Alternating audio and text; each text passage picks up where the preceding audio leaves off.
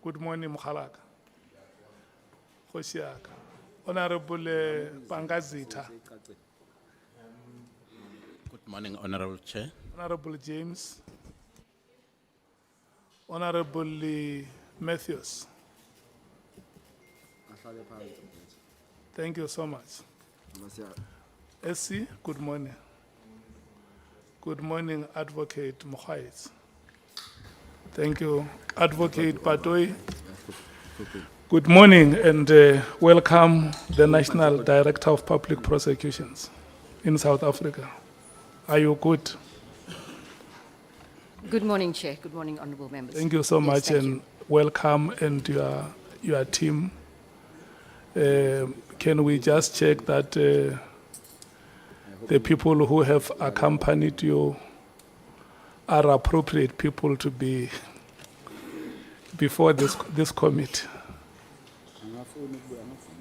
Chair, I think that they can introduce themselves, Chair. They're right behind me, just the two of them. Okay, no, they were with us last week. I just want you to confirm that, so that we focus on the business that we are here for today and we don't find ourselves having to answer other questions not related to our work. The staff of Parliament, good morning to you. Good morning, members of the media. The support staff of political parties, you are welcome. We should commence with today's business. It's just 1 minute after 11. Bonani, can I check if we have apologies? The only apology that we have is from Honorable Vessels. That is the apology which we gave to the meeting previously. He should be able to rejoin us very, very soon. We were going to proceed in that way, honorable members. Hand over to, or maybe before I hand over to the council to confirm that the witness is appropriately served before us.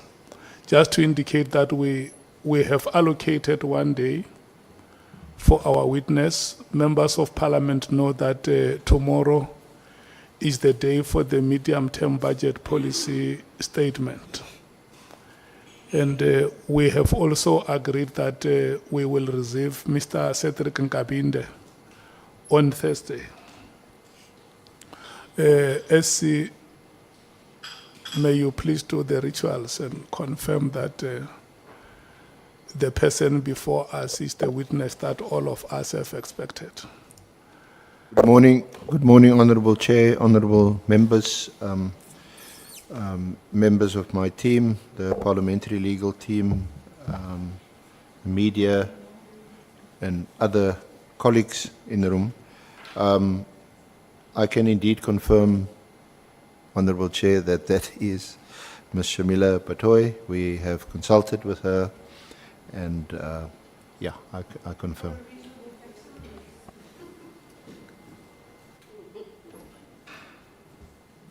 I don't think anyone else would want to be an imposter in that position. Okay, thank you so much. We are going to move to the next item and welcome Honorable Sangoni. The next item, Advocate Batohi, with due respect, we are going to administer oath. And before we do that, allow me to read the following to you, that you have been invited to appear before this committee, the Ad Hoc Committee, to investigate the allegations by Lieutenant General Nhlanhla Mkhwanazi, the Provincial Police Commissioner in the province of KwaZulu-Natal, for you to provide information in relation to the committee's oversight work. The committee has been tasked to investigate allegations made by the KwaZulu-Natal Provincial Commissioner, which include, among others, the alleged unlawful disbandment of the Political Killings Task Team, otherwise the PKTT or the NPKTT. Secondly, alleged moratorium on the filling of vacancies within the South African Police Services, the SAPS, and alleged corrupt relationship between senior leadership within SAPS and members of the public, as well as political interference in the work of the SAPS. In extending the invitation to you, the committee chairperson has indicated that you may provide such information to the committee if you so wish under oath in terms of the powers, privileges, and immunities of Parliament and Provincial Legislatures Act. Please be informed that by law you are required to answer fully and satisfactorily all the questions lawfully put to you, or to produce any document that you are required to produce in connection with the subject matter of inquiry, notwithstanding the fact that the answer or the document could incriminate you or expose you to criminal or civil proceedings or damages. Advocate Batohi, you are, however, protected in that the evidence given under oath or affirmation before a House or Committee of Parliament may not be used against you in any court or place outside Parliament except in criminal proceedings concerning a charge of perjury or a charge relating to the evidence or documents required in these proceedings. Please be aware that in terms of Section 17(2) of the Powers, Privileges and Immunities of Parliament and Provincial Legislatures Act, a person who willfully furnishes a House or Committee of Parliament with information or makes a statement before it which is false or misleading commits an offense and is liable to a fine or to imprisonment for a period not exceeding 2 years. You are required to take an oath to affirm that the evidence you are about to give is truthful. Which one do you elect, Advocate Batohi, oath or affirmation? I will take the oath, Chair. Thank you so much. If you take the oath, you will then say aye and state your names in full. I, Shamila Batohi, Swear that the evidence I shall give swear that the evidence I shall give shall be the truth, shall be the truth, the whole truth, the whole truth, and nothing but the truth. and nothing but the truth. And so help me God. So help me God. Thank you so much. SC, we are going to run until 13 hours. Thank you so much. Thank you, Honourable Chair, Honourable Committee members. Good morning, Ms. Batohi. How do you want to be addressed? Ms. Batohi, Advocate Batohi, NDPP, I don't mind, whatever or works. some other? I'm okay with Advocate all of the Batohi, above. let's keep it formal. You are the National Director of Public Prosecutions, having been appointed to that office on the 1st of February 2019 by the President in That's terms correct. of 179 of the Constitution and sections 5 and 10 of the NPA Act. And you are due to retire soon. That's correct, at the end of January 2026. So maybe just to kick off, just describe briefly your experiences in the office, the ups and downs. Don't need to dwell too long on it. Sure. Didn't expect this question, but I'm happy to take it. It was, well, I took office on the 1st of February 2019. I came back to South Africa having spent just short of 10 years, 9 years and 3 months at the International Criminal Court in The Hague, working in the Office of the Prosecutor as the Senior Legal Advisor to the Prosecutor of the ICC. Prior to that, I had worked in the Prosecuting Authority. This is my 40th year as a prosecutor. I was a DPP in KwaZulu-Natal, worked in various, was part of the investigation task unit that President Mandela set up in 1995 to investigate hit squads in KwaZulu-Natal. And I think before the TRC, it was perhaps the most important post-apartheid unit that was put together to investigate atrocities that were committed during the apartheid era.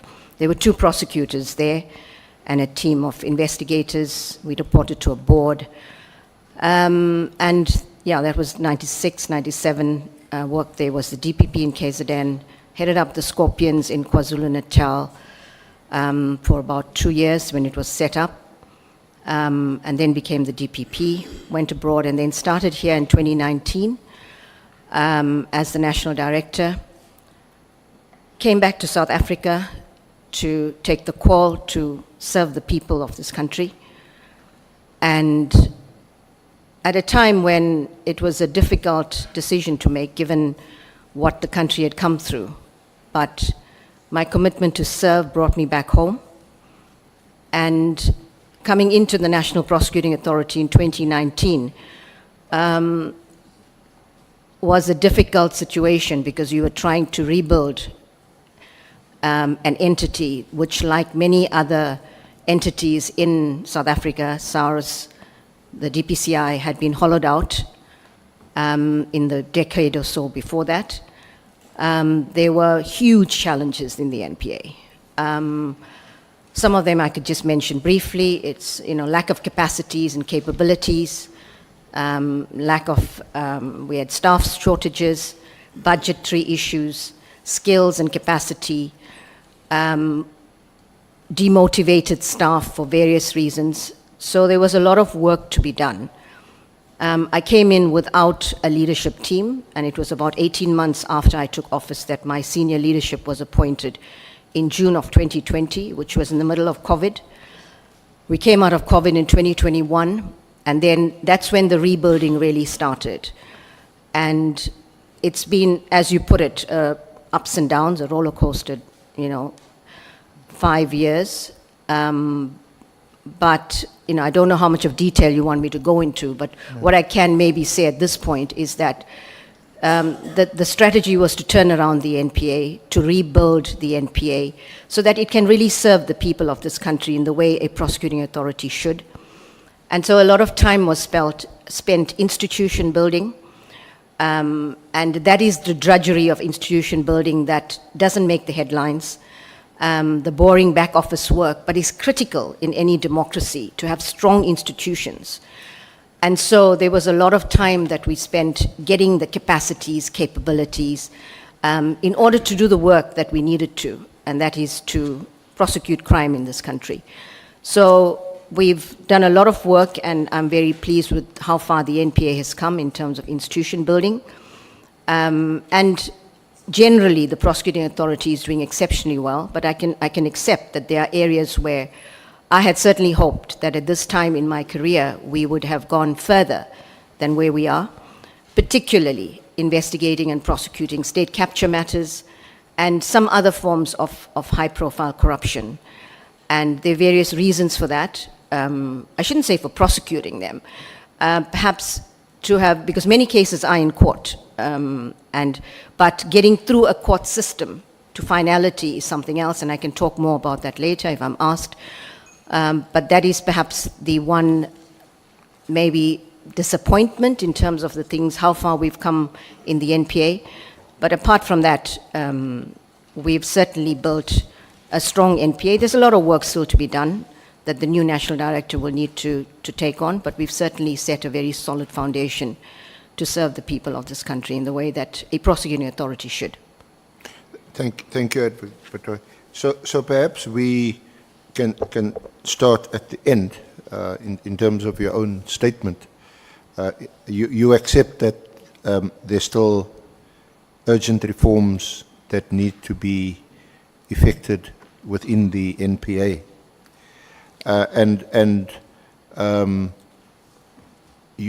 Would you welcome the opportunity, this opportunity before the Ad Hoc Committee to discuss some of them, given that you are now addressing the lawmakers? Sure. We know about the much publicized Zondo Commission, the Nugent Commission into governance in SARS. But this is the first opportunity, really, isn't it, to actually engage with lawmakers in terms of what still needs to be done, reforms that need to be effected. So perhaps discuss some of those which you deal with at the end of your statement from paragraphs 81 onwards. Yes, thank you, Council. I think it's safe to say that, as I say in my affidavit, as South Africa, we are at a critical inflection point in terms of consolidating the rule of law and accountability in this country. And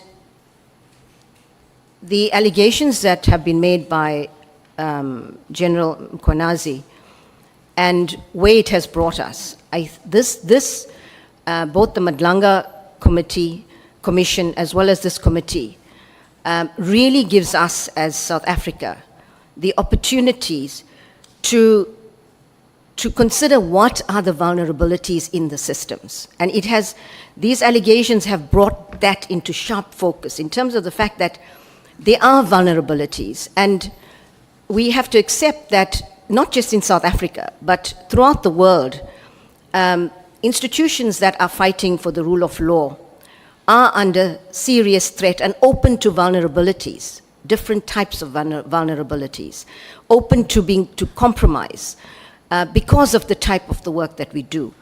And so this moment that we are at right now, should not be squandered. We really should use this as a catalyst for comprehensive institutional reforms that are critical to safeguard the integrity as well as the effectiveness of all the law enforcement entities across the system. As you mentioned, the National Prosecuting Authority has not been the subject of institutional review. The Zondo Commission looked at this issue for a long time. I'm aware that there was a lot of investigations that went into it. A number of, it was a time that I was not in South Africa at the time, but I'm aware that a number of prosecutors and other staff members of the NPA made statements, deposed to affidavits in the context of the Zondo Commission. But sadly, the Zondo Commission did not make any recommendations about systemic weaknesses within the criminal justice system, so that these could actually be acted upon to strengthen the system as a whole. And this is actually, the Zondo Commission did incredibly good work and looked through, laid bare, the extent of corruption in this country and the impact that this has had on the ordinary people of South Africa, where there's no water, sanitary, we all know this, basic infrastructure, schools, hospitals have all been impacted by corruption. And in the context of the Zondo Commission, they certainly looked at corruption and did incredibly good work, but at the end of the commission, they handed over to a criminal justice system that was seriously weakened during those years to do the work and hold people accountable. And into a system that was at that point, and still is trying to recover from that, to get to a point where we can properly deal with these matters. And so I think in that sense, I see this as an opportunity for the lawmakers to come together and carefully look at what are the weaknesses in the system and how do we actually, it's an unprecedented opportunity to look at what are the weaknesses, what are the recommendations that come out of this, and how do we at the end of the day strengthen the system to serve the people of this country and to deal with not just corruption, but the crime crisis that this country is facing, including organized crime and other forms of criminality, sexual and gender-based violence. So I see this as a really good opportunity for institutional reforms across the criminal justice system. And is it dependent on whether or not the allegations, the wide-ranging allegations made by Lieutenant General Mkhwanazi on the 6th of July are verified or confirmed? I certainly hope not, that it wouldn't be dependent on that. I'm hoping that the Commission and the lawmakers would take what comes out of this and then consider systemic inefficiencies and make recommendations in terms of how the system can be strengthened. One is to deal with crime, but also to address the serious vulnerabilities to potential corruption and compromise of whether it's police officers, prosecutors, members of the judiciary, etc. It's important that those kinds of recommendations come out of this. Apologies for jumping around a bit in terms of the structure of your affidavit, but because we on the issue of institutional reform of the NPA, and we might as well just look at the paragraph 4.1.11 of the committee's terms of reference, which refers to the alleged existence of an organized crime syndicate controlled by drug cartels as well as business people, and its infiltration of key criminal justice role players involving politicians, law enforcement, SAPs, and the NPA is mentioned. And just fast forward,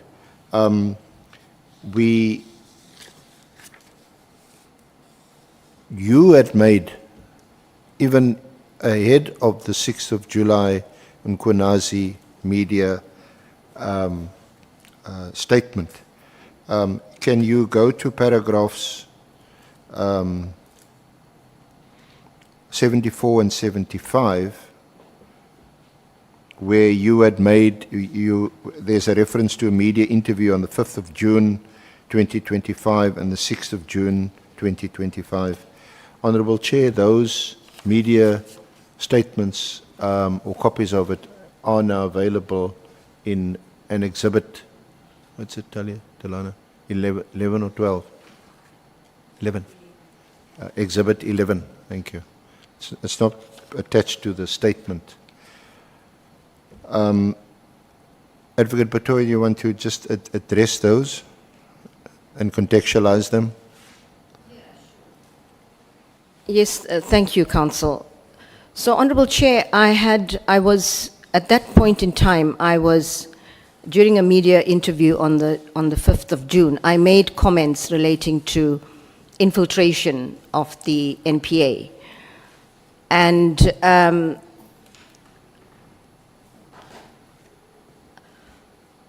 next day, I then also had another media interview where I sought to clarify what I meant by that. But let me just explain to the House and Honourable Chair, Honourable Members, I speak to the House, I speak to the people of South Africa as well. And I want to explain that the reason that I made these comments at the time was that I had received confidential intelligence that there was a very concerted attempt to compromise members of the prosecuting authority. Also, concerted attempts to undermine and attack the National Director, and by individuals that are seeking to undermine the rule of law in this country. I'm not able to say who gave me this intelligence, but it was not passage talk, it was a formal meeting that I had with a particular agency, a member from a particular agency, and who gave me this information because the person thought it was important that as the head of the NPA, I should be aware of this attempts to undermine the work of the NPA. These were very serious. I was informed that the matter will be reported to the President, but I immediately informed the Minister of Justice about this, and had a meeting with her when I briefed her on what I had been told. I also, at some time later after that, when the president was available, met with him and briefed him about my concerns about this. And my understanding is that there was not a, and this is my understanding, I'm not sure how these agencies work, but that there wasn't a particular tasking to look into the NPA. But I asked the president, I said to him, it's important that we understand what is going on and that there should be a tasking by our intelligence services to properly look into this matter. And that was the situation. Of course, when I made these comments, there were prosecutors in the NPA who also became concerned about this.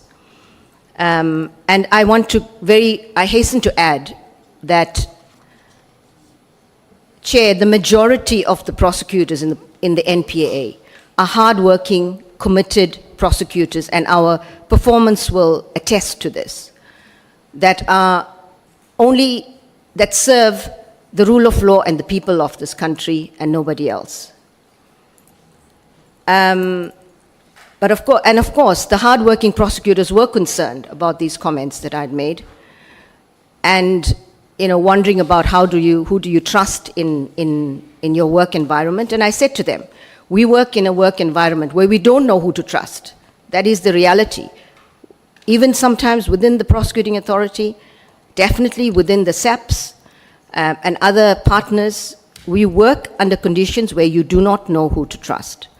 But you have to have safeguards, and we have to do the work to the best of our ability to serve the people of this country.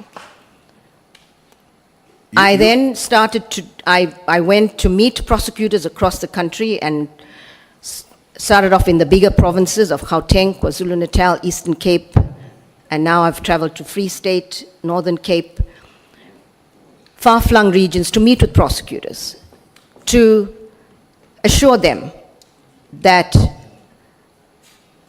the NPA, that as prosecutors, their commitment is to the Constitution and the rule of law. And that if there was any attempts to undermine any prosecutors, that it's not worth it, because your reputation is not worth being compromised at any point, that we serve nobody but the people of this country and the rule of law. And so I've been trying to make efforts to assure prosecutors that the work we do is important, our integrity is important, our personal reputations are important, and that we should never compromise that for anyone across the spectrum. So I hope that clarifies what happened in that context. Just two further aspects on that. At paragraph 73, you reference receiving information also from the National Commissioner and from the National Commissioner and Lieutenant General Khumalo about a potentially corrupt That's prosecutor. correct. So, Honorable Chair, I received information from the National Commissioner and General Khumalo about a particular member of the prosecuting authority who was involved in organized criminality. I am not going to mention the name of that prosecutor in this House. The matter is under investigation. I immediately, upon receiving that information, I made a formal referral of the matter to the IDAC to investigate the matter. And that's the one direct evidence, bit of evidence or information, I should say, because I did ask the National Commissioner and General Khumalo. I met with them and I said to them, please, we need more evidence so that we can look into this matter, because it's unacceptable and untenable that any member of the prosecuting authority is involved with organized criminality.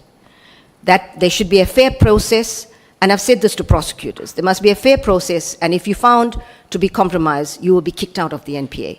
We serve the people and we fight crime. We cannot be criminals ourselves. But what's the status of this particular prosecutor, given these serious allegations coming from high-ranking I don't.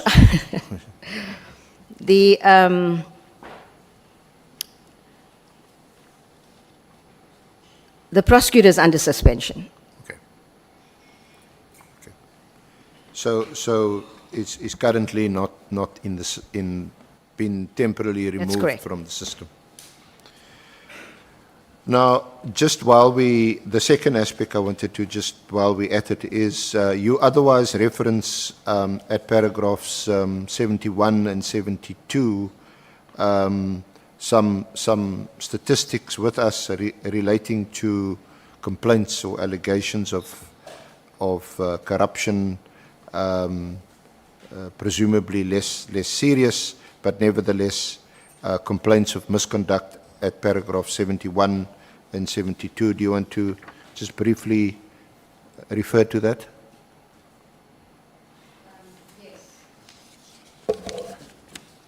So, in terms of Just a moment, Honorable Skwasana. Thank you, Chair. I just wanted to make a seeking clarity question, because the Advocate Batohi is saying he can't reveal the name here. But if it's the same person who was mentioned in the media, why not revealing it here? Because in the media, if as members here of the committee, and the South African, some people knows exactly what we are talking about, who's that person we are talking about, why are we hiding it here? Thank you, Chair.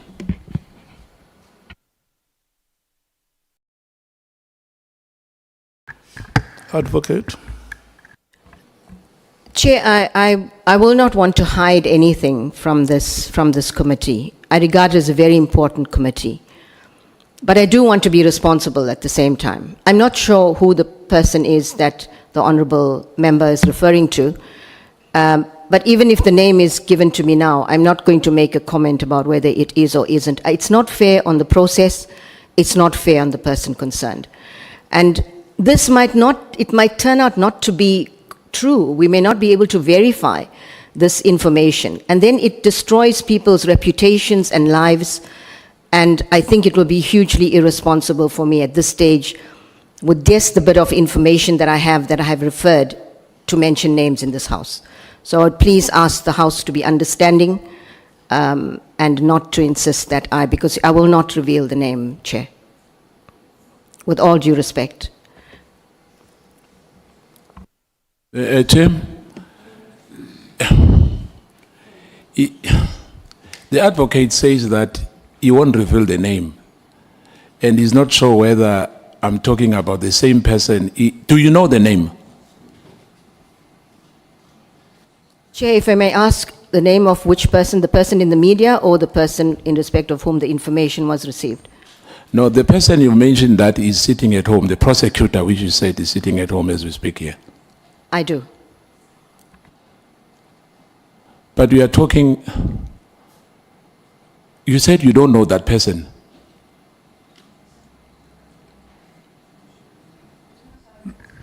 No.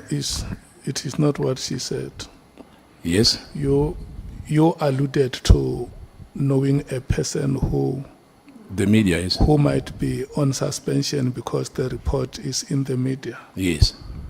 And what we may have to check with her is whether the report that you have seen in the media and the report that she gives here are one and the same report, or are two different reports. Yes. Yes, no, I agree, Chair. And maybe if he said that, if he can say is it the same person, maybe he doesn't want to mention. But if it's mentioned in the media, and it's the same person, and he says it's a secret, for me that's a double standard. I mean, we deserve to know as well, formally so, not from the media. But if it's a different person, it's okay. Yeah. She says for the purpose of professionalism. Honorable Malem. No, thanks, Chair. I thought she was suggesting we must just go home if she's going to proceed like that. Because we deal with names here. What are we dealing with? What are we dealing with here? We want to know who captured the criminal justice system. And if we can't be told names and we accept that, let's go home. Especially names that are out there. There is a prosecutor, I'm just forgetting the name of, is it Johannesburg or something, Pretoria, who's suspended by the president? Joburg, Chauke. What's difficult saying something like that? What's difficult saying something like that? If we're referring to Chauke, or if there is more, we need to know. There is nothing unprofessional about that, because if we're going to proceed like that, we're becoming toothless. We cannot allow a situation where there is an allegation of a prosecutor who is being captured or infiltrated, and we are told we can't be given a name. If it was wrongly mentioned, there are recourse in South Africa where that name will be cleared. There are so many names of people being said here, people who are also in jail, people who are already on criminal trials. We get deep into those issues because we're seeking to unearth the truth. If it is true, indeed, there are people who are captured in the prosecuting authority. We want to know that. What if Chauke is wrongly accused? What if he's correctly accused? We need to come to a determination that, look, there is nothing in the NPA that suggests there is any infiltration by the drug cartel or anything of that sort. Or there is, and if we say there is, these are the issues. And these are the individuals responsible for those kind of activities in the NPA. So I don't think Honorable Skhosana is being irresponsible in that regard. Thanks. Advocate. Thank you, Chair. I really want to emphasize, honorable members, that I do not seek to be disrespectful to this committee. I haven't even said, the members have mentioned names. I haven't even said whether it is or isn't that name that has been mentioned. And I will not, I don't want to make it difficult for this House to be able to do its work. But given that I was given, I think what at the level of intelligence, because I haven't even said it's evidence, I went back to the National Commissioner as well as General Khumalo and I said, can you please give me evidence of this? Because I need more evidence. And so I really urge that it will be hugely irresponsible of me to mention a name in this House on the basis of intelligence that I've received that may or may not be true. So I really urge honorable members to understand that I do want to help this House, but I do not want to put people's names at risk. For various reasons, you never know how people are put at risk. I mean, and we don't know whether it was a direct consequence of what happened in this House, but you know that our chief investigator of the IDAC was attacked a day or two after his name was mentioned in this House. But one might say, look, he is the chief investigator, it's not difficult, that you shouldn't really draw that conclusion. I will understand that as well.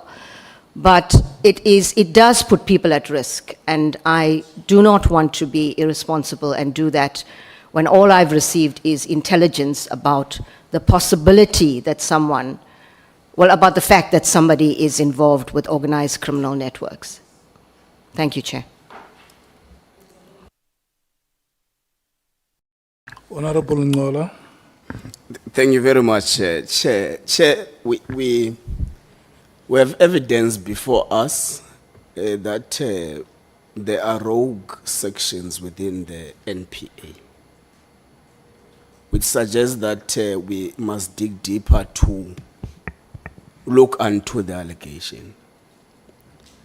And part of what has been a modus operandi of this ad hoc chair was that names must be given to the committee so that it is actually assisted in formulating a finding and recommendations. From the evidence of General Mkhwanazi, whom part of it is what he termed as an intelligence information.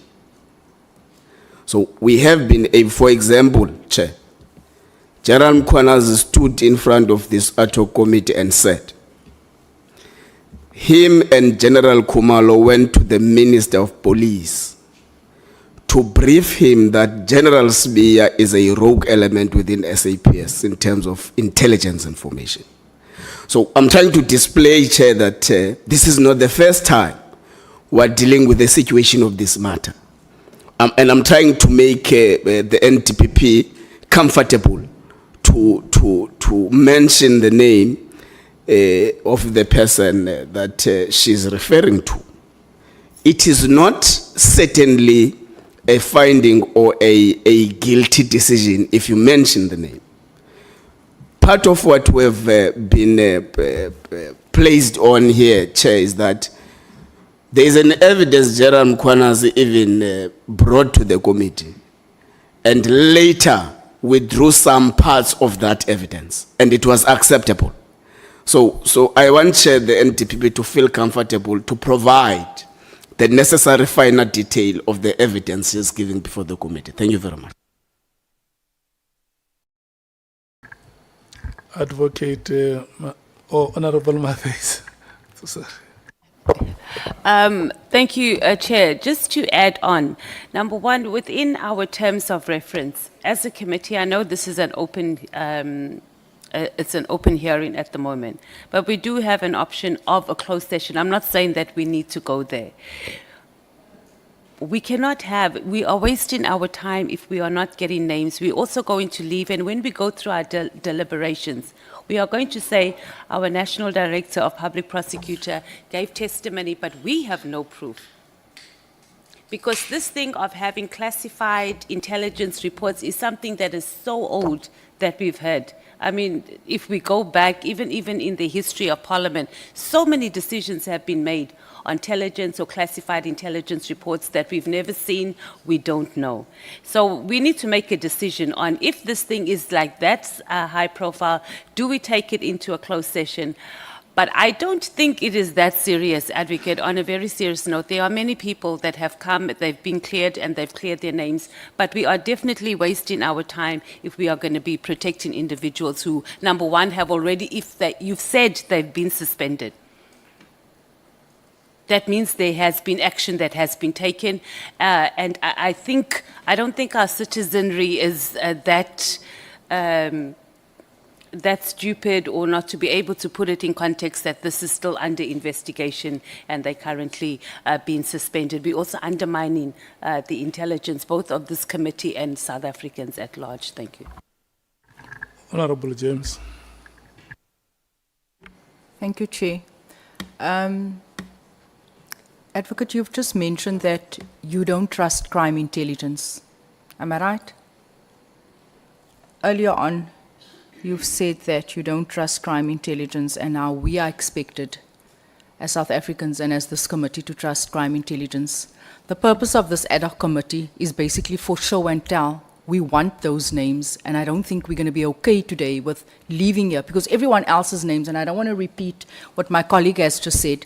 We've mentioned names of all other people that's implicated in this, and the words that were used was allegedly involved. I'm not sure why we can't do the same here today. Advocate Batohi. Thank you, Chair. Firstly, I want to make a correction. I didn't say I don't trust crime intelligence. I said there were people across the system that we couldn't trust. We don't know who to trust. Actually, not specific people that we don't trust. The way I said it is, I said you don't know who to trust. So, just to clarify that. Chair, I hear what the committee members are saying. It has always been the position that when we are investigating, we do not give names of anyone that is the subject of an investigation. From the NPA, we only mention the name of a person in any media report or publicly after the person has appeared in court. That is the only time we do not even mention that people are the subjects of investigation. Names are never mentioned by the NPA generally. That is our policy, and that is to protect people. I don't want to protect criminals, of course, but we live in a constitutional democracy, and we must protect the rights of people, even if you are the subject of an investigation.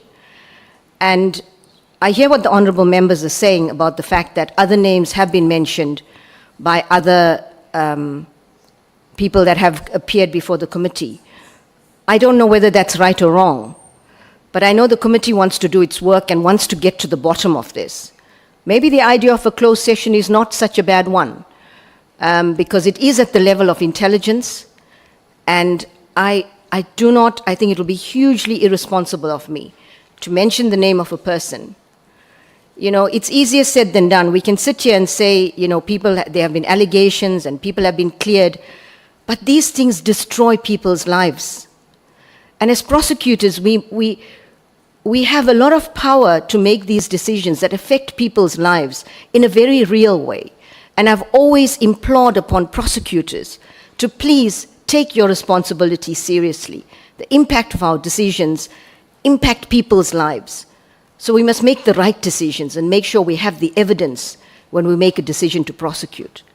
But that is taking it to another level. At this level where we are here, when we make a decision to prosecute, we have a lot of evidence already. Here I'm in a situation where all I have is the flimsiest bit of intelligence with a name that may or may not be true. And I still urge and I ask the committee to respect that. I cannot say it in an open platform where the many people of South Africa are listening, and I want the people of South Africa to understand that I don't mean to be disrespectful to you at all, and this committee. I really want to be responsible and not destroy even a single life. It's one too many. So I unfortunately cannot say it in this open platform, Chair. I want you to help us here. Because you give us a report here that the official is on suspension. Is that correct? That's correct, Chair.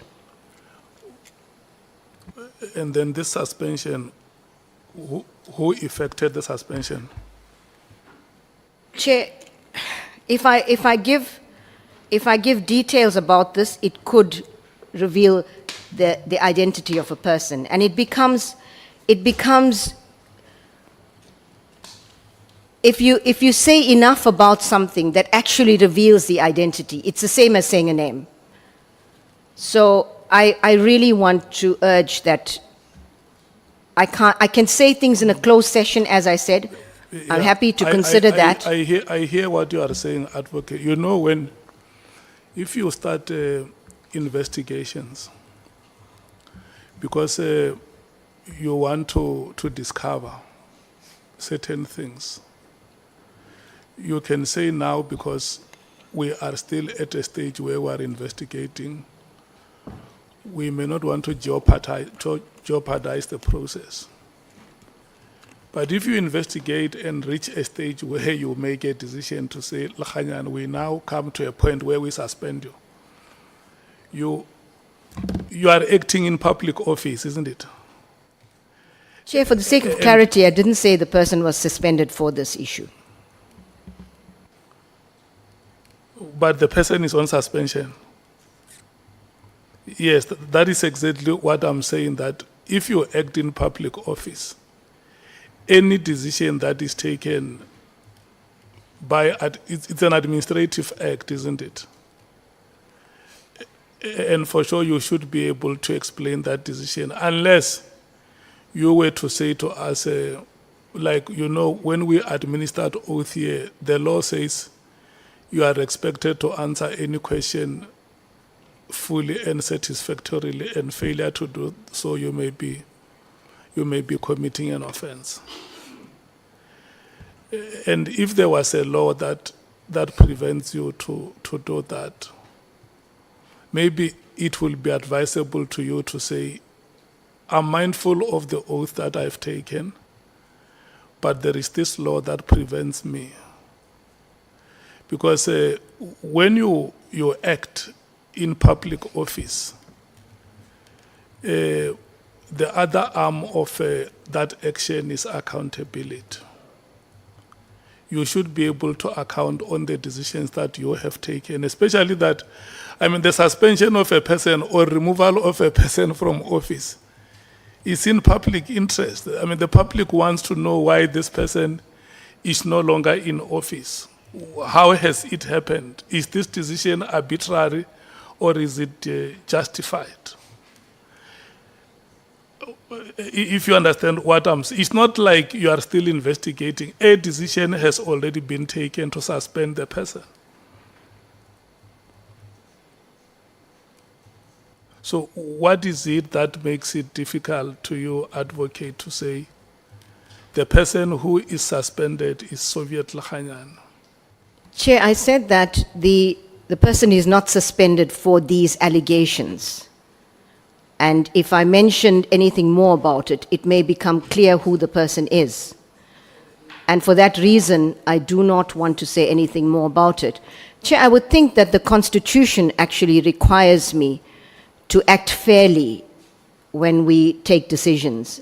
And this, in my view, is being fair to someone who may or may not be implicated in organized criminality. But of course, the matter is under investigation.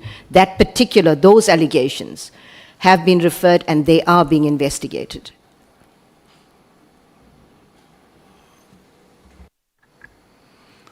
Can I check honorable members who want to speak on this matter? Honorable Skosana, Honorable Nhlanhla, Honorable Nomvalo, Honorable Malema. Thank you, Chair. I'm sorry, SC. Perhaps. Honorable Sols will be the last. Oh. I'm sorry, to have, because there was a nice questioning to advocate. I never thought this matter is so complicated. But in my view, names have been mentioned. The president has suspended someone, which perhaps, maybe there's another ones who are suspended, some prosecutors, fine. But I don't think it's right, advocate. Because where to draw the line?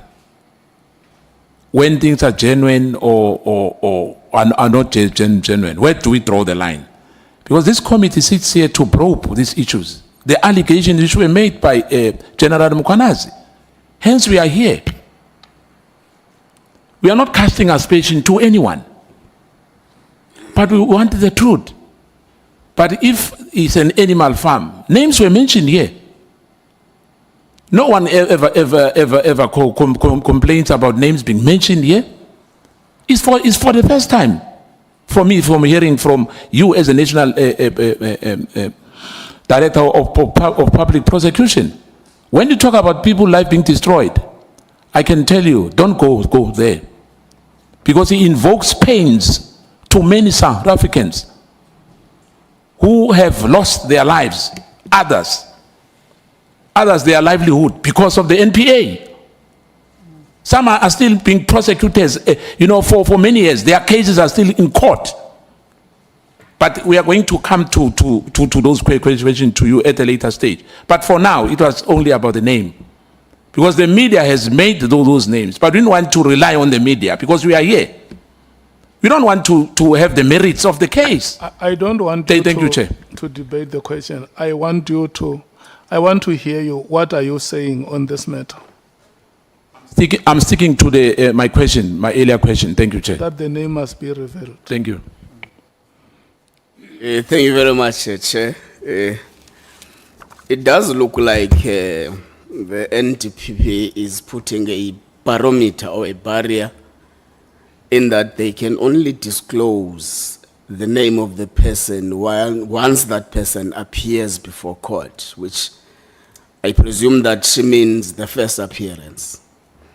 Chair, given the fact that we have agreed to seek for an extension as the Ad Hoc Committee, I think for progress' sake, let's say we will require the NTPP or anyone who will be at the helm of NPA before we consolidate the report to submit a written report in specifically on that particular aspect. So that we proceed for now, but the committee must not be disadvantaged in collating necessary evidence so that that particular evidence informs what the committee finds in its findings and recommendations. So I propose, Chair, that before the committee does its winding up report, that evidence must have been sent through a written report to the committee. Thank you very much. No, thank you very much, Chair. No, Chair, we just want to make a clear statement that if the NDPP continues to refuse to reveal a name, it means she is not cooperating to an investigation. Because here we're not doing oversight. This is not a justice committee being chaired by Honorable Nhlanhla, where you give annual reports. We're doing an investigation, and names have been tabled before this committee. Names of people who have not even been charged. Just names of people who do not appear before any disciplinary committee. So it means you don't have confidence in this committee. Two, you are undermining our intelligence. What adverse impact is it going to have if you tell us that a person is so and so? There will be no adverse impact other than an impact that is imaginary. We are just imagining that there will be an adverse impact if you mention names. How? So we are going to understand you to be refusing to cooperate with this committee if you refuse to give us names. Yeah, we are investigating, so you can't tell us how we should investigate. We can't be told by you. We have terms of reference. We know what we are doing here. So don't undermine our intelligence. Chair, I'm in support of what Honorable Kosana is saying, that the name must be revealed to help our investigation, to pursue our investigation, because that name might be relevant for us to take a certain posture with regards to this investigation. So you are refusing to give more insight about issues which are affecting our justice system if you refuse to give us a name. And we are not just asking from an ordinary person. You are the NDPP with a statutory responsibility to oversee the running of the NPA. And you come here and refuse to give us names as if it's a choice. It's not a choice. We're investigating you. We're investigating the allegations, I mean.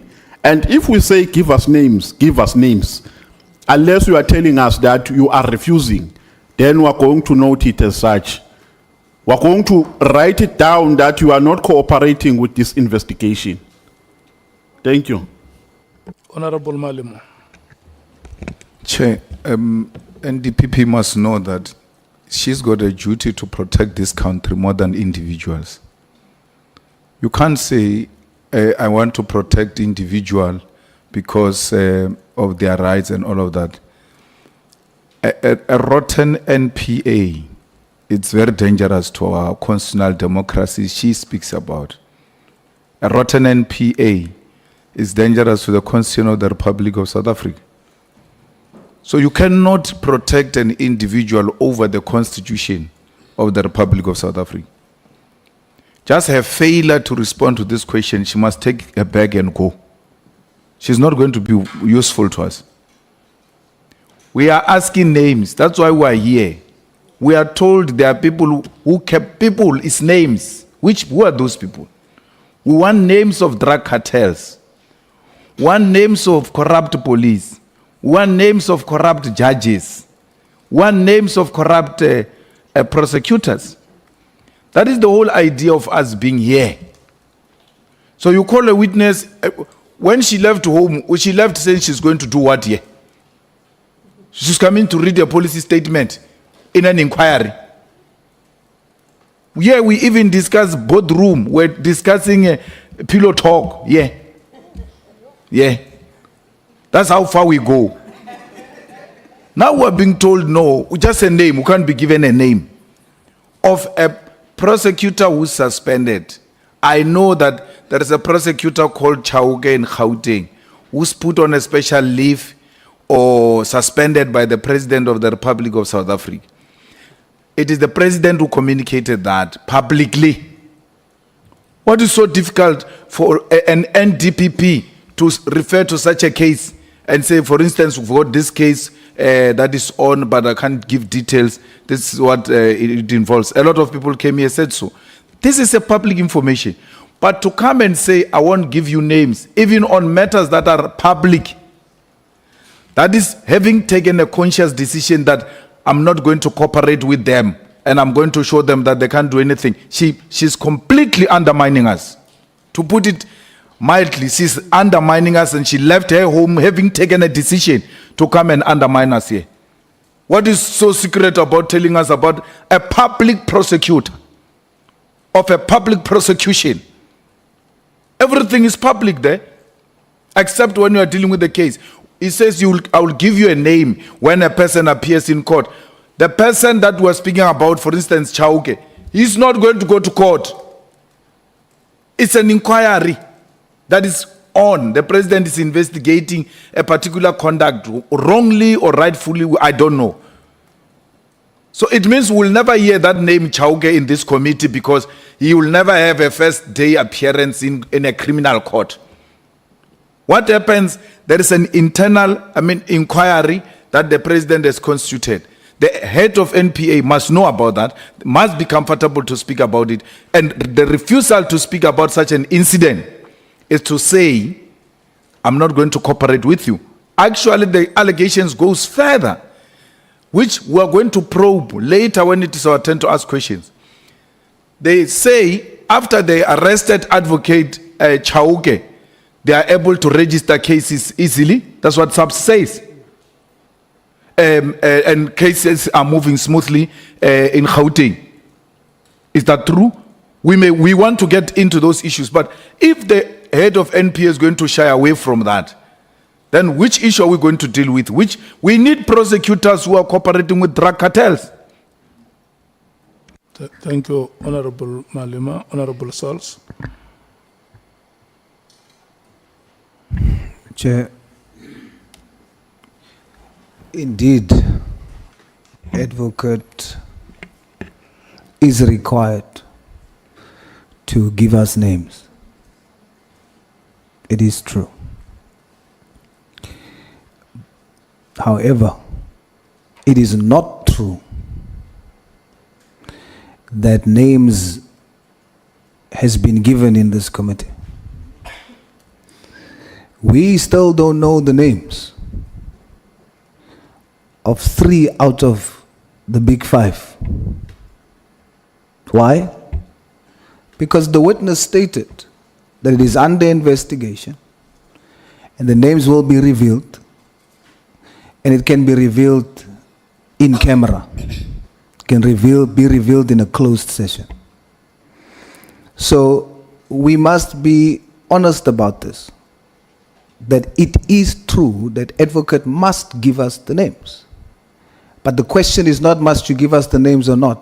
You must give us the names or name. But the question is how? Which platform? What is the requirement for you to give it in closed session? If we go by what has happened in the past in this committee, the statement was, I cannot reveal in public the names of the other 3 of the big 5, even though the committee wants to know, and that's what we are investigating. It's because it's still under investigation. You testified, advocate, that the person you are referring to is suspended, but the suspension is not connected to the allegations that you are referring to. In other words, whatever you are referring to is still under investigation. And it is for that reason that you don't want to publicly reveal the name, if I understand you correctly. This then satisfies the same requirements that was put forward before. Where I will disagree with you, advocate, is if we say to you, you must reveal the name, but you must reveal it to us in closed session because it is still under investigation, and you refuse at that point, then I will disagree with you. Because that would be you intentionally hampering us from doing our work. But if you are willing to reveal the name in closed session, that would be in line with our terms of reference. So, Chair, I support the position that the advocate must reveal the name. But if the advocate opts to do so in closed session, that is in line with our terms of reference, and she should be allowed to do that. Thank you, Chair. Advocate Breitenbach. Thank you, Chair. Chair, I understand the need for the members to hear the names, and we all need to hear them. Advocate Batohi has made it quite clear that the person she is referring to has not necessarily been suspended for the facts that we are now talking about. And she doesn't have control over the investigation, and the other agencies that are involved in, obviously involved in such an investigation. And so for her to sit here and publicly name people could not only undermine the investigation, but it could also undermine other agencies who are busy with important work. And so I would agree that she must be fully open and honest with this committee, but not in an open forum. And for the sake of progress, I think we should move on with everything else and then deal with this issue at the end, and in a closed forum. Thank you, Chair. Honorable Sangwan. Yeah, thank you, Chair. No, I think I've generally been covered by all the members who spoke, and I align myself with the recommendation on the closed session. Chair, because we were discussing this matter and we don't need an answer now, I can wait until we're questioning. But I'm hoping that Advocate Batohi is also going to give us the reasons why she recommended to the President that Advocate Chauke be suspended. I would appreciate that we get that. Thank you, Chair. Pangazit. Thank you, Honorable Chairperson. One, I actually wanted also to align myself with the shall I call the demand by this committee for the name to be actually mentioned. However, I do want to support Honorable Nhlanhla in the proposal that he made, namely that perhaps at the end of this process, the NPA, whether it would still be Advocate Batohi or the new one, be able to actually supply us with the information related to the matter that we are dealing with right now, including the name. But I also am not comfortable if the advocate simply refuses to give the name, because names have actually been mentioned here.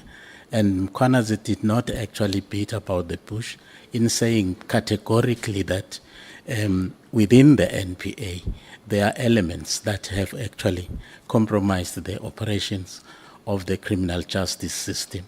So we cannot be overprotective of individuals, because we might be protecting the very element that we need to know about and deal with. Thank you. SC. Thank you. Thank you, Chair. I was going to propose just a short adjournment for Advocate Batohi to confirm with Council to consider making the disclosure in camera. Thank you. No, I will grant you that time during the break, because I think we should go ahead with the work of the committee. Advocate, I think you hear the sentiment of the committee that The committee, one of its terms of reference, which we read to you this morning, is that it is also investigating alleged corrupt relationship between officials in public institutions in the crime in the criminal justice system and members of the public. And if we are going to successfully do that work and report to Parliament, but also when I carefully listen to you, when you made your opening statement, you say,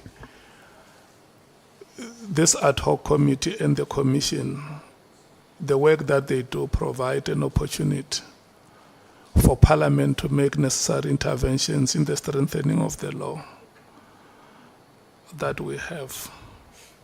So it's going to be very important that we have. Remember, the reason why we want the names is we have to decide on the witnesses that we invite before us here. And if we don't have those names, all these witnesses, the reason why the committee said the first witness must be General Mkhwanazi was because we couldn't just sit like this and throw the bones on the floor and the bones will say there is an elephant here, there is a lion here, there is a porcupine here, you must call them before. General Mkhwanazi came here and named institutions and mentioned names of officials, and we were able to make decisions on who we must invite, who must be a key witness, who is secondary witness, and the order in which those witnesses must appear before the committee.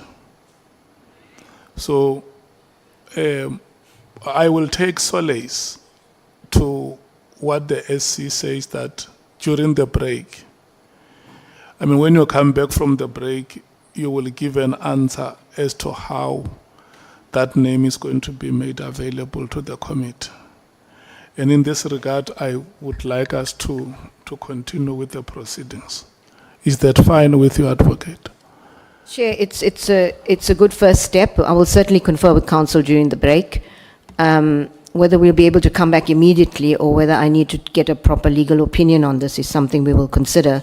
But I really want to assure this House I do want to cooperate with this House.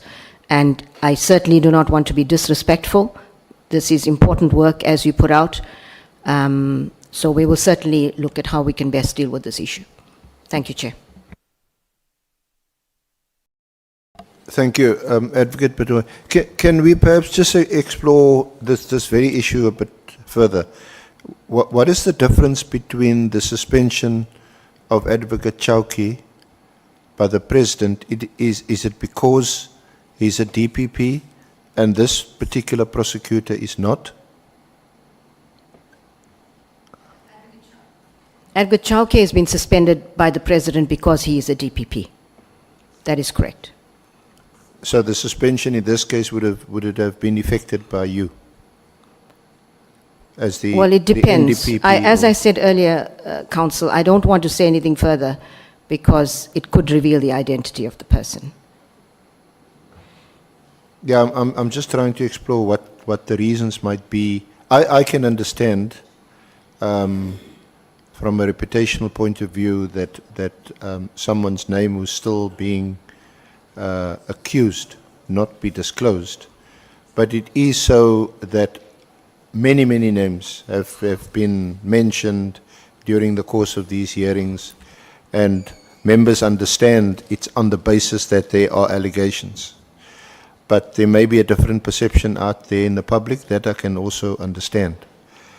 The other thing is this, you actually mentioned that the reason for the suspension is not related to what was mentioned to you by, I don't know, just you can correct me if I'm wrong, by Lieutenant General Khumalo and the National Commissioner. It is for some other reason. That's correct. Isn't that a reason why perhaps the name should be mentioned? Because I think the concern is that given that allegations have been made by, amongst others, Lieutenant General Khumalo and also the National Commissioner and Lieutenant General Mkhwanazi, that this appears to be a person who's been suspended, but not for the reasons that they allege. So why can't the name be mentioned? For the same reasons that I mentioned earlier. And I'm not sure if you want me to repeat those. No, that's fine. Chair. We did say that, I think that the chair did point out that during the break you can consider your position and take legal advice and get a legal opinion if necessary. Because as you know, we in a different forum to the Nhlanhla Commission. You are also protected by parliamentary privilege. And it's parliamentary privilege is only lost if at the end of the day you are found to have lied or for some unlawful reason. So you are protected. So you are in a protected environment. You're not persuaded. I'm in a protected environment. I'm trying to protect others. Well, for the reasons that I mentioned. I think that person will understand that you have to make the disclosure because of parliamentary privilege that protects you, and now there is a request, strong request, from the committee that the name be disclosed. Chair, I ask that I be permitted to seek legal advice on this matter and come back to the committee, but I assure the committee again that we do want to cooperate. I do want to cooperate fully. Yeah. I think that's why the chairperson had, like with other witnesses, read out the oath and even before that explained what this committee is all about. Okay, if I'm just, I think we were going on to the statistics that you mentioned at paragraphs 71 and 72. This is all in relation to misconduct cases in the period from 2019 until March 2025. You want to discuss that briefly? 71 and 72? Yes, so in terms of the NPA Act, there is a provision that allows for the creation of such an office to deal with issues relating to integrity. There was an integrity management unit in the NPA. But that was not in terms of the Act. We've now, in terms of the Act, set up the Office for Ethics and Accountability. And it's responsible for handling or investigating any complaints relating to improper conduct on the part of a member of the NPA. But not just reactively, it is also responsible for promoting a culture of ethics and accountability within the institution. So there is a proactive part to the functions of the OEA as well as a reactive part to it. And so we've, the Office of Ethics and Accountability, and as we say, its precursor, the Integrity Management Unit, has received 58 complaints which relate to allegations of corruption from 2019 to 2025.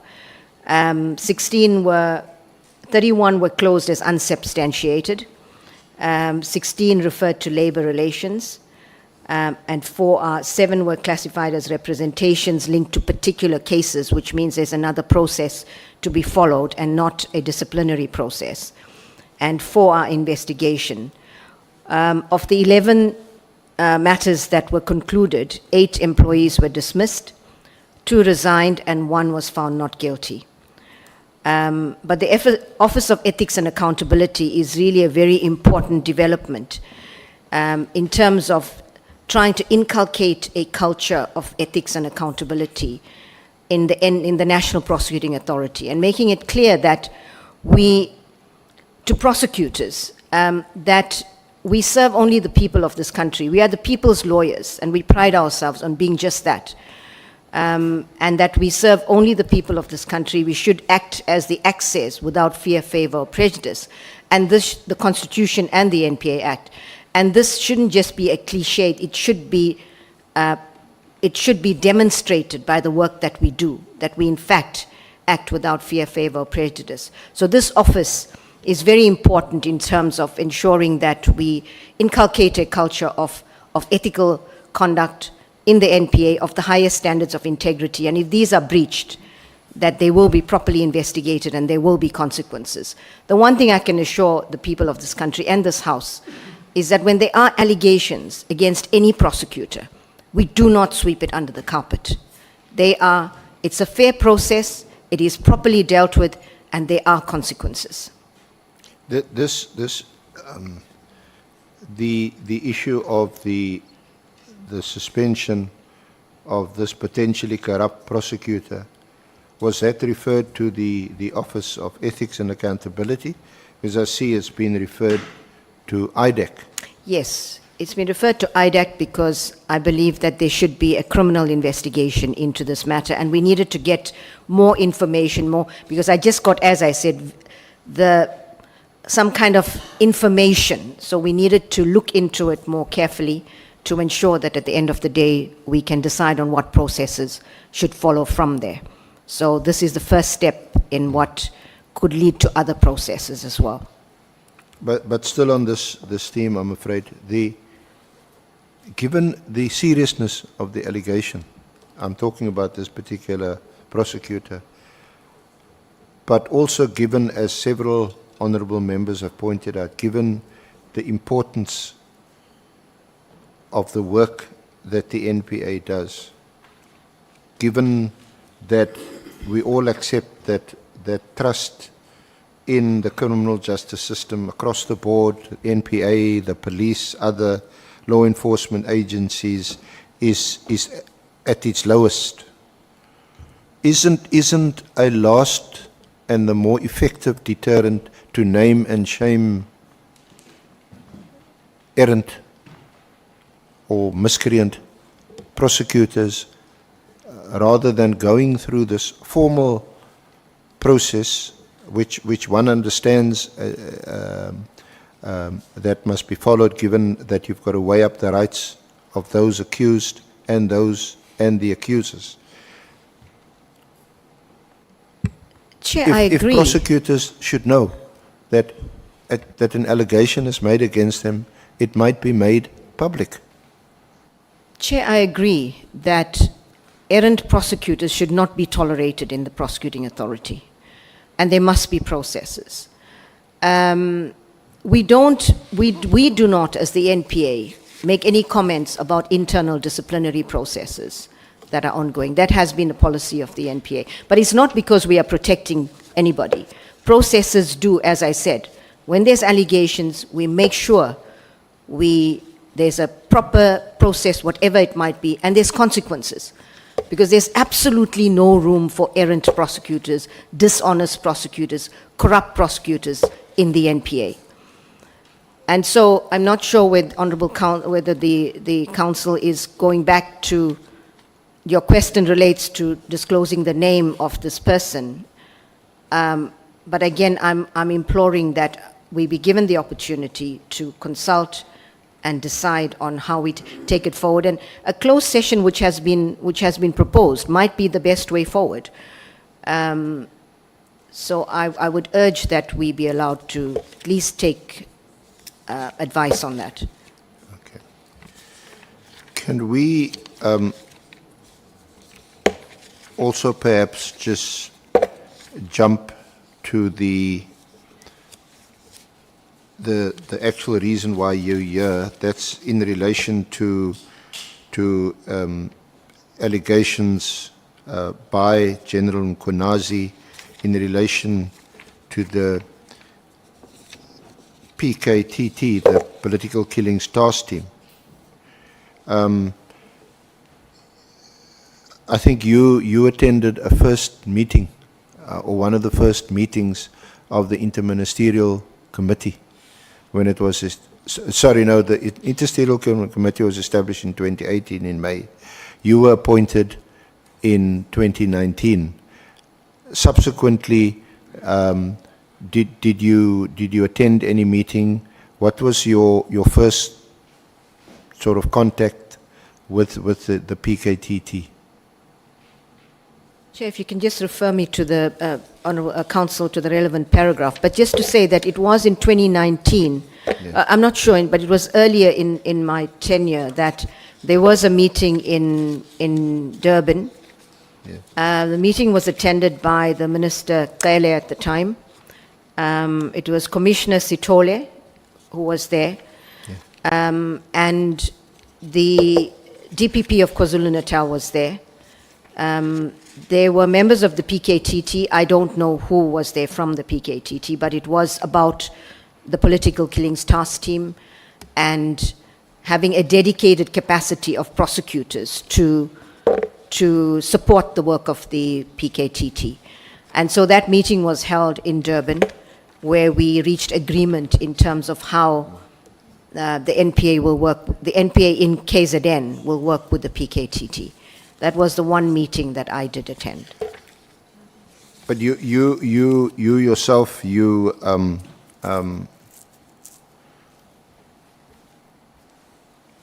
weren't involved. I think we reference it from page 13 of the statement. What paragraph is that, Council? From paragraph 31.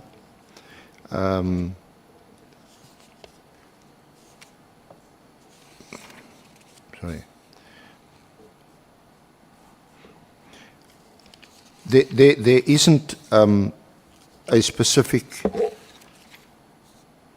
reference because of your own direct involvement is not with the PKTT at all. What you do reference is that Advocate Harrison, DPP of KZN, was involved with the PKTT, with the prosecution guided intervention that she made.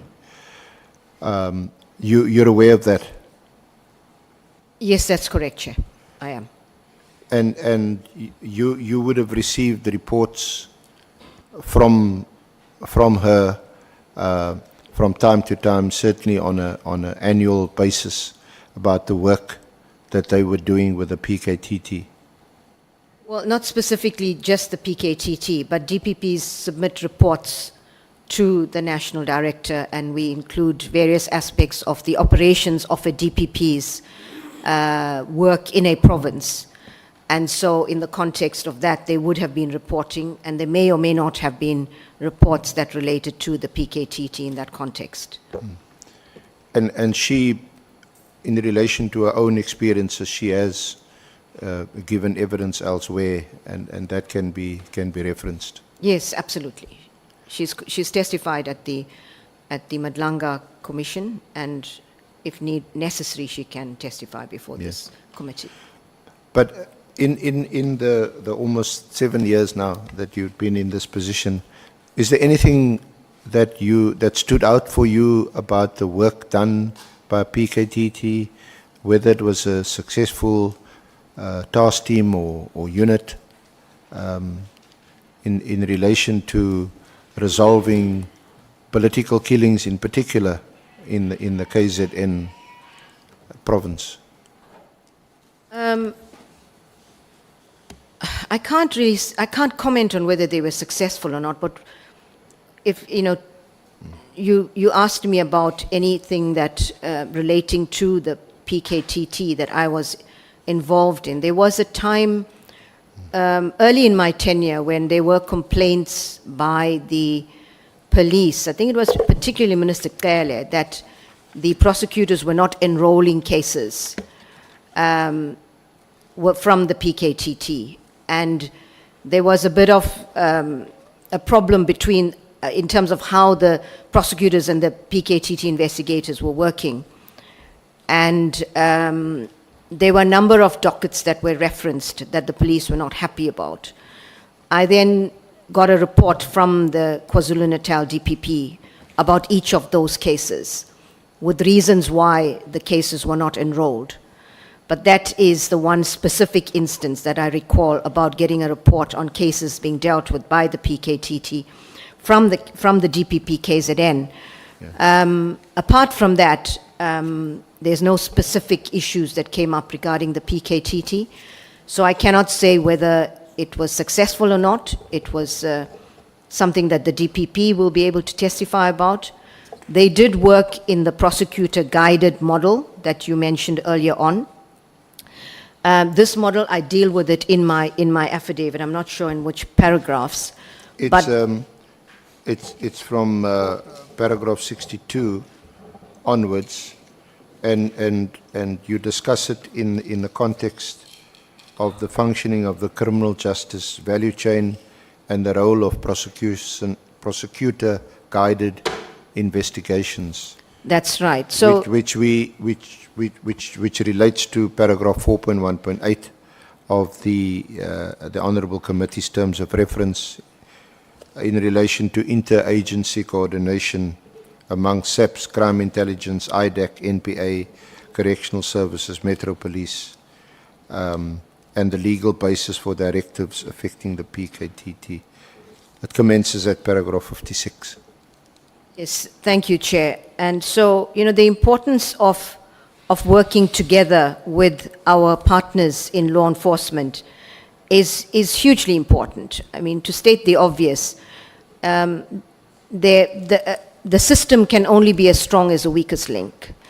And I'll get to the prosecutor-guided model, but this is just one example of how we have tried to work very closely with the South African police in particular in utilizing this model so that prosecutors and investigators start working from a very, very early stage together in order to ensure that the evidence is something that will meet any kind of challenge in court. And so this model is not peculiar to the PKTT. It's a model that's been adopted for many years in the prosecuting authority, starting from when the specialized commercial crime units were set up. It's over 20 years ago, I think, when the police and the prosecutors co-located to deal with serious economic offenses, commercial crimes. And so we've also utilized this methodology in the PCLU, the Priority Crimes Litigation Unit, which deals with certain types of specialist crimes, for example, international crimes, as well as terrorism. And the organized crime component also utilizes the same methodology. And if there's a case that is complex or high profile enough, and we think there's a need for prosecutors and police to work closer together, the same methodology is adopted. And so, it really... So just to pause there, it's not only in relation to a specialized unit or particular task team. That model would or could also be adopted in relation to a particular case, a case of some complexity. Yes, absolutely. So, this methodology can be adopted at, as long as the criteria are met, it's sufficiently complex. What are the criteria? Complexity, it depends on the gravity of the offense, the complexity in terms of corruption. There's often layering, money laundering involved. But it could also, where you require data analysis, lots of forensic work to be done, really enhances the complexity of investigations. But we could also, a matter could be high profile, but not necessarily complex. But because it is something that is a priority case, we might then say, look, there's a need for prosecutors. It could be a murder matter. That's a high-profile matter, and prosecutors and police officers need to work closely together. Then we would say, look, this is something that we should adopt this model in. I ask that because there is some criticism. For example, why is such a model not employed here, say on the Cape Flats, where it is notoriously, it's a notorious fact that it's controlled by gangs, 27, 28s, We now see the high-profile prosecutions currently in court with Modak and Donkey Boyson and people like that. Or is it a case that they were brought to court having adopted the same model? Absolutely, that is the response. I did say organized crime cases as well, Yeah. and the cases in Cape are a good example of that, where this model has been employed rather successfully, because prosecutors, investigators working very closely together in extremely difficult circumstances and dangerous circumstances to bring to book some of the most violent and dangerous organized criminals globally. Now, you wouldn't be directly aware, but the PKTT, their reach had also been extended beyond KZN. For example, they were investigating the alleged corruption at Fort Hare and made a number of arrests there. And then also in Gauteng itself, going into and arresting Molefe and assisting the Gauteng murder and robbery unit in Gauteng. Would that have also been pursuant to adopting the same approach? Yes, definitely. In those cases, in the Fort Hare matter, although it was a political killings task team, but their mandate clearly had expanded to include, in the Fort Hare matter, it's an economic commercial crime, commercial case. And so they were involved in the University of Fort Hare matter. And I am aware that they also were involved in Gauteng. Has this approach enhanced and improved the success in the rate of prosecutions at the NPA, especially in relation to high-level crime, organized crime, drug syndicates, and so on? So it certainly has, in some very, very complex matters where prosecutors and investigators work together. I don't have the figures here. I can certainly give you, I think I'm not sure if I've got the organized crime stats, etc., in terms of successful prosecutions, but I can get that. We have your annual report. Yes, there, we can 24, certainly get 25. those figures. They are all in there. So it's a model that works. It's an internationally recognized model, and we do have evidence that it is better. But I do think that the model itself can be improved, because even with some very complex matters, we find we're not moving as quickly as we should. And those are because of systemic problems, whether it's, lack of capacities, capabilities, whether it's corruption within our ranks. But some cases just don't seem to be moving, even though this model is adopted. So there are various challenges in the system, and the model can only be as effective as the efficiencies in a system as a whole. But we have found that where we do employ this model, it does work better in terms of the results. Because, as you well know, better than anyone actually, that there is a lot of frustration amongst members of the public, even the honorable members in this House, that that the high-level criminals are not being prosecuted successfully and not being seen to get into what is called orange overalls.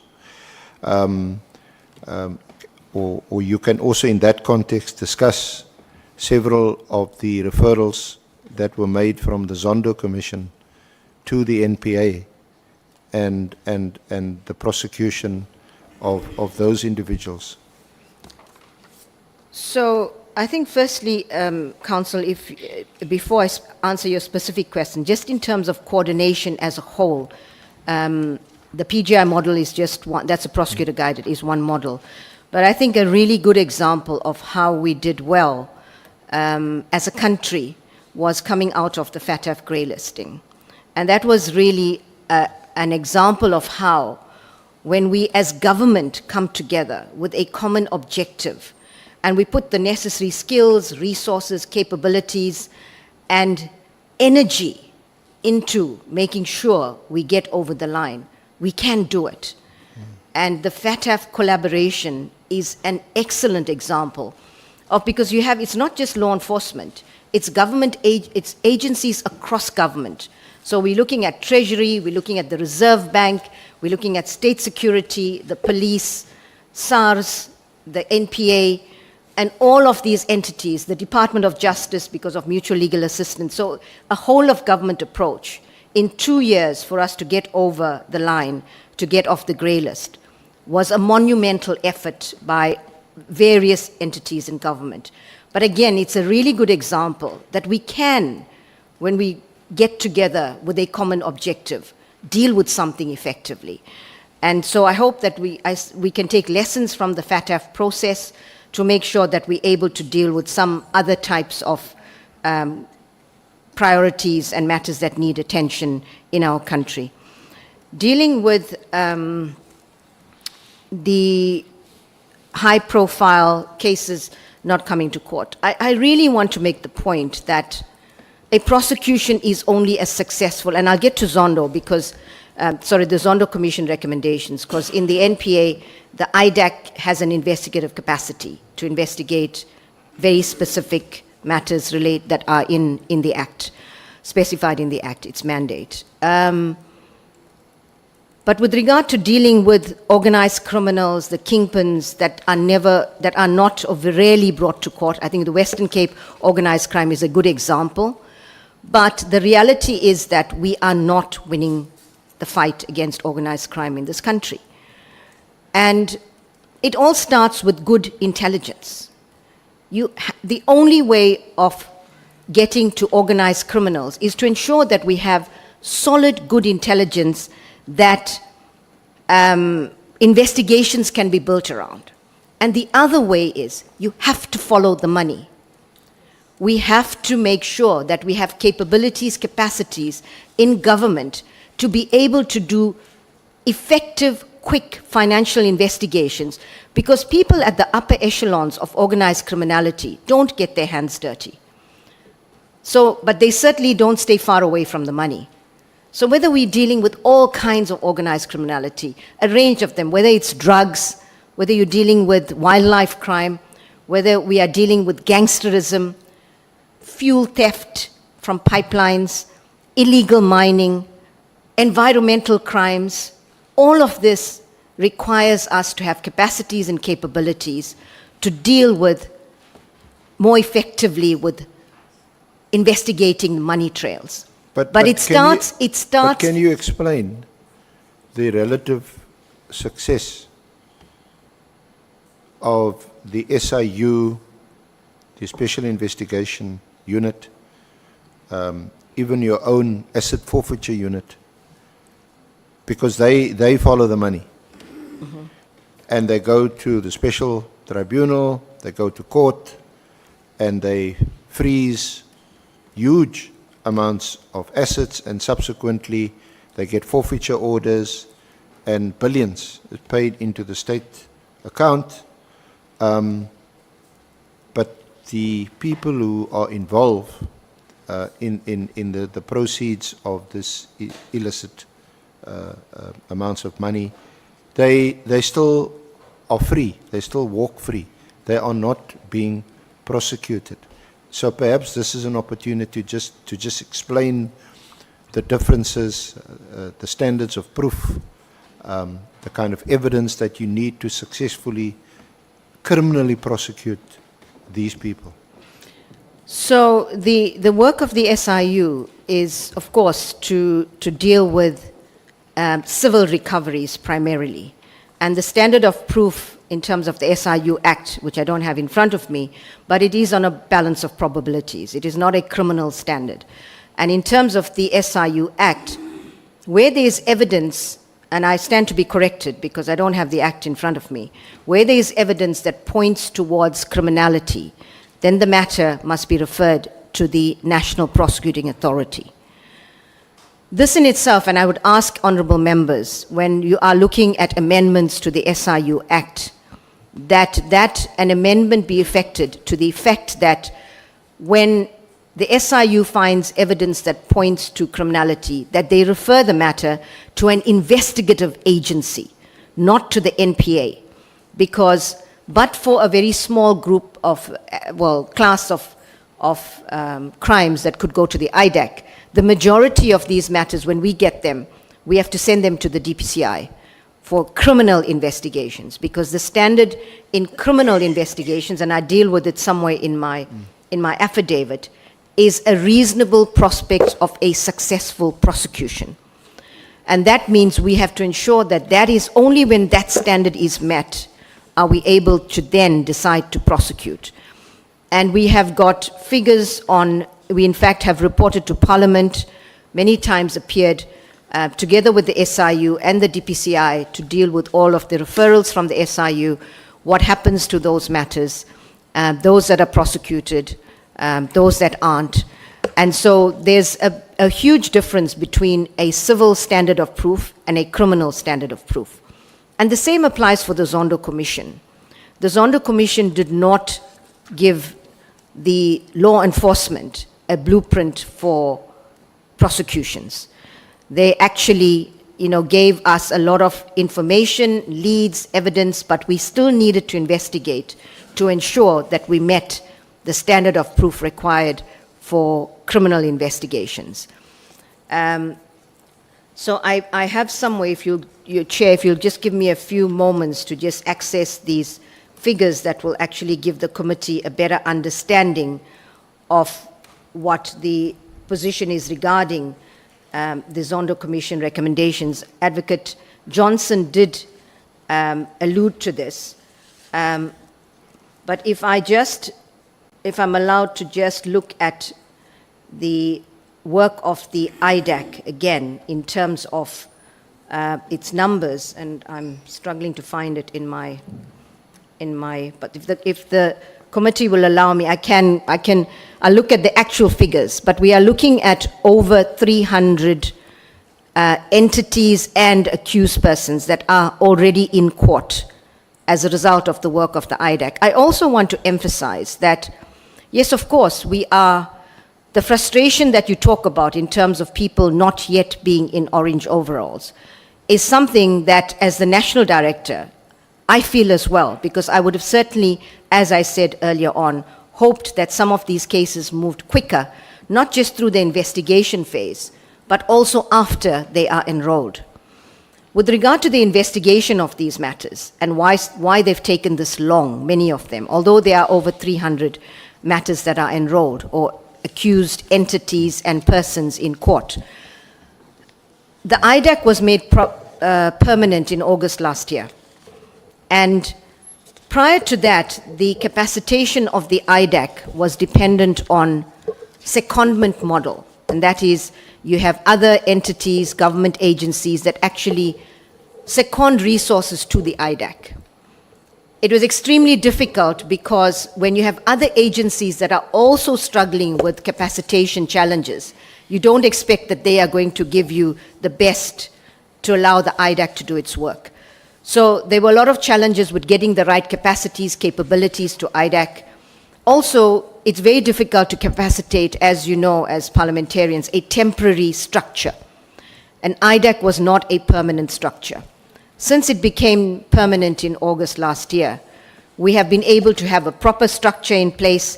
We've been able to capacitate, get the necessary skills, etc., to ensure that IDAC is able to do its work.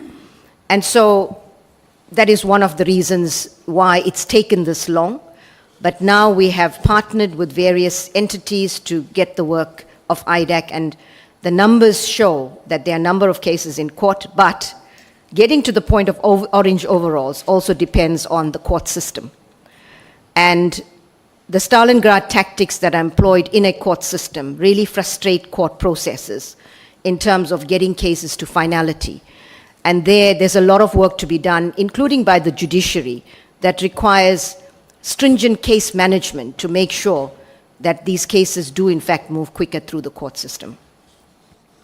So, just at this point, then discuss briefly the main aspects of the prosecution policy which prescribes the various factors that must be considered by a member of the NPA, also called a prosecutor, which applies across the board to yourself, DPs, PPs, directors, prosecution, the investigation directorate, and the whole range of officials.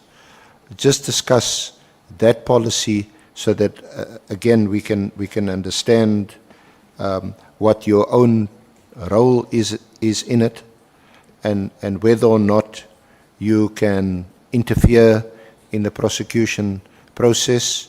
Perhaps sometimes if you're frustrated that a particular case, especially high-profile cases, are not moving or getting to court.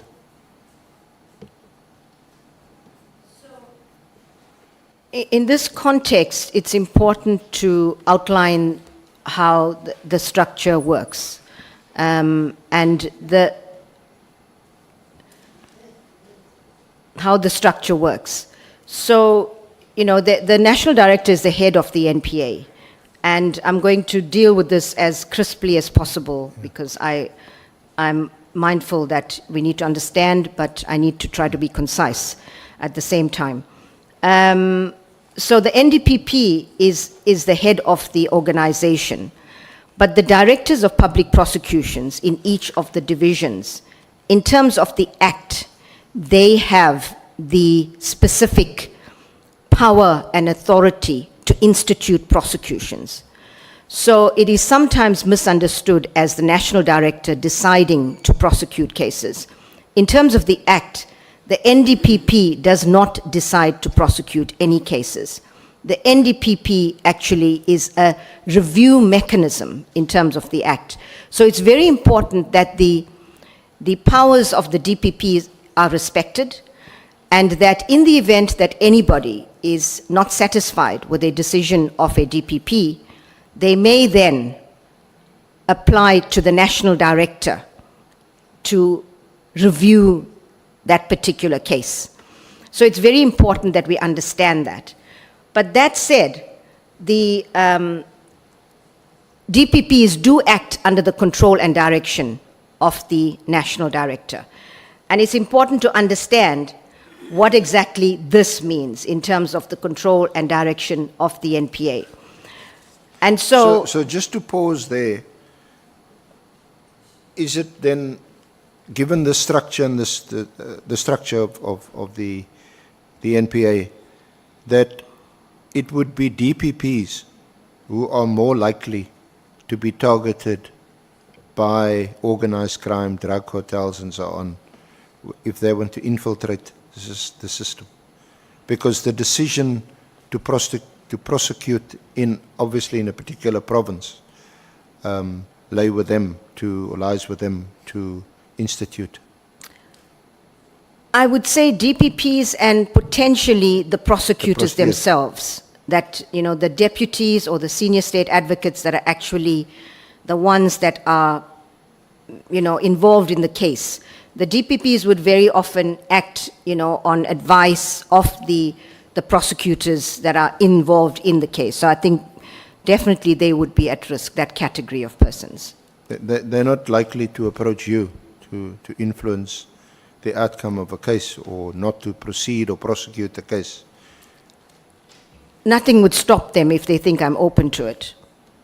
And Well, as a we national obviously director, have an unfortunate history where there has been the involvement of the NDPP in that is an unfortunate history, I agree. yes. So it's important, and that is why it's important for a national director and DPP, for us to understand what is the constitutional framework that the NPA functions under, and the roles of the DPP and the national director. And the national director and DPPs, we need to respect the delineations and ensure that you know, we do what we mandated to do and we have the power to do in terms of the Act. But we know, and I want you to reference paragraph 41 of your statement at page 16, to also understand what it means that the exercise of general prosecutorial powers is still subject to the control and directions of the NDPP. What does that mean? And you give but it's some six examples of what it means. Yeah, and I think, and I start off, not I think, I start off by saying what it does not mean. And what it does not mean is a national director can instruct a DPP, a special DPP, or the investigating director to prosecute or not to prosecute a particular case and who to prosecute. That would be unlawful. And in fact, it would also fly in the face of the provisions in the Act which say that the DPP has that specific power, or a special DPP, depending on the circumstances and the ID. And then it means that, as I mentioned earlier, the national director can only intervene when there is a prosecution process, when the policy directives are not complied with in a particular prosecution process. The next instance when a national director can intervene is when the policy directives or the NPA code of conduct has not been observed. And then you look at instances where a national director can actually transfer a criminal case from the jurisdiction of one DPP to another DPP in specific circumstances. A national director can direct that certain offences are excluded from the area of jurisdiction of a DPP concerned. And I suppose some examples of this would be where you have centralization, but that's catered for in the Act.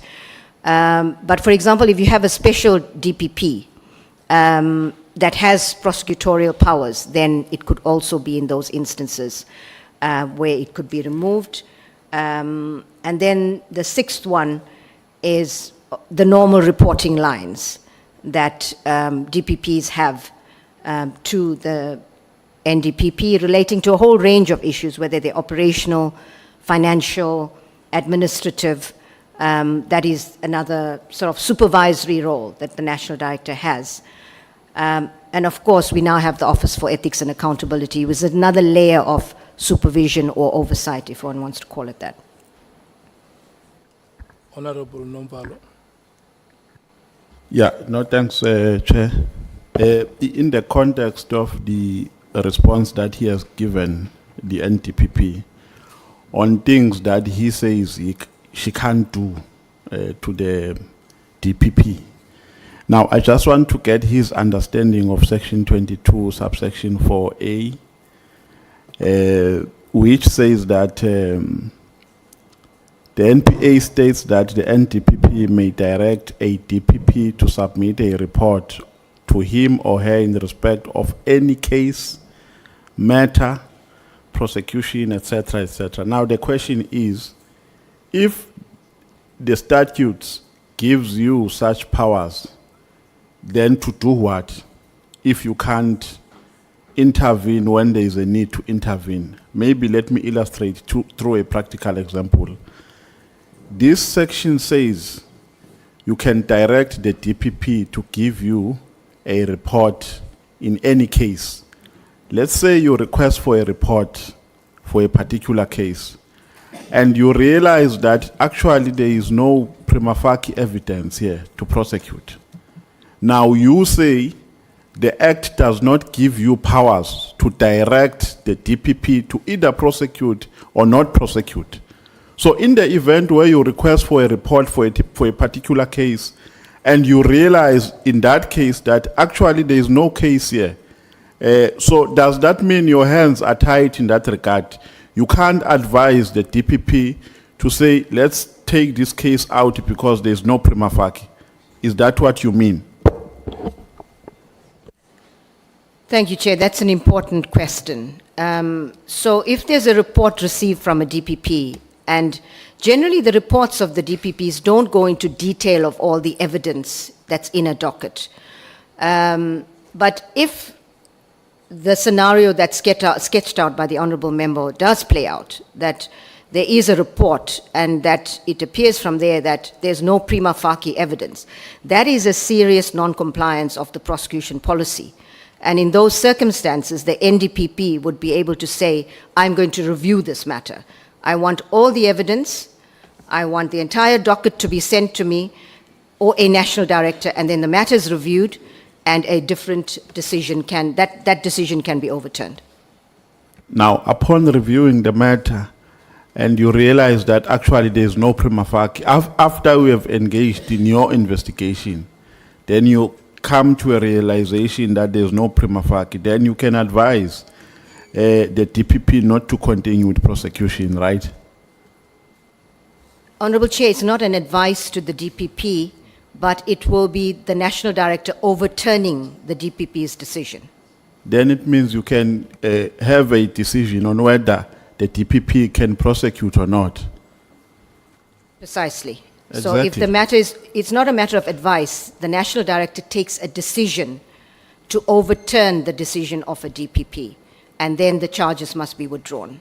And you call that an oversight mechanism. How do you call it? It's a review process in terms of the Act. Okay, no, thank you. Let's see. So just in summary, following that question by Honourable Nomvalo, you do not and cannot interfere in any original decision taken by a prosecutor to prosecute a case, save where a matter is referred to you on review. That's correct. And the National Director can, if the National Director is of the view that prosecution policy has not been complied with, then you can intervene. But generally, it's on a review process. Otherwise, it is legally incorrect to direct that a DPP prosecutes or not prosecutes a matter. Well, isn't that perhaps a thin end of a wedge that under the guise of saying that a prosecutor hasn't followed prosecutorial directives, which are operational, isn't it, in terms of your statement? Directives are more operational. They're and policies- operational, and so a particular step, for example, hasn't been followed. But how would you know, or who would bring that to your attention, which may result in you intervening, if it's not on review?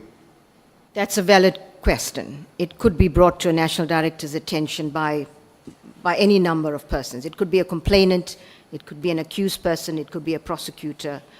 But when that is brought to the attention of the National Director, you can intervene if it's a question of non-compliance with the policy or the directives. But generally, these matters are brought by way of a formal representation for a review of the matter by the National Director. Thank you. Chair, if we can adjourn on that point. Okay. Thank you so much. Let's see. Thank you so much, Advocate Batohi. We'll come back at 14 hours.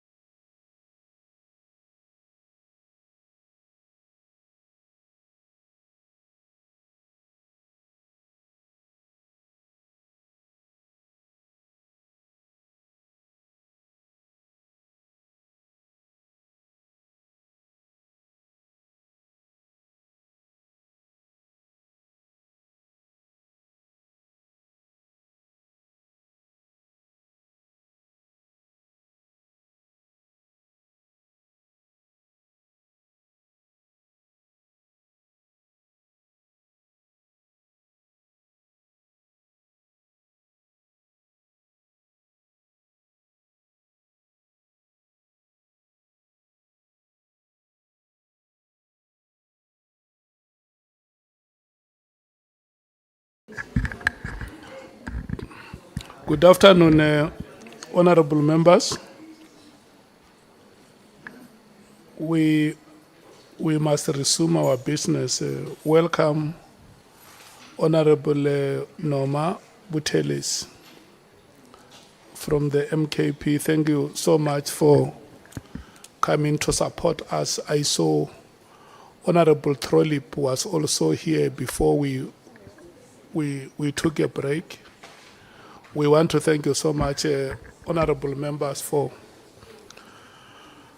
giving the committee your unqualified support. Thank you so much. SC. Thank you, Honorable Chair, Honorable members. Good afternoon, Advocate Batohi.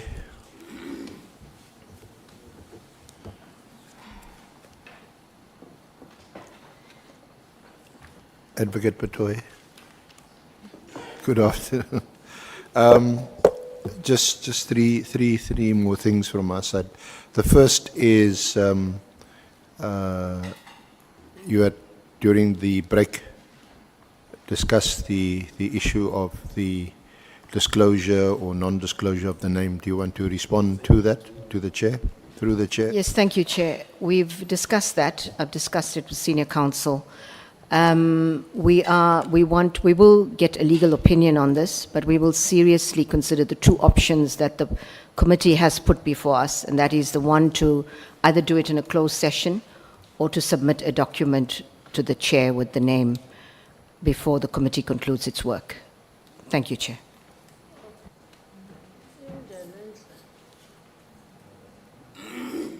Honorable Matthys. Just a clarity question. Why before the committee finishes its work and not even in the next couple days? Like why would the legal opinion, etc., take such a long time?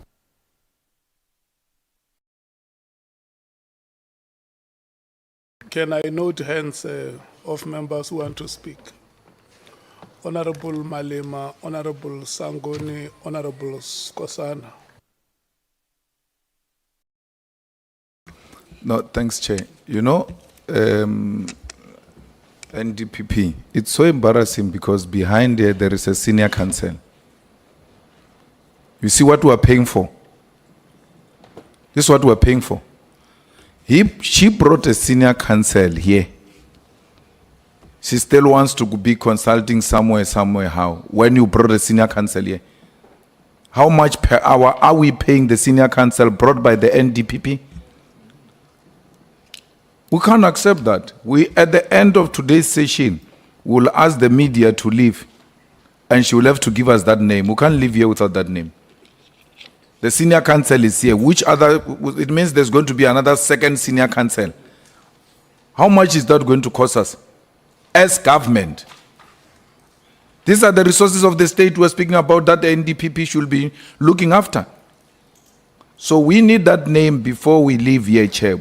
When we finish, we excuse the members of the media and the public. We have a closed session, and then we are given the name here. There's no any other consultation which can be made anywhere else. When they brought a senior counsel here, we understood his presence to be meaning on such matters, they want to quickly consult and be able to provide answers. Now we're being told something else. Before the committee conclude its work. Seated there, seated here, I don't know when is this committee concluding its work.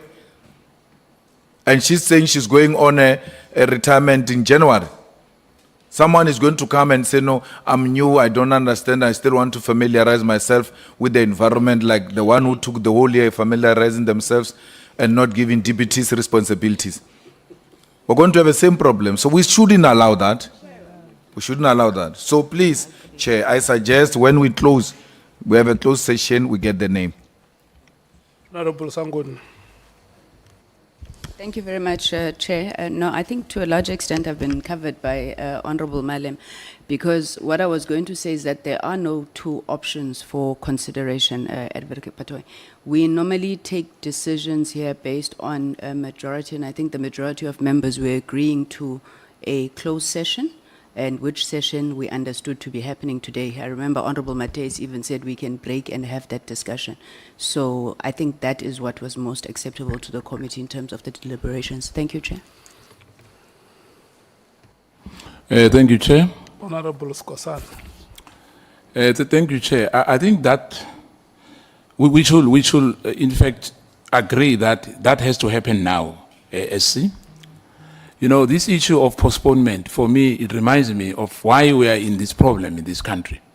You have the Sezomenyiwe case which has been going for long, for a very long time. We are still talking about Sezomenyiwe because the justice system is failing our people. We can't have a NDPP here with us here, sitting with us here, and then it's going to go and ask for a legal opinion elsewhere. We are here. Last week we had Advocate Johnson. He left some documents, no attachment. Now we are here again, we are going back to that. It's unacceptable, Chair. It's unacceptable, Chair. For me, it's like, yeah, thank you, Chair. But I did not hear what you are saying.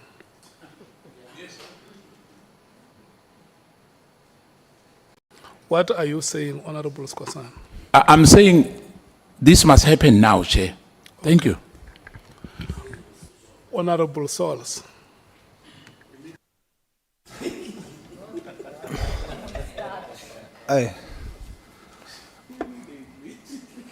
Advocate, it is extremely disappointing. I shared my views earlier, and I was hoping that you would see how the committee is accommodating what you are saying, but you are not returning the same gesture. And perhaps it's not even a gesture, it is. This committee is constituted constitutionally. You have a constitutional obligation as a witness, a credible witness, to assist us in this investigation. By you withholding that information, even though we are providing a closed session for you, is very disappointing. And you would be responsible yourself for now tainting your legacy here. After having served with so much excellence and tact internationally and here in the country, to come here at almost the end of your journey in the profession with the NPA, for you to now appear as though you would prioritize the protection of one person over and above the protection of South African citizens. I would implore you, I would urge you to reconsider and make it a point that we do a closed session today and you share with us the evidence that you have that we can use in our investigation for this purpose. So I stand with the House, with my fellow colleagues, that you have to give us that name today during a closed session. That is the best we can do. Thank you, Chair. Well, the motion is agreed to. At the end of today's session, or at the end of today's proceedings, we shall have that closed session. Thank you.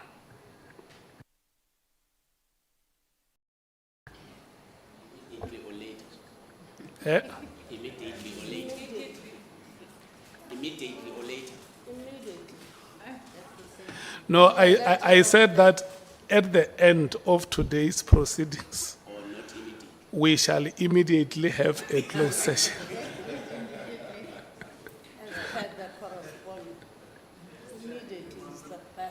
You must remember that immediately does not mean now.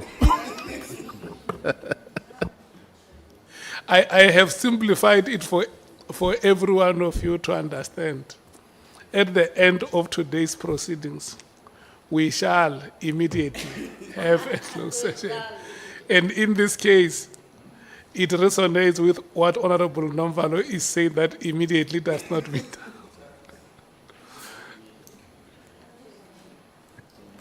If I may, Chair, thank you very much. I understand the reason why this committee wants the name. This relates to it goes to the very heart of your mandate. And I want to, Chair, respectfully say that in response to, I think it's Honorable Saul's and maybe other members also, I'm not protecting an individual. So I want to be clear, because if I was protecting a member of the NPA, I would not have referred the matter for a criminal investigation. I take it very seriously, and that matter is being investigated. Criminal charges are being investigated. So there's absolutely no issue of protecting any individual. It's just that we have rights in the Constitution, and we must respect those rights. And as the National Prosecuting Authority, we have, as a matter of policy, we have never disclosed the names of people that are the subject of any investigation, even disciplinary matters and criminal investigations. We, as a matter of policy, do not do that. So I hear what the House is deciding. I will have to confer with my counsel again. And to Honorable Malema, just to say that Council has indicated this is a serious constitutional issue, and we don't want to be disrespectful at all. Council needs to understand the context of what happens in these hearings so that we can get good advice that is properly contextualized. It's not just requesting something in a vacuum. So in that sense, I asked, the indulgence, but we hear what the committee is saying, and I will have to consult with the Council again before the closed session, Chair. Thank you. Chair? No, I don't want us to... No, I just want to clarify. To discuss the matter, because... Not to discuss, Chair. I just want to clarify. We have taken a decision, isn't it? Chair, can I just clarify what Advocate has said about myself? I was not saying that you are protecting Advocate. I was saying you are causing it to appear as though. And so I was encouraging you or discouraging you against that. Thank you, Chair. Understood. SC, may we proceed? Thank you, Honourable Chair, Honourable Members. Adv Batohi. Yeah, the second issue relates to the accountability of IDAC, and in particular the head of IDAC, which arose during the evidence of Advocate Johnson, the head of IDAC. You deal with it from paragraphs 52 onwards. We know, well, there's certainly, it seems as if that's the proposed legislation, makes provision for the appointment of an independent judge, Judge Ralinga, who has been appointed. But what is the current position there, and what has been the position prior to his appointment?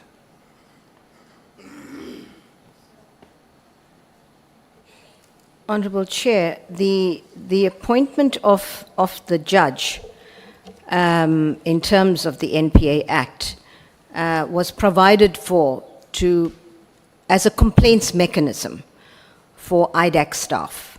They can complain, the judge will investigate complaints made against IDAC staff or even by IDAC staff where their work is being interfered with.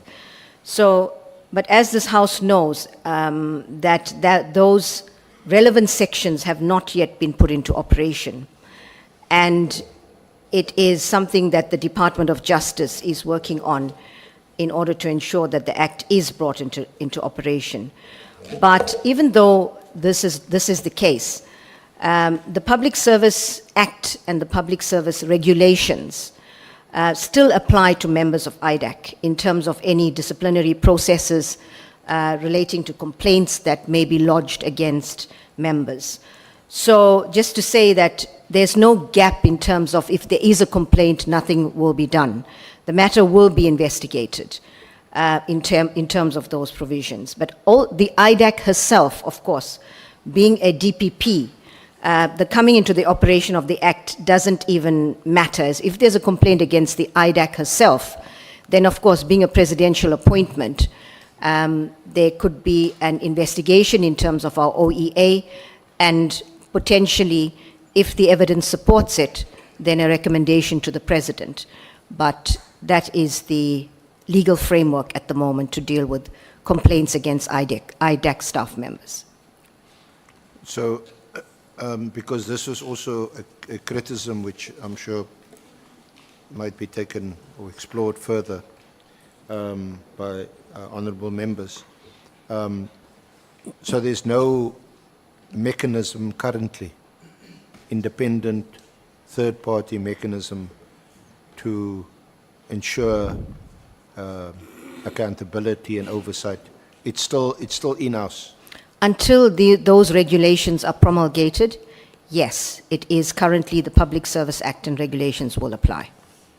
And the criticism which you will understand is that this is not a satisfactory state of affairs.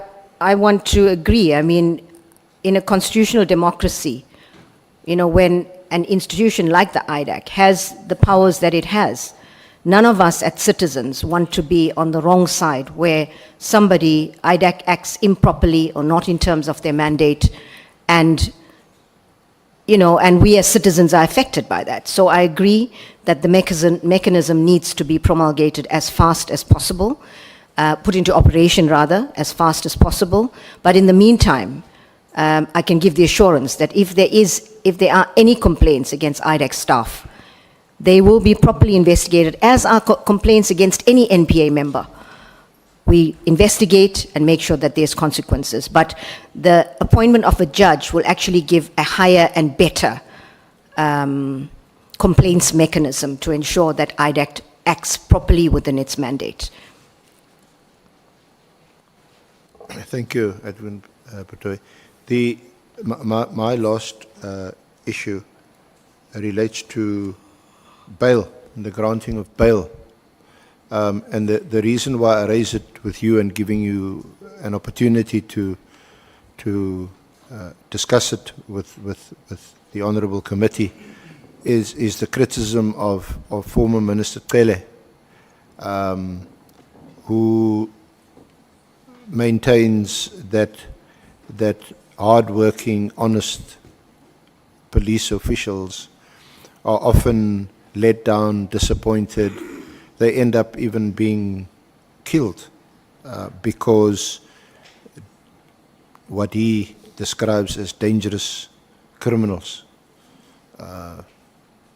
Presumably is also referring to accused of dangerous crimes, murder, rape, robbery, being let out on bail, and then continuing to conduct a reign of terror. Is there a policy? We know that bail is granted by the presiding magistrate or judge. Where does the prosecution fit into this picture? So The purpose of bail is to, as you know, secure the attendance of an accused person before court. And a prosecutor can object to bail in circumstances where the accused person is either a flight risk or will interfere with investigations. And I should say that in some instances where bail is granted, hardworking, honest prosecutors feel equally aggrieved as police investigators, because especially if we are objecting to bail, and more often than not, if a police investigator advises the prosecutor that bail should be objected to, it's very rare that a prosecutor will not object to bail, because it's the police investigator that must give the evidence to object to bail. And if the evidence is there, we would generally object to bail. And of course, yes, bail is granted by the judiciary. I should say that I am aware that in the process of the amendment to the Criminal Procedure Act, there are considerations in terms of how this regime can be strengthened. But that is the position with regard to the granting of bail. The the default position is that you're entitled to be granted bail, subject obviously to meeting certain conditions, flight risk, attendance at court, etc., unless it's in the interest of justice not to grant bail. But that involves the prosecution leading evidence that it's not in the interest of justice to do so, and it obviously depends mostly on the investigating officer to either lead that or deduce that evidence or through other witnesses. That's absolutely correct. And then you have the extreme cases, the Schedule 5 and 6 offences, I think, where the accused, they have to show exceptional circumstances where they should be granted bail. So there's a bit of a reverse onus. That's correct. But notwithstanding that, you still find Schedule 5, Schedule 6 alleged offenders getting bail. As I said, evidence is presented before the courts. And, the stronger the evidence that the police present to the prosecutor, we'll be able to present that evidence. And where in circumstances where we find that the magistrate or judge got it wrong, we will appeal against it. And that has happened as well. But those are the only remedies that we have. I think the reason why this issue arises and why I'm asking you about it today also is that's again a potential weakness in this chain where it's susceptible to bribery and corruption, and sometimes the reasons are just inexplicable why an accused is getting bail given the nature of the offence, given the evidence being led by the investigating officer. You're absolutely right. And, so we got to strike the balance between a person's right to freedom and, of course, the necessity to ensure that crime is properly prosecuted and those that are accused are held accountable. And so perhaps the amendment process to the Criminal Procedure Act might strengthen that, but currently that is the legal framework within which we operate. And as I said, where we believe that the decision was wrong, we appeal those decisions. But sometimes it's not that clear. Thank you very much, Adv Batohi. Thank you, Honourable Chair. That concludes my section of leading evidence.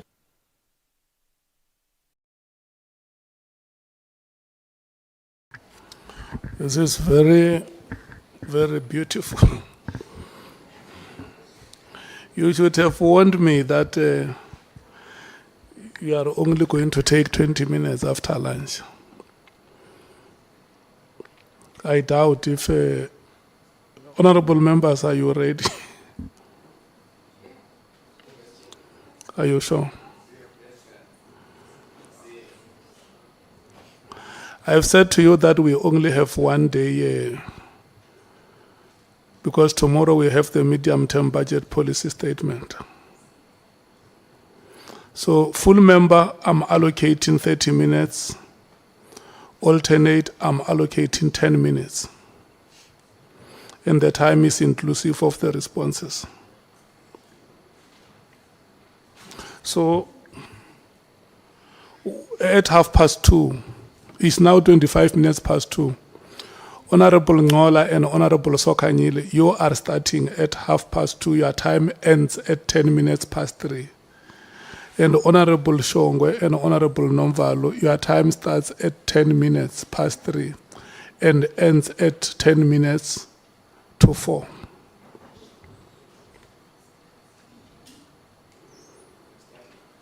Did you hear what I'm saying?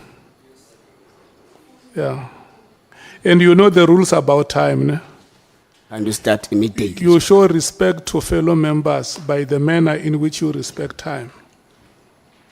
When your time is up, it is up. No negotiations. You can't extend time. You can extend many things, but it's not possible to extend a second or a minute. Yeah. Can't you start immediately? Sir? Yeah, I'm saying the clock will start ticking at 14:30. Why, Chair? Not now. I can't hear what Honorable Breitenbach is saying behind you because her microphone is not on. We all want to start right now. We don't need to wait 3 minutes. Okay. You want him to start immediately? Yes, he's ready. For the first time in his life, he's ready. Let him go. Okay. Can we start? Thank you so much, Honorable Buteles. Thank you so much. It's God. Can we start, Honorable Nhlanhla? Thank you. Thank you very much, Chair. And Chair, we have that problem of MK again. They are out. We don't know if they will come back or what, I don't know.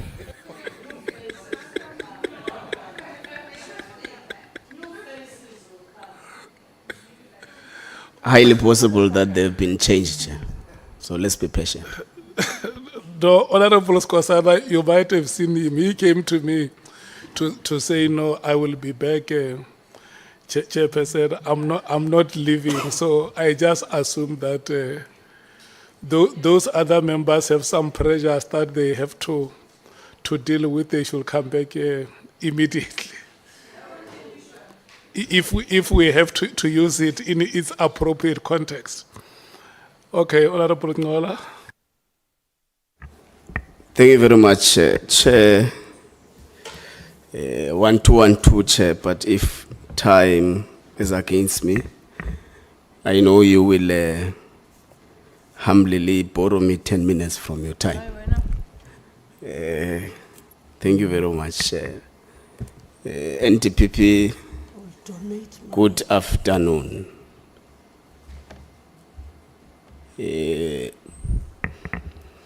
I know that when you are doing what we called then the Attorneys Board examination, where there's a specific module on ethics,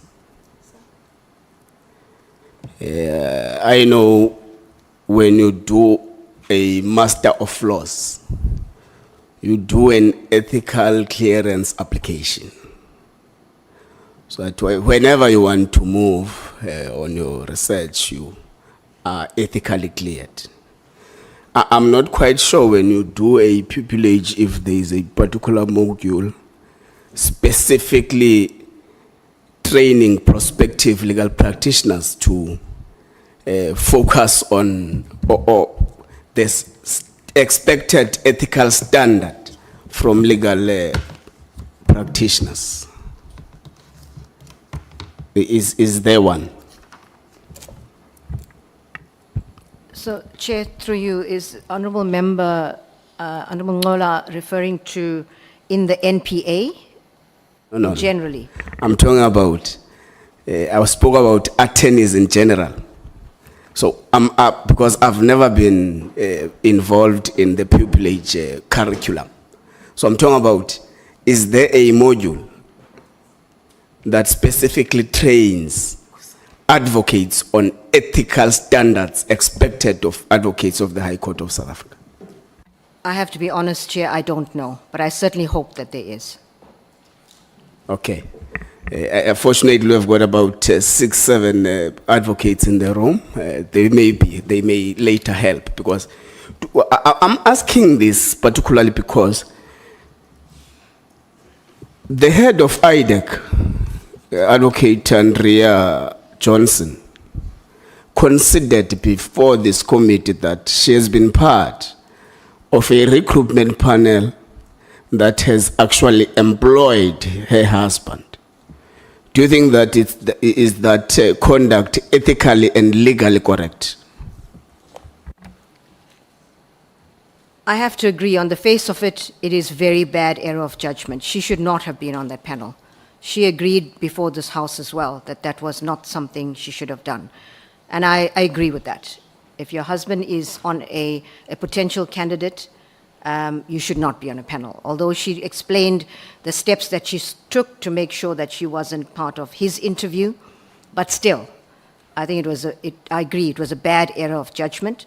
I've only just received the information last week, and I'll look into it and see whether that was appropriate conduct, if there's anything that needs to be done about it. This was 20 years ago or so. She was a young prosecutor at the time, but it's certainly something that will need to be looked at, because on the face of it, it's a really bad error of judgment. She should not have been on that panel. Thank you. General Khumalo, amongst other charges that he's facing, is a matter relating to an employment of a brigadier or an SAPS official. Amongst the issues that which have made IDEC or motivated IDEC to arrest General Khumalo is that particular matter. Do you think that Advocate Andrea Johnson should suffer the same consequences? I don't know the details of the case involving the IDAC case, but what I can say is that context is sometimes everything, and one has to look at the evidence, the circumstances, the context of each case before you can decide whether the consequences should be the same or not. So is it the evidence of the NTPP that until date, she has never received any form of update in respect of the IDEC case against General Dumisani Khumalo? Can you please repeat that? I'm saying, is it the evidence of the NTPP that until this date, she has never received an update or a report in relation to the case of IDEC against the head of crime intelligence, Lieutenant General Khumalo? Thank you, Honorable Member. No, through you, Chair, that's not the case. I have certainly received high-level reports on this case prior to the arrest. That is the position. Okay, let's start on prior the arrest. An adult male from Parliament goes to IDEC and alleges that they have got an intelligence information which they picked up from the doorstep, but does not bring that information, but bring the word of mouth that I picked up this, and then I'm going to do an affidavit with you explaining it. Then that informs the basis of the arrest of General Khumalo. So, was it supposed to happen like that, or how does it naturally become procedurally correct? So, through you, Chair, to Honourable Member, the IDAC has certain processes which Andrea Johnson explained to this House. I'm not involved in those processes. But of course, the start of the process was the referral by one of the honourable members of this House. But after that, I'm not aware of, the precise nature of those processes, except that I do know there's a preliminary investigation and there's potentially an investigation that will be authorized. But the IDAC has its internal processes to assess the evidence at each stage. So you don't have the details of a case between an investigative directorate against corruption, which falls within the ambit of NPA, against the head of crime intelligence in the country? That's correct. I don't have the details. As I explained earlier, the NPA, the National Director, is a review mechanism. I don't have the details of the case. And if General Khumalo or anyone else is aggrieved about that decision to prosecute, as I outlined earlier, they are at liberty to refer the matter, to bring a representation to the National Director to consider that matter, and then decide whether the decision of the IDAC head was correct or not. Can I come to IDEC to lay a complaint against whoever and allege that I've got in possession, I am in possession of classified information, intelligence information, and I don't have a clearance certificate to handle classified intelligence information? will IDEC be legally in correct parameters to attend to such a case? IDAC's mandate is to investigate crime. And in my view, if IDAC gets evidence of criminality, they have an obligation to investigate it.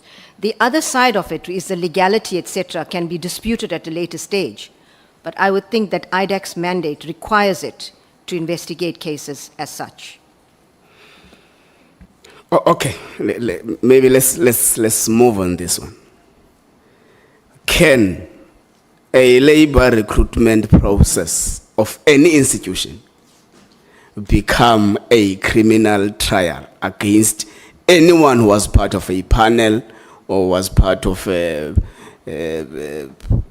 interview selection panel and all that? Can it be a criminal case? Honourable Member, I have what Advocate Johnson mentioned in this House, that the way state capture happened was that critical people were recruited and replaced, many boards, etc., and in the granting of tenders, specific people are appointed to specific positions. That was her evidence.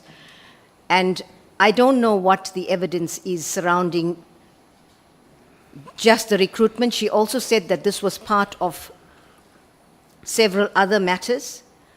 And so, to answer your question crisply, it would depend on the evidence. Okay.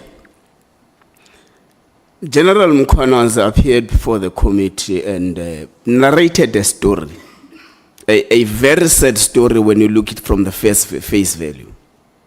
Now, there was a time when securing a warrant of arrest against an accused person was actually eminent. Eminent.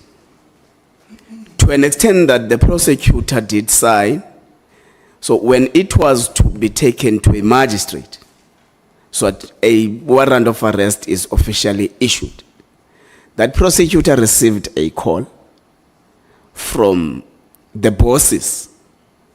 The bosses in this context would mean someone higher than him or her in the NPA. Then later came back and said, I am withdrawing my signature on this because I don't want to lose my job. Now, part of what 3.1 of the terms of reference of this committee is to investigate collusion. Whether there is collusion between state officials and crime syndicates. So have you noticed any form of collusion except that one that you don't want to mention his name here? We are going to mention later. But have you noticed from 2019 until this date, as you're presiding over the prosecuting authority, any form of or characters or features or signs of collusion by the NPA officials and crime syndicates?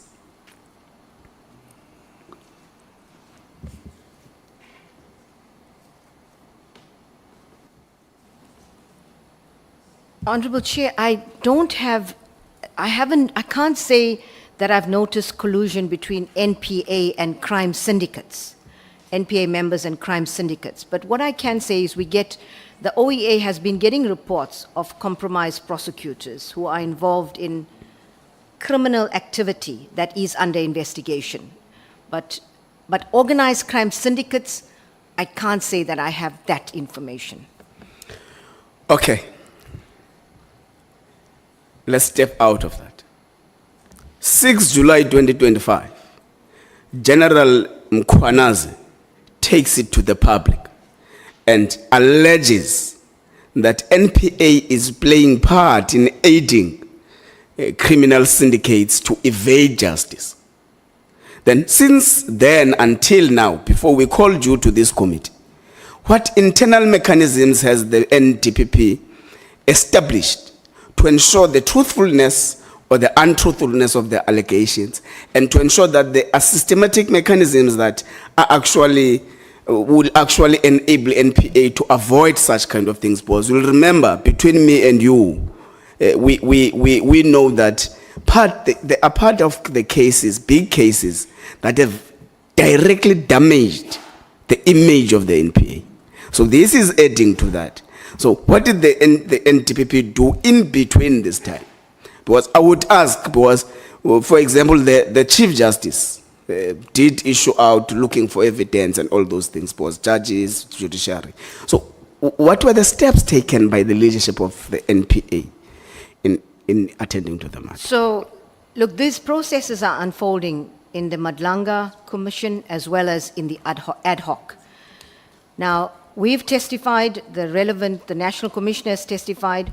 I discussed it with Advocate Johnson, and I will be writing to the National Commissioner to ask him to reveal that we want the names of those prosecutors that General Mkhwanazi alleges is involved in any kind of criminal activity, because this is something that we have to investigate. There were no names mentioned. I don't know that he was pressed to reveal names in this committee, but he didn't reveal them. I wish he did. Would have made it easier for us as well. Actually, I was the first member to ask him questions, and the first thing I said was that, tell us names. And he didn't. He did, to a certain extent. Okay, so, And passed others to General Kumalo. Thank you, Chair, those are the names that we need. And I will be writing to the National Commissioner to get that information, to make sure that's properly investigated. It's just that we need to time it because there are these other inquiries that are going on, but it's an urgent matter that needs attention. Okay. Let's take it back to your conversation with the evidence leader of your sentiments on infiltration of the NPA, which when you were explaining it, you said there are people within the organization who do not have the interest of justice at heart.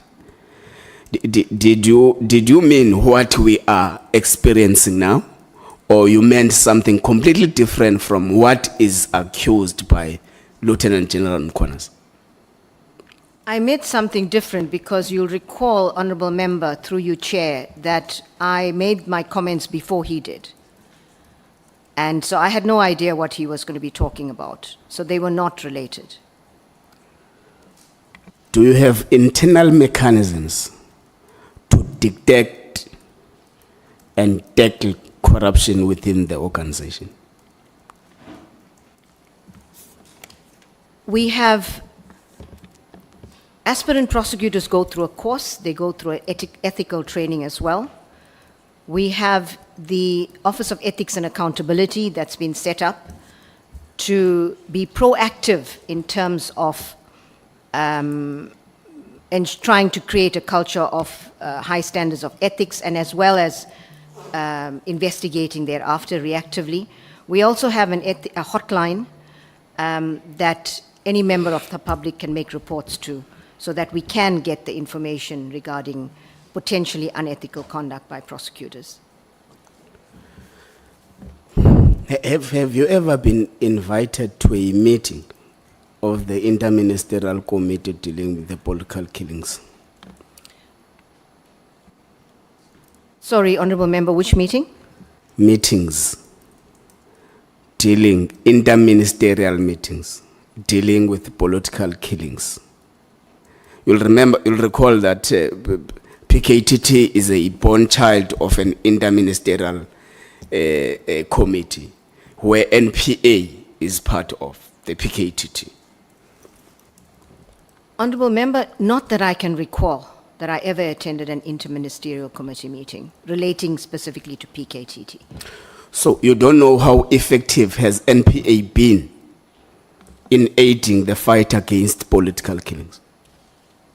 I have the statistics from the PKTT, and whether it's been effective or not, we have numbers, but we don't know the extent of this problem, but certainly there are people that have been arrested and have been charged.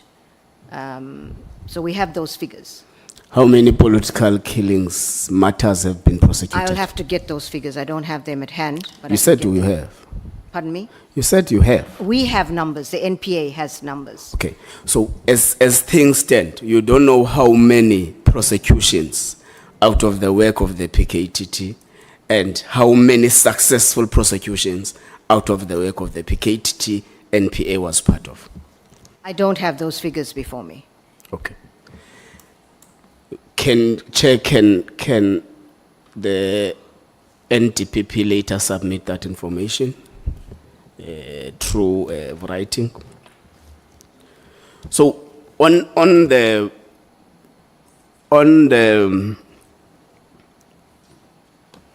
PKTT dissolution, remember PKTT is a multidisciplinary team. On the dissolution of the PKTT, has there been an information sharing, consultation, briefing about the dissolution of the PKTT NPA is part of? Chair, there's been no meeting with the police, not that I'm aware of, certainly not at national level. The National Commissioner did mention to me at some point that the Minister had ordered that the PKTT be disbanded, but that it had not happened. But that was not really a consultation, it was a casual... So you heard it from the corridors? I think you could call it a corridor talk, yeah. You were on the way walking out of a tea room, then you were briefed? Absolutely, that's the way it happened. It was an informal conversation. Okay. On your affidavit, on paragraph 6.3, you make mention of the criminal justice value chain, which I think is one important aspect if we are to fight crime effectively. Now, the common knowledge is that SAPS becomes the first point of entry in the criminal justice system. So, to what extent and in what occasions does IDEC become the first point of entry in the criminal justice value chain? That's in terms of referrals, in terms of the NPA Act. Okay. That's fine. Let's talk about the reasonable prospects of a successful prosecution. Do we have internal norms and standards that govern or that determines to what extent, what kind of evidence and that? Or it solely rests with that particular individual prosecutor to take that decision, then it can be overturned later? Our prosecution policy sets out criteria to be considered in determining whether the standard is met. Okay. Is IDEC independent? IDEC is part of the NPA, and the independence of the NPA is guaranteed in the Constitution.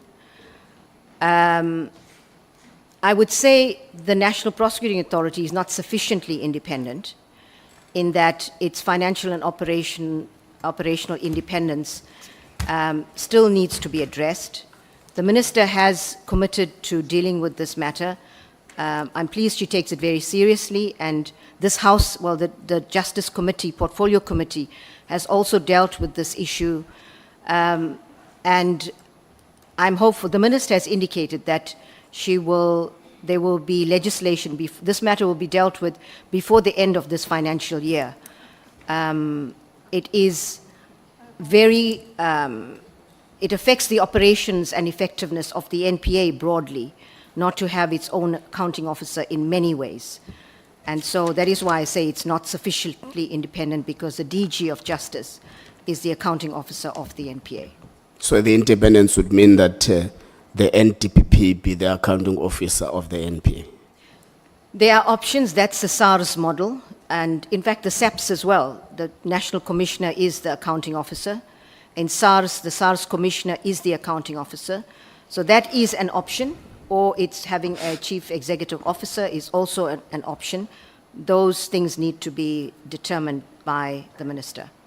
So as part of your suggestion to Parliament, is that let there be legislative amendments to strengthen the independence of IDEC and the NPA as a whole? Absolutely. That is suggestion to Parliament, and when the Minister brings it to Parliament, as she has committed to, I certainly hope that there will be support from the committees to ensure that that happens. Okay, because the terms of reference actually direct us to also investigate system failures, so that what we get from the testimonies actually inform how we move forward. Myself and you had got a very concerning situation of prosecutors being assassinated. Very worrying situation. Now, do these assassination of prosecutors suggest that it might be a work of some crime syndicates and stuff, trying to silence them on the basis of doing their work? Is the Honourable Chair, is the Honourable Member saying within staff members? Did I understand the question correctly? Let me repeat. Thank you. Myself and you have been, for quite a long time, been concerned by a growing assassination of prosecutors. And it turns out that in most cases, these assassinations are linked to the cases they're prosecuting. So, does this mean that this is as a result of the work of the alleged crime syndicates trying to silence the prosecutors from doing their work? It's off. The short answer, Honourable Member, is certainly in the one case, it was people have been arrested, and it was clearly related to a case that the prosecutor was prosecuting involving organized criminals. In the other case, it is not clear whether it was directly linked, but that prosecutor was involved in prosecuting a bail application involving organized criminals. But no one's been arrested there, but certainly the circumstances suggest that it was a hit because nothing was taken. And you're right, it's a very serious and growing concern. In my 40 years of prosecuting, we've not been concerned about prosecutors being killed. Now, we are living in and it demonstrates what's happening in this country. And prosecutors being killed is a new phenomenon. Sadly, we've had police officers that have been killed in the past, but more often for firearms, I would think most of the cases. But now targeting prosecutors for the work that they do, and whistleblowers, and forensic investigators, is something that we as a country have to consider. And that is why I mentioned earlier when I was being led about whistleblower protection. We've asked for an increase in budget to protect prosecutors. These are expensive. It costs a lot of money. And you protect not just a prosecutor, you protect families. And it upsets your life. So it's a very serious issue that as a country, we need to look at how government needs to strengthen its protection mechanisms, also working with the private sector.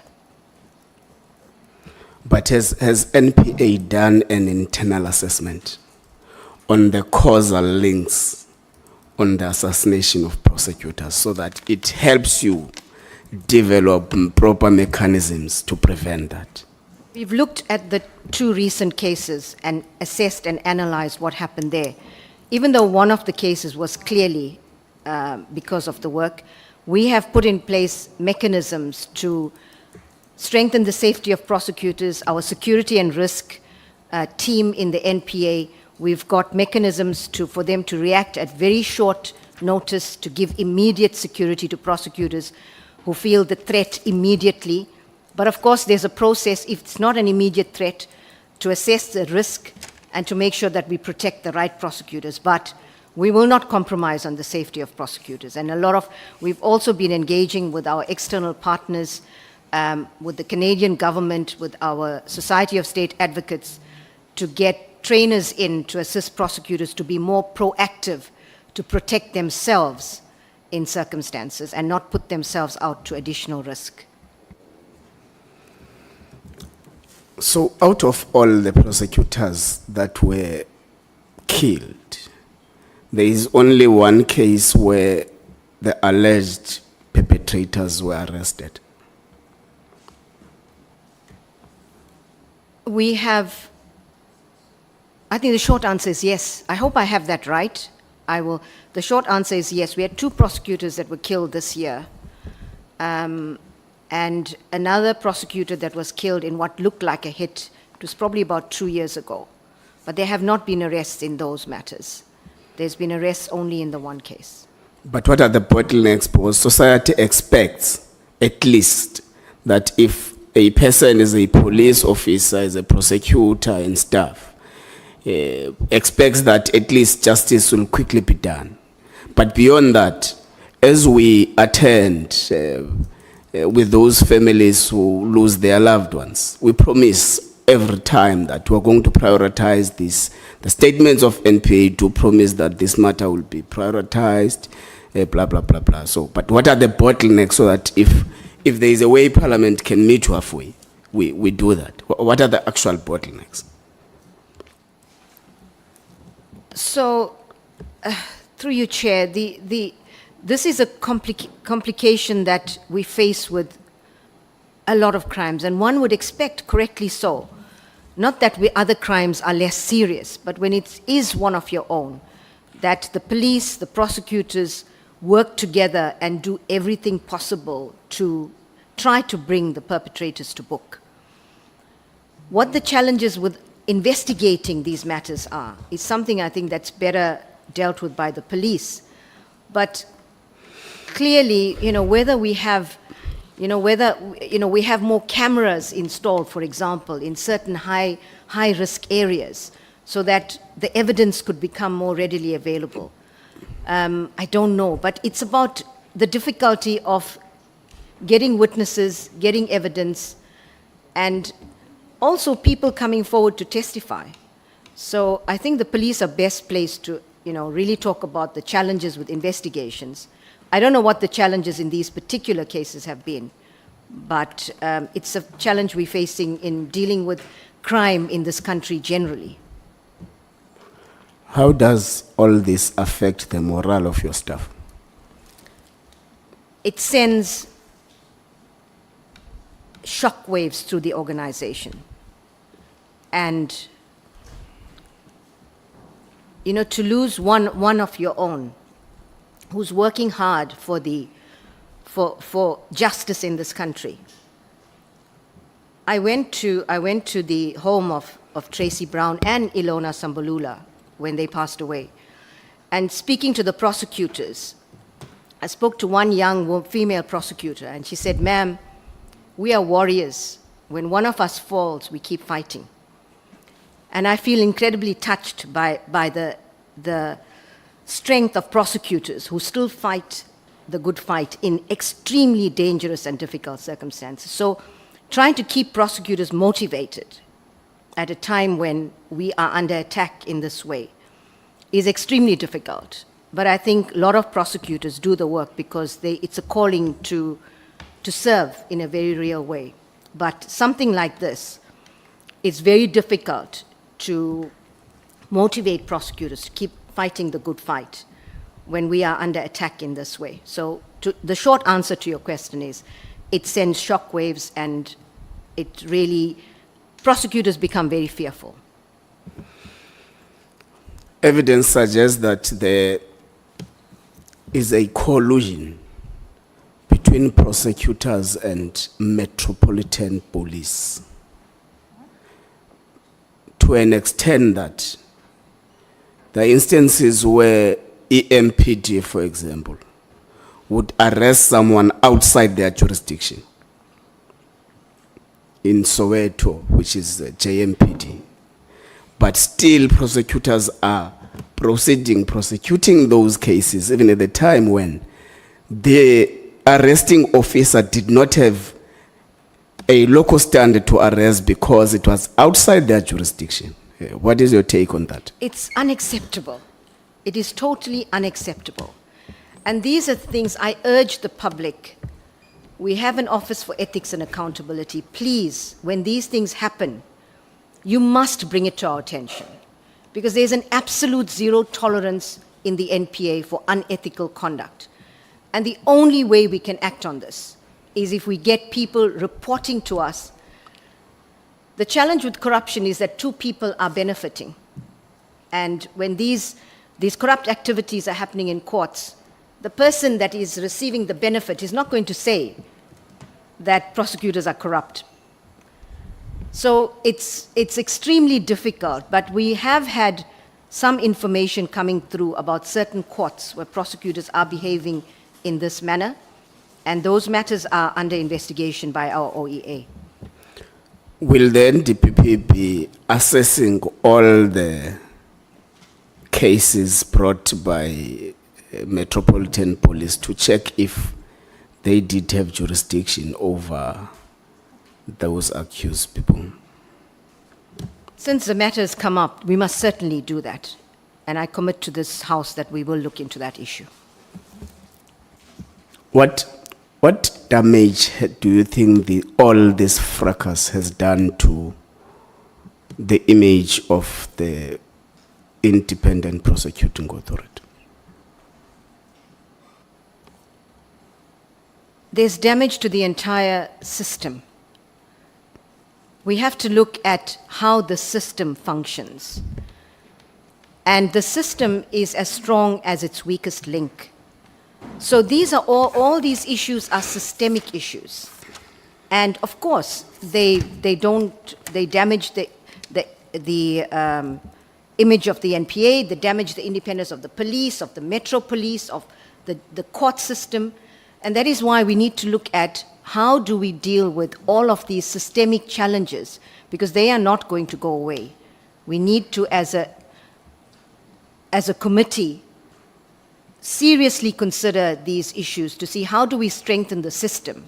And I'm sure I'll get questions later about the NPA and its image, and I can deal with that later. Okay, Chair. That's all from me. Thank you. Yeah, you must hand over to Honorable Sokanyile, because I was worried that you are eating from her plate. No, it's you for me. It is 7 minutes left, Honorable Sokanyile. Thank you. Advocate, on paragraph 78 of your statement, you indicate that since you joined the NPA in 2019, you never experienced any undue executive political interference. What, now considering, in your view, what will constitute an undue executive political interference? Thank you, Honorable Sakandile. It's where a member of the executive tells the prosecuting authority to protect people or to prosecute people who should not be prosecuted for political reasons. That would be undue, as the simplest example of undue executive influence and political interference. So you have never experienced that? I have never experienced that ever. And I don't know if as a country we appreciate how important this is. The fact that we have an executive that does not interfere in the work of the prosecuting authority, that supports appropriately the work of the NPA, but does not interfere in terms of its independent mandate, in terms of the Constitution and the Act. And that is such an important aspect of our constitutional democracy and a huge strength that our country should really be proud of at this moment in time. Okay. You also indicate that you are not winning the fight against organized crime. Do you think that organized crime has its tentacles spread across the criminal justice system, which include the NPA?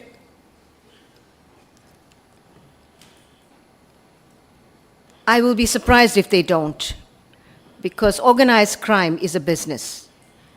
And in business, the risks are assessed and there's mitigating factors, mitigating measures put in place. And in the case of organized crime, one of the business risks is that you are investigated, you're prosecuted. It's a big business risk. And so trying to secure the protection of politicians, of prosecutors, of police officers, are mitigation measures. And it happens all across the world. So we are vulnerable to that kind of risks. Through the rogue elements within the prosecutors, it cannot happen. If there are rogue elements, of course it can happen. And we must make sure that we weed them out and kick them out of the NPA. There's no place for them at all. Then on paragraph 26, regarding the impartiality of members of the NPA, how is impartiality assessed in the NPA? The easiest way of assessing impartiality is to ensure that when we prosecute, there's sufficient evidence and we are guided by our policy and policy directives. If all of those, we tick those boxes, then we know we are acting in terms of our mandate and prosecuting when there's a reason to prosecute. And that shows impartiality, and it doesn't matter who is at the end of the prosecution. That's what the rule of law means. You prosecute irrespective of who is the person that you're going to prosecute. It could even be a family member. So it's very important that we actually maintain those standards. Then looking at the Omotoso case and other cases where judges made scathing remarks about the capacity of prosecutors in prosecuting cases. I've already mentioned the Omotoso case or Omotoso matter. Will you agree that that case didn't build any confidence to the public on NPA? And what interventions were put to address this on capacity challenges within your judges? Thank you, Honourable Member. I agree that that decision seriously dented confidence in the ability of the NPA and the system to deal with sexual and gender-based violence. But I would urge this committee and the country not to judge the NPA's ability to deal with sexual and gender-based violence on one case, one really important case. I don't want to detract on the importance of that case and what we've done to take lessons from that. But every day, prosecutors across the country are prosecuting sexual and gender-based violence and are getting life sentences. We've got these figures, life sentences, 20 years, 25 years, almost every day in this country. High-profile cases. Look at the Jocelyn Smith case in Cape Town. So I would really urge that we do not judge the ability of the NPA to deal with these matters on a single case, because there's thousands of cases every day that prosecutors across the country are dealing with. Our Tutuzela care centers that we have set up with partners is an international good practice, and we are giving the best service to victims. Our prosecutors can talk about this at international conferences, and other countries are learning from South Africa in terms of how we help victims to go through the court processes. We have court preparation officers in court that make sure that victims are properly prepared to testify in very difficult circumstances. So we've learned strong lessons on Omotoso. We've looked at the conduct of the prosecutors. We've reported on this to the Justice Portfolio Committee at length. We've put in place various interventions. We've also looking at our Sexual Offences and Community Affairs Unit, their strategy We've reassessed that. There's a process to relook at that and see how we can strengthen the work that it does. So there's a lot of lessons that's taken from that one case. It is still on appeal, and we certainly hope that the outcome will mean accountability and justice for the victims at some level. Looking at the arrest of Lieutenant General Khumalo, if we're looking at the speed on how things were done, then what we can say about the entity that falls under your direct authority, whereby in some cases there are delays in prosecuting serious and corrupt matters coming from the commissions and elsewhere. But how does it say about the speed in which you acted on the issue of arresting Lieutenant General Khumalo and the prioritization of cases within NPA? So we get criticized when we act with speed, and we get criticized when we don't act with speed. In this case, the speed of prosecutions depends on the availability of evidence. That is the determining factor. The more complicated a matter, the harder it is to get the evidence, it will take longer. In this one, I can only say that the evidence was available, and that is why the IDAC was able to move as quickly as it did. You know, the people out there, they're saying that the speed on how we have done it, it is because of the factions within crime intelligence or within your prosecutors. Thank you. If I could just respond to that, Chair, in 30 seconds, through you, Chair. I'm not sure whether it's related to factions, but as far as the IDAC is concerned, IDAC didn't go after people in crime intelligence. There was a referral. Someone brought the case to them. If that did not happen, IDAC would not have been involved in that case. Thank you. MKP.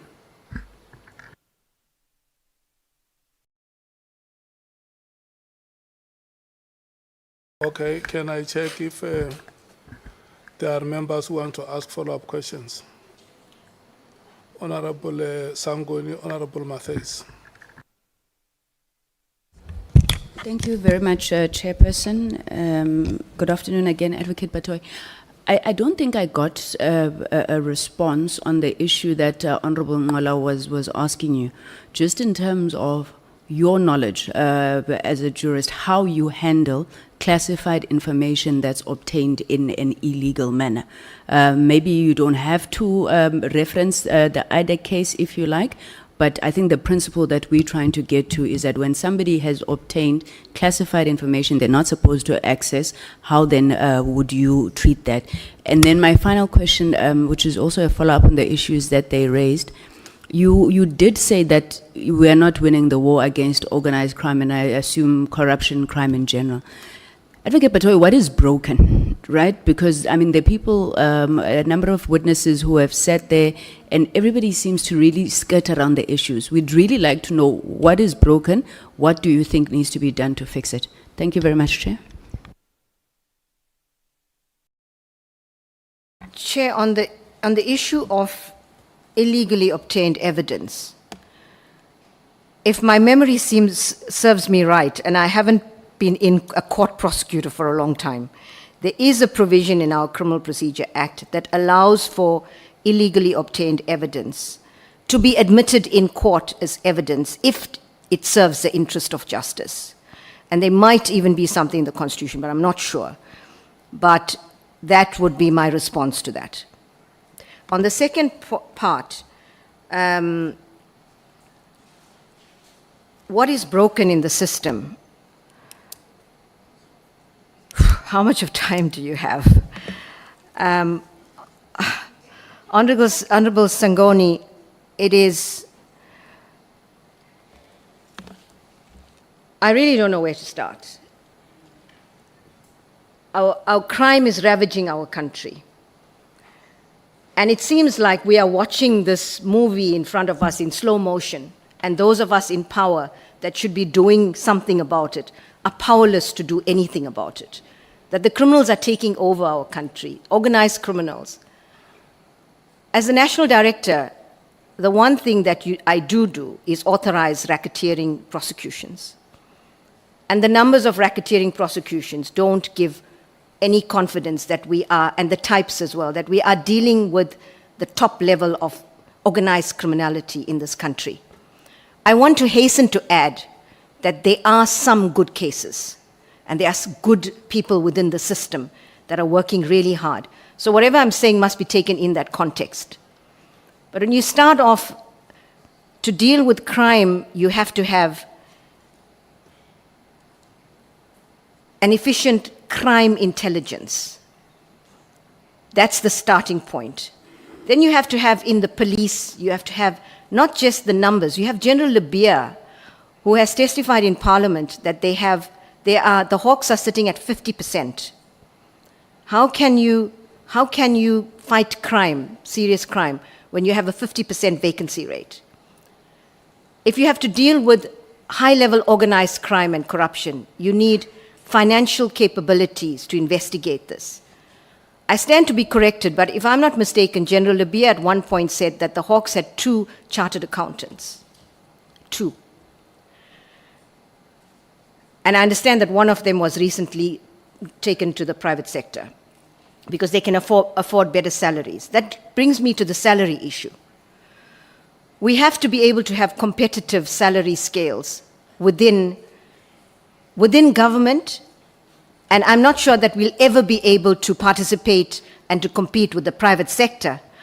But within government, we also have serious issues relating to salaries. For example, the prosecuting authority and I think the police are bound by public service salary scales. The SIU and SARS are not. And so they themselves are able to, people will, as the NPA and as the police, we constantly training people that would leave to join other departments or even leave. So the salaries are a really important issue. So, and it's about instilling an ethical culture in our organizations, professionalize. How do you, the public service has had a strategy professionalizing the police, the JCPS agenda for years. What does that mean? Professionalizing the public service, and how do we ensure, what systems do we put in place to make sure that we have a truly professional, ethical public service? And I think it starts with, corruption happens when you have lack of ethical leadership and lack of good governance. And we have to focus on on appointing ethical leadership and ensuring that there's good governance in all our systems to, make sure that we are not susceptible. I don't think we'll ever get rid of corruption, but we minimize the risks. And so then we move to the NPA, we need same capacities, capabilities, skills, the independence, and then you move to the court system. And there are huge challenges there. So that is why I said I don't want to be seen to be taking a lot of time on this, but there's a lot of challenges in the court system. There's from interpreters, for example, the different languages, you need more interpreters. We need to look at how do we use AI in our court systems so that we could be more efficient and get onto the AI bandwagon as well.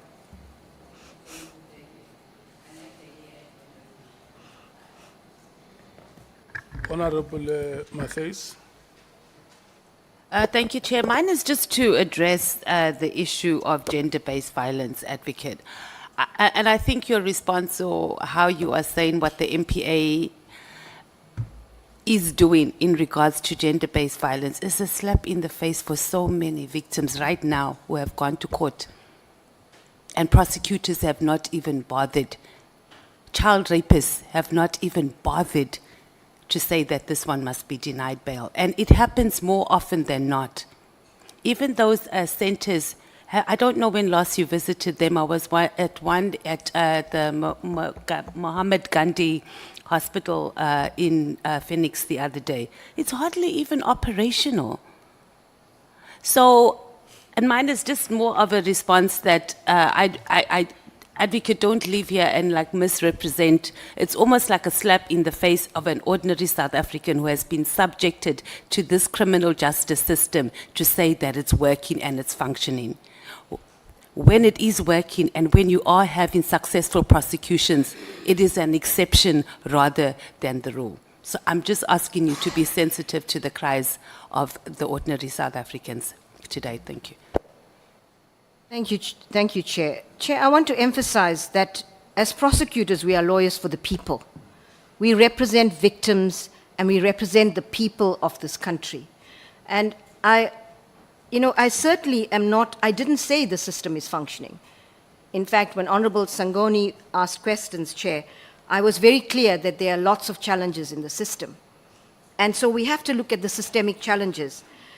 And the work that prosecutors, ordinary prosecutors, every day are doing in courts.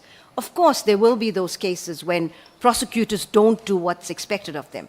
But that must be reported. We have a sexual offenses and community affairs unit where when we get, if I see a report in the media, for example, I immediately get onto it and I say, I want to report on this.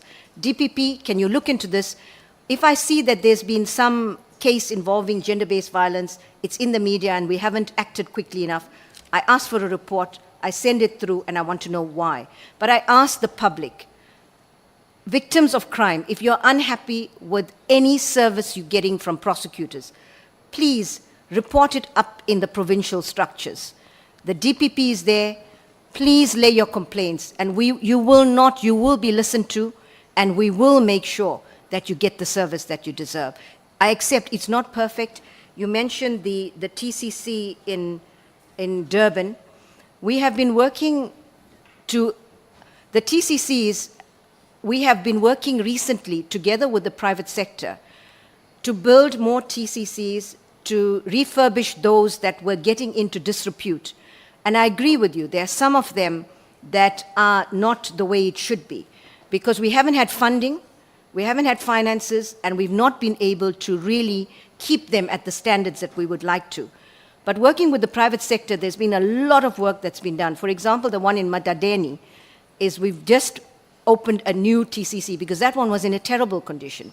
So we're working slowly, and as we get the funding, we will be able to, because it's not acceptable that we should have TCCs in that state. But we're working really hard to make sure that they are refurbished, and that when complainants come to an area, it must be conducive to them being able to get all the services that they need. MKP, your time starts now. It's 24 minutes past 3. How many minutes are you adding, Chair? I noticed Honorable Sokanyilo of the ANC took about 4 minutes more. She started at 03, finished at 14. The time is 30 plus 10. 30 for the full member and 10. Yeah, she took more, Chair. Oh, you're a full member today? Oh, wow.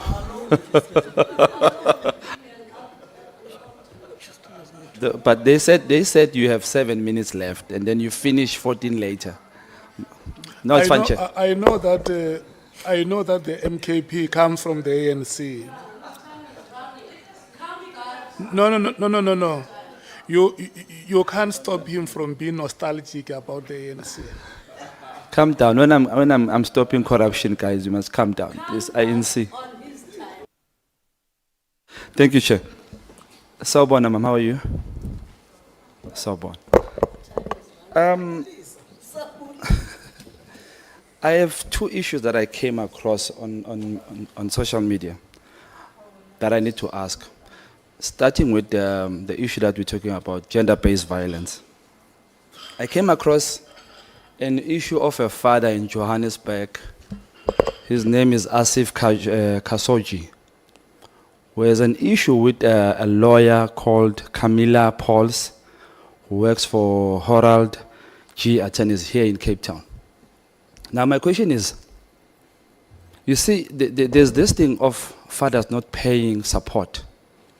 And we lack such fathers. But this father pays his due accurately, but is deprived of an opportunity to see his children, spend time with them, see medical cards, medical reports and all those things, and school reports.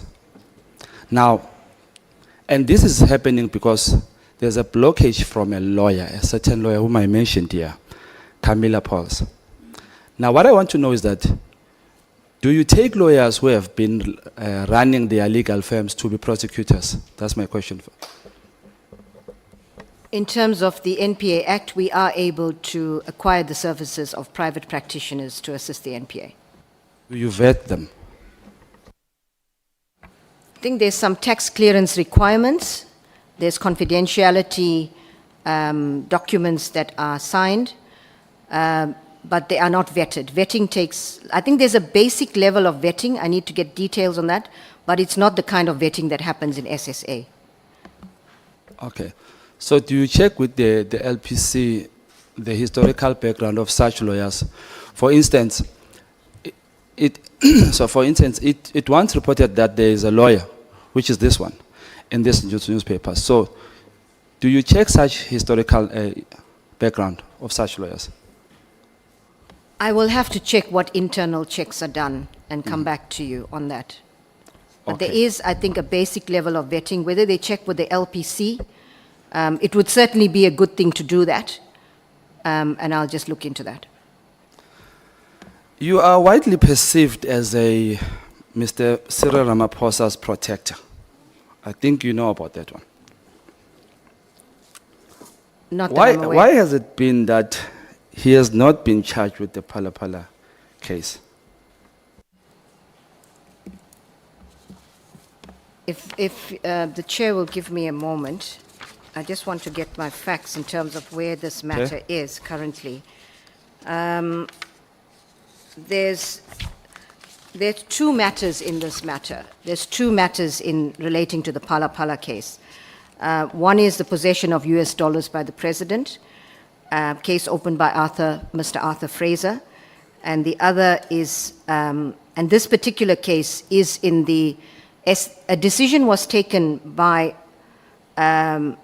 no, there's no decision on the matter yet. This matter is with the DPP, I think it's Limpopo.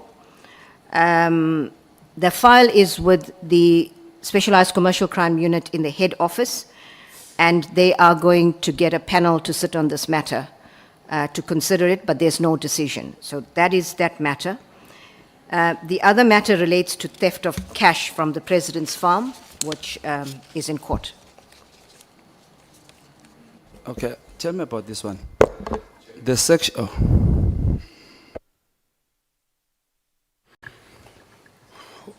Can I check what is the point, Honorable Malem? No, Chair. She can't say she's not aware of where the decision lies on the matter of Phala Phala, because there's a decision by DPP in Limpopo not to prosecute. And even the head of IDEC told us that the matter is with her because there were people who took that matter on review. And the question is, why is she unable to prosecute on that matter? Even when Limpopo declined, there was a review which was brought to attention. That's where that matter is. To say there's no decision on Phala Phala is incorrect. What I want you to do is to hold that question and allow the honorable member to conclude his questioning. I will come back to yourself and Honorable Nomval. As a belief, honorable members, you are going to distract the chain of thought of the honorable member. Just take note of your questions. You will be afforded that time.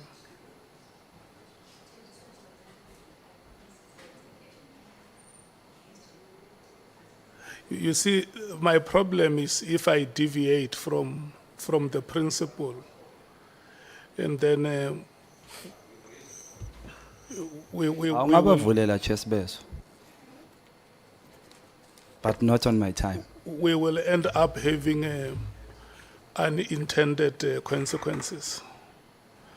May you continue, Honorable Noval. I'm going to credit you for 4 more minutes. I appreciate that, Chair.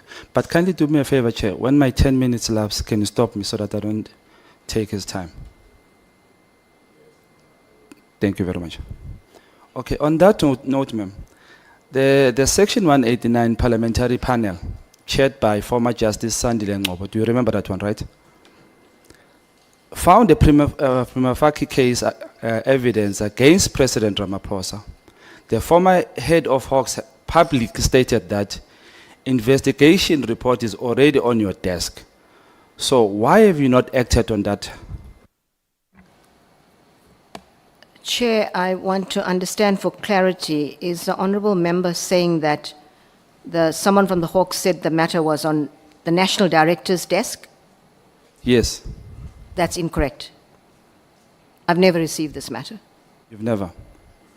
Should we do a follow-up and find that the matter you did receive?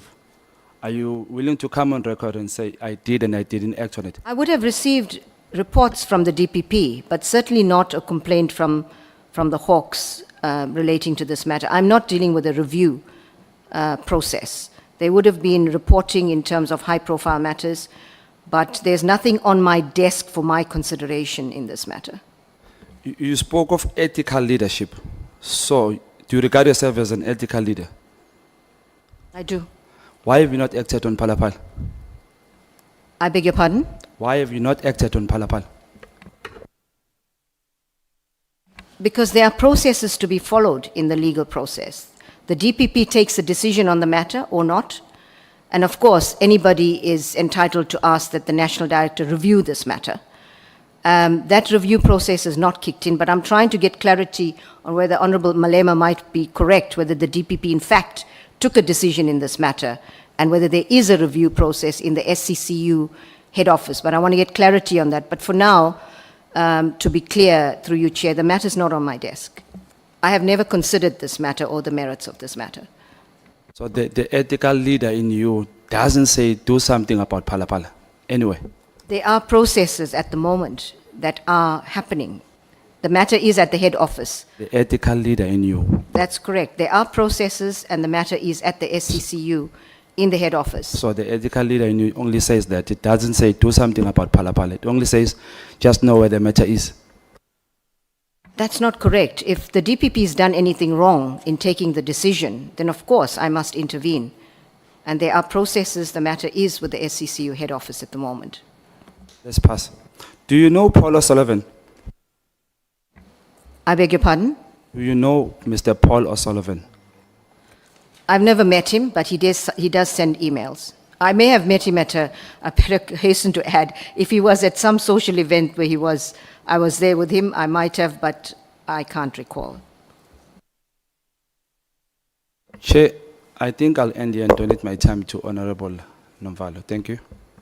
If I may. Just hold it there. Thank you so much. The honorable members who want to make follow-ups, can I see your hands? Honorable Nomvalo, Honorable Skosana,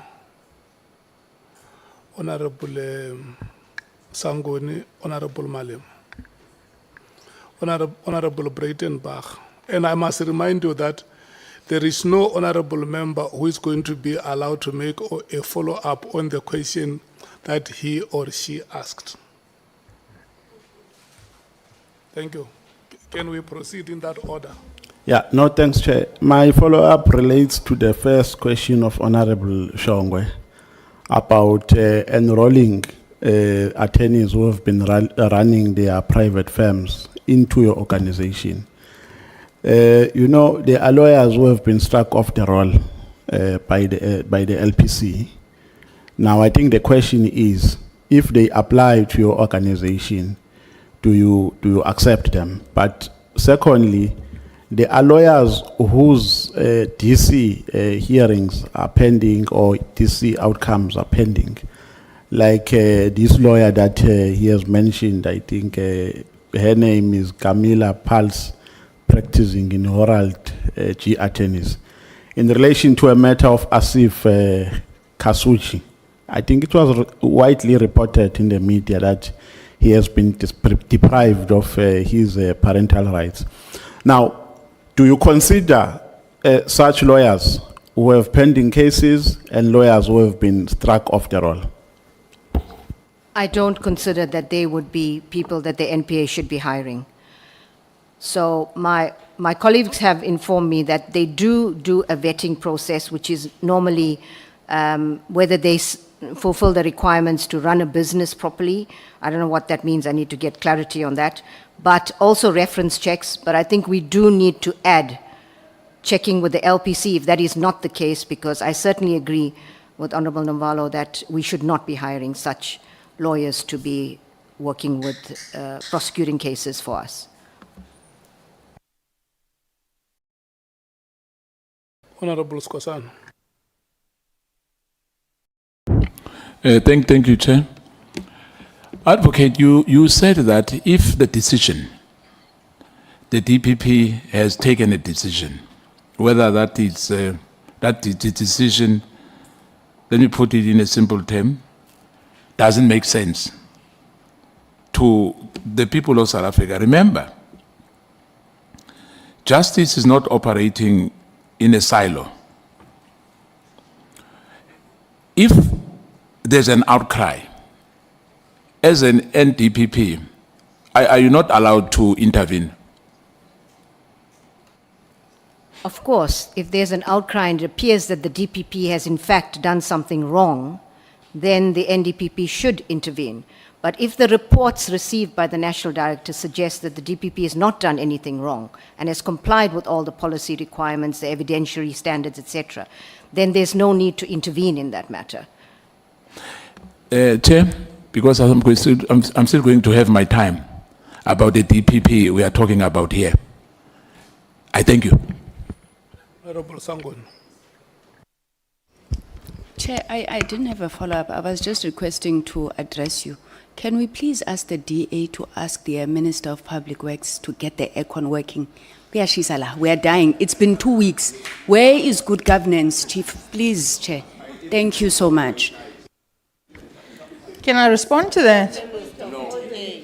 So the Minister of Public Works has been the Minister for 3 minutes. And for 30 years, the ANC has been the Minister, and they did nothing here. So don't come to me. Honorable Breitenbach,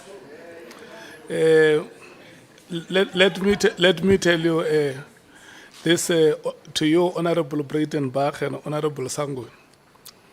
You know, Walter Sisulu, when he was asked what made him one of the best secretaries of the ANC, he answered by saying that the day he was elected, he took Walter home and brought a secretary to the ANC. The two of you, can you take the ANC and the DA home and bring public representatives here? Honorable Malim. No, I wanted to check if Advocate have you confirmed, because it will be very worrisome that you come before this platform and you know one of the high-profile cases you're dealing with is this matter of Phala Phala, and you come and say you don't know what's happening with it. I mean the NPA withdrew this matter. I mean refused to prosecute. And it was announced, and it was said that the matter is before you. I think that should be in 2024, somewhere there, where the DPP of Limpopo said it's not prosecuting, and then there was an outcry, and the response was that the matter is being reviewed by the NDPP.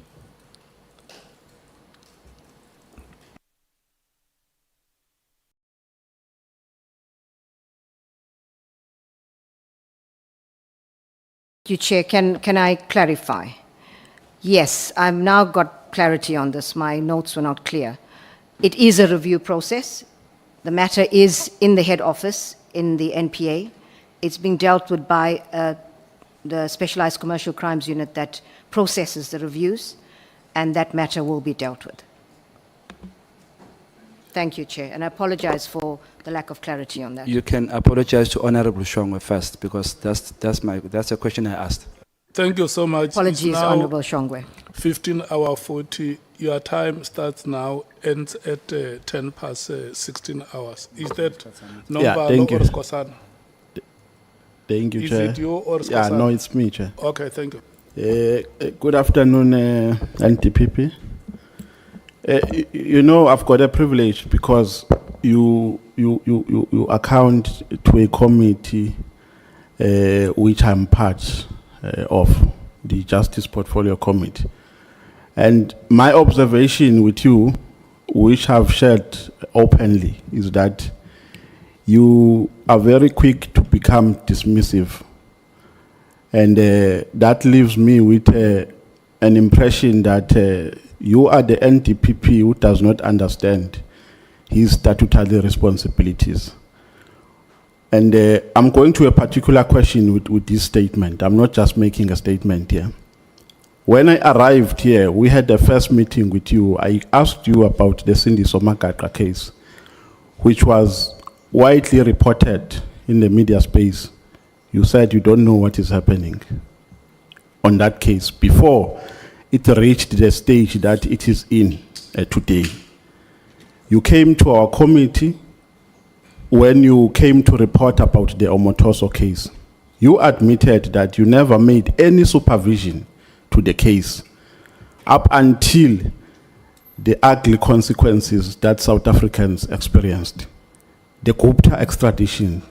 There are many cases that I can explain which you failed to supervise in terms of the statutory responsibility that is given to you. Now, I'm not crucifying you here unfairly so. I'm saying this based on experience. And I even requested that you resign before January because I think you are just in this position for the sake of being in it. You don't understand it. I made a plea and I even said to you, even if I meet you in town, in the toilet, everywhere, I will request you to resign because in my understanding, you are not fit for this position. Now, Section 34 of the NPA says, the NTPP may direct a DPP to submit a report to him regarding a specific activity relating to his or her powers, duties, and functions. That is the first section that gives you huge powers to run the institution holistically. Section 22 says, the NTPP may direct a DPP to submit a report in respect of any case, matter, prosecution. Now, when it says prosecution, it gives you a responsibility to summon a report, even if the prosecution is still underway, to say, NTPP, come to my office or give me a report about this matter and advise or overturn, as you said that you can overturn the decision of the NTPP. But in many instances, you refer a responsibility to the DPP and says, no, it falls in his competency and you have no statutory responsibility.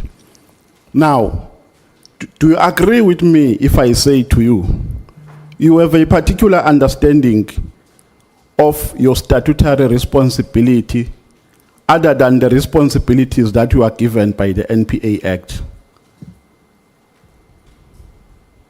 I'm not sure I understand the question, Chair.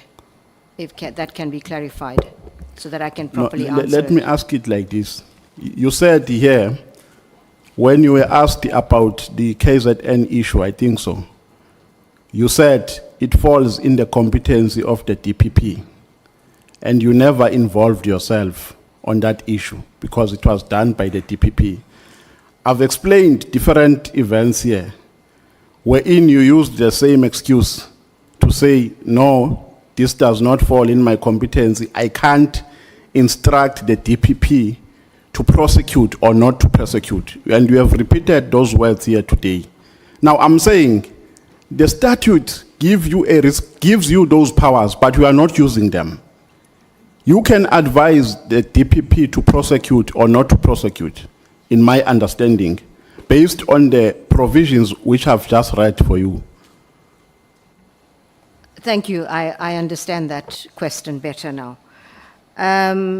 Firstly, I cannot advise a DPP, Honorable Chair, to prosecute or not to prosecute a case because I do not get involved in assessing the evidence in a case.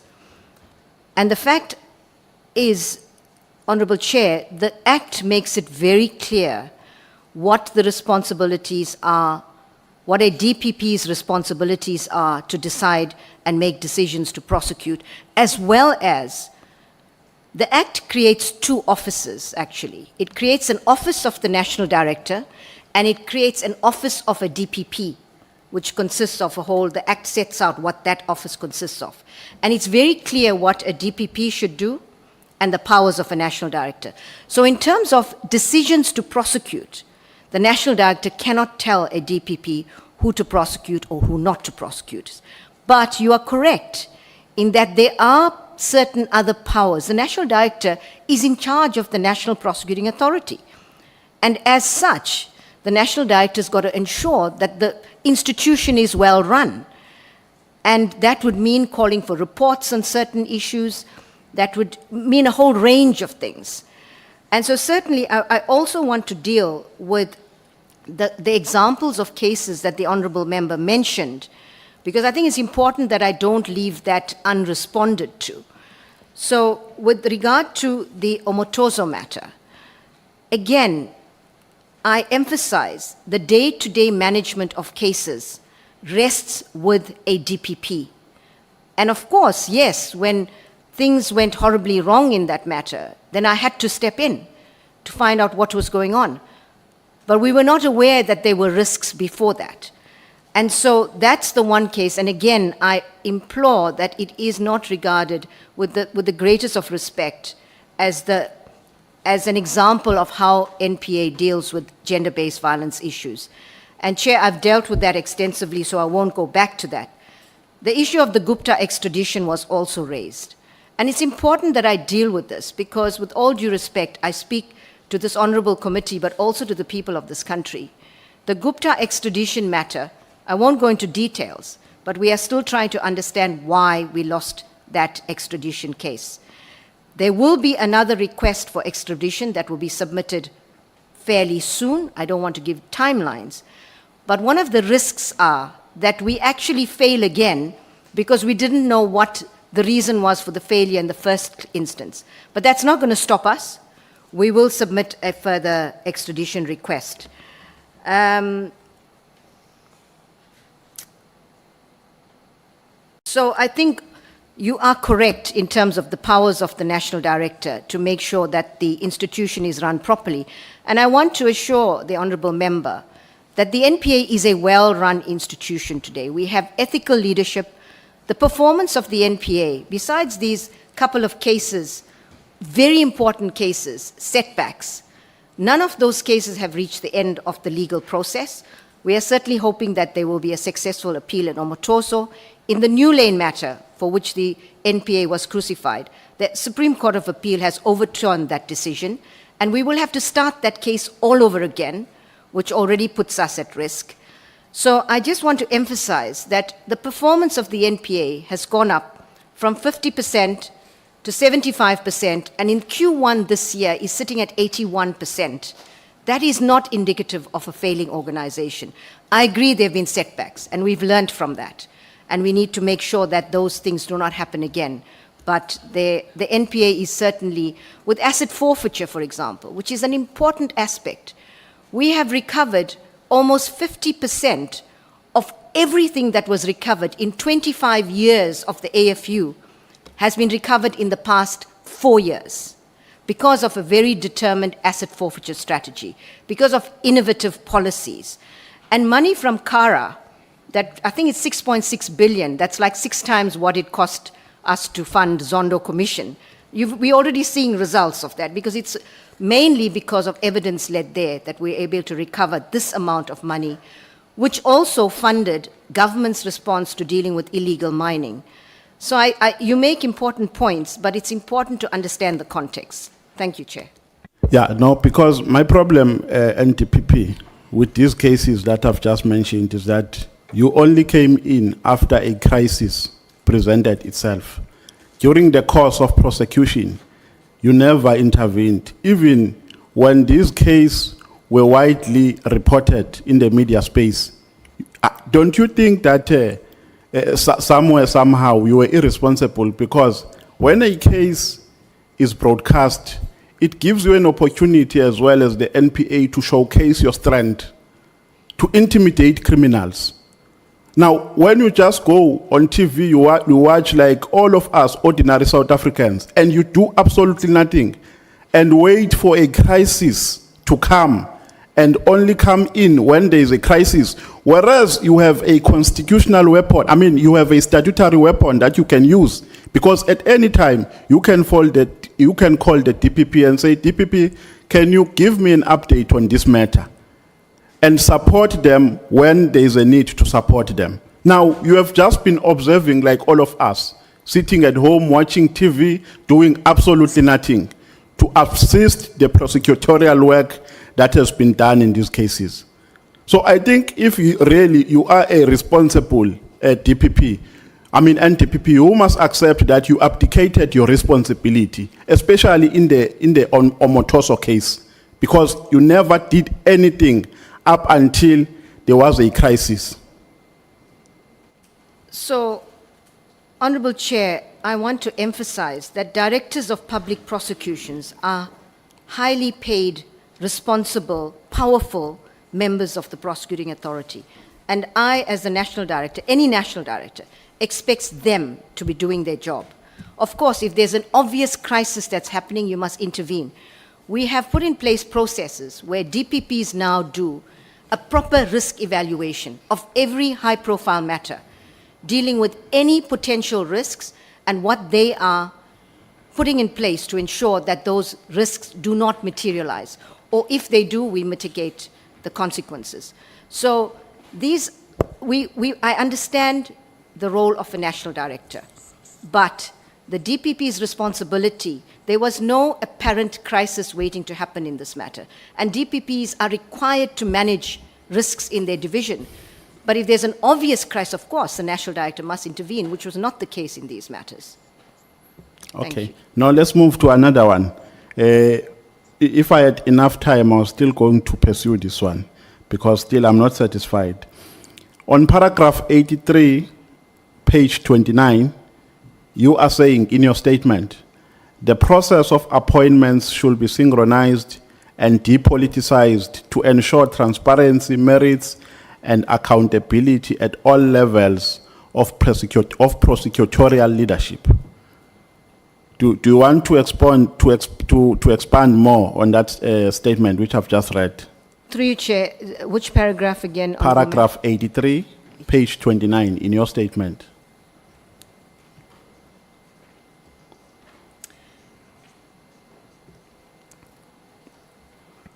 Yes, thank you, Chair. Yes.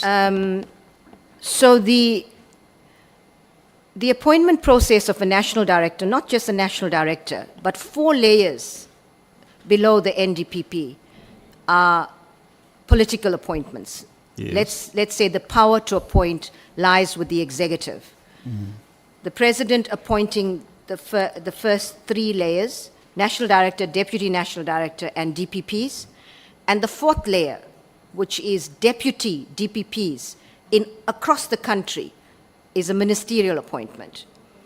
And so I think it's important that, and it's very good that the president and the current minister have now initiated transparent processes to appoint the national director.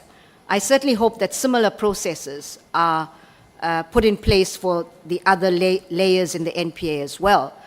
But in order to ensure that you have a professional national prosecuting authority, you need to ensure that the person that is appointed, persons appointed at all those levels, understand what their oath of office means, understands what the rule of law means, and understands that you conduct and you do your work without interference of any nature, whether it's across the board, and that's set out in my statement. But I think what I would want to say is that perhaps the process should be depoliticized in the sense that if there is an open and transparent process, I like what the current minister and president have done, is that except for the minister, I think there's no politicians in that committee. That is a way of depoliticizing it, which is a good practice. So those are some of the things that need to be done. Yeah, you know what attracted me in this statement or in this paragraph are these two words, synchronized and depoliticized. And they left me with an impression that your impression is that the current process is problematic in that it attracts political interference by its nature and by its design. I think an NPA, given the way it's structured, I'm not sure that there are many prosecuting authorities in the world that do not have some line of accounting to the executive. So that is something will be there, but you need the executive and the prosecuting authority to have people in these institutions that actually respect the authorities and independences of each. And as I've said, we are very fortunate in this country right now to have that situation where there's no political interference at all. I've worked with 3 ministers now, and I've not had political interference from any one of them or from the president himself. I think you are now confusing me because we are saying here, unprovoked and voluntarily, that the process must be synchronized and depoliticized. In the same breath, you are saying there has been no political. So where are you taking this thing from? From the atmosphere? Because when you say it must be synchronized and depoliticized, you mean currently it is politicized. No, I don't. I mean, that was what will be. This committee also wants, recommendations in terms of how we can improve processes. So it doesn't mean it's currently politicized. I thought maybe to a certain extent you are agreeing with a perspective of the MK. We've made a submission in the constitutional review that the appointment authority must not be vested in the powers of the president, as it is suggested by Section 11 of the NPA, and the removal authority as well. Our view is that the NPA must go under Chapter 9 institutions. They must be either appointed by Parliament or by any objective panel. That is our view. And 2, the current system doesn't allow a Parliament to act when there is a crisis in the NDPP, in that it only allows Parliament to come at the tail's end. So the process, the suspension or the removal process is initiated by the president. That is our perspective. So I thought maybe we are in agreement, because our view is that the current form or the current system attracts political interference. Now we are saying the current process is not politicized. You have never experienced any political interference, but in a statement we are saying it must be depoliticized. If I may respond to that, the issue of the Chapter 9, and see the MK party is aligned with the DA as well in that regard, with regard to the Chapter 9 institution. As I said earlier, there are very few countries in the world where a prosecuting authority is completely outside of any executive accountability lines. And so, from that perspective, we'll have to change the constitution to start off with, and of course that's not impossible to do, I understand that. But to make the point that this is very rare where a prosecuting authority is completely without accountability of some sort to the executive. And that being the case, I think one way of strengthening, I agree, the advantage of a Chapter 9 is that the removal of the head of a Chapter 9 requires a 2/3 majority from Parliament, when in fact the removal of an NDPP, I hope I get this right, is a simple majority. And so I think what you can do is amend legislation to make the removal of a national director dependent on a two-thirds majority in Parliament. And I think that is the one really good advantage of a Chapter 9 institution over and above the current framework of the prosecuting authority. But I want to hasten to add that the financial and operational independence of the NPA, which the Minister is addressing, is a critical aspect that will certainly strengthen the prosecuting authority. NTPP, do you know that the ANC, and I'm not mentioning its name here because I've got some obsession of some kind, but it's inevitable. Do you know that the ANC has a policy called the step aside policy?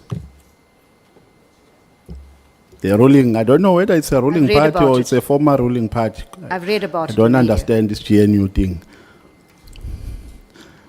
Do you know that they have a policy called the step aside policy?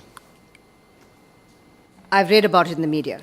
Has that policy not influenced the running of the NPA? Especially towards conferences.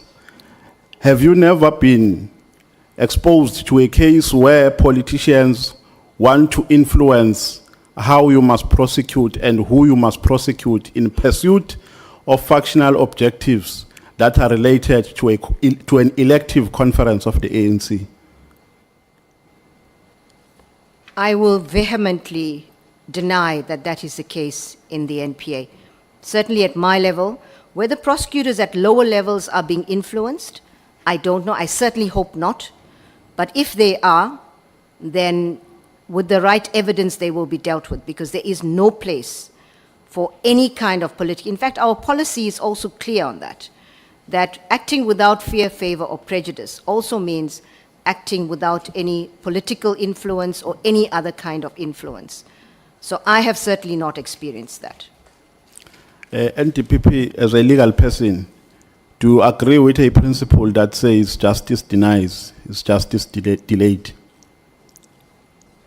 Justice delayed is justice denied. I mean, justice delayed is justice denied. I'm sorry. I do agree with that.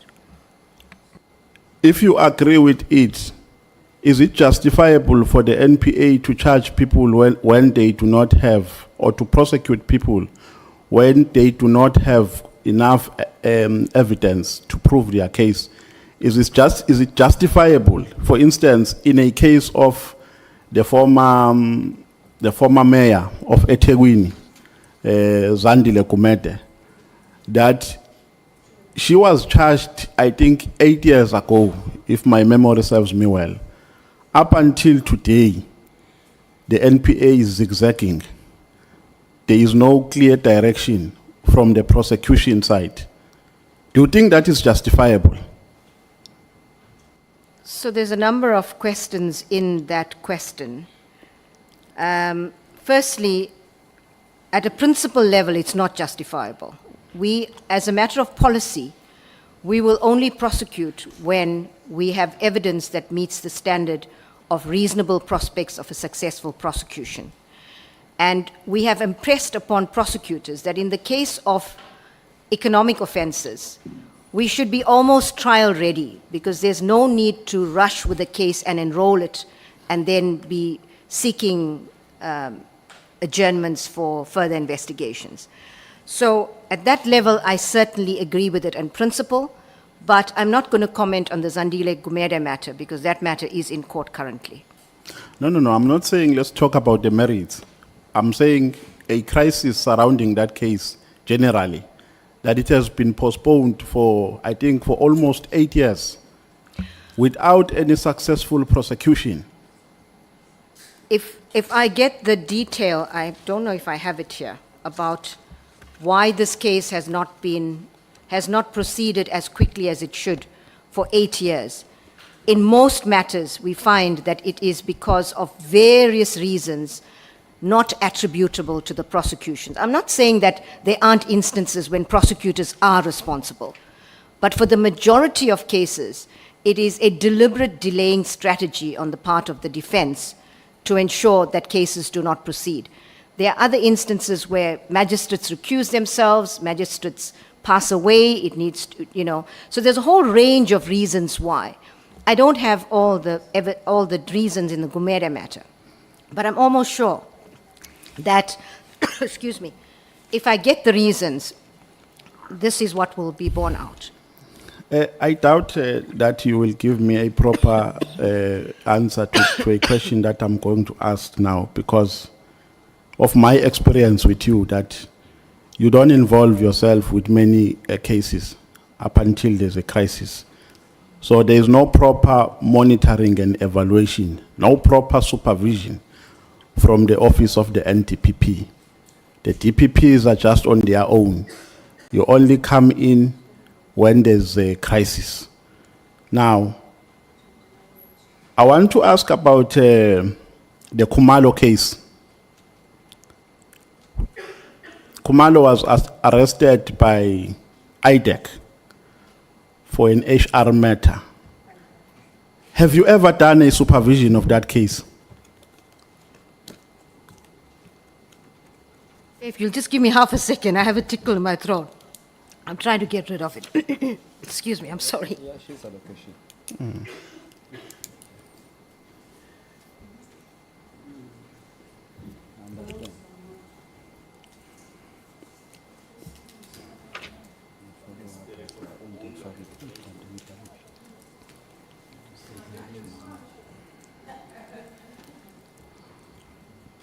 Sorry, it's my post-nasal drip. Triggers Chair, sometimes. She has been coughing for a minute, Chair. No, but Nomvalo, you are unfair. The question is hard. Yeah, she's a question. So My consider my apologies. time, Chair. I must apologize for this.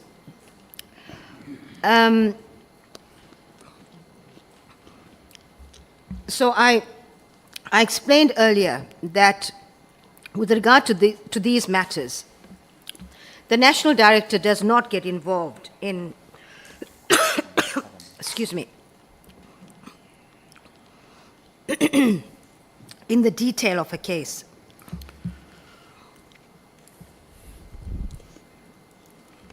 So you have never supervised, even after it was broadcast? No, I'm sorry, I'm just trying to. Or you're not done? I'm not yet done. Oh, My okay, apologies. Yeah. Protect the witness. You are breathing heavily. I need a on minute the and neck I'm sure I'll be fine. of the witness. It normally please works with the back off? lozenge. So Okay, no, Advocate. we can take a break, Chair. I think I'm fine, Chair. I can Relax, continue now. relax. Thank you. In that matter, as I explained, well, in all matters, particularly, well, let's deal with IDAC matters, because it relates to an IDAC matter. I get very, very high-level reports, and verbally, because of leakage of information, the ID gives me very high-level reports, verbally, generally. In this particular case, she informed me about the impending arrest of the head of crime intelligence. I said to her, Andrea, are you sure this is a watertight case? Because arresting the head of crime intelligence is not something one takes lightly. There must be a watertight case, and she explained to me that it was part of a much bigger case strategy. This was one case that's part of a much bigger case strategy, and that the case was solid. But again, I urge, if anyone feels aggrieved by that decision, to bring a review process. And I assure the people of this country that I will look at any case, whether it's Phala Phala or this matter, objectively, and decide whether the correct decision was taken. So they informed you before they effected the arrest? That is correct. So you relied on a verbal briefing. You never said, bring me a referral if there's any, so that I can satisfy myself that we have a strong case here. Sorry, can you repeat the question? I'm saying, you are saying, you asked her if the case is watertight, and she said yes. I'm saying, to you, that was enough. You never went further to say, bring me a referral, bring me documents, so that I can also satisfy myself that we have a strong case here. We have processes in the prosecuting authority to ensure that cases are it's not just one person that takes a decision, not just the ID. There's a team of people that actually work together to decide on these cases. So when the head of the investigating directorate gives me her assurance that the case is strong, I must take her word for it. So you took her words. You never required. That is correct. Or you only relied on her words. And a very high level briefing of what the case was about. So, according to your knowledge, was the arrest procedurally fair?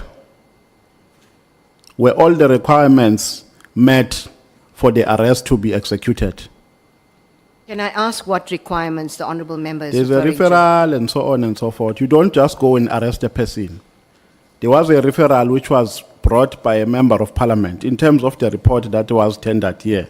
I'm saying, did you satisfy yourself that all the required documentation and the requirements were met before the arrest was effected? That is not the function of a national director. And I certainly did not go into that level of detail. It means we have different acts, NTPP. Really, I don't know the act that you have, but in terms of the act that is before me now, you do have that statutory obligation. When it says a report can go further by saying, give me the documents which are relevant to this prosecution or arrest, so that you do not become a victim of misrepresentation. You can do that. There is nothing that stops you. That is why I said, to me, you appear as the NDPP who does not understand her statutory obligations. Chair, as I mentioned, the IDAC head gave me a high-level briefing on this case, a high-level case strategy, and why this case was strong enough and important enough for them to proceed. I agree with you. The National Director requires that kind of assurance from the DPPs to ensure that we don't have errant DPPs or IDs that are doing their own thing. It's important to have that level of assurance. And in this case, I got the level at a very high-level briefing, that level of assurance from the ID in this matter.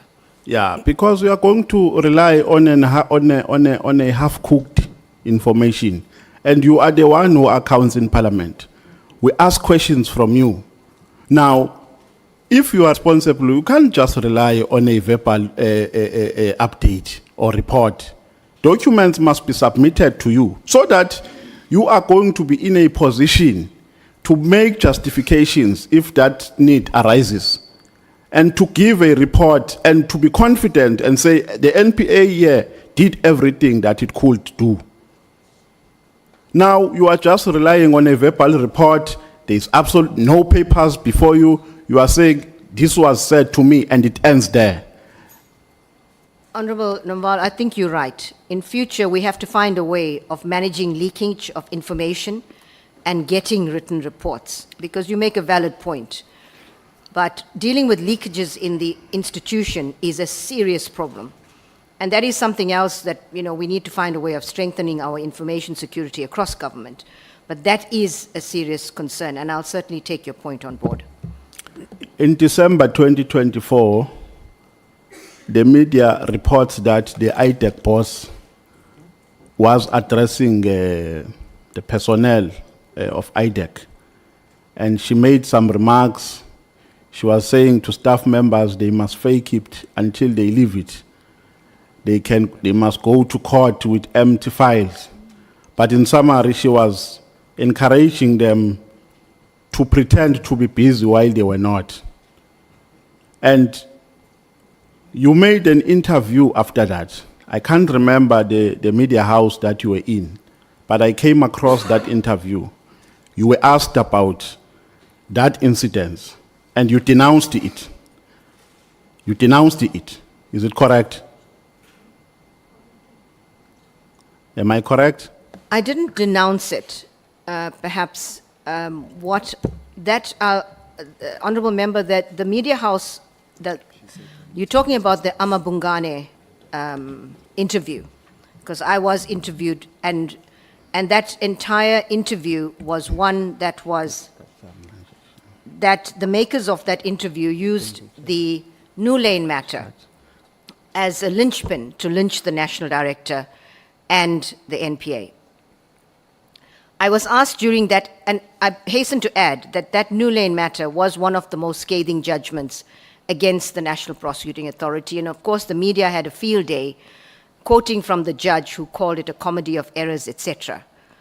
We took that matter on appeal, and the Supreme Court of Appeal overturned the New Lane judgment, and in fact said in that decision, and it's important because this case seriously dented the reputation of the NPA, but the Supreme Court of Appeal overturned that decision. And in fact, the judgment rendered by the SCA is one of the strongest against the conduct of a judge that I have read.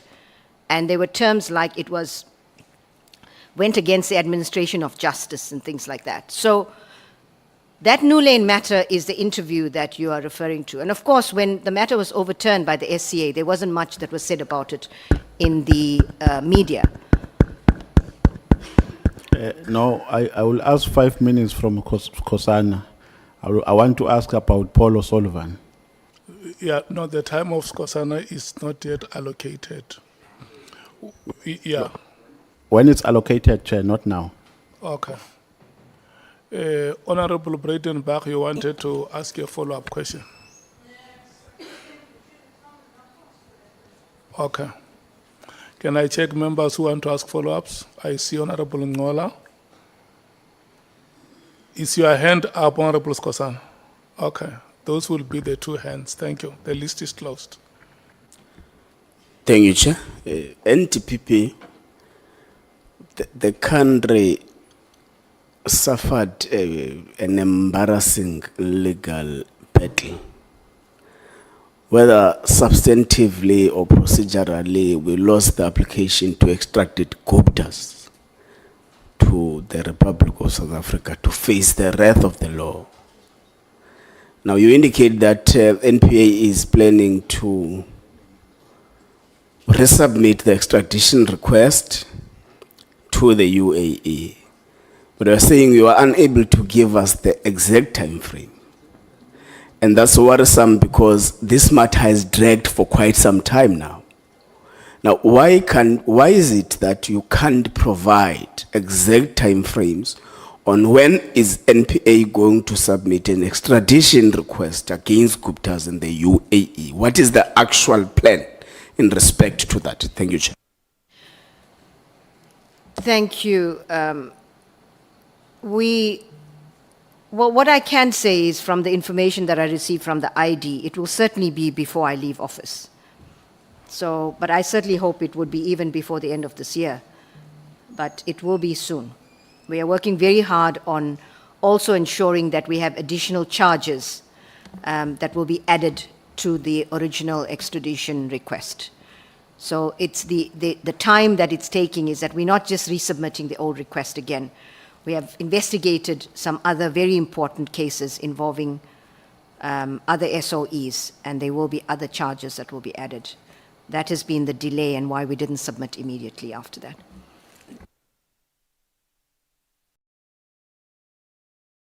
Honorable Skosana. Follow up on top of follow up. The Honorable Ngola just asked the advocate. I just want to ask you, when the minister assured South Africans that... Honorable Skosana, you are not asking a follow-up on the question that was asked by Honorable Ngola. No, I was going to ask that. So on top of what he was asking, my way of questioning will be different from Ngola, but it's the same follow-up which I want to get from her. I just want to remind you that when your hand was up, you did not know what he was going to ask. No. I knew what I'm going to ask, Chair. Okay. Yes. Now, perhaps let me say this to you. Have you ever spoken to the minister then, Lamula, about this extradition Honorable Ngola is talking about? We had many conversations. About this matter, the extradition matter, have you ever discussed with him? Yes, about that. Are you aware that the minister assured South Africans that the Guptas will be extradited from Dubai? Are you aware of that? Didn't hear that. I'm saying, are you not aware that the minister assured South Africans that the matter of the Guptas, they will be extradited to this country? It's just a matter of time. Was that discussion between you and him, or it was a political statement? Maybe you distance yourself from what the minister told us. No, I don't distance myself from what the minister said. I don't know the details of it, but what I can confirm is that there will be an extradition application, and this country will do everything possible, the NPA will do everything possible to extradite the Guptas, who have been responsible largely for bringing this country to its knees, for the state that the country is in terms of when corruption has a face. The face of corruption is no sanitation, no water, no roads. The basic infrastructure of people was stolen by Guptas and others allegedly working in concert with them. Let me add. If I may finish, Chair, I'll be very quick. We Okay. owe it to the country that they are brought back. So what the minister said, I'm not sure, but certainly we will do everything possible from our side to extradite them. Extradition does become a political process. And so, you know, we can't guarantee it because the process is completely in another country. But certainly from our side, the minister would be correct if he said that we will do everything possible to bring them back. But the advocate, for me, you are, you know, we had a witness here, Minister of Police, we are doing exactly that now. I'm saying to you, my question is simple to you, a follow-up question on this matter, because you are talking about extradition of the Gupta family, which South Africans are waiting for. Now, my question was, have you discussed that with the minister? Because the minister assured South Africans, because as you said, let me add on that, this country is in this state because of Pravin Gordhan. You might not want to mention him, but I'll mention him for you. That family. No, I'm saying I don't want to be selective. We want them to come here to account. But I'm saying to you, hence you said that we are in this problem because of the Guptas, wrongly or rightly so. I'm saying to you, it doesn't matter whether he died.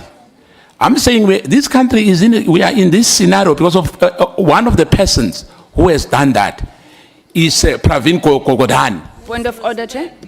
Now, no, I don't. He never respect us when we are alive. You can't tell me how to deal with that matter. Point of order, Chairperson. Now, Can I take the point of order? yeah, please, because they are starting their Each time he shenanigans does now, this. raising point of orders, Each time raising he their does hands, this, we because will end. I'm mentioning somebody which they love. You know, and I'm saying let them Chairperson. refrain themselves, because I'm talking to the advocate. The advocate is capable of answering for herself. You know, now, my last one, Chair, Honorable, on this matter, I want us to finish it because they were intimidating me and we are not protecting me, Chair. Honorable Skosan,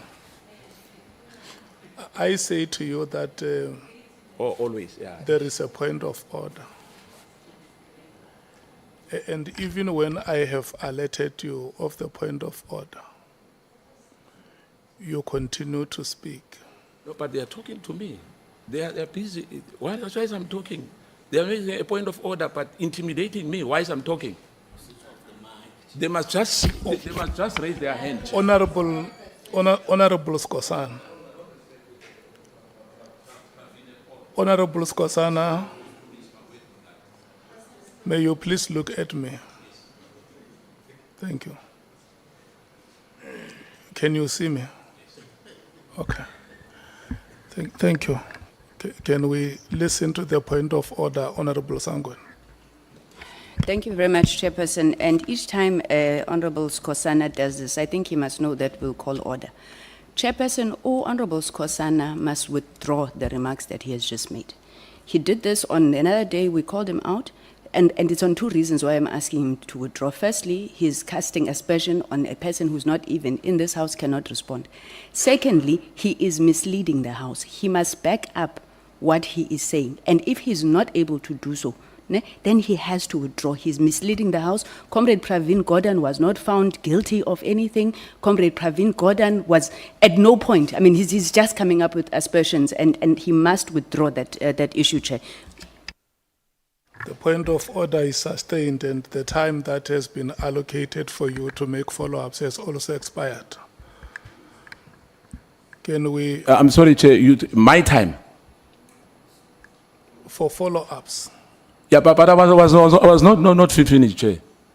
Let's be beyond reproach in terms of political parties. No. If you're saying it's sustained, Sangoni, it means we are saying I'm wrong. Honorable Skosana, No, if Chair. if you may please listen to me. You know, when we allocate your time to ask you follow-up questions, we have always differentiated between follow-up questions and opportunistic questions that come with the bandwagon. So the time allocated for follow-up questions has expired. You are going to be allocated your own 30 minutes where you will come and rightfully field the questions that you are opportunistically trying to smuggle now. So if you have seen the time that Honorable Nhlanhla used to ask follow-up questions, you will agree with me that now you are 4 times beyond that time which was allocated to him. And I want to persuade you to agree with the chair and support the chair that we must move forward. Thank you so much. Can we move to the Democratic Alliance? Chairperson, we can't move. You said the order is sustained, he must withdraw. He must withdraw, Chairperson. These matters relating to the Guptas were fully ventilated in the State Capture Commission. Comrade Pravin, there were no findings that were made against Comrade Pravin. And for them to keep coming here every day and misleading us and saying Comrade Pravin was responsible, that can't be allowed, Chair. He must withdraw. Did you hear what it means when we say the order is sustained? And I can see that, Honorable Skosana, you don't have a temptation to compete with the date. Chair, for the sake of progress, I'm going to do for the sake of progress, I'm going to do a noble thing. But I don't want people to say, yesterday I said that, I said that. Let's talk about what I said now. I'll withdraw now. Let's go. Let's finish with the advocate. Thank you. Thank you so much. Yeah. And Honorable Breitenbach is applauding. Honorable Sokanyile and Honorable Skosana, you take Sokanyile home and you take Skosana home. Bring a public representative here. Please repeat that, Chair. I mean, take Sokanyile home, take Skosana home, bring a public representative here. Yes. Yes. That is what makes you a public representative. Yeah. Honorable Breitenbach and Honorable Cameron, who is starting between the two of you? So it's going to be you and Honorable Chopper. I'm allocating you 40 minutes. Yes. Chair, I still had a follow-up, remember? Okay, before Honorable Breitenbach, let's take the follow-up from Honorable Shongwe. Thank you, Chair. Advocate, there's something that is stuck in my head that you said before I asked this question. You said you don't see us finishing corruption in South Africa. That worries me. I hope you look into it on your own time. But this is my question. NgesiZulu we say iqala alboli. I don't know how to say that in English. But when are you opening a case for Honorable Party Andre Johnson, whom you said this thing that she did in being in the panel of her husband was 20 years ago. When are you acting on that, if I may ask?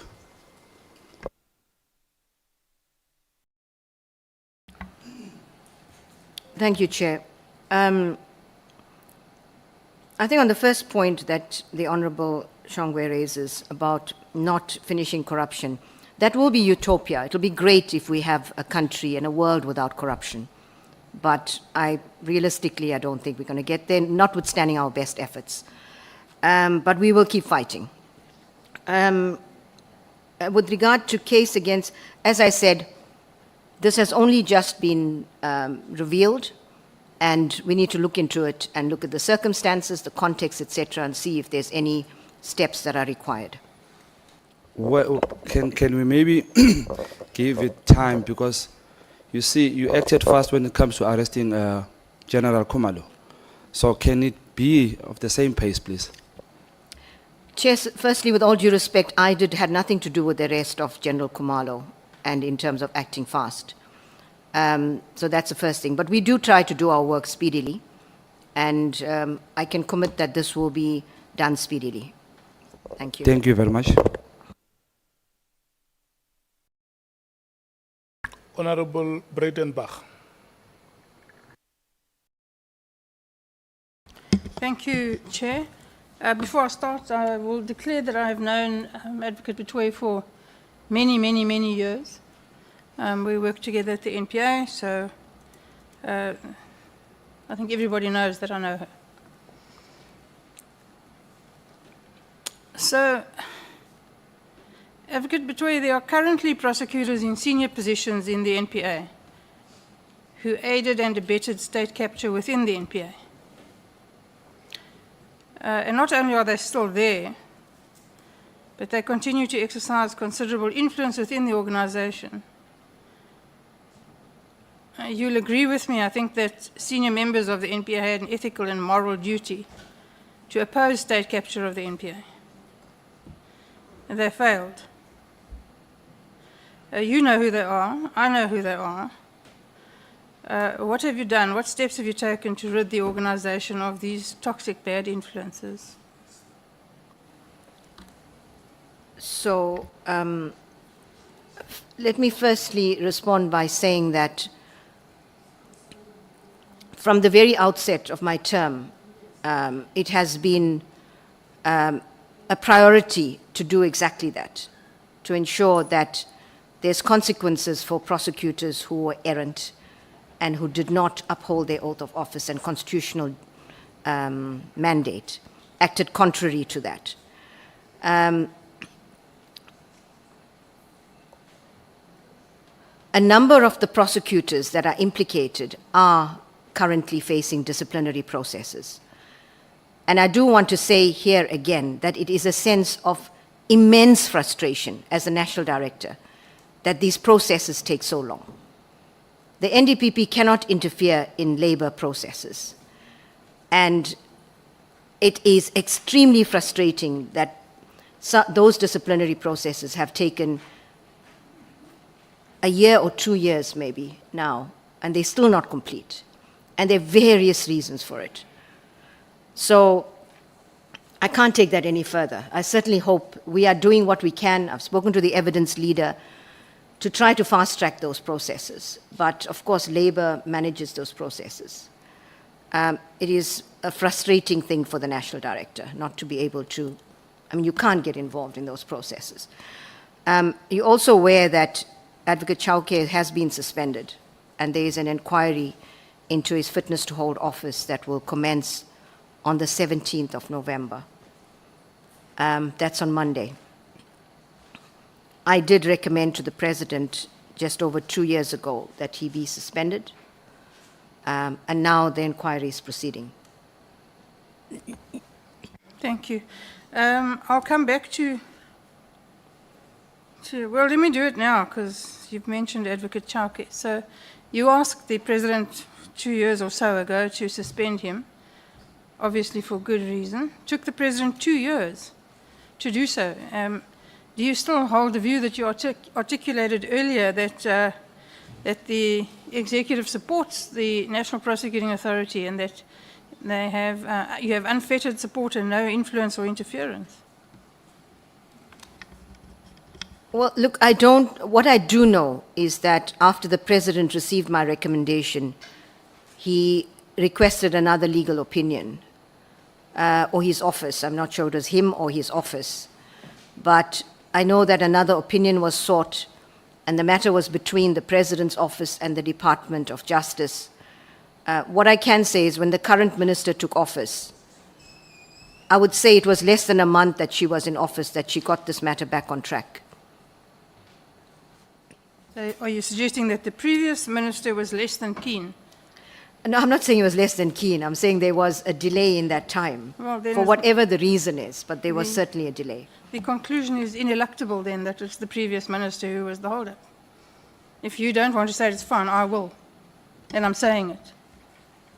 I don't have any reason to come to that conclusion. Yeah, right. Yes, but Chauke is not the only person that we're both talking about now. There are the prosecutors who insisted on, for instance, the Cato Manor prosecutions in the face of no evidence whatsoever. Nothing has happened to them yet. The disciplinaries are, we're told, in the post. And they're not the only ones either. There are more. Sorry, Chair, through you, I should have completed my answer. The IDAC is also investigating these matters, and there has been considerable progress in the matters. So I don't want to say anything more at this stage. So what would your view be with regards to the state capture of the National Prosecuting Authority and DPPs and senior ones at that, who took the view at the time, openly, that they wanted to keep their jobs and they weren't prepared to, what they, as they said, make waves, not prepared to oppose the capture of the MPA? What would your view of that be? No prosecutor should do that. It goes against your oath of office, your mandate to agree and go along with supervisors. It's difficult who are acting in a way that is not in line with their oath of office. And in my regional visits to prosecutors recently, I've made it very clear to them that if you are in that situation where your superiors, the leadership, is doing something that goes against your oath of office, you must respectfully disagree to go along with something that goes against your oath of office. Respectfully. But you do not go along with it because it's your supervisor that is influencing you. It's unacceptable for a prosecutor. It goes against all our code of conduct, our policies. It, in fact, could amount to a crime. Well, I want to suggest that you look closer to home and look in the ranks of your deputy national directors. You'll find who I'm talking about. I'm sure you know who I am talking about. Don't, I'm happy to tell you. Do you know? I know who you're referring to, yes. Good. So I'm look not, closer I'm not to home. aware of evidence against him. Oh. Okay. Well, I'm telling you, he said it to me.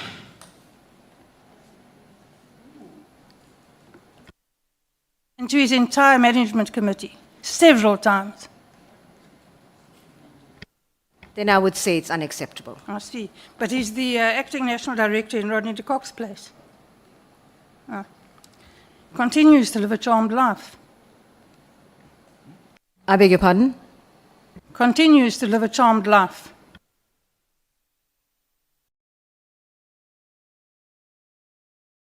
I'm not sure. I was wondering if that was a question. It's a statement.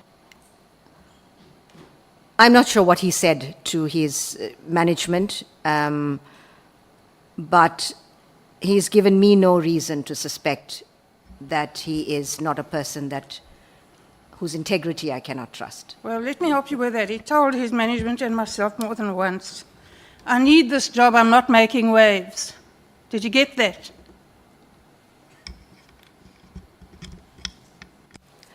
That's unacceptable conduct. Good. Now, you say that prosecutor-led investigations have increased the successes of prosecutions. Is that correct? Did I understand you correctly? We were talking about prosecutor-guided investigations. Yeah, same thing. PLI is the IDAC model. Will you agree with me that it only has the potential to increase successes if you have all the components that you need for it? So you need a capable police and DPCI. I did make that point. Yeah, which we don't have. I agree completely. Yeah, we don't have. You There are a need number of... You sorry, need a capable NPA, which we don't fully have. You We- need access to proper resources, which includes access to serious forensic capabilities, accounting forensics, cyber forensics, and other technological resources, which we currently do not have or do not have fully. But what you need most importantly is you need competent, experienced, and confident prosecutors who are able to confidently take cases to court in the face of strong opposition of defense counsel, who have no such restraints and currently have a free ride. Would you agree with that?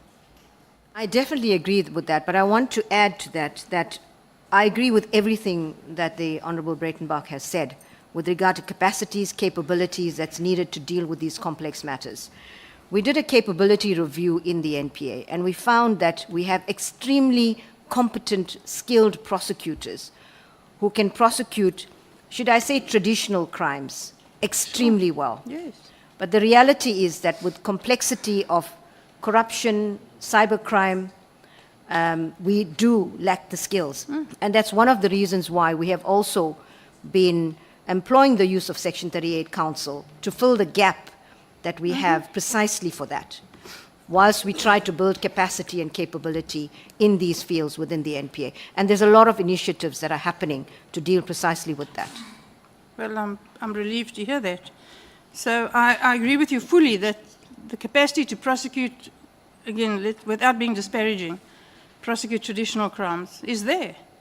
And let there be no misunderstanding. I think there are thousands of prosecutors who go to work every day and do their best under very trying circumstances. That includes the police and everybody else. It's not a lack of trying. It's a lack of capacity. And this kind of capacity is not learnt in a book. You can't get a note from Justice College on it. I agree with you. It comes with a certain level of training, but experience as well in these types of cases. And the sad reality is that the prosecution, the NPA was not prosecuting these complex matters before 2019. So the capacity was not, in fact, there was a deliberate attempt not to deal with many of these matters. One of the things I did when I took office was to say that the SCCU, we need to do an audit of all the cases in the SCCU to remove the cases that should go to the normal regional courts so that the SCCU focuses on the types of cases that it was meant to focus on. And so that was part of the process. But of course, when you have prosecutors that are not prosecuting these matters, then it comes with experience. So we've been trying to actually fill that gap in capacity through various ways. Well, the SCCU was never instituted or set up to prosecute traditional cases. It's never been part of its mandate. So if they were doing that, there should be consequences for those prosecutors who allowed that to happen.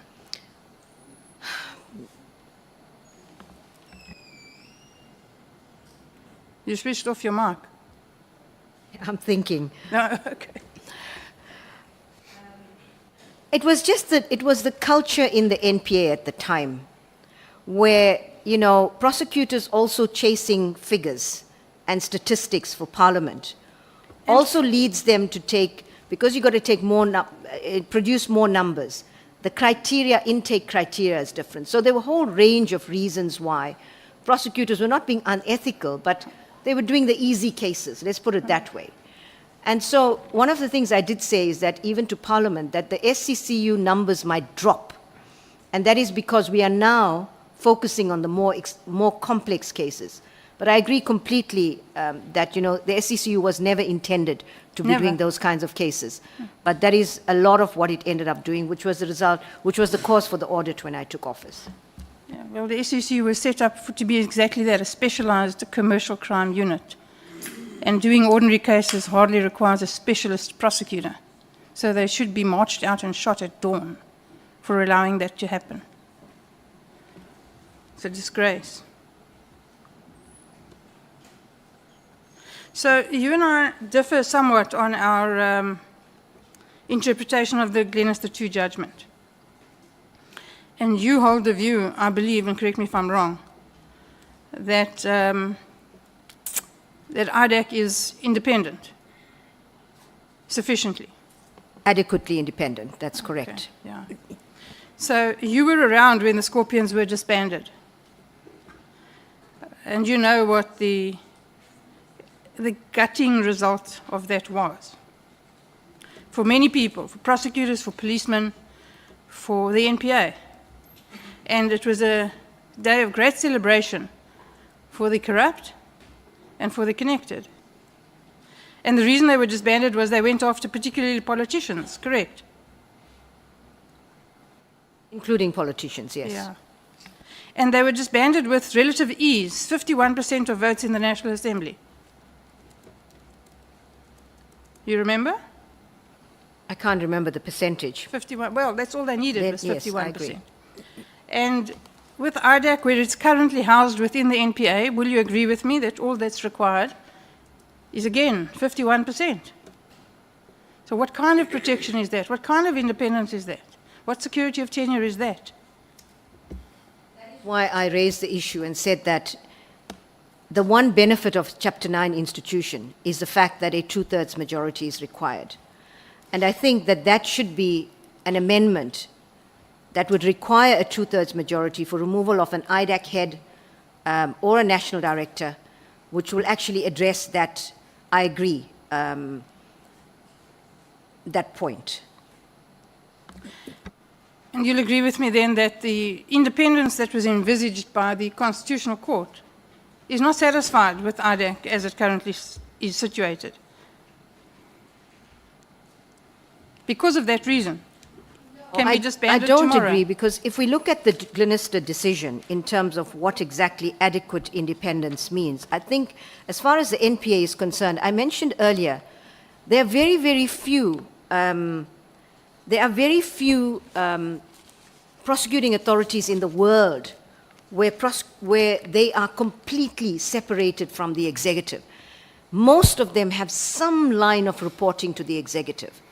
And so that is why I say it's adequate independence. The issue of the operational and financial independence is another matter. But if you look at the STIRS criteria that Glenister dealt with, specialized, we are actually now making sure that we get the specialist capacities. Now One day in the future, yeah? Well, we have to build it up, and we're trying to be innovative in terms of how we bring in the specialized capacities, whilst we're trying to address the scourge of corruption. The fact is you don't have it today. Pardon me? The fact is you don't have it today. No, we have a number of prosecutors in the IDAC that can do this job, and we are also hiring Section 38 lawyers to ensure that we boost this capacity to do these cases. So in that sense, we do have the capacity to deal with the cases, specialized, whether it's internal or external. Trained is, we are, many of them, because I say they have the capacity and the skills, means they are in fact trained, but we don't have enough of them. And so we need to get more of them. Independence, I think, as I've explained it, there's adequate independence. You're never going to get prosecuting authorities, of very few in the world, that are completely outside of the executive. So one way of addressing your challenge is to amend the legislation to make it a two-thirds majority, which will help with the security of tenure and enhance the independence. And then resources is the last criteria. And there again, we have, we've been getting support from the government in terms of budget to get the resources that we need. But there's still specialized resources that come very expensive, but we are doing what we can to get the necessary resources into the IDAC.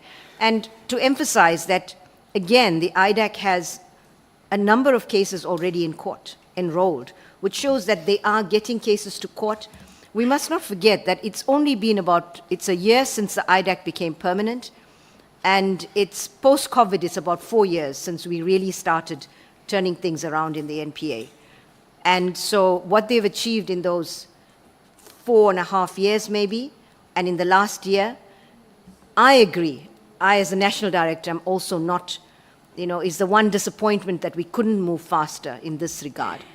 But there were so many reasons why we're not able to. But there are a number of cases, and I want to emphasize, as I mentioned earlier, some of the key Gupta lieutenants are in court. We're one of the few jurisdictions in the world where we have CEOs, CFOs, ex-presidents, members of boards that are in court at the moment facing various charges. And so, I can name the Gupta lieutenants, but I don't think it's necessary. They're already in court. But there's a number of really important cases that are in court that need to move quicker through the system. You'll forgive me if my comment to that is we need to count the convictions. Can I respond to that? Yes, please do. Once a case is enrolled, rule of law does not end at an enrollment. A strong rule of law means that cases move quickly through a system to finalization. And if you look at all of the challenges in the system about why these cases simply do not move through the system, and I'm sure you, Honorable Breitenbach, will be well aware of these, the deliberate delaying tactics, the fact that the judiciary has to take a stronger role in moving cases swiftly through the system. I had the opportunity in the ceremonial sitting of Judge Zondo's retirement as well as Judge Nhlanhla's retirement at the Constitutional Court. And I raised the issue, maybe at one or both of them, about what is the role of the judiciary as the third arm of government to implement government priorities in line with the sacrosanct independent mandate of the judiciary. It is really important. So if corruption is a government priority, what is the role of the judiciary in ensuring that these matters move swiftly through the court system? So I think that's something that needs to be addressed. I'm not saying it's only the judiciary is responsible for this. I agree with you that they have a responsibility. But an important responsibility to get cases moving quickly through the system.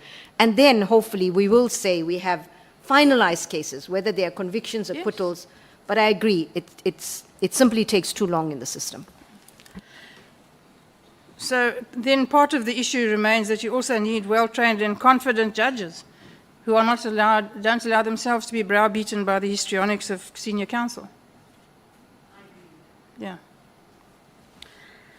So I'm going to save some time for the Honourable Klopper, so I'm going to leave some of my questions out. We'll have to discuss the STIRS criteria a little more later, not in this forum. You said that there's no political interference, and we're so lucky to have an executive that respects the independence of the NPA. And I already referred to Chauke and the time it took for him to be suspended. In my view, that is a very demonstrable lack of support for your national director. But you don't have to answer that. Would you agree that the closing down of the DSO was politically motivated? Well, it's certainly something that went through the process and the Scorpions were killed in Parliament. Yeah. Would you agree that the firing of Vusi Pikoli was politically motivated? I know that politicians were involved in that process. Would you agree that the abysmal failure of the system, with no consequences, mind you, that allowed the Guptas to leave this country at all, was politically motivated? I was not here when they left the country, and I'm not aware of the details, but it's highly suspicious about how they were allowed to get out of the country. But no consequences? Apparently so. Well, I'm asking you. You're the national director, and the NPA was in... Sorry, I didn't understand your question. Yeah. No consequences for whom, No, with whoever respect? was in charge of that matter, they were obviously a flight risk.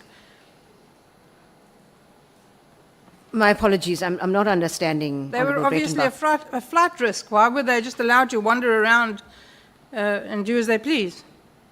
That I understand. They were probably failures at various levels by various institutions that allowed that to happen. And then this you probably won't agree with, but I'm putting it to you, I state it as my view, that the constant diminishing of the budget of the police and the NPA is indirect political interference to ensure that no one is put into an orange overall.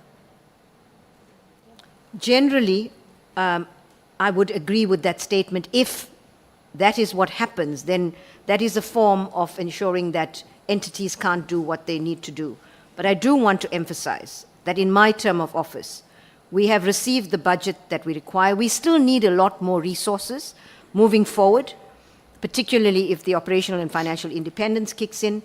So I do want to emphasize that we have got the financial support that we need, but into the future, with the complexity of crimes and the need for additional specialized training, security of prosecutors, etc., there's going to be a need for more financial, for more budget. So the Justice Portfolio Committee can relax. We don't have to fight for budget for you anymore. You're sorted. Well, just for this year we're sorted, but not for the outer years. Thank you, Chair. I have nothing further. Honorable Thapa. Thank you, Chairperson and Advocate Batohi. I went through the 23, 24, 24, 25 reports, the annual reports, and there were so many similarities, though under different headings. I'm glad to hear that you mentioned you have enough budgets, because many of the lines that you would find is that there are delayed and withdrawn cases due to poor coordination between investigators and prosecutors. Unfilled senior posts, specialized shortages, weak evidence and incomplete investigations, and that's flowing from the SAPS, Hawks and NPA. And at the same time, we sit with the Zondo Commission reports, the Nhlanhla Commission, and this very ad hoc committee, which is trying to expose this structural rot that the justice system. And I think here's the point, no one leadership position seems to be prepared to take any ownership. It seems just to be passing the buck on to a different department, to a different person. Advocate Batohi, how do you explain after 2 consecutive annual reports, and I mean, you know there's many years that follow those, that the same operational failures with no measurable improvements in coordination, capacity, and conviction outcomes, especially when we refer to the high-level corruption? Honorable Klopper, I can say it's not just 2 years. These challenges have been going on for decades. And it is a frustration that these systemic problems cannot be dealt with. I've come back, and I was a DPP in KwaZulu-Natal from 2000 to around 2009. And I say to prosecutors, the same problems that we had then still persist in the system. And that is why, as you know, the importance of this hearing, of this committee, is to properly understand what are the challenges in the system, why are we still having these problems, and what do we need, what kind of policy interventions, legislative interventions do we need to ensure that the system can work better? Because clearly when it's dependent on people cooperating together, and we do it, it works well in some areas, it doesn't work so well in other areas, but it doesn't work. I gave the example of FATF earlier on, where we worked exceptionally well in a coordinated way. So these are not just challenges over 2 years. They are challenges that persist in a system that is, for various reasons, not able to deal with them. Whether it's lack of leadership, whether it's lack of training, various reasons, but they are hugely systemic issues that needs to be addressed by this committee. I agree with you, Advocate. I just mentioned the 2 years just for a direct comparison. Within your leadership structure, then who is directly accountable for implementing the corrective measures promised in every single report? And have any consequences followed the failure to resolve any of these recurring weaknesses? Because we sit with the reports in the committees, we read them, they come with the reforms, but it never gets done. And by your own admission now, it's been years and years upon years. It will be, Honorable Klopper, it will be easier for me to understand that if, with respect, I understand exactly what the issues that Honorable Klopper is referring to, because a number of issues that were raised, and we've put in place a number of interventions. We have a Deputy National that's head of Strategy Operations Compliance. We have a head of our a DDG corporate services head. So depending on what the issues, and of course we have deputy national directors that are dealing with these issues. So specific issues I can try to address in terms of what we're doing to address some of those challenges. But there were a number, and I don't have the annual report in front of me, my apologies. But we are definitely trying to work with the police, whole lot of training interventions to try to get better standard of investigations, to get prosecutors better capacitated, to get cases to move through the system quicker.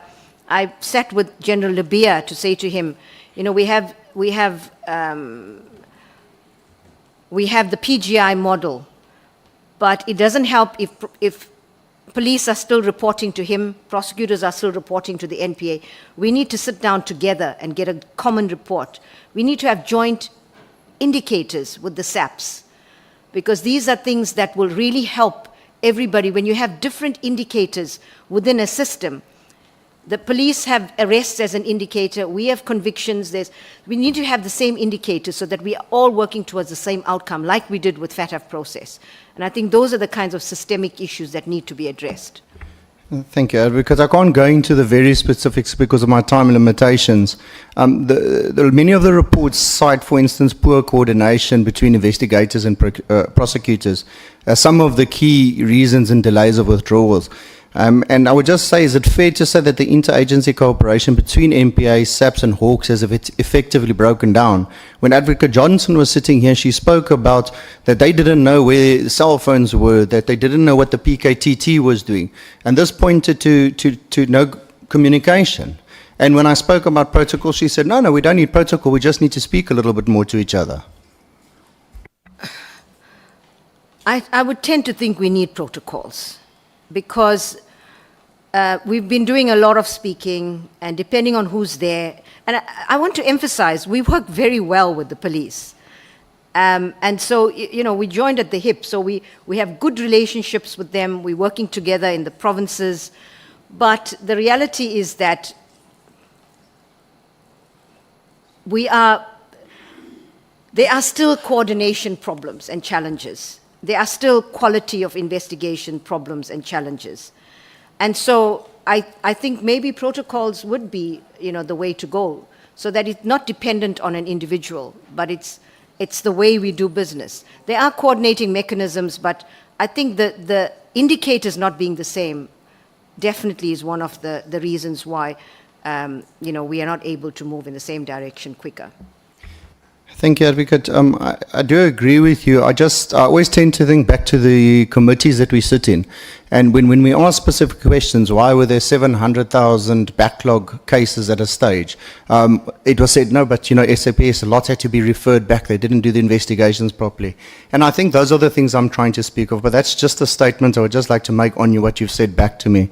Advocate Batohi, I would like to come to the letter that you wrote to the President about the suspension of Andrew Chauke. And it took 2 years. In an oral session that I asked a question to the Minister about providing assistance to support the NPA, and specifically about this letter, her response was quite shocking, and you yourself have almost said the same now that she was, you know, the capable Minister. She said she cannot interfere.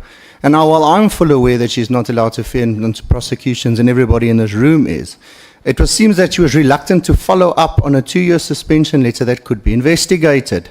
I won't go into all the allegations, but I mean things like weaponizing the NPA, protecting Richard Mduli, invalidated racketeering charges against Johan Boysen. This hits at the heart of why we're sitting here, Advocate. So suppose you are serious about fixing the justice system and fighting this corruption, what follow-ups did you personally make in those 2 years to make sure that the suspension was addressed? And not to influence the decision, but at least be attended to. And I think, was it just gathering dust? You know, you spoke about a legal request, but that's 2 years we're speaking about, Advocates. Honourable Klopper, this was a process completely out of the hands of the NPA, but it doesn't mean we sat back as passive bystanders. There were regular follow-ups by my office to see where the process was. My Chief of Staff made follow-ups as well, with the different departments. But I do want to emphasize, I do want to correct if there was a misunderstanding. The current minister, when she took office, acted on this. I think it was less than a month that she was in office, that the matter has been referred back to the presidency. My understanding is that it was still in the Department of Justice. She acted very fast on this. But that was all we could do, is just follow up to see where the process was, which we did. Thank you, Advocate. Yeah, the impression I got from the oral question was just that simply it wasn't her duty to intervene there. I won't go into the length and the breadth of the 5th and the 6th of June statements that you made in the media, and I won't be asking specific names. I would just like to know, why did you go to the media, make statements?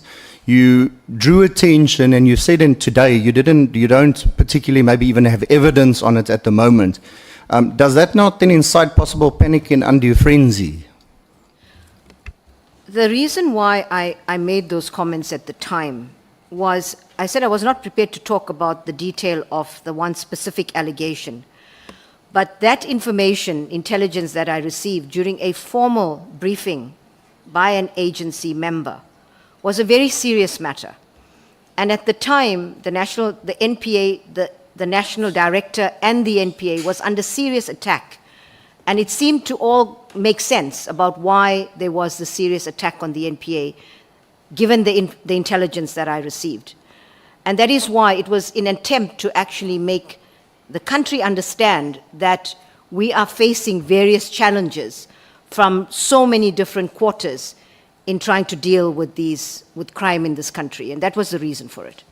Thank you, Advocate. I would want to go in more into it, but I think my time has almost expired, so I'll come to my last question. On the 10th of September 2024, you spoke about having unhindered access to the Zondo evidence. But even in that meeting, you seemed to be very cautious. You were pulling punches, not openly saying what you wanted or what was the hindering. It seemed to be very a tense meeting. So I would just ask you plainly, Advocate Batohi, is this hesitation because of internal interference within your organization, or is it because of external interference from the department you fall under? I would just like to know which one it is. And I'd be glad to hear if you've since been granted this unhindered access to prosecute these high-profile cases.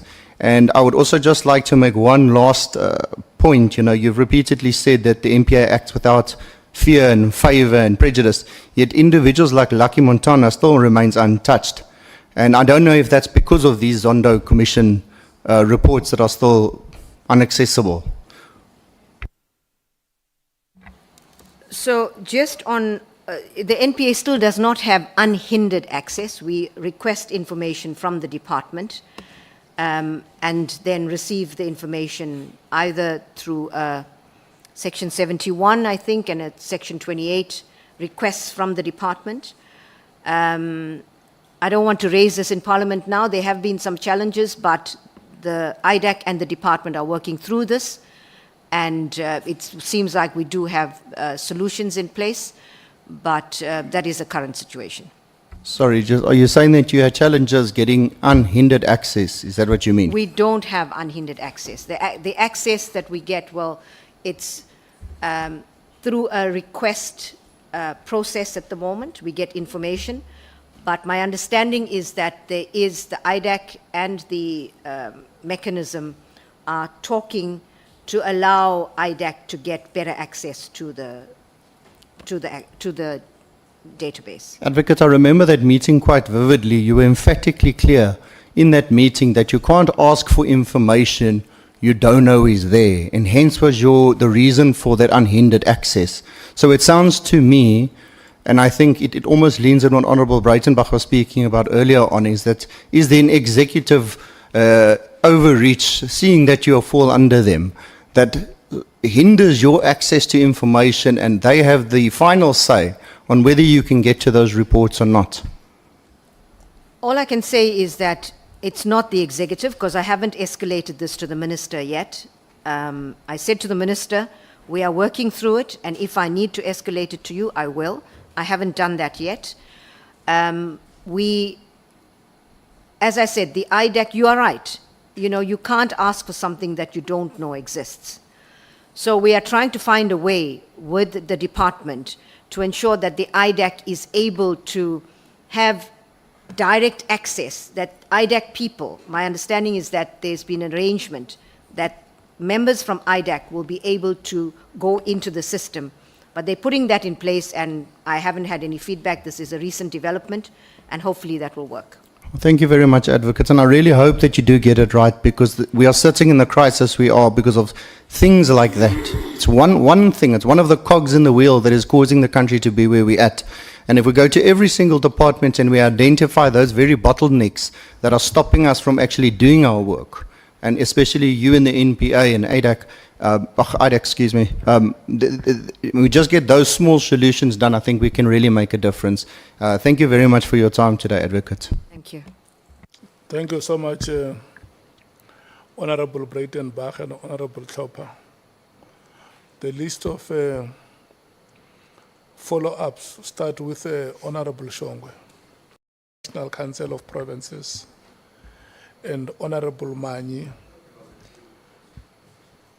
from the MKP is a member of the National Assembly. Thank you so much. Can I note the hands? Honorable Shongwe, Honorable Nhlanhla, Honorable Sangoni, Honorable James, Honorable Mattheys, Honorable Skosana. Are you decided that your hand is up, or you will be the last? Thank you so much. Thank you, Chair. Advocate, how did you find out about the Gupta extradition? Was it on a written note, or somebody told you or informed you, sir?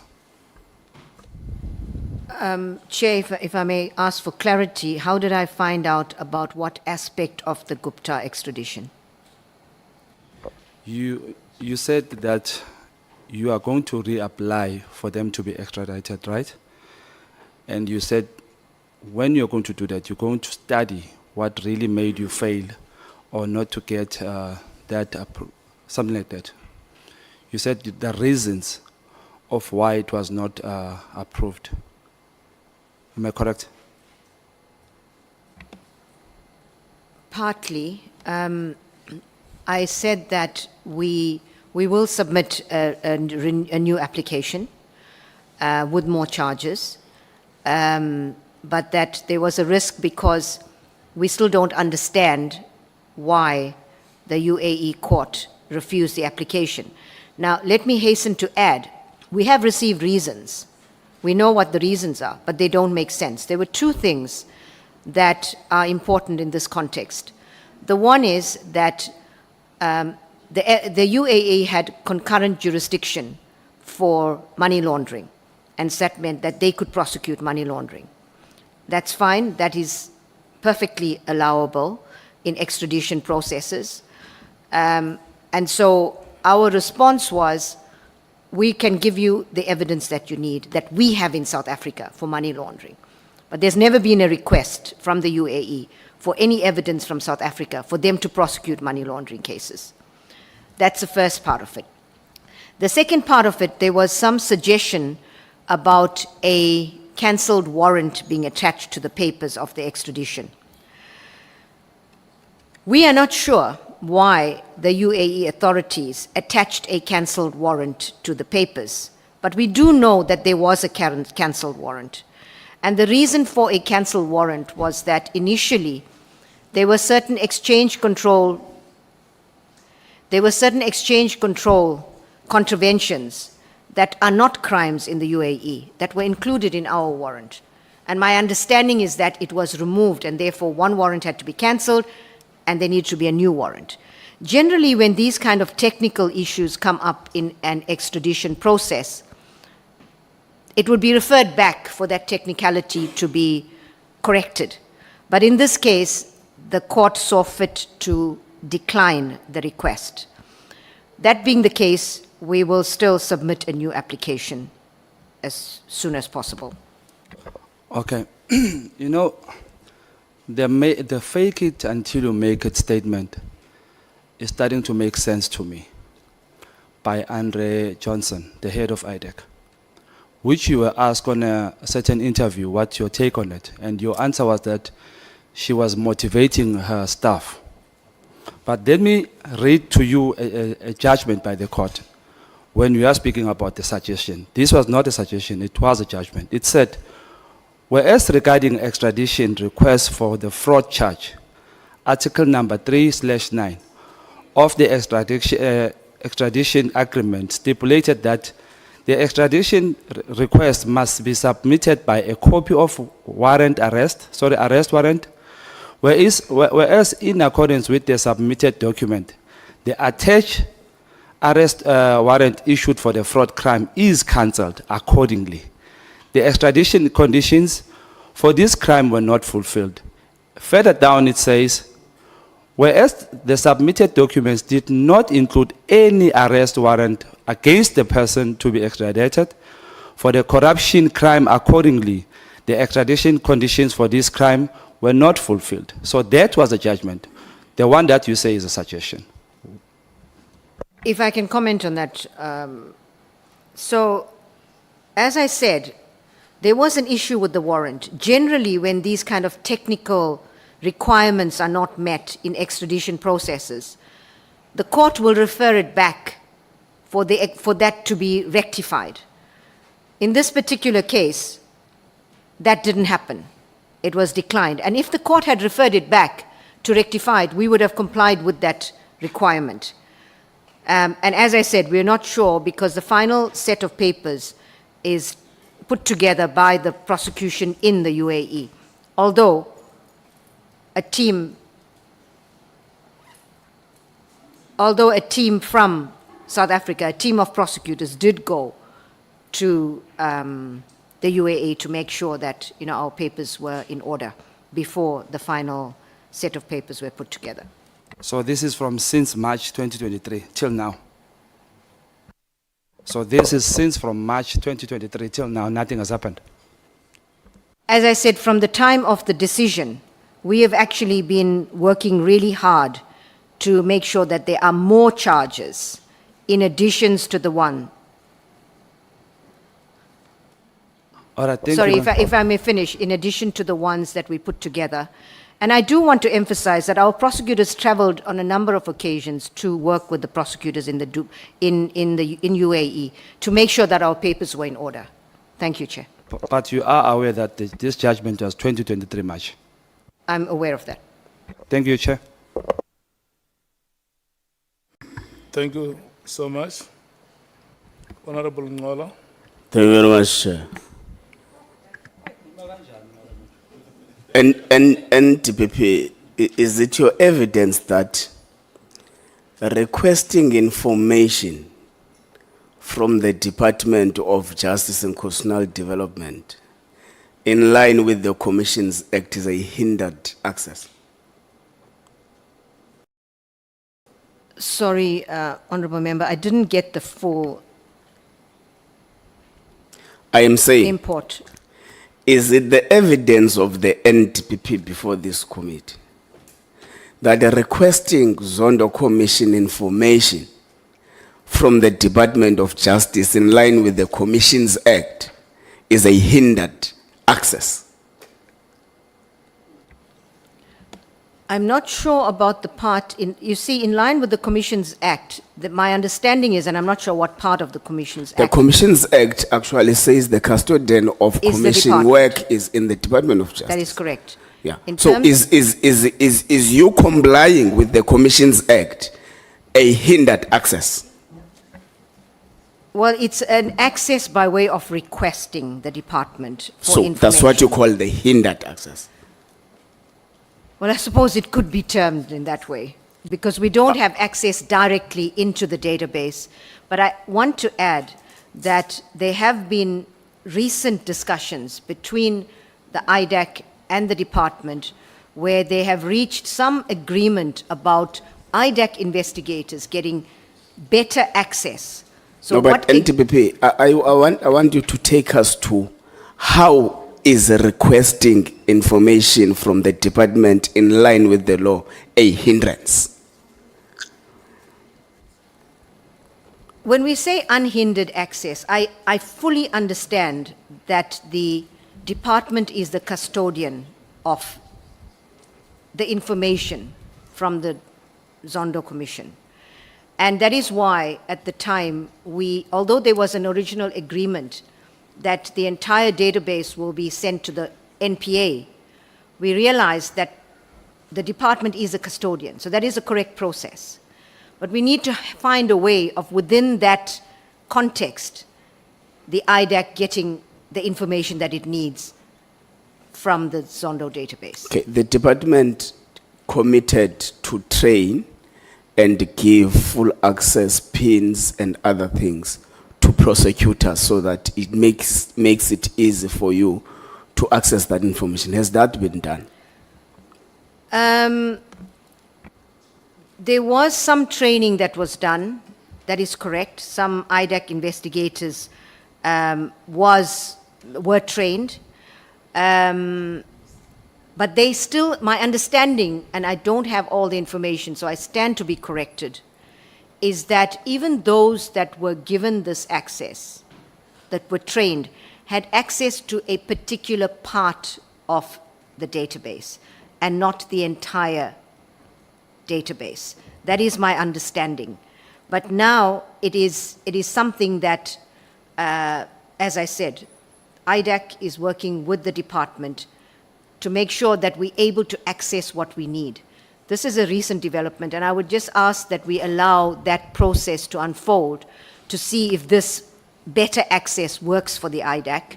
Okay. And, you know... So the law requires you to follow a particular procedure for you to access information. The department, further to help you, trains prosecutors. But you still come here and say you have got hindered access to the Zondo Commission information. If I may say, I agreed to a suggestion that the honorable member had made to me in using that terminology. I was trying to explain with respect what exactly the process is. So initially, as I said, and I'm repeating myself, forgive me, but the entire database was meant to come to the NPA. That was the agreement that we had. But later on, the Department of Justice said that that should not happen because correctly they are the custodians and that all of that information will be under the department's control. We've then had a long history of the training took place probably more than 2 years ago or so of some investigators. And there's been a long history of us trying to get the access that we need. As I said, there have been ongoing conversations and discussions. There is still now a new process that is going to be put in place, and I'm asking that we allow that process to see whether the IDAC gets better access to the database and gets access to the information that it needs, because this is critical for the prosecution of these cases. Does the NDPP have an appreciation that the information is not only meant for the NPA, but it's meant for all the law enforcement agencies of the country? Thank you, Chair. Yeah, Absolutely. I agree fully with that, and I have an appreciation for that as well. Can we move to Honorable Sangwen? Thank you very much, Chairperson. Advocate Batohi, please will you help me just understand? I need to know the difference or similarities, if there are any, between the Scorpions and IDAC. I'm asking this because I thought that what had made the Scorpions successful, I don't know if I'm using the right terminology, but this prosecutor-guided investigation approach that you're talking about, or something of that nature, which is exactly what I think has been given to IDAC now. Could you just clarify that for me, please? Certainly, the prosecutor-guided there's two types of prosecutor-guided methodology and prosecutor-led investigations. The prosecutor-guided investigations are where the prosecutors in the NPA work with investigators in the police, and they work together in a coordinated way. That's ideally what it should be. In order, prosecutors guide investigations, but the investigators are from the police. The prosecutor-led model is the IDAC model, where investigators, prosecutors, and other disciplines that are needed fall under one structure. That's prosecutor-led investigations, and that is the model of the Scorpions as well. The difference is that it's the same model, but the Scorpions had a much wider mandate in that they also investigated organized crime and high-level complex economic crimes. The IDAC mandate is restricted to certain types of corruption and other forms, related crimes, as per the Act. That is essentially the difference. So would I be correct then? I think I'm drawing from this discussion that I'm following up on the Scorpions. So if the Scorpions were disbanded because they were chasing politicians, I paraphrase, right?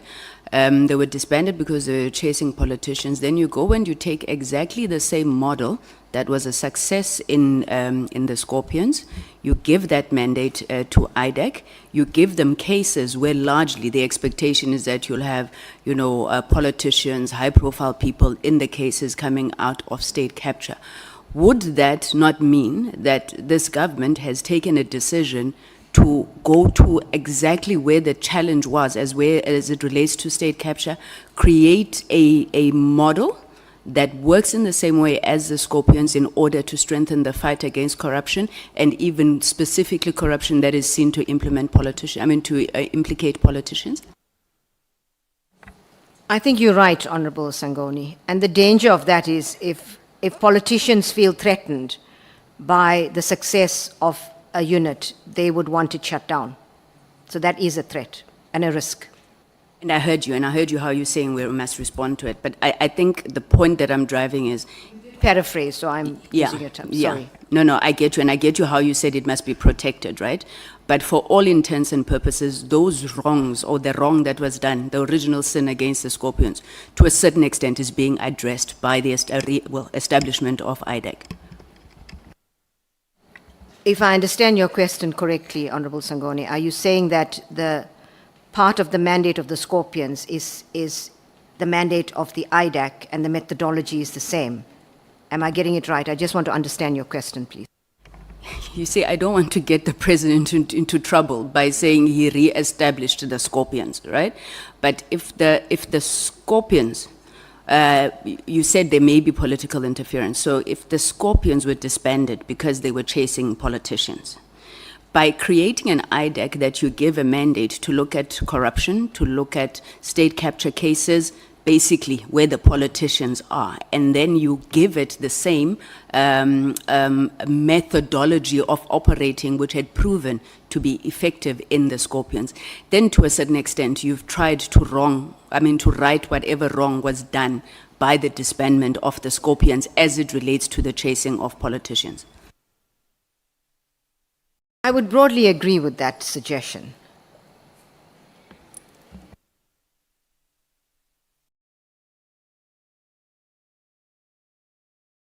Honorable Batohi.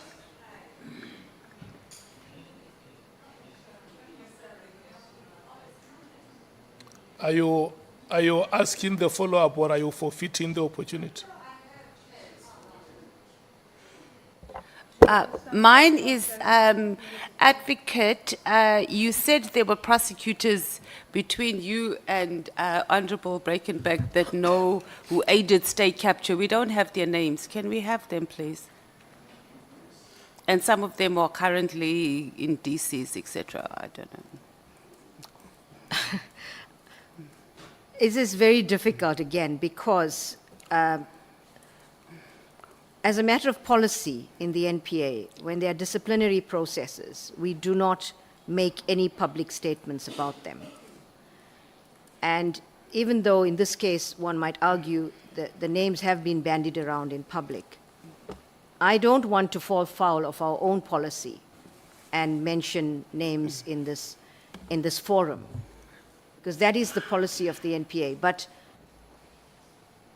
the names have certainly been mentioned in public in this instance, many of the names. So we're going to have the same situation as we have earlier. I guess it's something we can discuss when we take the name of the prosecutor that has been investigated. I guess you're going to say the same thing about the politicians who you said who were involved in Vusi Pekole's prosecution or withdrawal of charges, his case. That was also a conversation. He was suspended by the president and the ministers at the ministers. So you're saying it was the president and the ministers that interfered with the case? All I said is there was involvement of politicians because they of necessity suspended him. The other one, my other question, which was already answered by, asked, was the Scorpions versus IDEC question. It was already asked. But in the same breath, the Scorpions was weaponized against factions in amongst politicians, amongst rivals, etc. And that was partly why it was disbanded. I mean, I think that is also a fact. So the fact that we have an introduction of IDEC, it's to serve the same purpose, to serve a faction in the political space. What would you say to that? With all due respect, Honorable Mateus, I'd say before we say it's a fact, we should have the evidence. So why do you think the Scorpions... If I have the evidence, then I might agree with you that it's a fact, but I don't have that evidence. So when the Scorpions... Okay, let's leave it. It's fine. Thank you.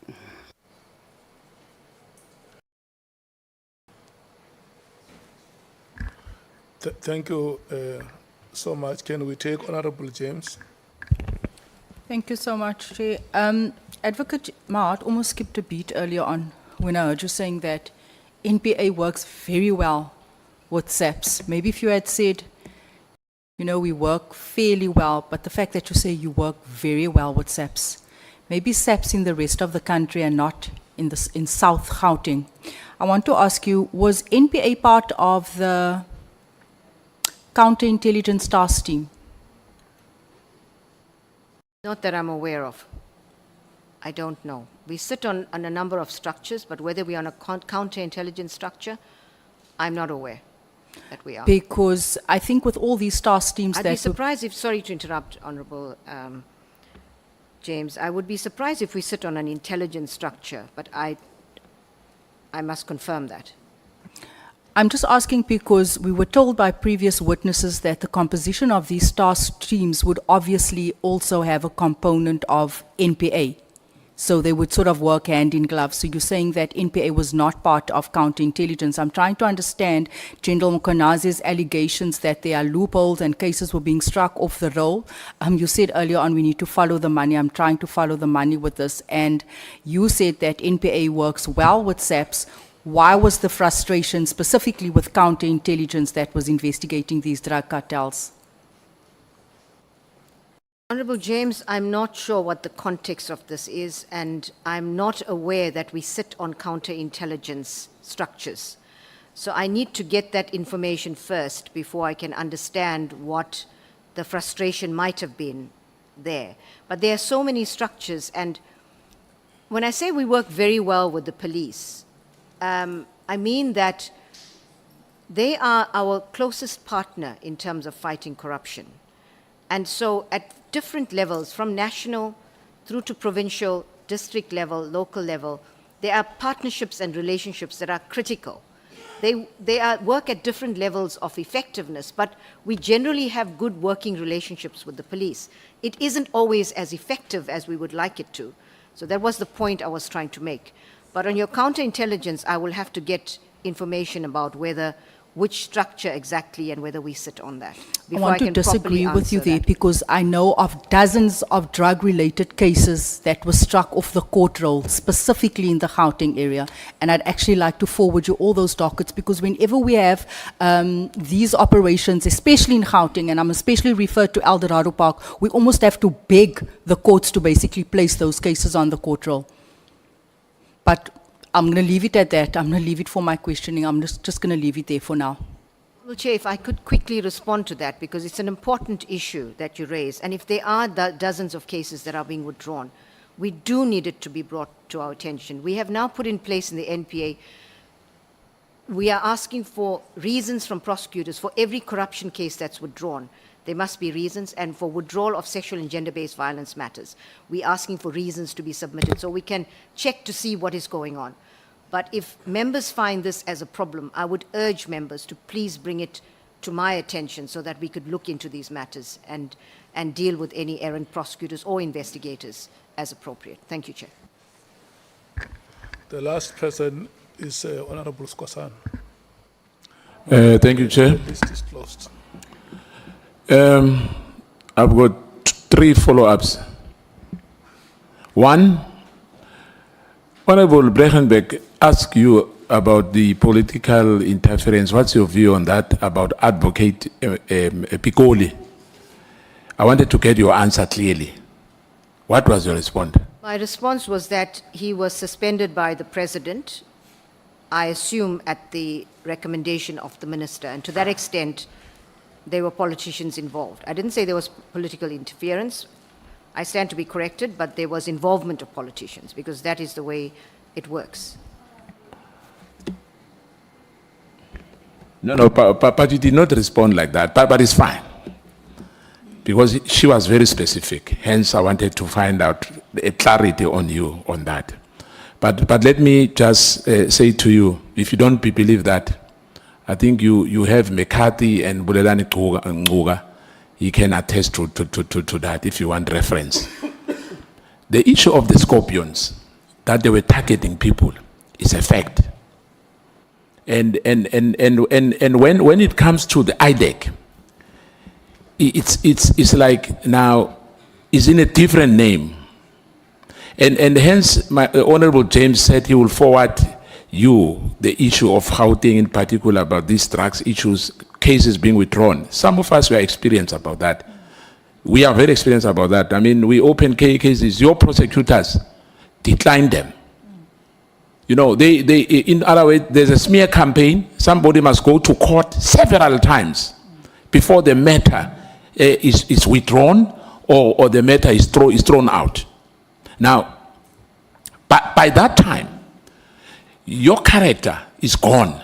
The perception is everything, especially with politicians. What they do, these factions, when they target advocate, like my colleague has said earlier, especially Honorable Mvalo, especially towards the elections, there's an arrest before investigation. They investigate a person after he was arrested. For the next 5, 6, 7 years, they are saying they are busy with investigation. Why arrest people before investigation? Because they want to destroy you. Now, we are saying because we are living, as you said, in January, other issues maybe are going to be attended by the incoming NDPP, which is unfortunate. But in my view, I'm saying to you, please, in the period which you are still in the office, can you please ask them to treat people fairly? But I'm going to have my question. You'll understand where I'm coming from, to say the rate which you were explaining here, to say you've got 81% success. We'll debate that later. Thank you, Chair. Chair, if I may, though, there's been a number of comments that have been made, and I would like to quickly respond to them, because it is important that the correct messaging gets out to the public. Firstly, Honorable Skosana said it was a fact that the scorpions were targeting.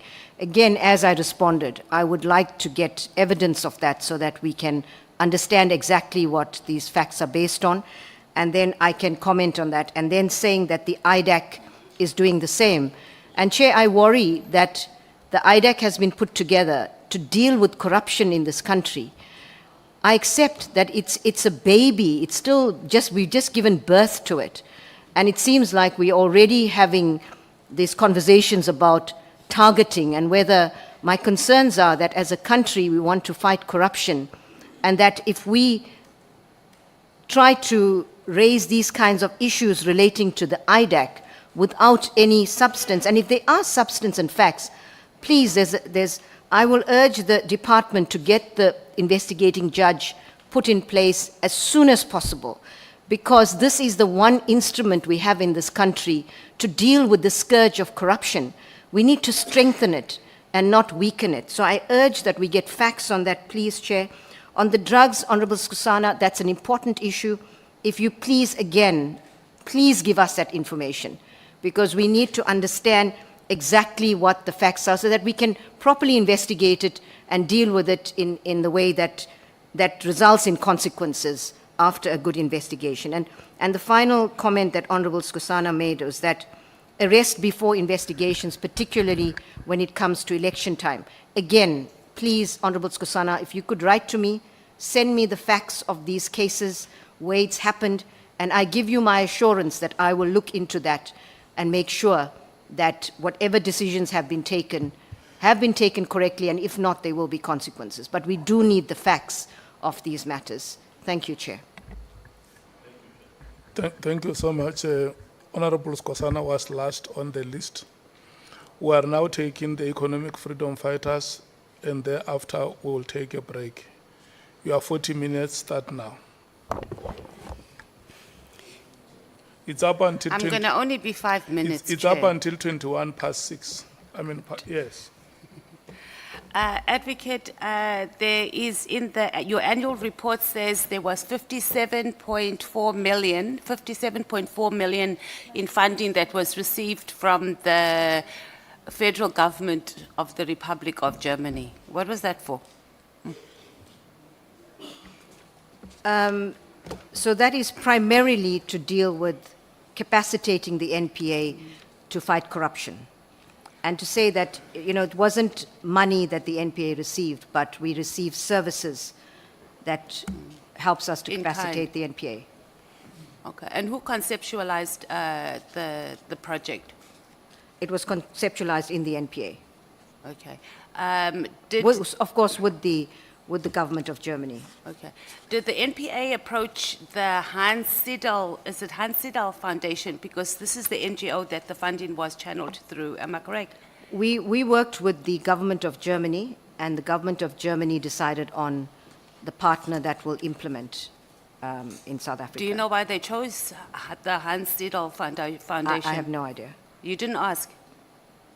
No, it was the German government. They were giving us the sponsorship, the assistance, and I assumed that as a government they would do the responsible thing.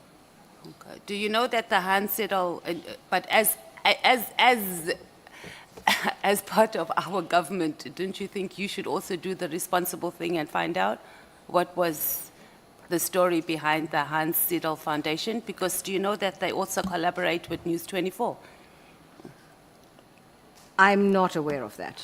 And that it collaborates with the Institution of Security Studies that is chaired by a Jackie Salas, who goes around calling for prosecution of members of parliament and engages political discourse. I didn't know that either, but I'm not sure how that becomes a challenge. It'd be good to understand. So you don't see how private funding can risk the capture of institution, of any institution for that matter, yet alone institutions like our criminal justice system. And we also had our previous Concord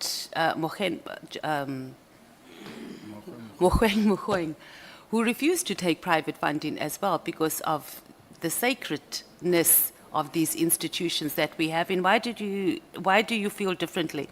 So let me say that with regard to and it's not private funding. We are not getting funds, but we have engaged in innovative partnerships with the private sector to ensure that we get the skills and capacities that we need to assist us in the fight against corruption. The reason why we think this is not problematic is that we put safeguards in place to make sure that we distance ourselves from the funding as such, but also to be clear that this is in line with international good practice. The UN Convention Against Corruption specifically states that it's important for government to actually partner with the private sector in their fight against corruption. So this is an international good practice, and we have engaged in a very strategic way with relevant partners to ensure that we get the capacities, capabilities in the NPA, which in a very financially and fiscally constrained environment, we do not have. So this was actually bilateral meetings that we had with the government of Germany and the South African government, I understand even ministers been involved. And so we put in place the safeguards to get the assistance to train and capacitate, really bespoke training for prosecutors and investigators in the fight against corruption. So, Advocate, are you alive to the fact on how foreign governments capture countries? And it starts off, sometimes it's not always in the form of money, but exactly that, it's training. They're training prosecutors of our country. So the issue of being trained, being captured by another government, being in such close proximity, you don't see, leave the UN out. I mean, the UN cannot be our standard, and if we look at other issues on how they handle matters in the country. Let's talk about what we need here in the country. We've come out of a country that's both been colonized and through the apartheid. We need to stand on our own feet, and we need to manage. The fact that you even say, Advocate, that you didn't see any need to investigate this organization because you figured that Germany would do the right thing is problematic. Honorable Member, I can understand the concern that you could have countries that would try to, in some way, influence things in another country. That's, of course, it's possible. But in this case, we control, it's not like the German government or the implementing partner that they chose are the ones that decide on what training we get. The training has been, the manuals have been developed completely by South African experts and prosecutors that sat together for days to develop a complete training manual drawing on our expertise. So it's completely something that's in-house. It is something that we control all aspects of with regard to the training. We even train, we get experts here. It's just the support in terms of getting It's money, the funded. I understand that it is money, but it's different where people would go to another country and get training that we have no control over. Here we have complete control over what is happening. We want to ensure that our prosecutors have the necessary capacities, and because of the fact that we are in a fiscally constrained environment, we've been innovative in trying to deal with these gaps to ensure that we can fight this fight properly. You also said we don't need any more money, and here we are getting 57.7 million from another foundation that you didn't do any due diligence on. And to even go as far as your disclaimer saying we do our own training, we do our own manuals, etc. here, but you've just said, Advocate, that you don't know anything. You didn't even know that it's linked to this Jackie Sellis. You don't know about the Institution of Security Studies that he chairs, and that's problematic. Thank you. Honorable Member, there's some things about what you said that I know about and other things that I don't know about. So the initial links that you mentioned, yes, I don't know anything about that. But what I do know about is the way we've been working with the government of Germany to ensure that we are able to get the training that we want. And there's other, there are other governments that are supporting other entities in South Africa with things like training. For example, the French government is in a partnership with the SIU to provide training for them. And so I agree, we need to have safeguards to ensure, for example, the things we have put in place. And, my understanding is that the Hans Seidel Foundation has, for decades worked with the German government as a trusted partner. So, I think it's important to understand that their role is an implementing partner for the German government. But we have really, I want to urge, we put in place controls to make sure that we control what happens, and it's not like getting training that's decided on by another government. And then perhaps, Advocate, if we did more to end corruption, we wouldn't have to be begging with Germany and France and other countries to partner with to do very basic services we're supposed to offer our citizens. It's actually shameful, because I don't think any of those countries take any funding from South Africa to do any services over there. And these are just the bare basic services that we're supposed to offer our country, and we are taking funding from foreign governments to do it. It's quite disgraceful. If I might respond to that, please, Honourable Member. Two things. I think in the first instance, I agree with you completely that if we could deal with corruption more effectively in this country, it's not just about taking money from other countries to fight corruption. Africa is almost the beggars of the West when it comes to aid and funding. It should never be the case. Africa is a rich continent. We have enough to pay for everything we need. But we become beggars to the rest of the world because of corruption in our countries. And I agree with you completely. If we're able to deal with corruption, we don't need money from anyone in the world. We'll be able to fund all of this. And just to clarify the point I made about the budget, we have for this, as I said, we have funding for budget for this year, but for the outer years, we are going to need a substantial increase in our budget. Thank you. And this brings us to the next question on corruption. So the Auditor General reports annually that billions of rands are classified as fruitless and wasteful expenditure. Then there's also irregular, unauthorized expenditure across all government entities. So how many cases has the NPA enrolled for violations of Section 38, 39, and 40 of the Public Finance Management Act? Can we get Honourable Member, I don't have the stats before me. We can certainly get that. Okay, yeah, I'm sure you have a team and we can submit that, because if we can pursue labor-related cases, I think these are when we talk about corruption. And the more we are pursuing corruption cases and this wasteful expenditure cases, I think we're less likely to find that they continue spiraling. I want to talk about the complaints. In your report, you've also, in your statement actually, on point 52, you've indicated there were 58 complaints that were lodged against prosecutors between 2019 and 2025. And then you've indicated how many were... The reference? I beg your pardon? I think it is point 52. On my affidavit? Mm-hmm. Mm-hmm.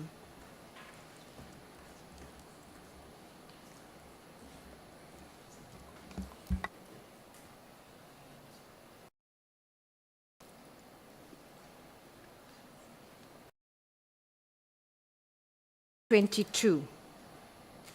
Is it 50? Sorry, Honourable. 58 complaints were lodged, and then you explain what was the outcomes of Sorry, these the paragraph 58. number? On paragraph 52.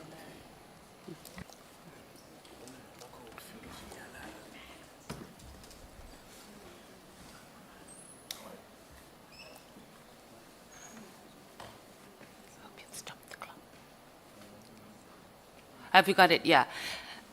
So you've got about 3,500 prosecutors. Am I more or less right? And there's about 280 that are on contract. Across the country, how many prosecutors we have? Across around 3,500, Yeah. yes. So, Advocate, to say that we've only received 58 complaints for such a long time, it's shocking. I'm sure half of South Africa is falling off their chairs or hitting into some car or taxi right now. It can't be. So there's either two things, and maybe you should look into it or explain. It's either that we don't know where, or South Africans at large do not know where to lodge complaints. The average person on the street, we can just step out here in Cape Town and go and ask anyone what they think about the MPA, and someone will have a story to tell. So to say we only receive 58 complaints means that there's something wrong with the system. And I have a personal experience.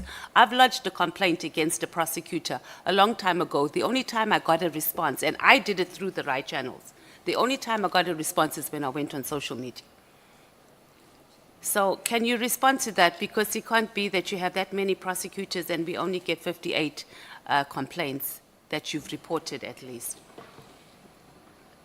I will certainly look. The numbers, I agree with you, appear to be low given the numbers that we have. But I will have to confirm. I imagine that my team have given me the correct numbers. We have on our website people are able to get complaints. We have an ethics hotline where complaints can be made. If you go onto our website, you'll be able to find it. So, you know, I would imagine that that's the first point of call for people will be the website to make complaints. With regard to your complaint personally, No, it's a long time ago. I've even given up hope. okay. But I was using that as an example that I followed up, and I would even still have it, like 3 or 4 times. I And can say- only when I went on social media, then they called me and asked for information about it. Chair, I take heart in hearing it was a long time ago, so maybe things have changed now. I certainly No, hope it so. was during your time, though, but I'll send it through. But I'm saying that that amount cannot be, it's shocking. Your statement also seems that you've made a deliberate effort to demonstrate that there's sufficient oversight at IDEC. So if there was, why was it necessary for us to insert Section 22A for oversight? Because, I mean, otherwise we're just doing wasteful expenditure. That's a very good question. Initially, it was not in. It was raised by the Minister of Police, Minister Cele, because the DPCI has a judge. And so it was in that context that we agreed to it. So did you agree that there wasn't proper, or the oversight that is needed, that the police have, that IDEC needed? We didn't see the need for it initially because we felt that there were sufficient systems in place to address misconduct or allegations of misconduct in any part of the NPA. But having inserted it, I think it's actually better to have a higher level of oversight. So I would agree that that's a good addition, which wasn't in the original draft. On point 34 of your statement, you have recruited investigators from SAPS for IDEC. Was that a wise move to do? Because we already have chronic shortages of investigators in SAPS as it is. And then IDEC has gone to, or you have seconded, and this is from your statement, or you've seconded investigators from SAPS. How does that leave SAPS? Well, if that didn't happen, the ID wouldn't have been able to work. We would have created an ID that couldn't work. It required partnerships with various other partners in the justice system to capacitate it, because it was temporary at that time, and the numbers were very low. And that's why I mentioned earlier that the secondment model was not going to work, because where you have other entities that are themselves struggling with capacity, how do you expect them to support and assist a new directorate that is required to do work that the country is expecting it to deliver on at breakneck speed? It's just not possible. So under the old structure, it was necessary to get investigators that had the necessary powers and experience. And we are grateful to the DPCI for supporting and assisting the IDAC. Otherwise, it would have been pointless setting up this entity. But now that the IDAC is permanent, we're able to recruit from outside. But of course, if people, it happens in government, people move, we lose people to SARS and the external, partners or businesses, and it happens in government. And that is why I said, unless we regularize the salary issues, it will be easier for people to remain in the entities without moving for other better opportunities. How many of the investigators that you have now in IDEC, I keep saying the wrong things, have had criminal charges at some point, whether they were successfully prosecuted or not? Are you able to give, I'm sure you don't have it offhand, but if you can get that. And also, how many were dismissed from previous institutions for misconduct? I think that's very important. We'll certainly get that information. I would be interested in that as well. Okay, the Scorpions and IDEC we've answered. We want to talk about the former NPA's ID, Advocate Kranji. Is it Kranji? He resigned in 2021.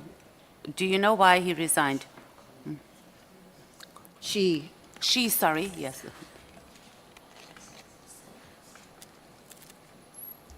I suppose it would be best for her to answer that.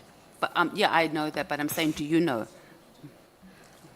I'm not sure what the exact reason was at the end of the day, but I suppose, you know, she had her reasons for deciding it was best to leave the NPA.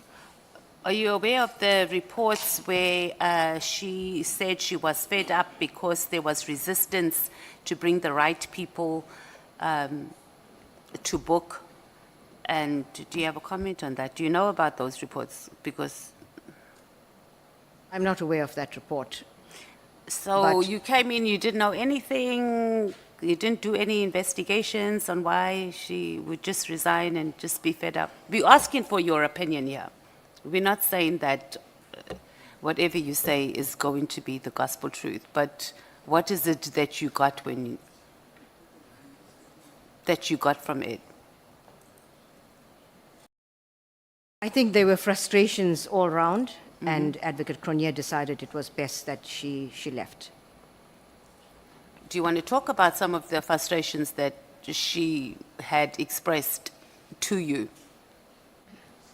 No, Why? it's her personal reasons, and I think it's best that if she So wants she to talk didn't- about it, it's best that she talks about it herself. Honorable Adams, so you said you just got a high-level briefing from Advocate Johnson regarding the Khumalo arrest, which stemmed from the cases that Honorable Adams opened.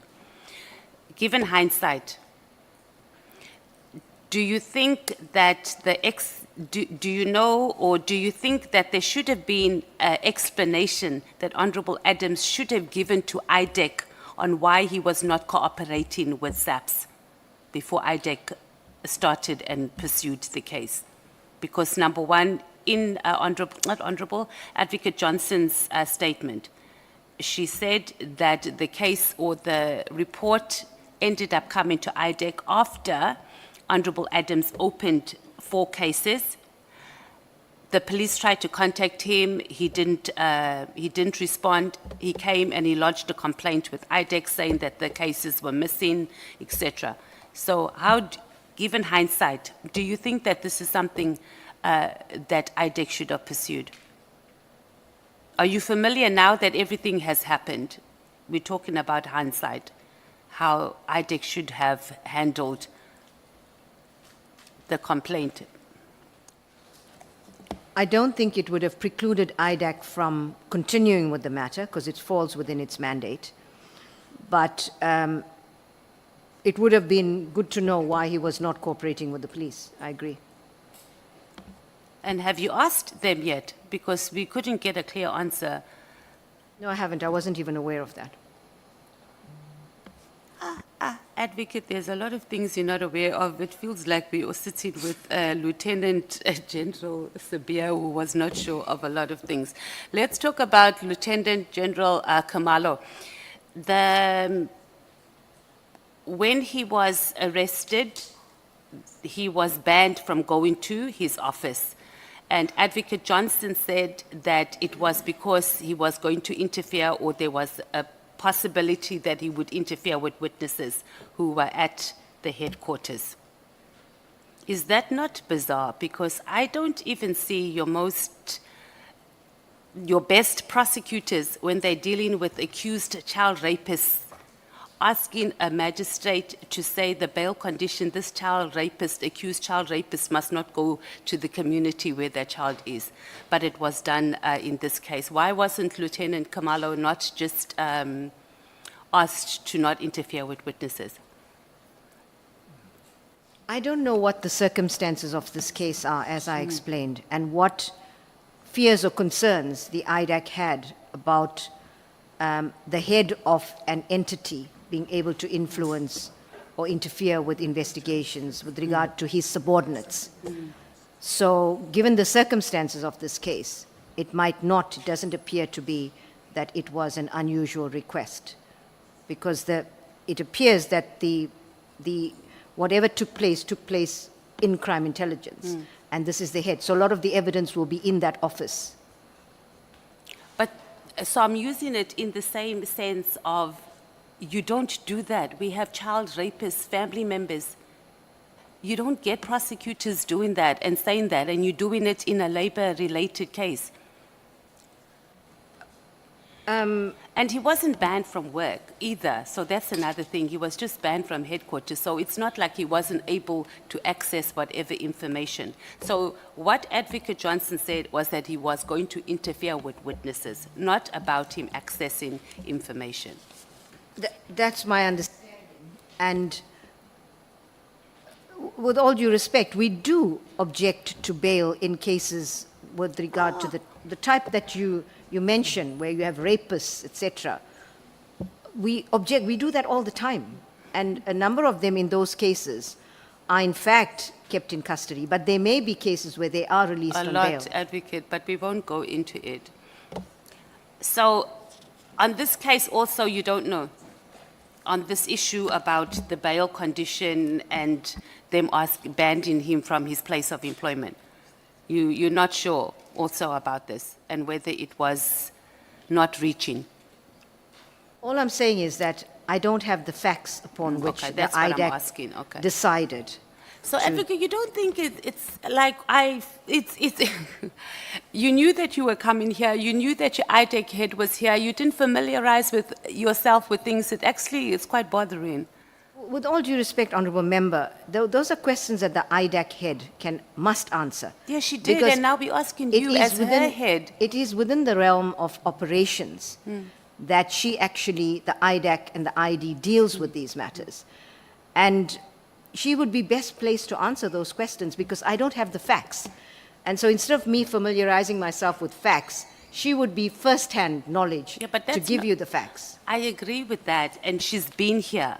I'm asking you as her head, after this whole thing has exploded and it's all over, you haven't called her and sat her down and gone through this and see like what has happened, even up to now. With all due respect, Honourable Member, we've been preparing for this, and there hasn't been much time between her testimony and now. But even for us. before she came and gave her testimony, these things have been in the media for a long time. So even before she came to give her testimony, I think as our National Director of Public Prosecutors, you should have long sat down and got information about this. I mean, we're talking about, and I'm not saying that Lieutenant General Khumalo must be above the law, but we certainly cannot just have our head of state security just being arrested without, of crime intelligence, I beg your pardon, without you having sat down and gone through it and crossed I's and dotted T's, because it makes us as South Africans feel extremely unsafe. With all due respect, Honourable Mates, it is the national directors. I dealt with the powers of an ID and DPPs and what they do. The NDPP is a review mechanism, and therefore the decisions to prosecute, the management of cases, the objections to bail are all operational issues that are dealt with by a DPP or an ID and the teams, not by the NDPP. And these issues have now come up in the context of this, this hearing. But those are issues that reside solely, you know, they're operational issues. And it's, the National Director needs to, of course, be briefed at a high level. But the operational matters are for the teams and the DPP to deal with. That is their power and responsibility. But of course, if they do something wrong, then you're right, the National Director must get involved and understand what is going on. So how would you know if they did anything wrong if you, after you see all this and you don't call them and you don't get a briefing? Well, if there are complaints about it, is one way of understanding that things have gone wrong. But otherwise, we must respect the authority that the Act gives to people to do their jobs. But the issue is not saying that you must interfere. As you said, there's nothing wrong with saying, come and give me a brief on what happened here. You don't have to give instructions, but to understand and to be able to guide. And those are two very different things. And it is within your mandate to be able to make sure that our national prosecuting agency is working and operating as highly functional as possible. Let's move on to the case of If I can just comment on that. I think it's important that to understand that I do receive reports, and it's important, especially when there are high-profile people involved, that the NDPP is properly briefed and understands, and we don't have rogue elements in the NPA doing what they want to do. So there is that level of supervision of a national director that is critical in these cases. And so I got the briefing from Advocate Johnson, but reasons why they objected to bail, they will understand from the circumstances of this particular matter.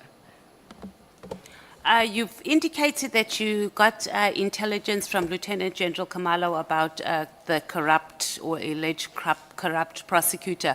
Was this the first time that you received intelligence from SAPS regarding prosecutors, including from the National Commissioner? To my knowledge, yes, but I think this is the first time. What was the minister's response? What was the minister's response when you told her about the intelligence report that you got from SAPS about? She was very concerned about it. Okay. And the president, when you met with him? He was also concerned about it. And what was besides him being concerned, he's always concerned and shocked. We know that as a country. What guidance did he give in the matter? What guidance did the president give in the matter? Well, I had reported it to him, and it was now for the president to take it further. There was nothing further I could do about it. Brian Pariachi, Advocate Johnson said that he was in his position before she got into office. Do you know anything about his appointment? Apparently he was headhunted to join. Yeah, he was IDEC. appointed when Advocate Cronje was the ID. He was appointed when who, sorry?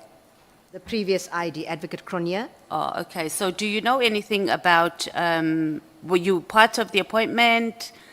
Did you know anything about it? No, I wasn't. You weren't briefed or anything about it? I wasn't.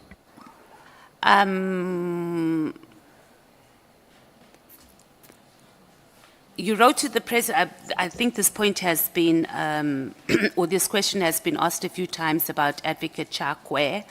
I just wanted to know whether he was involved in any bail matters concerning Mr. Molefe. Do you know, or can you check? I'm not aware.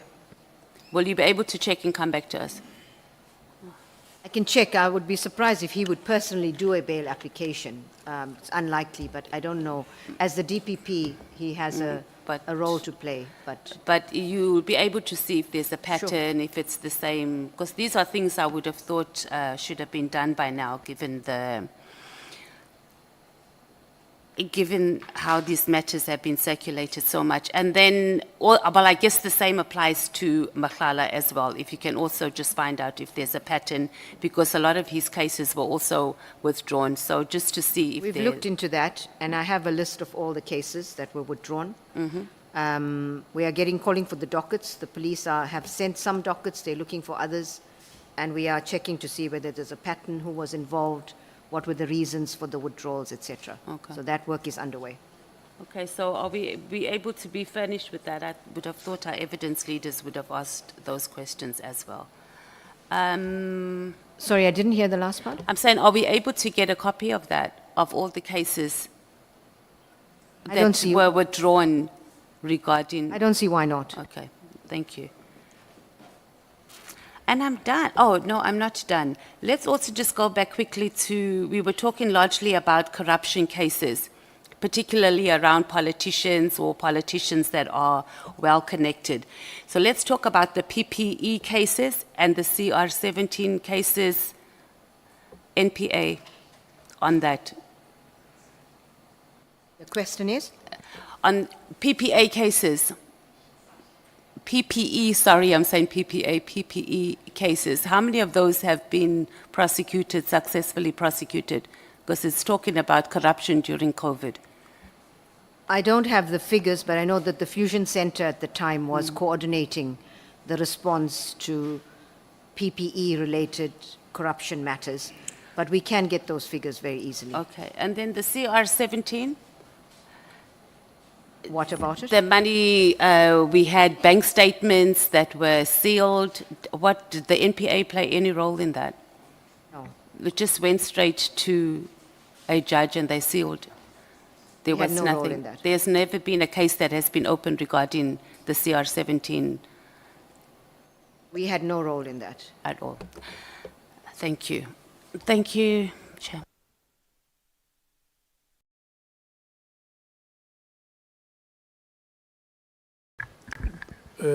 Can I check, honorable members, if you want to ask follow-up questions? Honorable Nomvalo, Honorable Shongwe, the list, okay, Honorable Skosana, the list is closed. No, thank you, Chair. Chair, I just want to raise my discontent on the observation that I've made. I think we're having a stagnant interview with the NDPP because earlier when I was speaking to her, I had put to her the powers that she has to supervise ITEC and the DPPs. Ultimately, we agreed and she undertook to improve in future. That is where we left it. Now, when Honorable Mateus asked her about what she did after she learned about what happened in ITEC, she says she goes back to the same position that she was in to say, no, that is an ITEC issue. I can't intervene. You must let people do their work. So really, I'm very disappointed because I thought we were getting somewhere with the NDPP. Now, the question is, NDPP, is ITEC an entity falling under the NPA? Yes, Do you have a responsibility to supervise it? I do, within the context of the law. How often do they submit reports to you? I get monthly reports from the IDAC. You get monthly report. Do you agree with me if I say, notwithstanding monthly reports that they submit to you, you also have a statutory responsibility to summon any report regarding any prosecution and any case that you deem necessary at that time? The statutes, the NPA Act gives you that power. You're correct. Thank you very much, Chair. Honorable Shongwe. Thank you, Chair. Chair, I want to ask about this regarding the matter of this funding. You see, Chair, it is known that throughout the world, intelligence agencies usually channel funds through this organization. They never fund an individual or government directly. They fund through these agencies.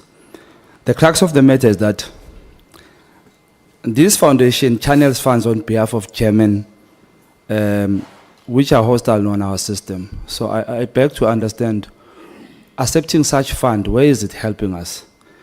And if I may ask, is this German fund that you guys are talking about, did they fund the CR17 campaign? And just one last question, why is Mkhwanazi not arrested, even Namanj? Thank you, Chair. On the first question, I explained when I was asked about the very bespoke training that we are putting together, where modules have been developed for prosecutors to really strengthen their ability to prosecute complex corruption cases. So this is helping us in that regard, and it's also about sharing and learning best practices from other parts of the world, so that we can also improve by taking on some of those practices. On the CR17 campaign, I don't know. I don't have that information. And on Mkhwanazi, once the police have investigated that matter properly, I don't know at what stage of the investigation it is. I have no information about it. But no doubt the prosecutors are working with the police and on this big matter. And when the evidence meets the standard, I'm sure they will do what is required of them.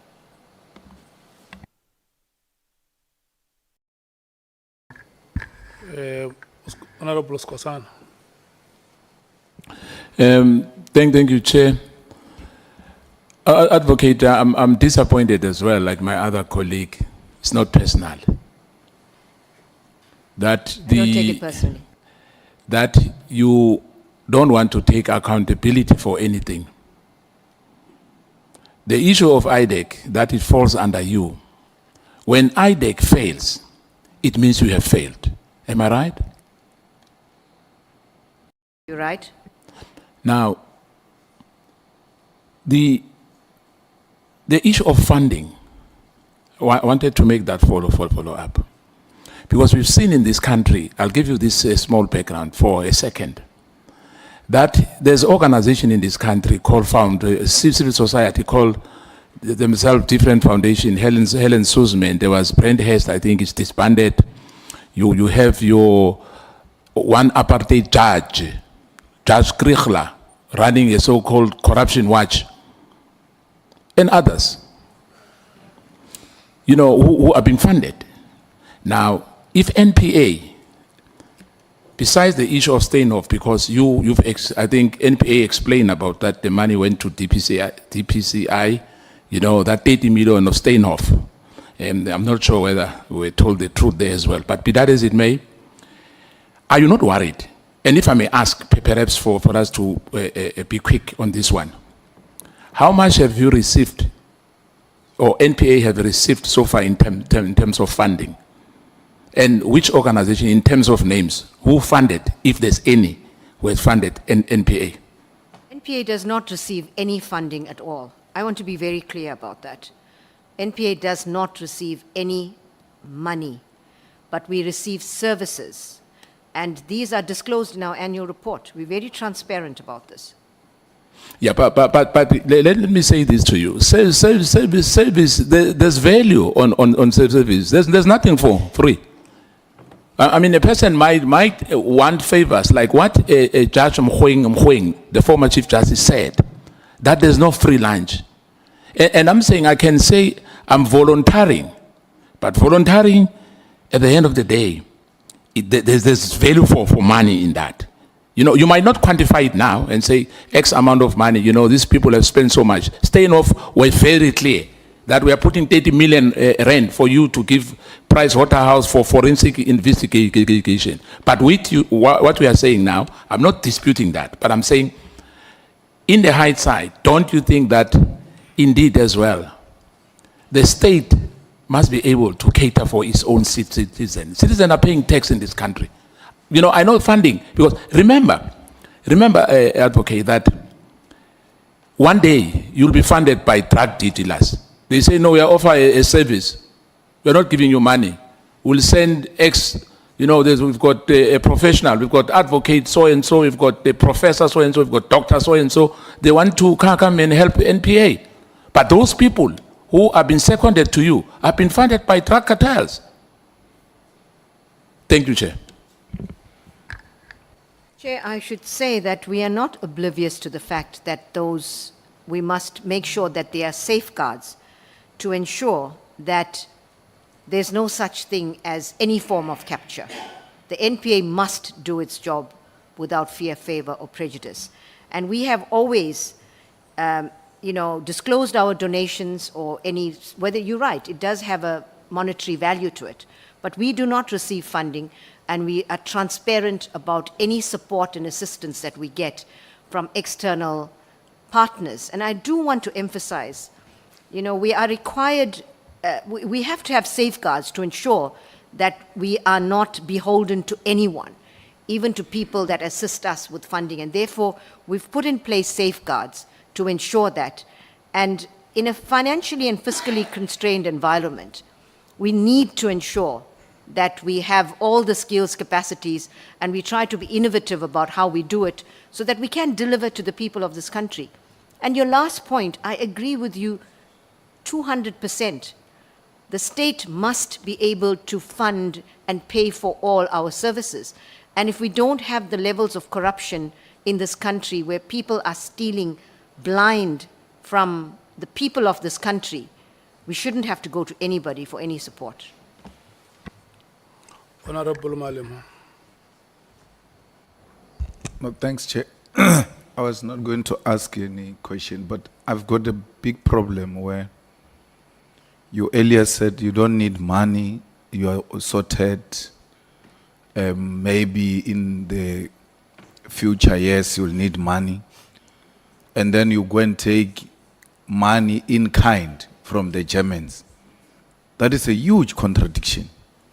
Because if there was a need for any kind of training to be provided by NPA, you would have budgeted for that to avoid getting money from foundations that you have not even vetted.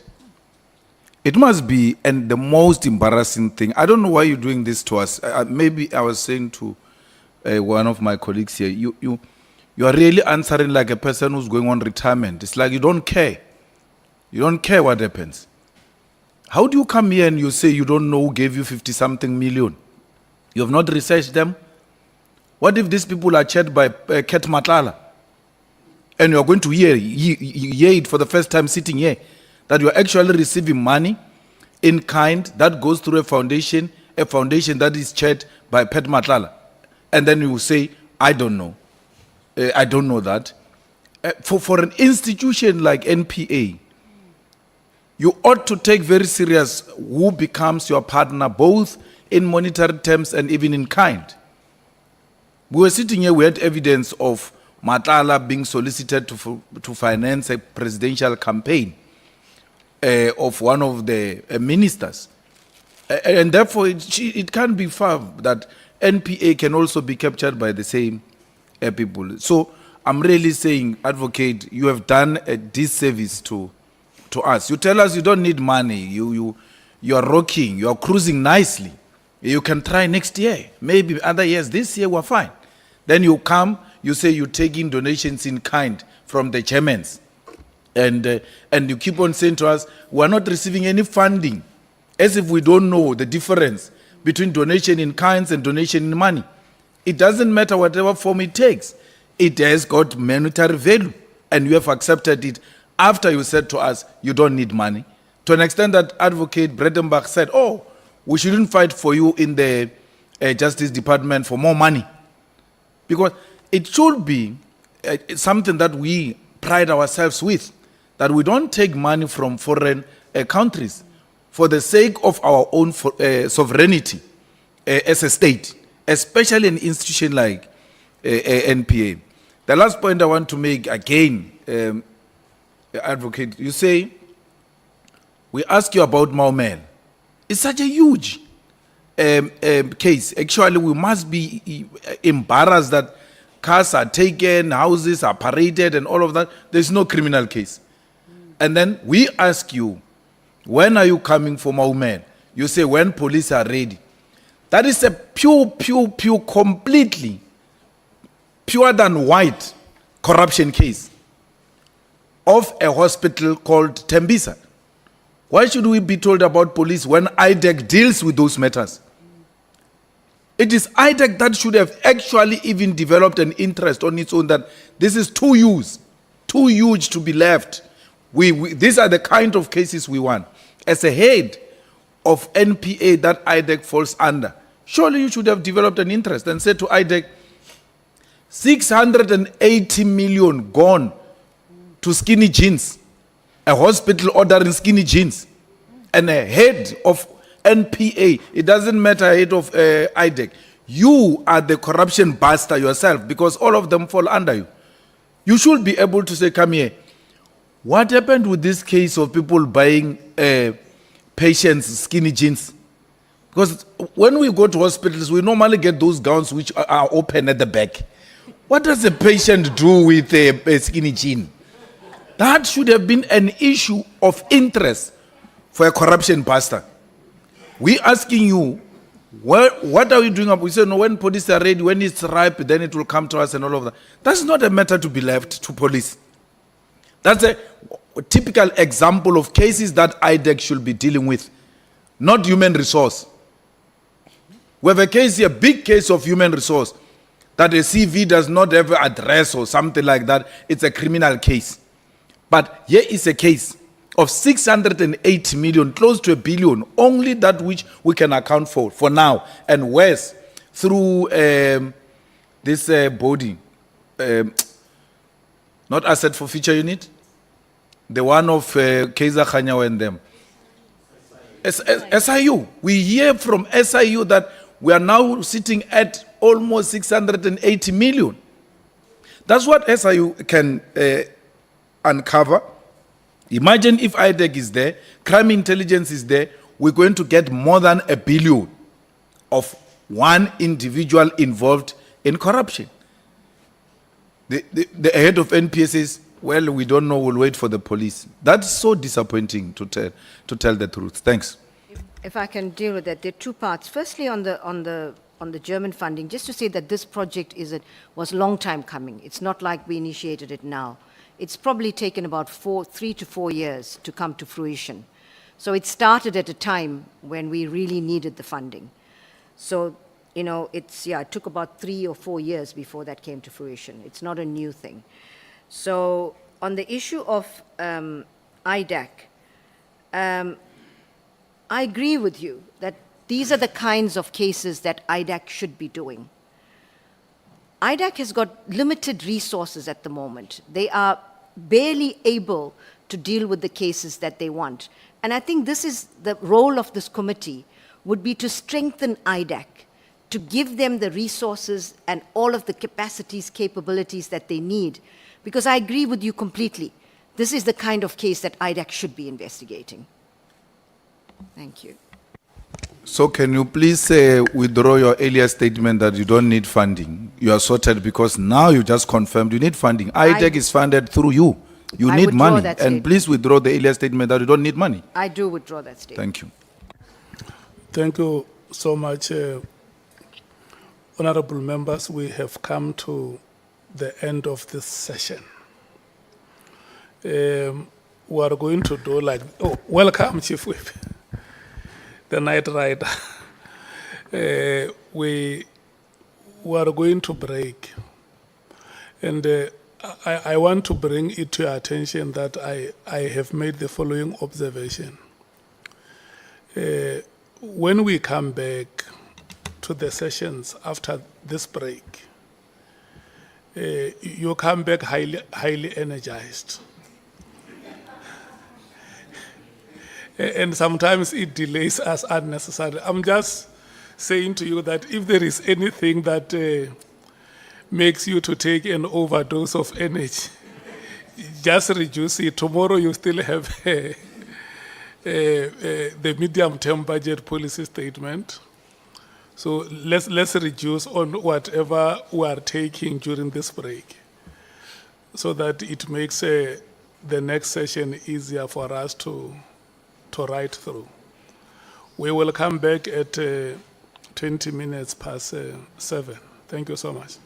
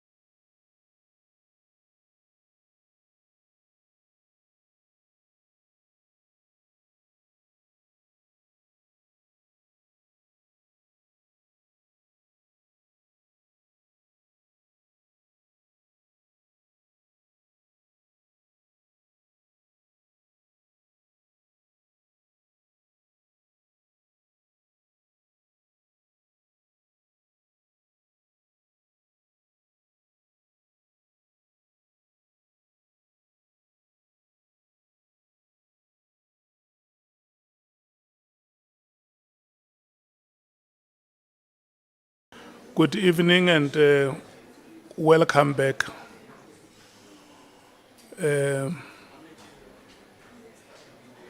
Let me check how many speakers are left.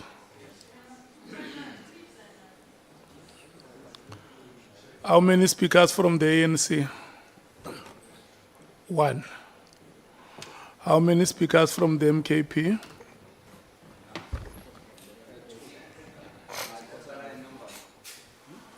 How many speakers are left on your part? 1.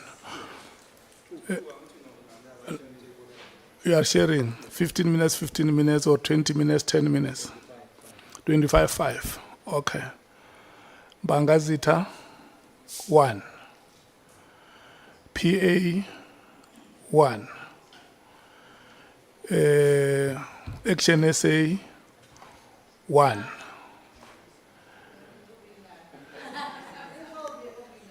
And then DA, done. Okay. So we are left with 6 speakers. 1, 2, 3, 4, 5. 5 speakers.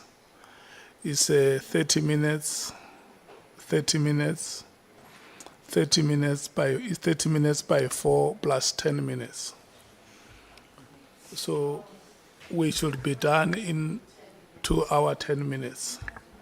But before we do that, I want to allow the NDPP to say a matter that she raised with me during the break. Thank you, Chair. I appreciate this opportunity. I do understand that the committee has decided that there will be a closed session during which I should disclose the name of the person to the committee. I thought that I should bring it to the attention of the committee to please reconsider this issue. It is not an issue we've been confronted with before. It involves an active investigation where the person of interest is not even aware of it. Disclosing the person's name under any circumstances would compromise investigations, and not just relating to this person, but to other potential implicated persons.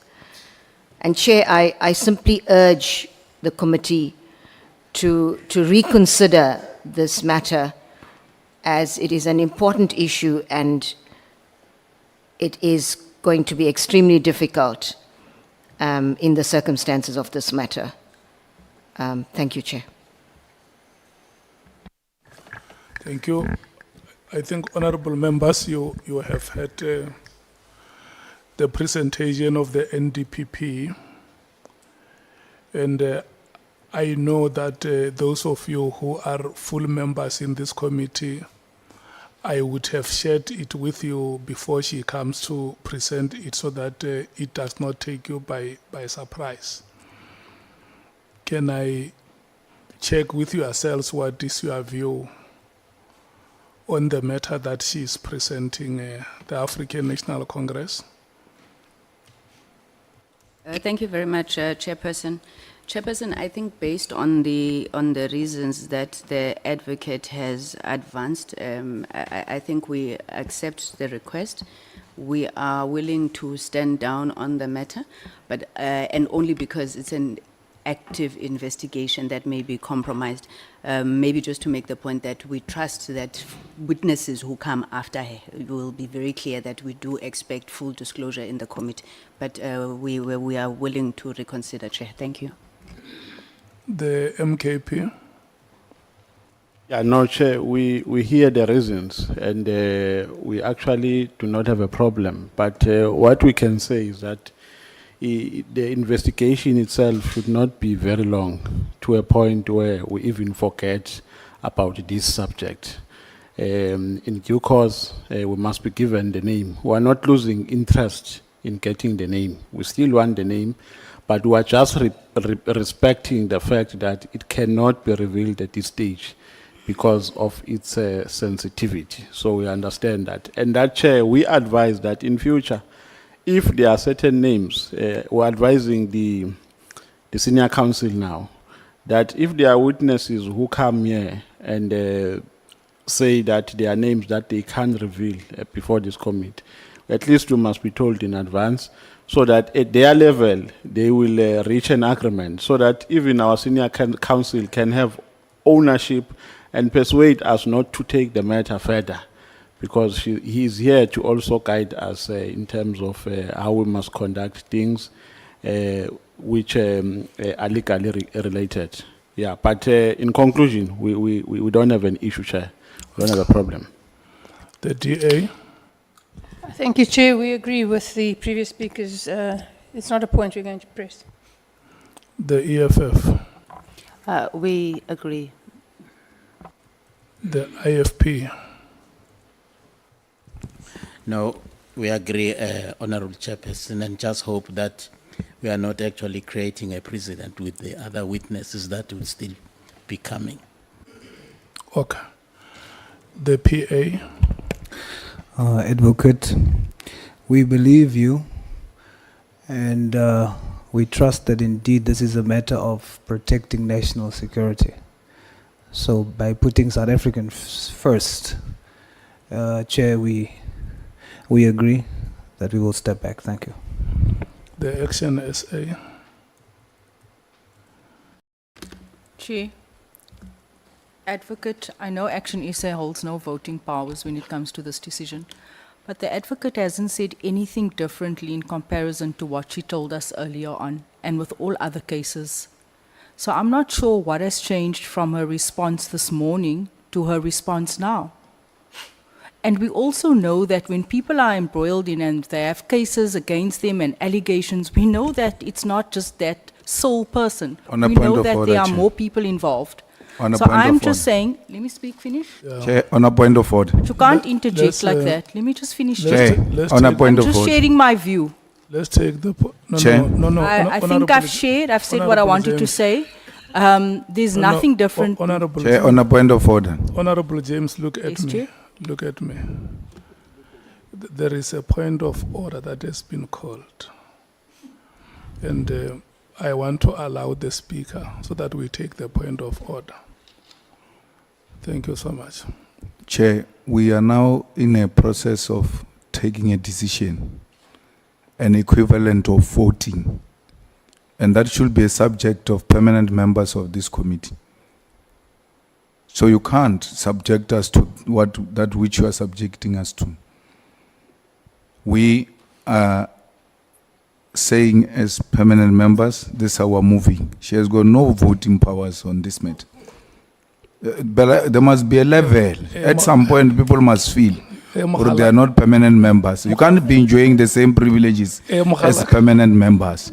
Permanent or not permanent, I'm a No, citizen of this country and Honorable- I will speak my mind and I will Honorable share my James. view. But Parliament doesn't. Oh, Parliament doesn't work about who's a citizen, who's I not will a share my citizen. view, I will This speak is- on behalf of No, South learn Africa. Parliament. Learn Honorable Parliament. James. Silence. It doesn't Honorable work about James who's a and citizen, who's not a citizen. Honorable Learn James Parliament. and Honorable Malema. Learn its I am rules. Honorable I'm a James and citizen. Honorable Malema. And I will Who's a speak. sub-citizen? You will not silence me. all citizens. Who's a sub-citizen Honorable here? James, Honorable Malema. Become a Honorable full-time Malema. member. No kind of Honorable Winnie James. Mandela situation Be a here. full-time You will not member. tell me Honorable when to speak. Malema, Honorable James. She's not a full-time member. Doesn't It's matter, not I'm my a problem. citizen and I have the interest of South Honorable Africans James. at heart. She's not a Honorable full-time member. Malema. Doesn't And matter. Honorable James. She must go and get the numbers to become You a must also full-time go member, somewhere. Chair. Go and Honorable find Winnie Malema Mandela. and Honorable James. Honorable members, you know, I warned you before we went for break. I warned you. It's like I anticipated. As a belief. You know, Honorable Malema, matonga motho asaka mpya wana. I don't know when chambo to be now. Rabana ba modimo ka moka waza. Honorable James, may you please conclude your point. I've concluded. Thank you, Chair. Thank you so much. Yeah. Honorable members, I just want to indicate that we had to give Honorable James a chance to speak, and all of you are aware it's a matter which we debated when we started the work of the committee, when the terms of reference were concluded, that for the purpose of decision making, the inputs of the full members, the 11 full members of the committee, are the ones that count. But because all of us are acting in the name of the Parliament of the Republic, we usually allow these members to express their views. And so let's continue to uphold this practice. It's unfortunate that it went the way it did, but I know these sessions, which I was made to believe are graveyard sessions, have not been graveyard sessions with this ad hoc committee. So the committee has reconsidered, or let me say it in a way that you will understand NDPP. The committee has reviewed and set aside its decision. But what Honorable Nomvalo is emphasizing is that the trust that the committee places on the statement that you have made must not be betrayed. That is, or you say, my emphasis. Yeah. Thank you, Chair. That's understood and very much appreciated. Thank you so much. Honorable Nhlanhla and Honorable Sols. Thanks, Chair. No, I wanted to say on behalf of Honorable Vessels, we also agree. Thank you.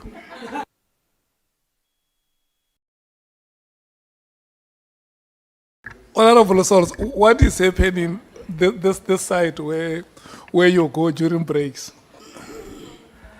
Chair, you are insinuating something that I'm not understanding, I'm not following. Okay. What are you insinuating? Let's proceed. Where do I go during break? Which side? Let's proceed, Honorable Sols. Chair, just so that there is no misunderstanding about the reasons given, I just want to be clear that what we've been discussing outside of the committee session and the explanation given was different than that what was said earlier, to say that the person involved does not know that he is being investigated.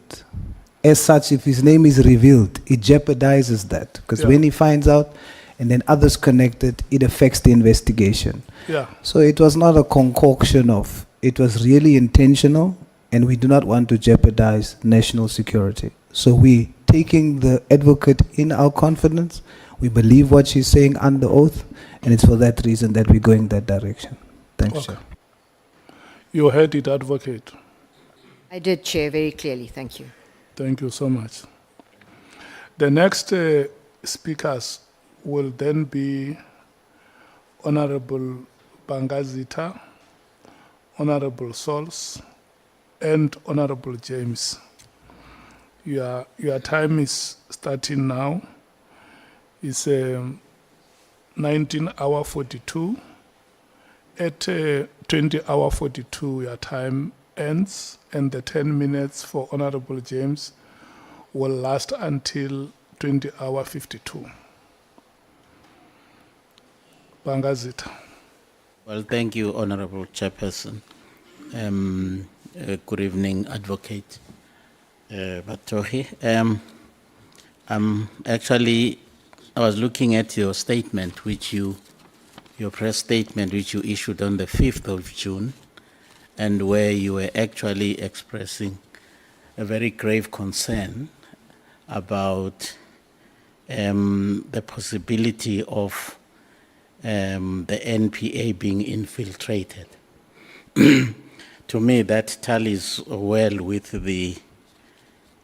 the assertion that Lieutenant General Mkhwanazi actually expressed also during his press briefing. Now, I'm interested to know what steps you have actually taken to deal with this concern. In fact, you even said that you do not sleep comfortably at night because of this. What steps have you taken to deal with this matter? Thank you, Honorable Bangazita, for that. As I explained earlier, I immediately upon receiving the information contacted the minister and advised her that I had needed to meet with her urgently. We then met the same week, and I briefed her about it. I also briefed the president about it sometime after that, when he was available, and expressed my concerns about it. And that was about as far as I could take it, because this was intelligence that I received. But internally, as I mentioned, I went on visits to prosecutors across the country, firstly commending them for the incredible work that they're doing, because I can only imagine that I'm hoping that it's not a large group of prosecutors, and urging them to still make sure that they do what they are mandated to do in terms of the Constitution. And that I even said to them, we are citizens of this country. We have a right to vote. But like family members, when you have a case to decide upon, you decide on the evidence and nothing else. And so it was, those are the steps that I took. But there's nothing further that I could have done in these circumstances. Well, thank you, Advocate. But also, arising from your response, it actually immediately draws my attention to what you told us earlier, that you are actually getting some in-kind type of support or donation from a foreign organization. Is that not actually also opening a slight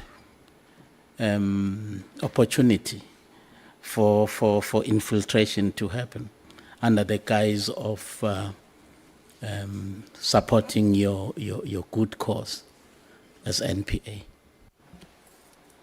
As I explained earlier, Honourable Member, firstly, the support, in-kind support, is not from a foreign organization. It's from a foreign government. And we have ensured that the support we get is controlled by the NPA. We decide on the kind of support that we need. We have sat down and developed modules for training. So it's completely in the control of the NPA. So there's no possibility of this kind of influence, improper influence, being exerted by any organization or entity because of the fact that this matter is completely controlled by the NPA. Well, thank you. Advocate, I'm not sure whether you also do the vetting of your employees and also do lifestyle audit for all your employees at various levels to actually, one, guard against the infiltration and also to be vigilant against issues, possibility of corruption. Thank you. Those are really important questions. Of course, vetting is done by the SSA, and as far as the NPA is concerned, we are fully compliant in terms of all the requirements that need to be submitted to SSA for vetting. And as far as the lifestyle audits are concerned, the President announced lifestyle audits for public servants. That is a very, very welcome development. I agree, there needs to be lifestyle audits for NPA staff at all levels, starting with the National Director. And it is something that we've engaged with a number of institutions like the SIU, the Public Service, to look at what they're doing and what we could introduce in the NPA. We are in the process of developing policies around this because you need to have a framework to deal with this. I do want to add, though, it is a very expensive exercise. It doesn't mean we won't do it, but I'm just alerting the committee to the fact that there will be a need for an increase in funding to deal with this. But internally, I have spoken to, we've been discussing the issue and how we do it. I think moving forward, after we do certain categories of maybe high-risk persons, that we start off with certain categories, and then later, as a matter of policy, the NPA you should have like a random selection of people that are, so you don't have to do everyone every year, but there must be a process whereby Shamila Batohi can be selected for lifestyle audit this month.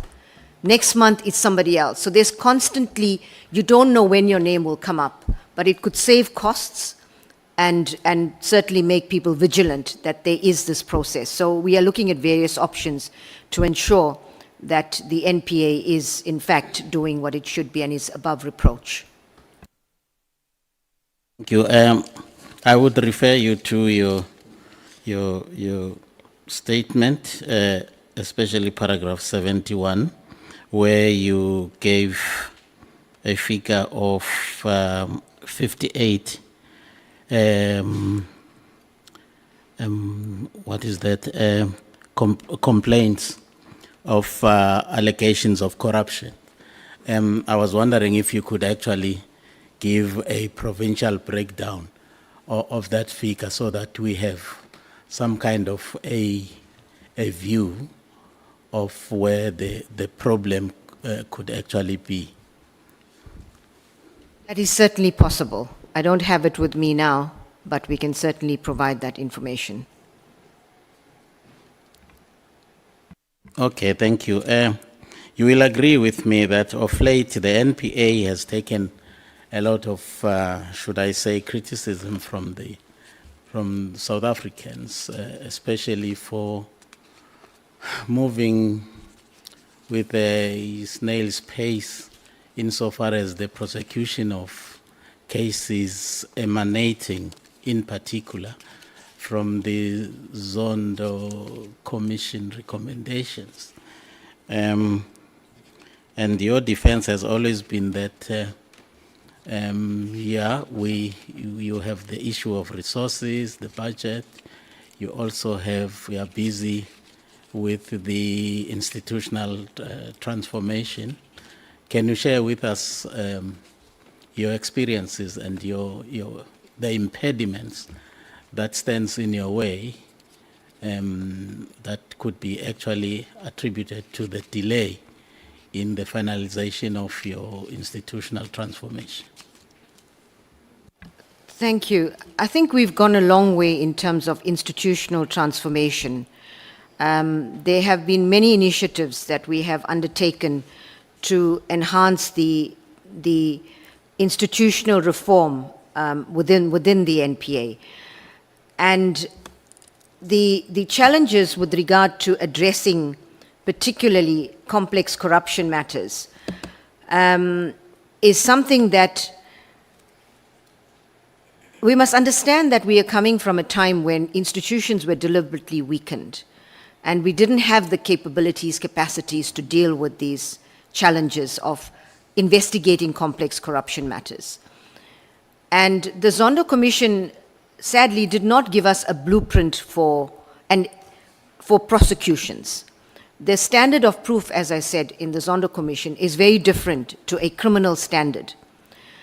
And so in order to ensure that we met the criminal standard for prosecutions, we have, in the past 4 years, and that is post-COVID, and also understanding, as I explained earlier on, the IDAC only became permanent in August last year, when we were really able to have a proper structure to identify the necessary capacities, capabilities, disciplines, and to start recruiting in order to ensure that these cases can actually be dealt with very, very quickly.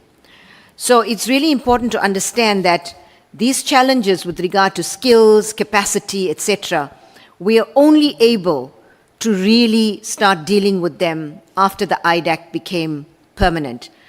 Prior to that, we are dealing with trying to address these matters in a broader system that is not functioning optimally, where we do not have the skills, capabilities, capacities to deal with these matters.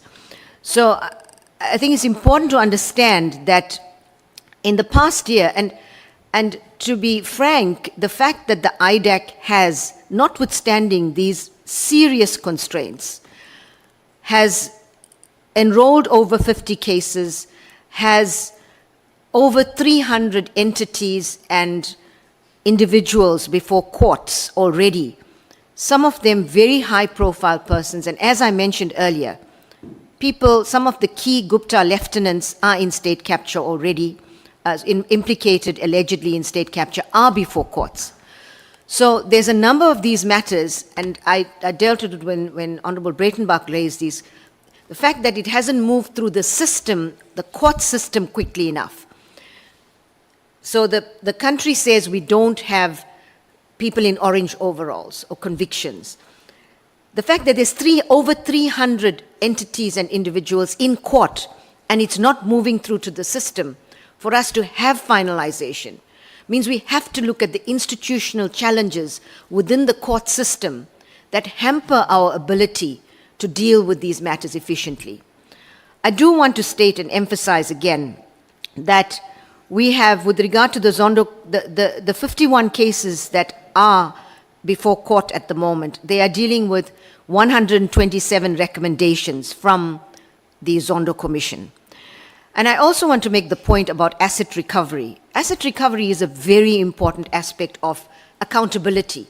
There's two parts. One is prosecutions and convictions, justice, finalization, maybe imprisonment or whatever the consequences are. And the other aspect of the strategy is bringing back the stolen money.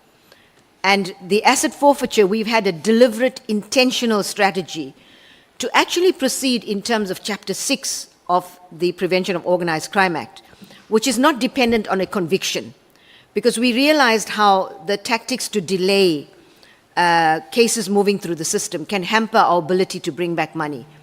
Chapter 6 is not, I don't want to go into too much of technical detail, but it's not dependent on a conviction. And that has resulted in us bringing close to 50% of all recoveries in the past 25 years have been brought in the past 4 years. And that demonstrates our focus on asset recovery as part of the strategy to deal with corruption.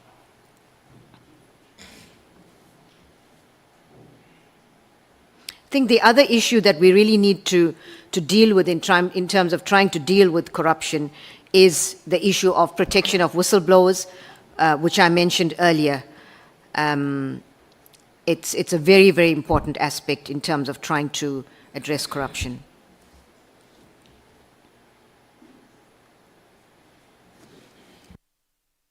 Well, thank you. Well, I know that the issue around the arrest of Lieutenant General Khumalo has actually discussed quite extensively, but I can't resist the temptation of wanting to find out from you that Lieutenant General Khumalo, as we all know, is National Head of Crime Intelligence. and in this instance, together with his entire team, is arrested. And that actually is a blow to the national management of the country's crime intelligence.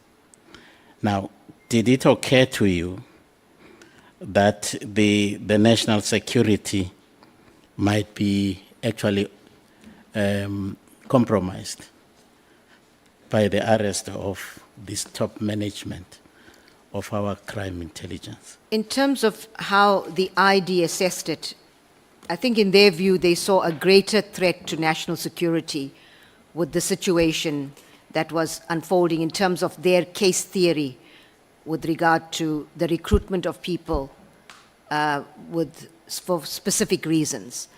And so the IDAC, the ID, has explained that this was part of a much larger case strategy, that this is one of several other matters. And so in their assessment, this was in fact in itself a risk to national security, so they needed to proceed on this matter. Surely this is a crisis situation for the country. I would have expected that this development would be actually taken to the higher or even the highest echelons of the leadership of the country. Did you inform the president of the country about the impending arrest of the top criminal, the crime No. intelligence people? I did not Was the inform. president informed about it? I did not inform the president of this. I beg. I did not inform the president. Is there any particular reason? Because I would expect that the president be actually put in the loop about these developments.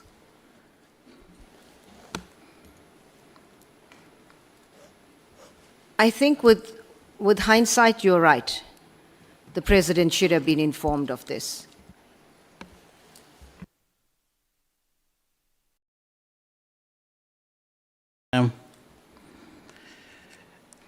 Advocate Johnson, who is the leader of IDAC, in my view, also committed the same offense as Lieutenant General Kumar, by actually presiding over the process to employ her husband. What have you done to deal with this? I know that is 20 years ago, but wrong is wrong, now or 100 years ago. That is why the Nuremberg trials are still taking place, 70 years after the World War, or even And that more is than why that. we are still prosecuting people for TRC-related cases 30, 40 years after the commission of these many offenses. So I agree with you. But the circumstances are very different. And one has to look at the context of this matter. In my view, Advocate Johnson made an error of judgment at the time. And the circumstances are extremely so far apart that it cannot be compared. You've got to compare apples with apples. In this case, we're not comparing apples with apples. She didn't do anything close to what is alleged in this case. Excuse me. Your Honourable Advocate, when Lieutenant Mkhwanazi was here, he told us that actually Lieutenant General Khumalo did not employ the person in question. He merely presided over a panel that was actually interviewing, but the actual appointment was done by another panel, which has not been arrested. Could there be any reason why they have not been arrested if employing that particular individual was a crime? Honourable Member, with all due respect, when one looks at one simple fact, it may not appear to be amounting to a criminal act. But in order to decide whether a crime has been committed or not, one has to look at all of the evidence before the investigators. And so this is one allegation, but it's not all the evidence. Clearly, all the evidence would have justified such action in the circumstances, and we have to consider all of the evidence. I want to really emphasize that. Well, then we were deprived of that information because the issue that kept on coming up here was the issue that Lieutenant General Kumal presided over the employment of a particular individual, which was a major charge. Okay, but I'm no longer there. If I could respond to that, Honourable Chair, through you. I again emphasize the fact that there is a review process available. And I would urge that if anyone is aggrieved by this decision, that they invoke the review process so that the matter can be considered by the National Director. I'm not sure whether you are aware, Advocate, of a bad relationship between Advocate Johnson's husband and that of Lieutenant General Kumal. And we learned that Mr. Johnson actually works under the supervision of Lieutenant General Kumal. I'm not aware of a bad relationship, and I do believe, I think Advocate Johnson was asked about this question, but I want to emphasize again that if there's an insinuation that the reason for this case is that bad relationship, that is not the case, because as I explained earlier, this case came to the attention of the IDAC through a Section 27 referral. Had that referral not been made, this case would never have seen its day in court. So I think it's very important to understand the circumstances under which the IDAC became seized with this matter. Lieutenant General Mkhwanazi actually strongly believes that the arrest of Lieutenant General Kumalo and his team is actually motivated by none other than the work that they are doing in actually investigating and arresting the drug and criminal, syndicates in Johannesburg. What would you say to that?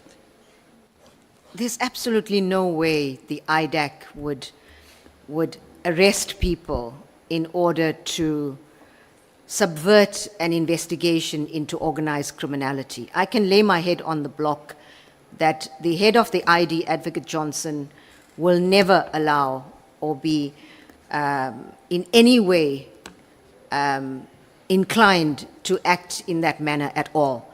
So I want to dispel that notion very strongly that that would have been a motivation for the arrests in this matter. My last question, Honorable Chairperson, is just to find out how endemic is the problem of factionalism within the NPA, Advocate, if any. I don't know how endemic it is, but with the leakages of information that we experience, I do believe that there are elements within the NPA that, as I said in my media briefing, not media briefing, in my interview, that may not be fully committed to the mandate, objectives of the vision, mission of the NPA. But how endemic it is, I don't know. But that's why I urge again there's an absolute zero tolerance to prosecutors who do not abide by our code of conduct. One thing we do not do in the NPA is we do not sweep things under the carpet. When there's an allegation, matters are fairly investigated, there is a process, and there will be consequences. So again, I urge members of the public, members of this House, if you have any information with regard to prosecutors that are not acting as they should, please send it to us.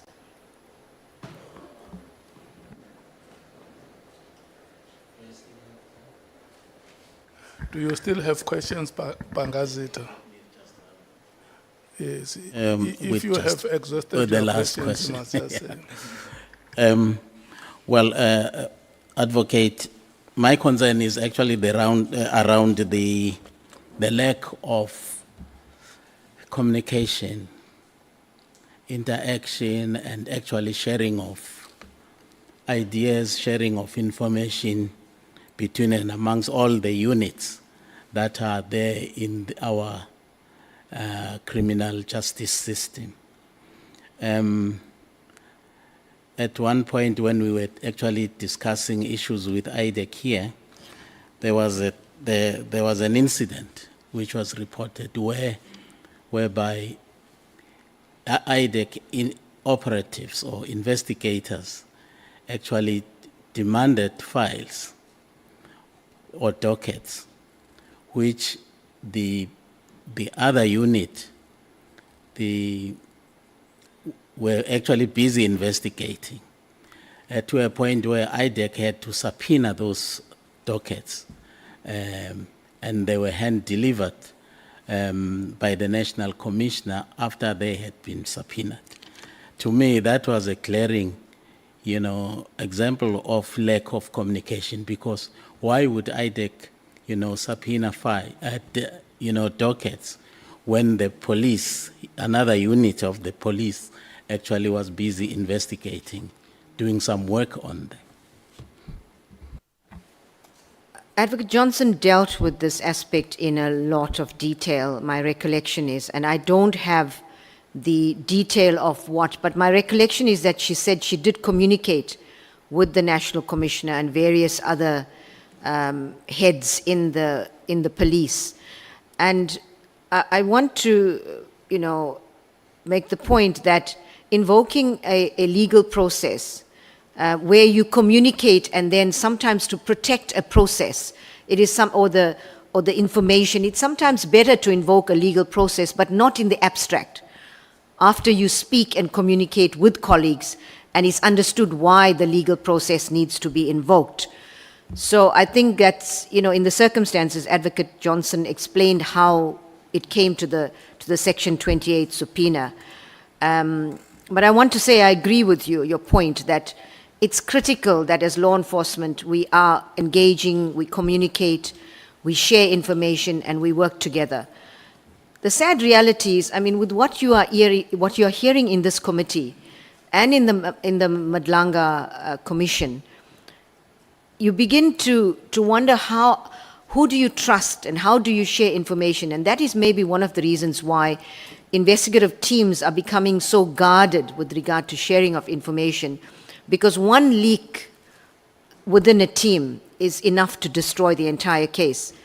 So it is a challenge that we're facing, but I agree in principle that there needs to be a lot more coordination and sharing. It's not like it's not happening, but it can be improved. Thank you, Honorable Chairperson. Thank you so much. Honorable members, allow me to take Honorable Souls. We will take follow-ups thereafter. Thank you, Chair. Until what time? I think it's 2040. It's up until 20:42. Thank you, Chair. Good evening, Advocate. Honorable James, may I ask for you to just shift on the other side? I can't see, if you don't mind. Thank you so much. Did she hear you, Honorable Sir? Clearly, she did. So it's an elder self, Chair. Said I. So what am I? Advocate, General Mkhwanazi testified that he ensured that there's criminal charges laid against Mr. Mdluli.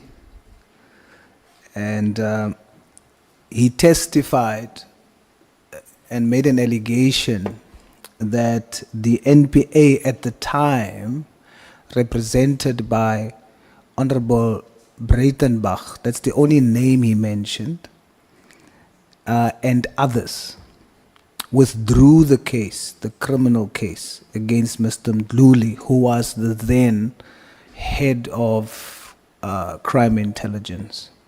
Is this true? I don't have personal knowledge of it because I wasn't in the country at the time either. So I don't know who withdrew the matter in court. Section 22, I think, subsection C, 2C, gives you power to review matters such as this. Are you saying that you haven't looked into this matter? This matter has a long history, and the Mr. Mdluli was subsequently charged. He is currently facing, I stand to be corrected, but he's currently facing various charges, commercial crimes, economic crimes, fraud is being one of them. And in respect of the other matter, so those charges are still being heard in court. With regard to the other matter, where he was charged with, where a decision was taken not to charge him with murder, he was instead charged with, I think, kidnapping, assault with intent to cause grievous bodily harm. I don't have the charges in front of me, but that's how those two matters are being dealt with.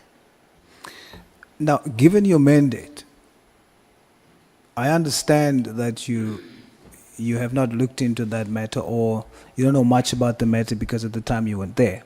But given your mandate, the moment you heard the allegations against the NPA by General Mkhwanazi, that should have been enough reason for you to then delve in detail into this particular matter, because he was very specific about this particular allegation. Did you do so? I couldn't in the circumstances because he is facing those charges. Yes, They've but been re-enrolled. yes, but I'm saying, are you testifying that you are fully aware of the matter? Because I want to talk about it. I am aware of the matter. Okay, Whether great. I'm fully aware, I'm not sure, but I am aware of the matter. Okay, great. So, General Mkhwanazi only mentioned Honorable Breitenbach in his allegation. Who else was involved in allegedly withdrawing the fraud and corruption case against Mr. Mdluli? I don't know for a fact, as I say, because I was not here, but my understanding is that it would have been potentially the head of the SCCU at the time. The matter was, I don't know, I can't speculate. I want to tell this committee things that I factually know, but it could have been, I think Advocate Chauke was involved. I don't know whether anybody else and who in that office would have been involved in that matter as well. So, it would be Advocate Chauke, you're correct, and Mr. Jiba.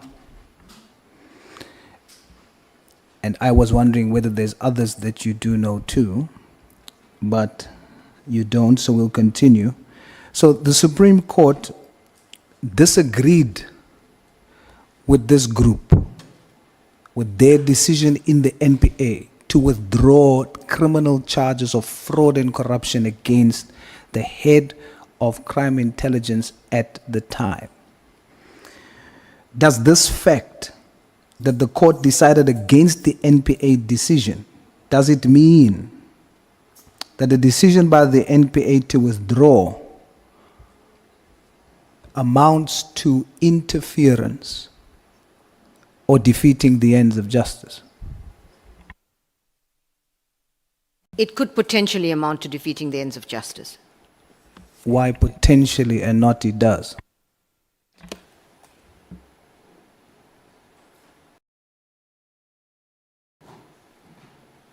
That's a good question. You have a good answer? I hope so. I'm thinking about this.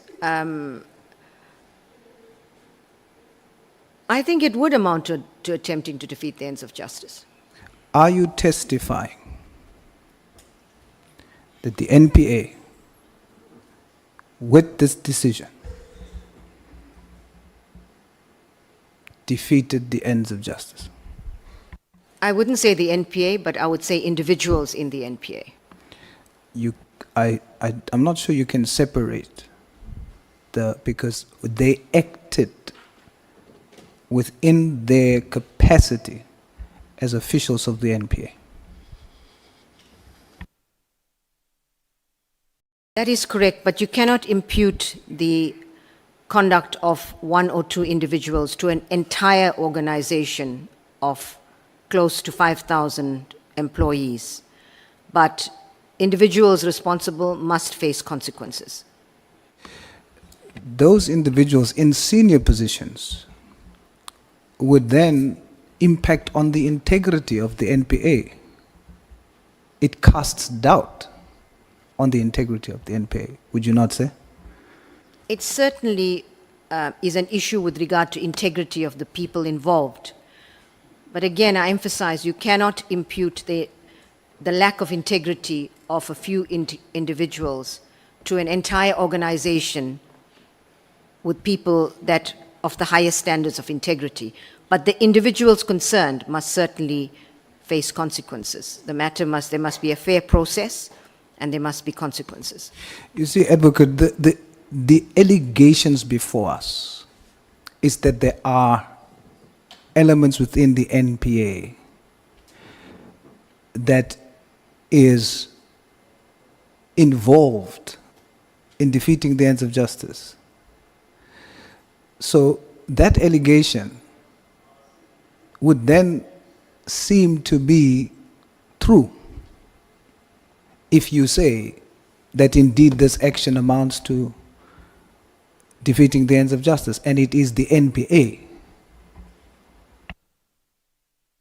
It is, I emphasize, individuals in the NPA that must face consequences. At the time when this happened, I was not in the country. I'm not saying, I want to make it clear that these things happened whilst I was abroad working, and now we are trying to deal with these matters so that there are consequences.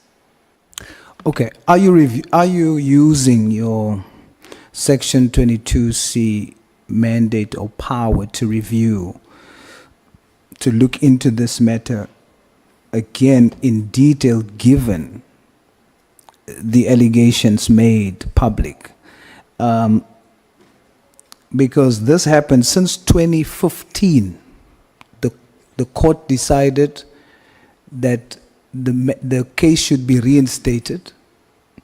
In 2015, the NPA decided to do so. It is 10 years later. 10 years. Is Mr. Mdluli, 10 years later, convicted and in jail for this criminal matter of fraud and corruption?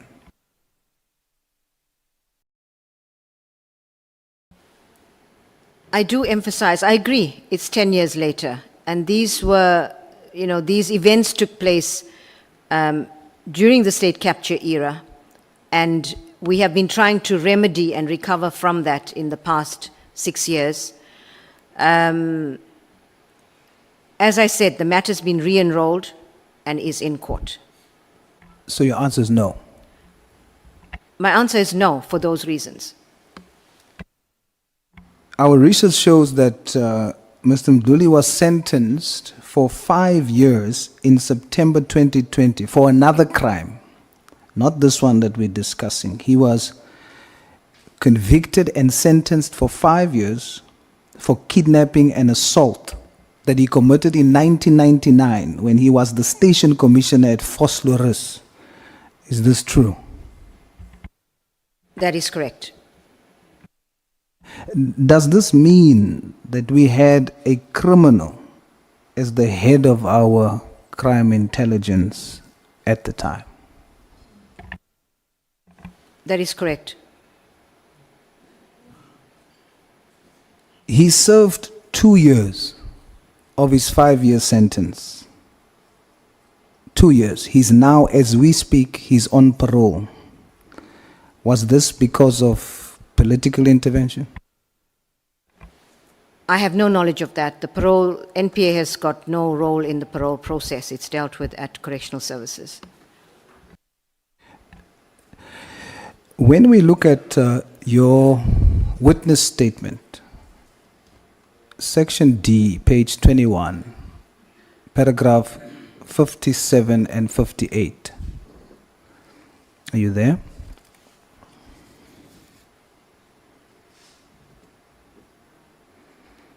Sorry, the paragraph number? 57 and 58.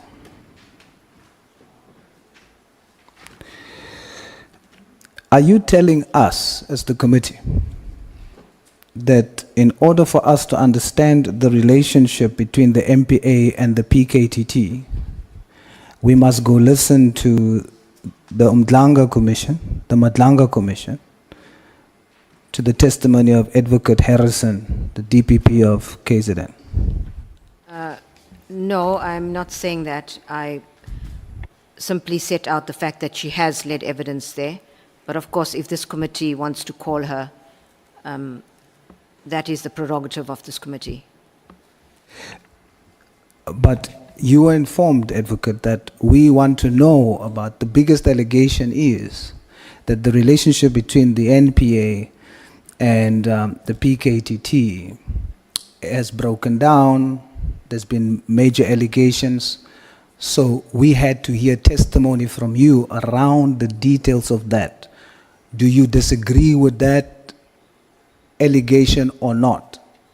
You have an entire section entitled The Functioning of the Criminal Justice System Value Chain and the Role of the PGI.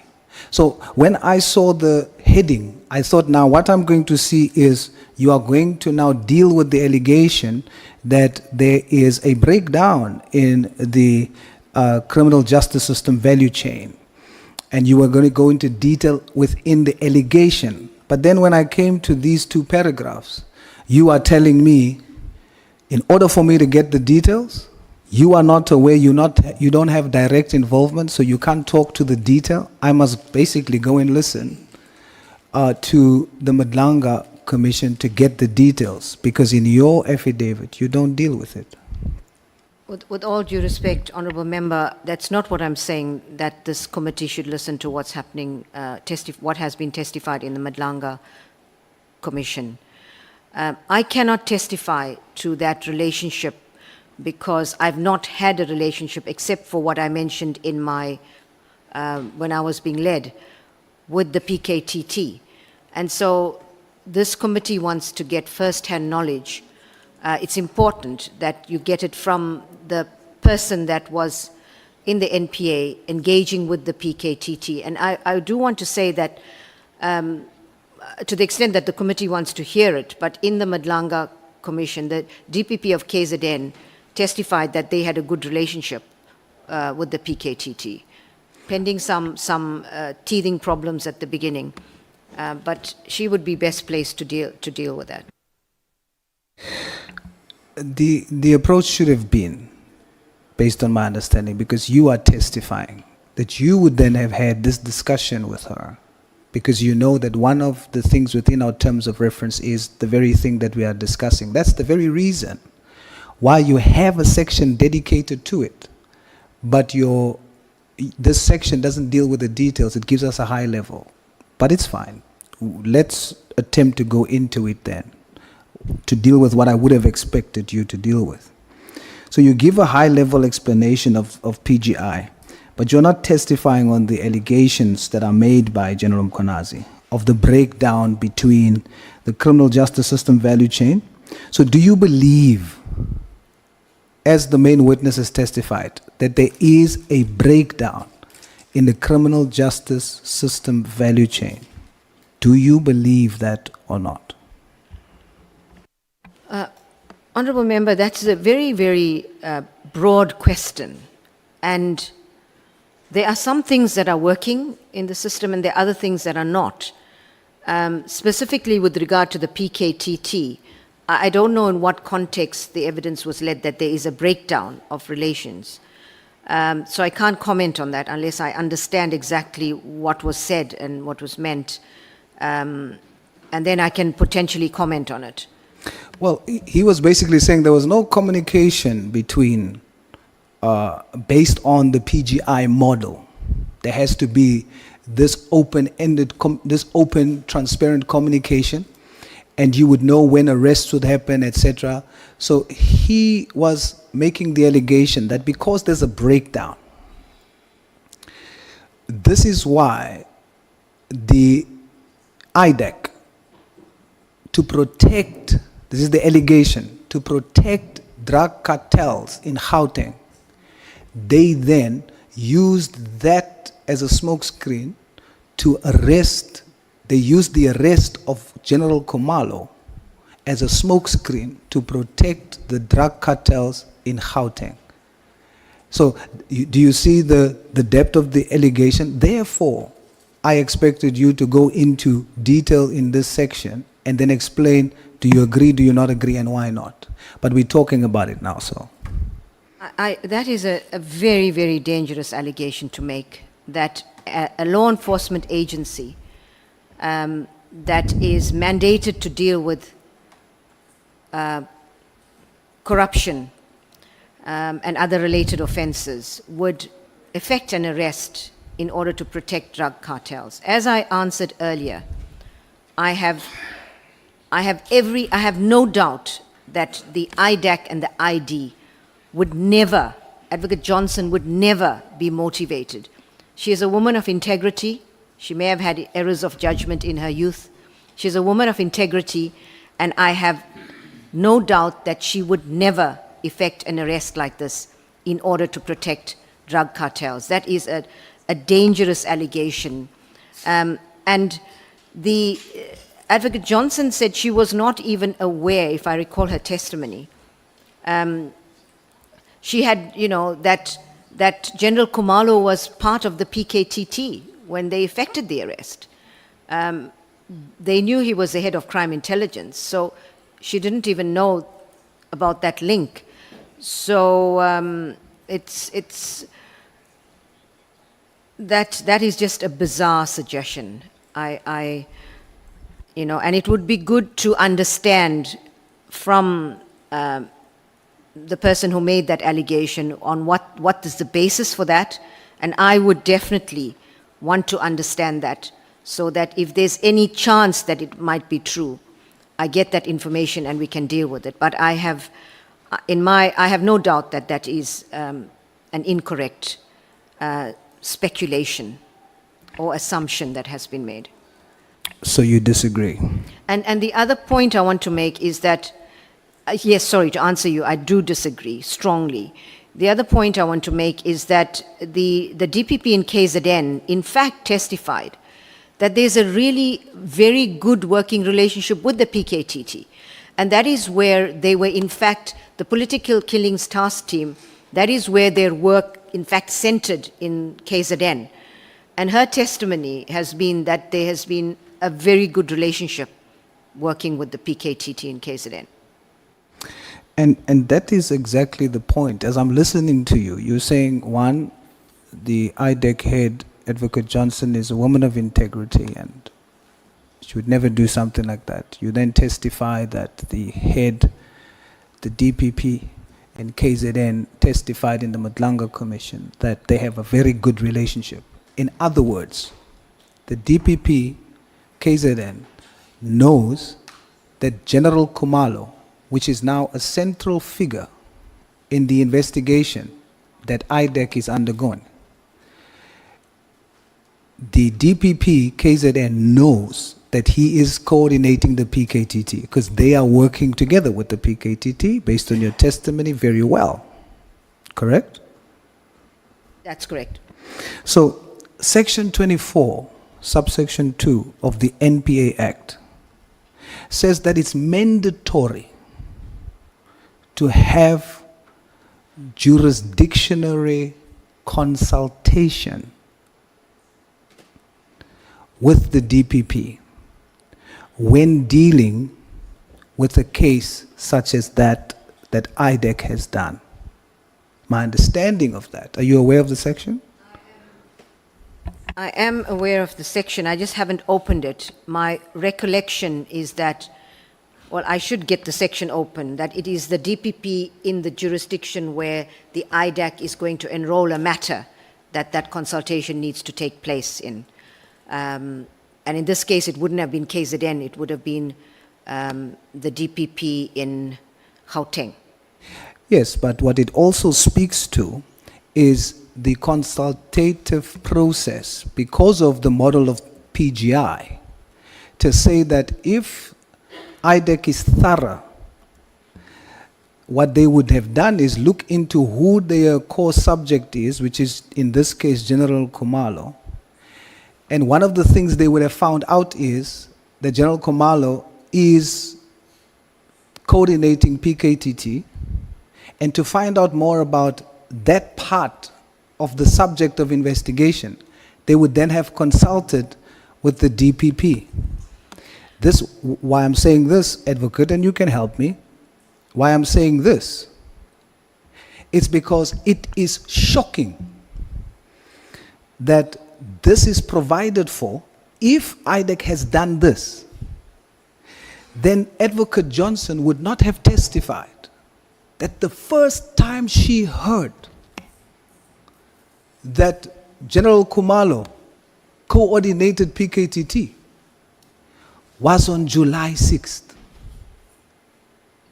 If she followed the model of PGI and consulted with the DPP in KZN, she would have not been surprised on July 6th to find out that General Khumalo is the head of the PKTT. Do you think that it speaks of competence and it is okay in the scheme of things when you provide oversight that the head of IDEC,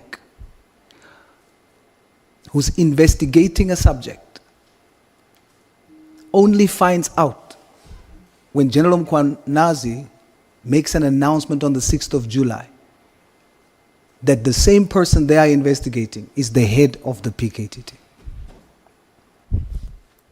Thank you. I want to be clear that Section 24, it is a requirement of the IDAC when you are enrolling a matter to consult with the DPP in the jurisdiction where the matter is being enrolled. And this is an important factor because the Honourable Member is linking this to a legislative requirement. And it's important that the requirement is clear. The DPP, the IDAC is expected and required to consult with the DPP in whose jurisdiction the matter is going to be enrolled. And in this case, that would have been the DPP of Gauteng, not the DPP of KZN, where the PKTT was conducting most of its work. Now, the point of prosecutor-guided investigations, the IDAC follows the prosecutor-led investigation model, not PGI.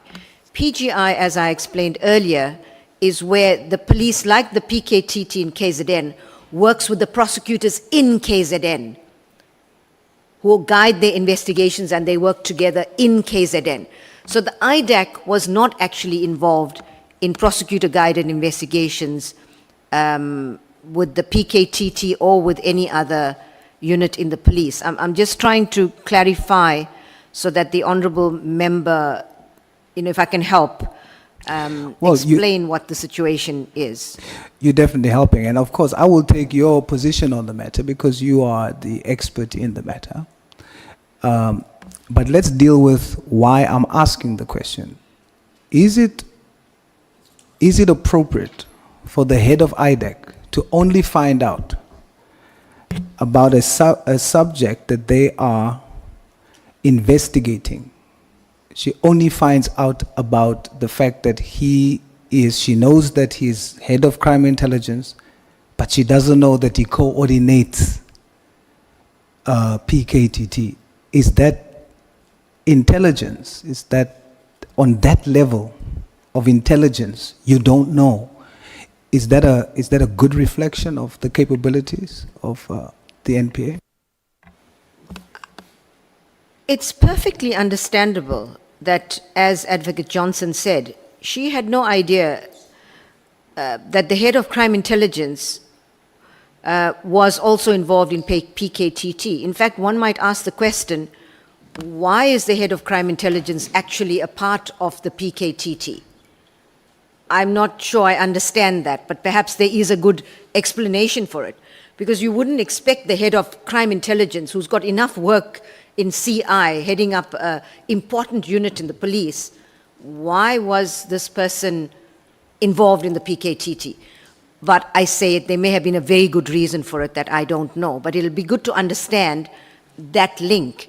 And the fact that Advocate Johnson, when they were dealing with this matter, didn't know that he was part of the PKTT is not that unusual. In fact, had she known, in all likelihood, she might have spoken to the DPP of KZN. Thank you. All right, so I accept that. Now I need you to explain to me, if you say that based on your experience and based on your oversight function, there's nothing wrong with her not knowing, even though on that level of intelligence that she operates on. I will accept that testimony. Now I need you to explain the flip side, is my last question. You say that you are actually concerned that he's the head of crime intelligence, General Khumalo, and he coordinates PKTT. There has been testimony of this connection, that it all links. He's the head of PKTT, he's the divisional commissioner for crime intelligence, and then linked to the appointment of an unqualified person on the technical services side within the crime intelligence division. And the link then creates the impression that, and this was part of the testimony of Advocate Johnson, that the speculation is that this link is so that there is a network in order to be able to have control over access to funds, access to resources, such as the procurement of sophisticated equipment, etc. Are you of the same view that General Khumalo is strategically placed in this position, and the link to the person from BMW that was employed, plus his control over PKTT, is all interlinked in order for them to have control over the resources? Do you agree with that? Do you think that there are that's a valid position to take, or would you say no? Well, the honourable member has raised two things. Firstly, I want to clarify that I didn't say I was concerned about the head of crime intelligence being involved in PKTT. I said I didn't understand it, but there may be a good reason for it. And that seems to have come through now. But as I testified earlier, the IDAC, the ID, has explained that there is a broader case theory, and that the capture of institutions happened, recruitment was critical in state capture to ensuring that the resources of the state could be plundered. And that is the case theory in this particular case. Advocate Johnson has indicated that it was part of a much larger strategy. There are other cases. And so, given that this is also, part of an investigation, and I don't really know the details, this is as far as I can take it. Thank you very much, Advocate. And in closing, I want to say that your testimony here has revealed some deep levels of vulnerabilities within the NPA. Take accountability for it, deal with it for the time that you have left, because it's very concerning that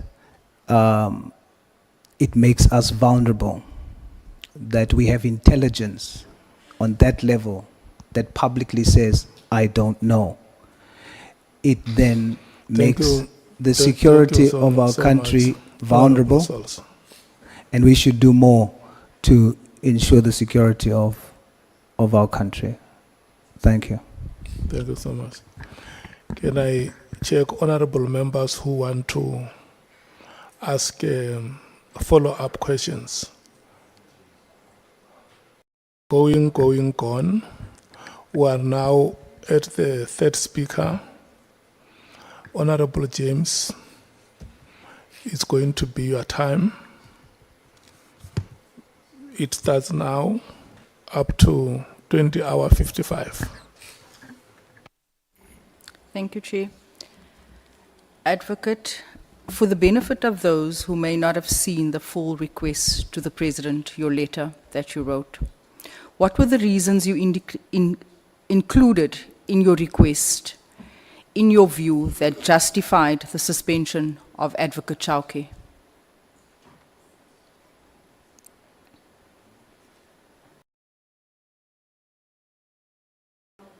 Bear with me for a moment.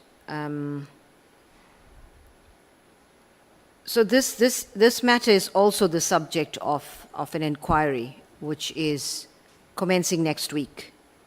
I will be testifying at that inquiry and will set out in detail the reasons for it. But at a high level, what I can say here is that the reasons for it is that Advocate Chauke was not in compliance with the prosecution policy when he pursued a case against Major General Boyson with regard to racketeering charges when there was no evidence linking him to this matter. And also it relates to the withdrawal of the charges against General Mkhwanazi when there was prima facie and strong evidence to the contrary. And those are the main aspects, and then some other decisions that were taken in the context of these matters. Okay, the President only acted on your request, we all know this by now, July 2025, just days after General Mkhwanazi's press conference, alleging that corrupt prosecutors were aiding criminal syndicates, drug syndicates in Gauteng, right? Why do you believe the President waited almost 2 years to act on a matter raised by the country's top prosecutor 2 years later?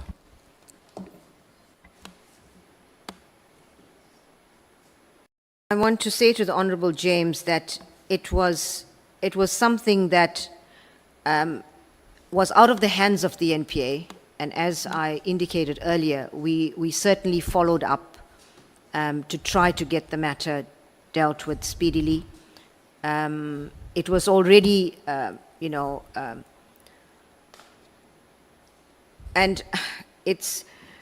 there was nothing further that we could do. I indicated earlier that I do know that the President, that there was a further legal opinion that was sought, which would have also delayed things somewhat. But apart from that, I cannot really say why it took that long for the decision to be made. And during this time, what was Advocate Chauke doing? Was he continuing with his daily duties as usual, despite being connected to these cartels and to these persons? Well, there's no allegation that he was connected to cartels in this matter. But yes, he was the DPP in South Gauteng. And he continued, despite the red flags, he continued to do his daily work, and no one did anything. I agree. it is- Only up until the 6th of June, when General Mkhwanazi made those allegations, suddenly, 2 weeks later, the president acts.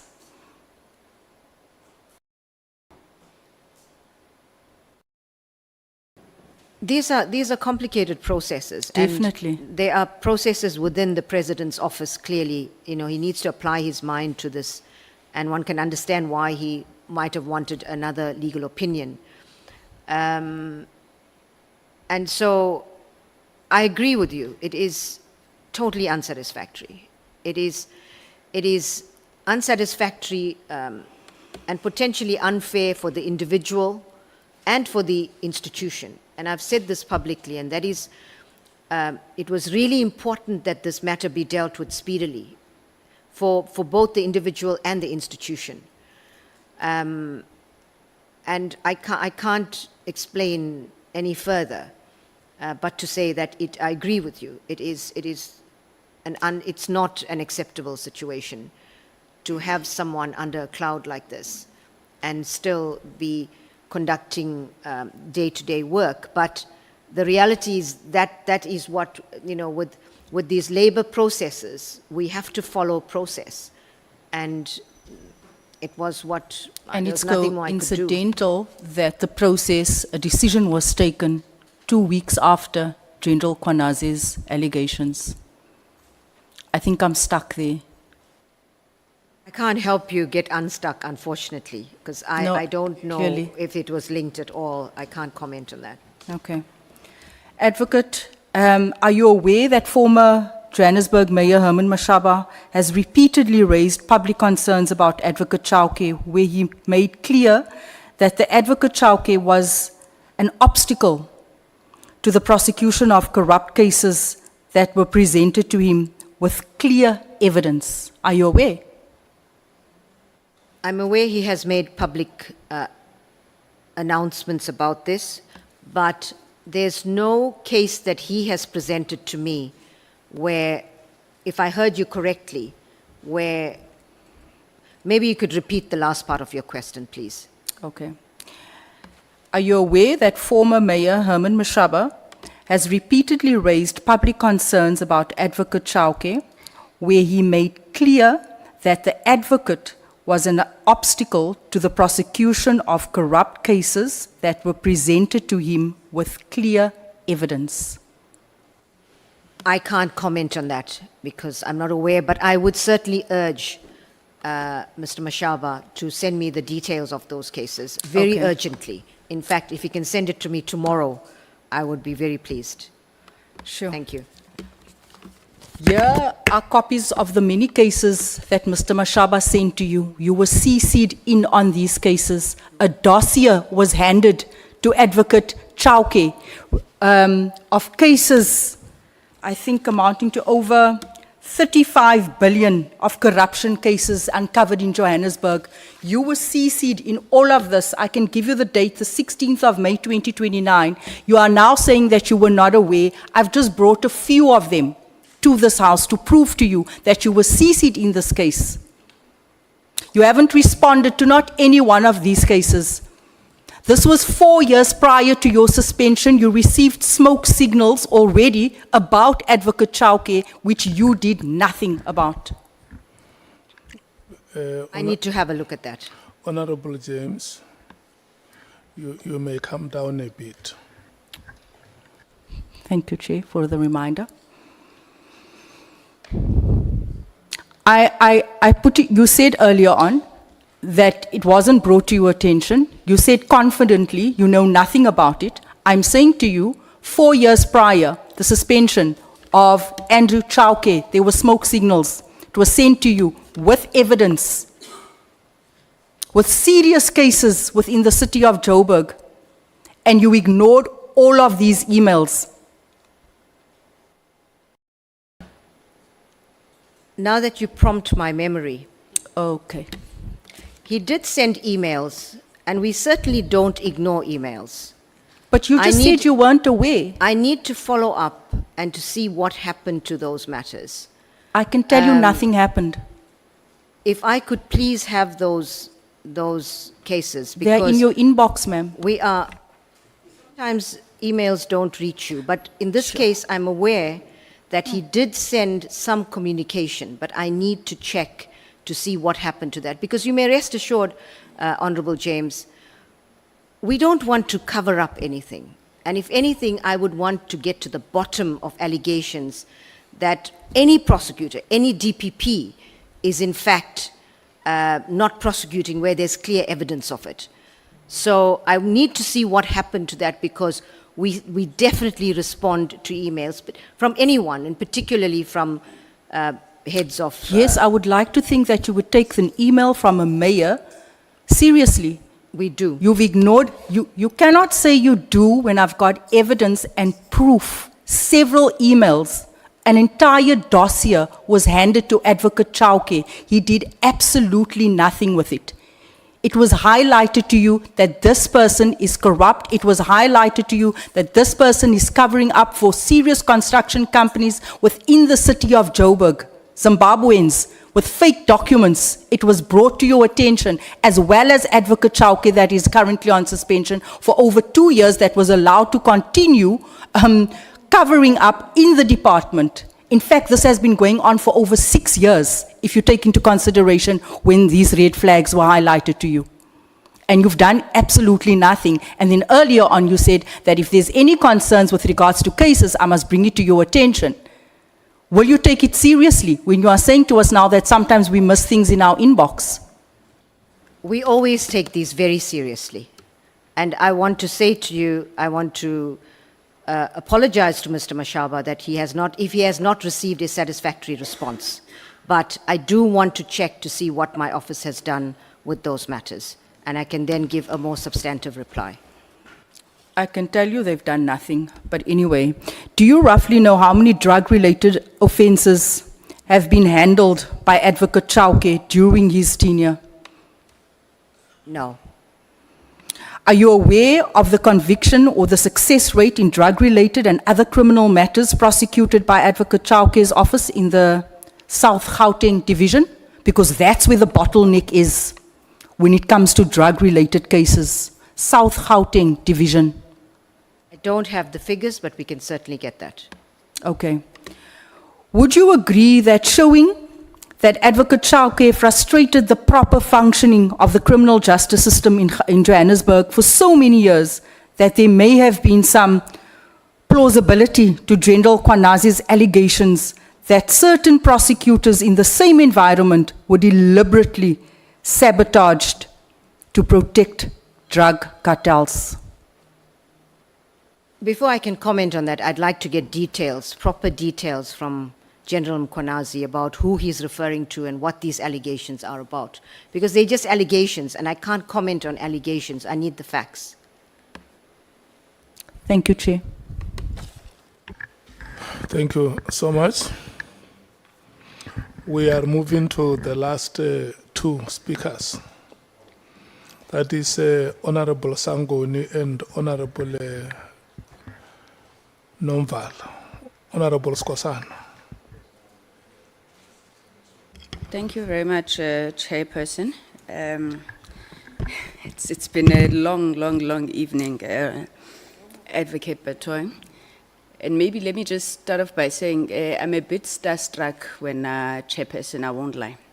I've admired Advocate Batohi's work for a very long time. I remember when she was trying the Hansi Cronje matter. There was this beautiful newspaper cover, where it was just her eyes, and then it says, "In the eyes of the tiger." That was amazing for me. And I think watching you as a prosecutor and the work that you've done internationally, we really commend you for the great work that you're doing. So thank you so much. Thank you for making the time to be here.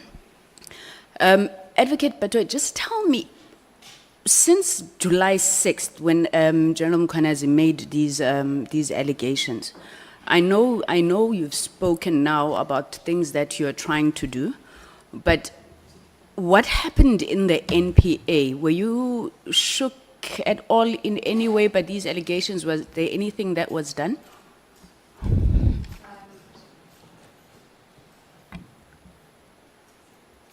I think like the rest of the country, we were certainly taken aback by the allegations.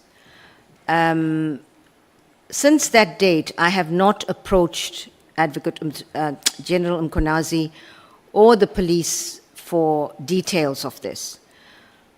But given that we have now testified it's out in the open, I will address a letter to the National Commissioner seeking details so that we can properly understand what's going on and take the necessary action. Okay. In paragraph 22 of your statement, you indicate, so you're talking there about the prosecution policy and how matters are decided, or at least what must be prosecuted. You then say that you refer to a matter of public interest as a consideration to prosecute or otherwise. So I'm just interested to find out, how is public interest determined firstly, and then are there any cases that you are aware of where public interest has swayed the decision to prosecute or not? And if you could share those with us, please.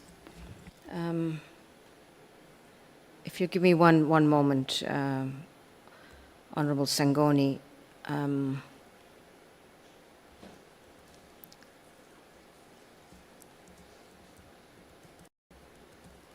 My apologies for this. I did. This is. Oh, I wish I could find this. When dealing with public interest, it is an important factor, and it deals with aspects such as the gravity of the offense, the circumstances of the community, of the individual concerned.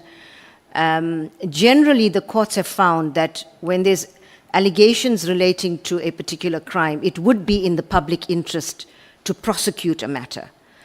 But there are instances where you would consider factors that I've just mentioned and come to a conclusion that it would not be. For example, an example that I might be able to give here now is, for example, a father who has been involved in an accident, and his child is killed in that accident, and the father is responsible primarily for that accident. You might consider everything and say, should we charge the father for the culpable homicide with regard to the death of the child? And then we would say, look, he's suffered enough. So those are some of the factors. I said the nature and seriousness of the offense, the interests of the victim, community, the offender's circumstances in some instances. So I think those are, there's no closed list, but those are some of the guidance that we give when we make these. But it's generally we lean on the side of prosecution, but we do consider those factors. So there's no controversial, I use the word lightly, but controversial cases that you've chosen not to prosecute, and, prosecutors hide behind, it's in the public interest. No, it's not. For example, Agrizi. For example? Agrizi. That was not my understanding, it wasn't a public interest matter, but it was the circumstances, and the ID explained issues relating to him cooperating in other matters. So it was certainly not a public interest issue. Okay. All right. Then on paragraph 83, you were asked a little bit about that issue where you make a recommendation to depoliticize the appointment of senior leadership within the NPA. Can you give us examples where this is done, perhaps in other jurisdictions around the world, and whether you necessarily think that that is a better model, given the fact that the politicians, at least that you have worked with, have given you space to do your work, even though you're appointed in the manner that the Constitution or the NPA Act outlines?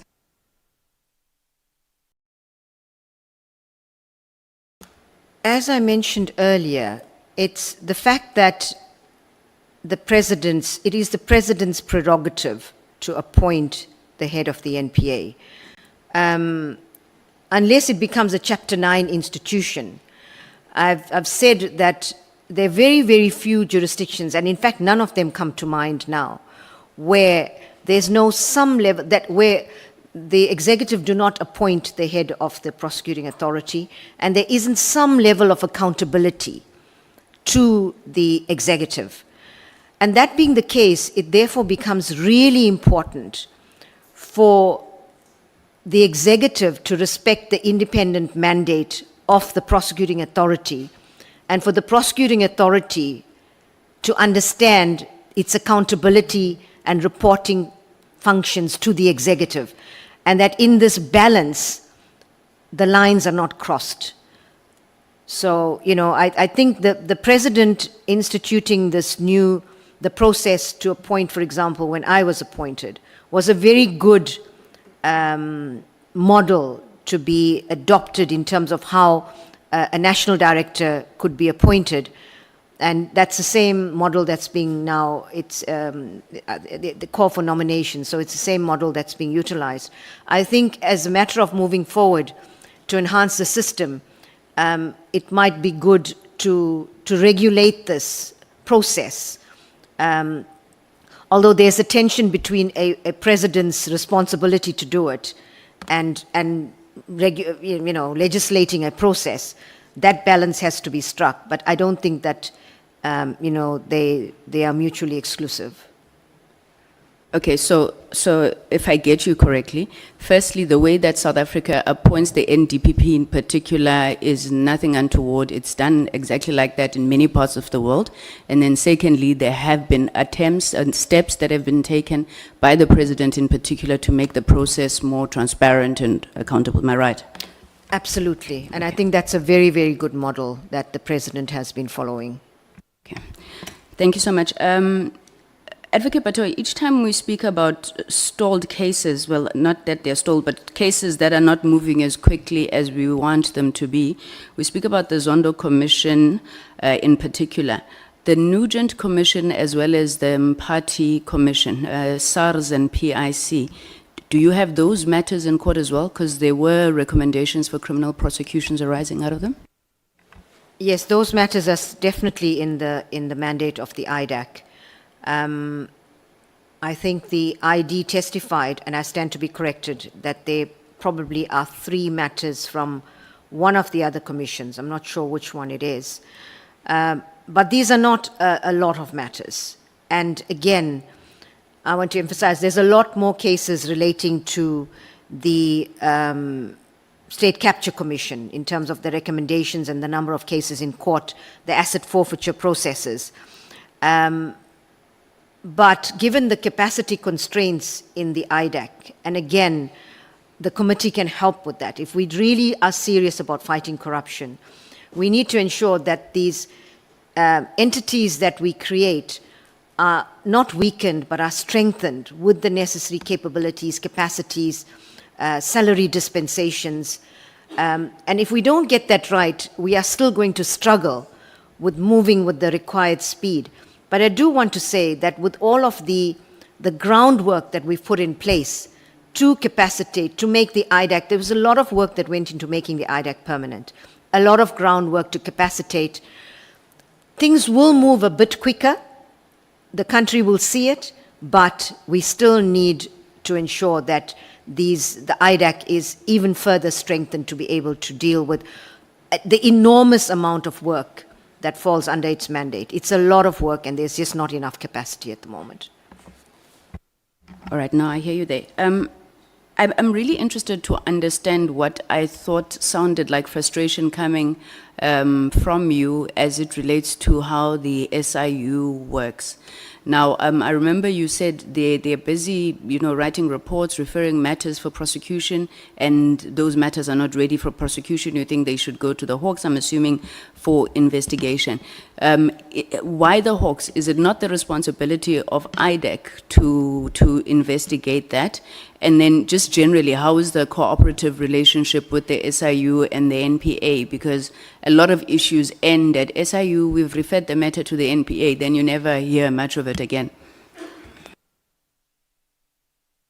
As I mentioned earlier, we have appeared before SCOPA and other parliamentary committees together with the SIU and the DPCI, and given very detailed reports in respect of the cases.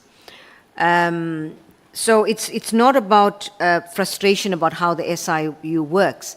It's frustration about the process, because the Act currently requires that the SIU refer matters to the NPA. Now, prior to the IDAC, which with its limited capacity to investigate, all matters that were referred, in fact, went to the DPCI for investigation. And, it delays matters, but that's the process. But the Act says it must come to the NPA. And that, I said, should be amended moving forward.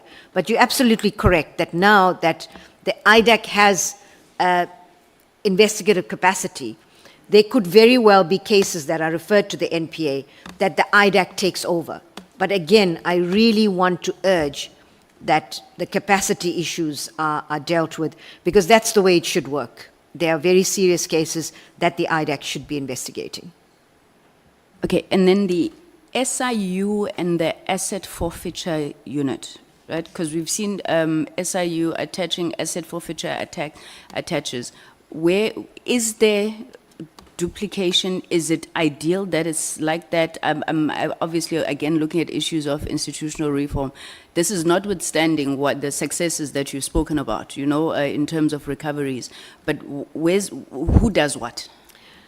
That's a very, very important question. There are various entities in the system that have some kind of recovery powers. SARS has some. The NPA, of course, with the asset forfeiture unit has. And the SIU doesn't have criminal asset recovery powers, because that is in the Prevention of Organized Crime Act, and the NPA has those powers. The NDPP brings those applications. But the SIU has certain powers to recover damages. And so that's a really important issue, because I think this needs to be understood, and there needs to be an important conversation about who does what and where exactly should these powers lie. Because and the NACAC has made recommendations, was looking into this aspect, and I think, again, in some context, I was saying that maybe we need to have, where everybody is everyone is fishing from the same pool, then it becomes competition amongst agencies, and it should never be like that. So, because there's enough corruption, but we need to be clear about who does what, clear mandates, so that at the end of the day, together, we're able to ensure that we collectively recover as much as we possibly can from criminals in this country. But that's a very important issue. NACAC's dealing with it, and there needs to be a lot more conversations about this. In fact, I was going to ask you about the NACAC recommendations, because you did say that you support them, I suppose in terms of the overall attempt for coordination. But can you just speak to us on this issue of whistleblowers?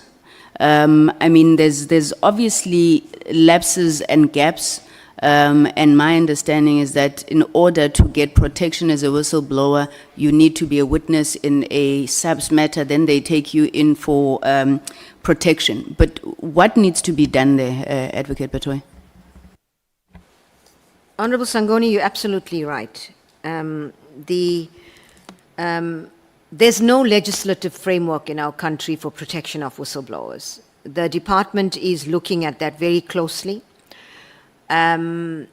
And one of the aspects that needs to be dealt with, currently, you're correct, the framework only provides for protection of witnesses. And unless you're a witness in a criminal case, you do not qualify for protection. And that is a huge gap. The Department of Justice is working on that. And hopefully that when legislation comes to Parliament, it will be fast-tracked. But protection of whistleblowers is a tricky matter, because General Lubia once said sometimes whistleblowers come forward as whistleblowers, but they end up being suspects. And but of course, the legislation needs to be drafted in a way that we are able to establish who the true whistleblowers are that need protection, because otherwise we're fighting a losing battle in terms of trying to address corruption. Okay. If there's one thing that I know you've heard enough of today, is the matter relating to the arrest of General Khumalo. But I do need you to understand, Advocate, that why this thing bothers us so much is because we think that, well, let me not speak for all the members. I think that, it looks like a fight-back strategy that is being adopted by those that General Mkhwanazi alleges are protecting drug cartels and all sorts of things. Now, you've been saying, and you've been at pains to explain to us that that matter would never have been handled by IDEC if it was not as a result of the Section 27 referral. Now, when Advocate Johnson was here, we put it to her the fact that this entire Section 27 referral seems to be a concocted plan anyway. You have a member of parliament receives those documents mysteriously, then there's minister's chief of staff saying this is a Section 27 referral, then suddenly he pitches up there as well, right? If you could come to the conclusion, and I don't expect you to, but if it was said to you that the Section 25 referral was part of the plan, it was concocted to be like that, hence it lands on Advocate Johnson's lap, would you accept that? No, definitely not.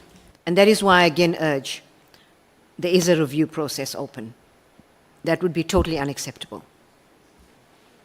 What are you refuting, Advocate, that it's concocted, the Section 27 referral, as in these people that we may think, right, are fighting back? It was not just because remember, the member got these documents anonymously, and then he went everywhere, ran to Orlando, went to the Western Cape, somehow finds himself in the minister's office. The chief of staff tries to intervene, until the referral gets to Advocate Johnson's desk. I'm not accusing her. If that whole thing, for it to get there, was part of the fight back plan, right, would you then have a different view in terms of how the case has come about?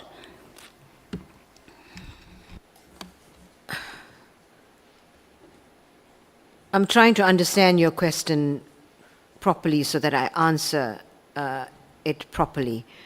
Okay, let me try again. You said Advocate Johnson I do think I understand it. I'm just reflecting on it, because my understanding is that if the Section 28 referral was part of a fight back plan, and you're not saying Advocate Johnson is part of that, would it then what's your question after that? Would you still view the case in the same light? In the light of it's a justified case. Look,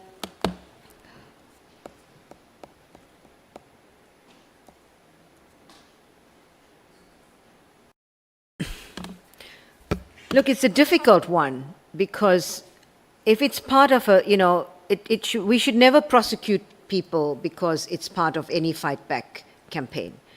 But the way you frame it is there may have been others that had some ulterior motives and not the IDAC. So the IDAC is looking at it purely from a perspective of criminality. And they come to a conclusion that there is criminality that needs to be prosecuted.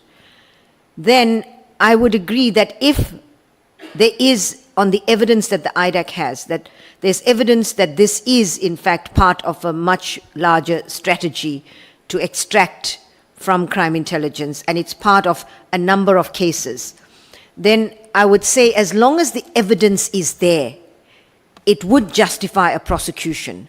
And the manner in which the evidence was obtained is something that is separate from that.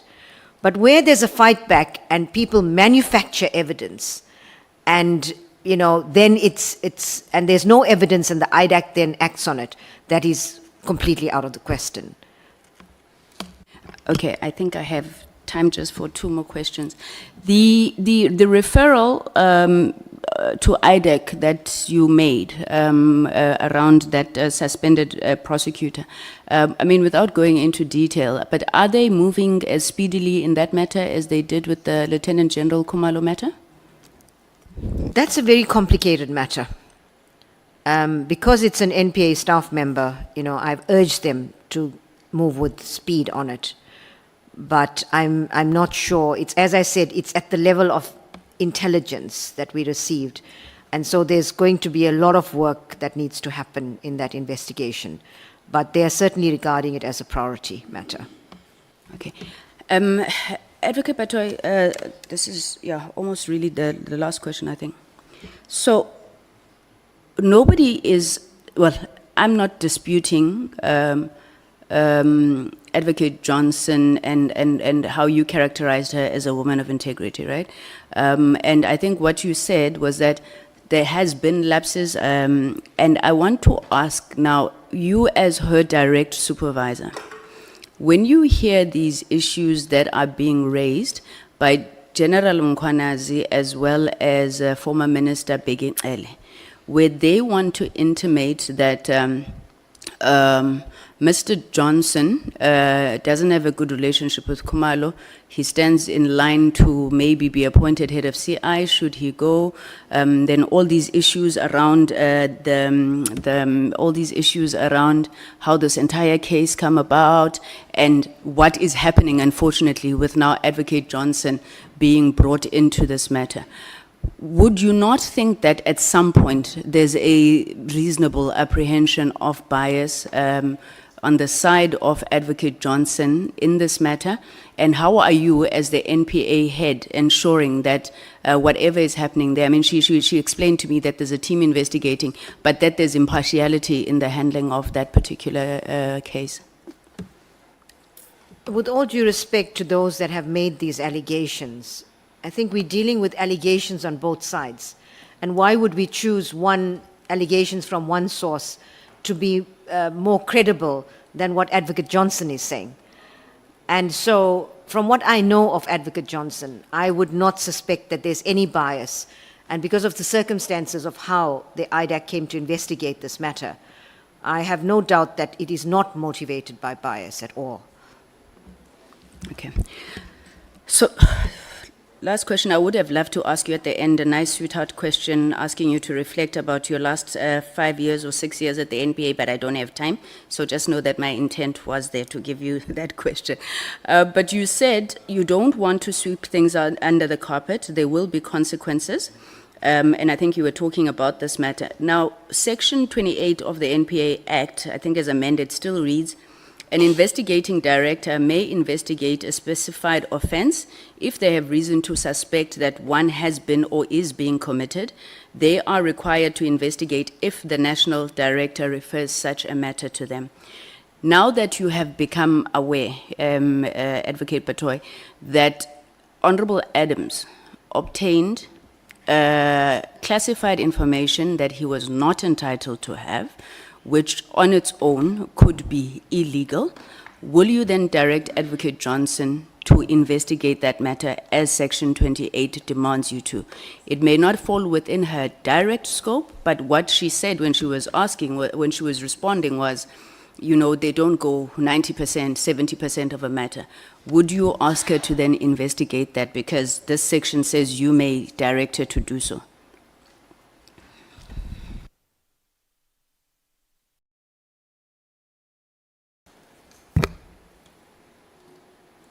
I will have to consider this matter if there is a complaint, but I don't have enough facts at my disposal now to say that is something that I will do, and whether it's something that will also fall within the the mandate of the IDAC, I don't know.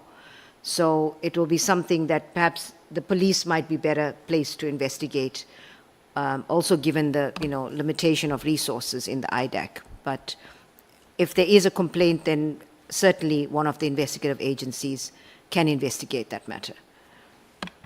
Thank you very much, Advocate Batohi, and let me thank you once again for your service to the nation. I hope that you'll enjoy your retirement. Thank you, Chair. I'm done. Retirement is a tax event.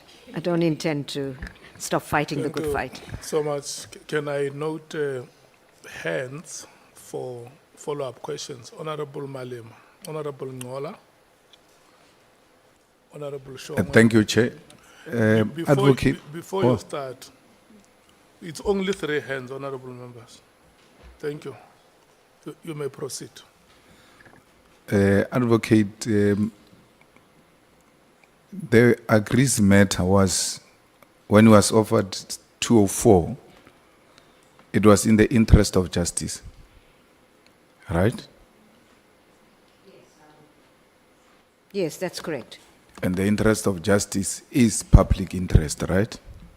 That's correct. Generally, there are So two other it is sides. correct to say Agrees' decision was based on the public interest because justice is public interest. That's a good question. Because she asked you earlier about whether Agrees' matter decision was based in public interest. You said no. But that which is in the interest of justice cannot not be in the interest of the public. Public interest would generally be in the interest of justice, but interest of justice doesn't always require a public interest aspect to it. So in this case, my understanding was that it was certainly in the interest of justice, but public interest in the way we, the criteria that we consider, my thinking was that it was not a public interest matter, but certainly a matter relating to the interests of justice. So I think there is a slight nuance to these two concepts, but they're very, very closely related. Oh, it is in the interest of public because we might have looked at it now as being in the interest of justice, which might have those problems in relation to public interest. But what Agrees is going to give us is what the public is interested in. That's And therefore, this decision, it is in the public interest. I think you're correct. It might well be in the public I must get interest. honorary I think so. advocates, you see. I think a doctorate for that. Now, the last question I must ask, Chair. I know there are so many factors which were considered when 204 was offered to Agrees. But one of the factors is that he's so sick that he can't even appear in court. How is he going to appear in court to give us evidence against these big fishes who are looking for?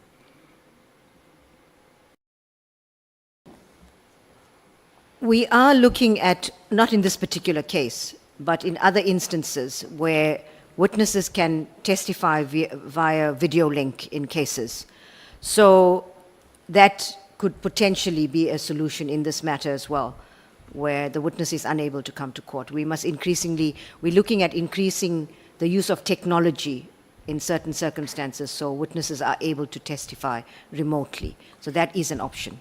Yes, because in the public interest, I wouldn't want to hear that when he's supposed to appear to give testimony against that which he committed to give it to us in the 204, we are now told he's unable to do so because he's sick.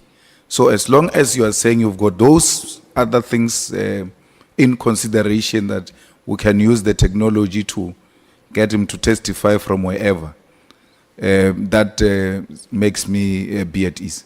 Thanks, Advocate. Thank you very much. Honorable Nhlanhla. Thanks, Chair. Just one issue.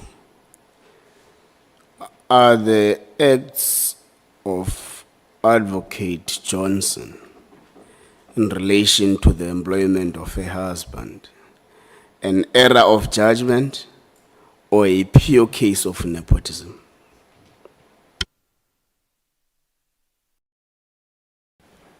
given the way Advocate Johnson explained the process, I would be inclined to say that it is an error of judgment of a young prosecutor at the time. As I said earlier, it's something that we should not do. So I would say that it was an error of judgment on her part at the time. But she explained the process. It's still not ideal, and I said as much to her. So I would say it was a serious error of judgment on her part. Perhaps due to inexperience of the time, I'm not sure, but it's an error of judgment. Given her, I'll leave it at that.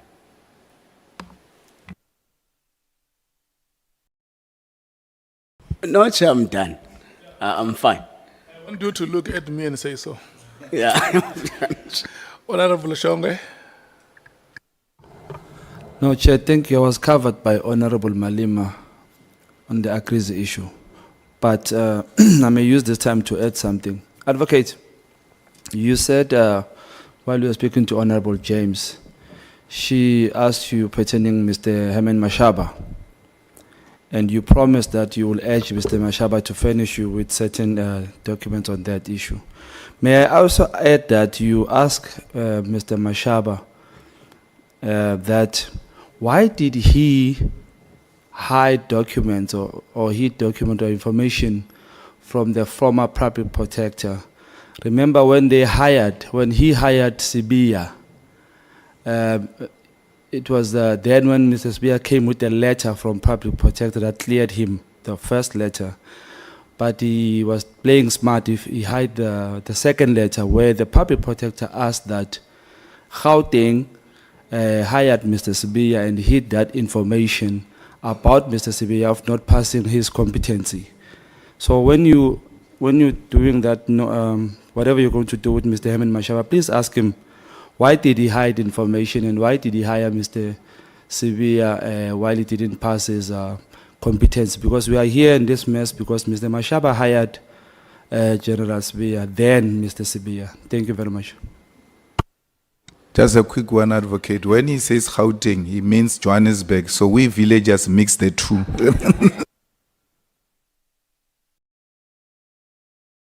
You want to say Joburg Metro?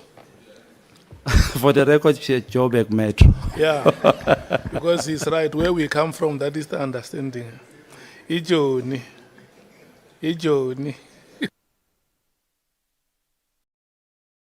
Do you want to comment on that, Advocate?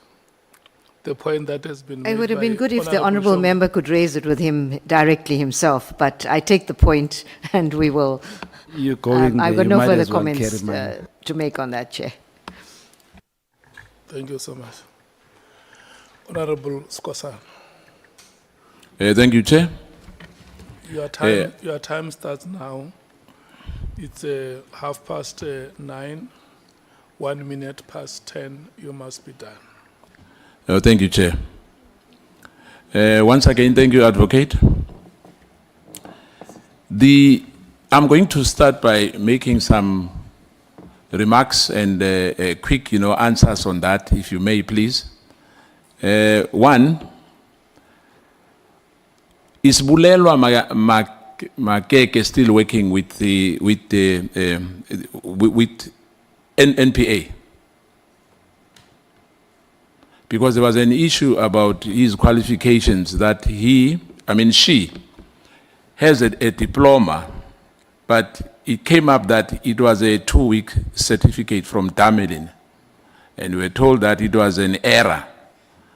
And the last time I heard that, in fact, she was promoted to be an acting deputy director general. I'm not sure whether it's true.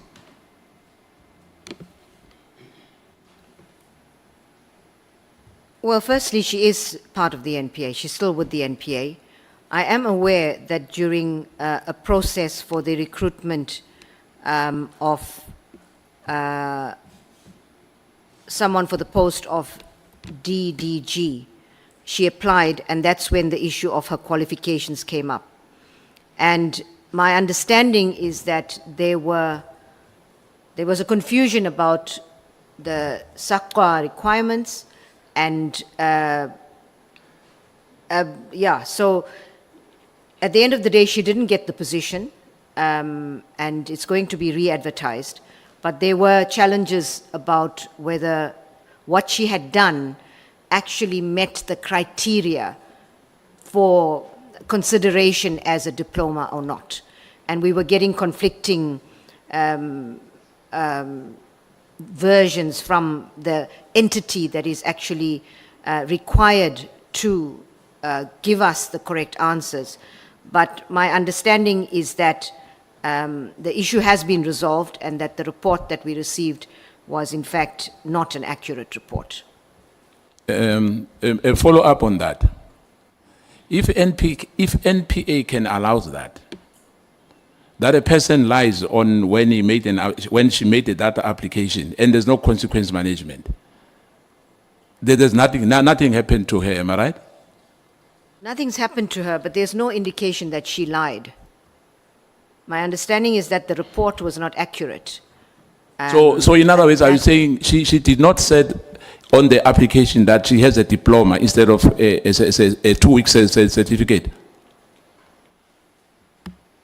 I don't have the precise details of this, and I'm finding it difficult to give you the accurate answers, but my understanding is that the matter has been resolved. It was not an accurate report, and that's as far as I can take it now at this point. I'm not happy with that. That response, honestly speaking, is protecting one of your employees. You know, in Afrikaans they say, elke jakkals praise sy eie sterk. Now, I'm saying, advocate, the issue of Bulelwa is not a minor issue. It's not a minor issue. Don't take it for granted, because you are the examples of ethics. You know, for young men and women, you must set an example that you don't lie. When whether it's at 83, whether it's at 24 or 1, when you are given an application, you must tell the truth about yourself. Now, she can't say it was an error. It can't be an error.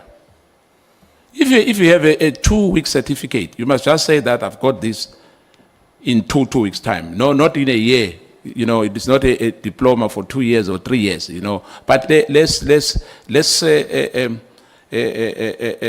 me give you a benefit of a doubt, because you say you are not sure about that. I do have a response on this, and that Okay. is that I've been informed that she did not lie, and that the matter was investigated by our OEA office, Internally, and that it has been resolved through an investigation that she did not lie. So was it a 2-week certificate or a 3-year diploma? I can't give you the details of that. What I can tell you is that it was a matter that was investigated by the OEA, and it was found that she did not lie. I want to make that very clear, that is the position. She did not lie. Advocate, I think we must pass that, otherwise we're going to take 10 minutes. I ask a simple question now.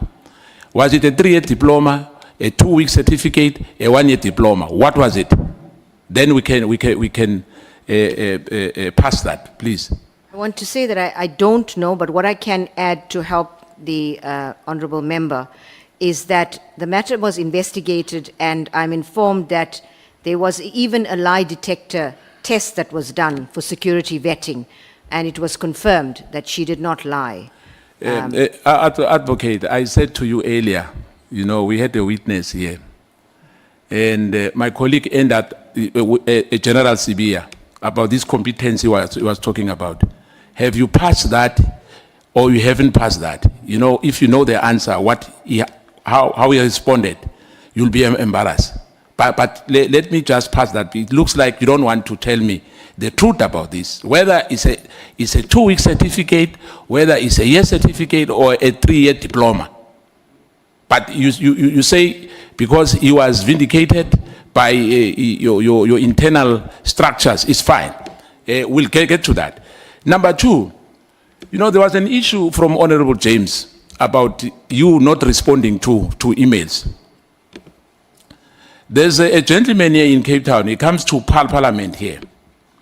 He sent us emails which is sent to you. You never responded. The name is Fikile Bambi.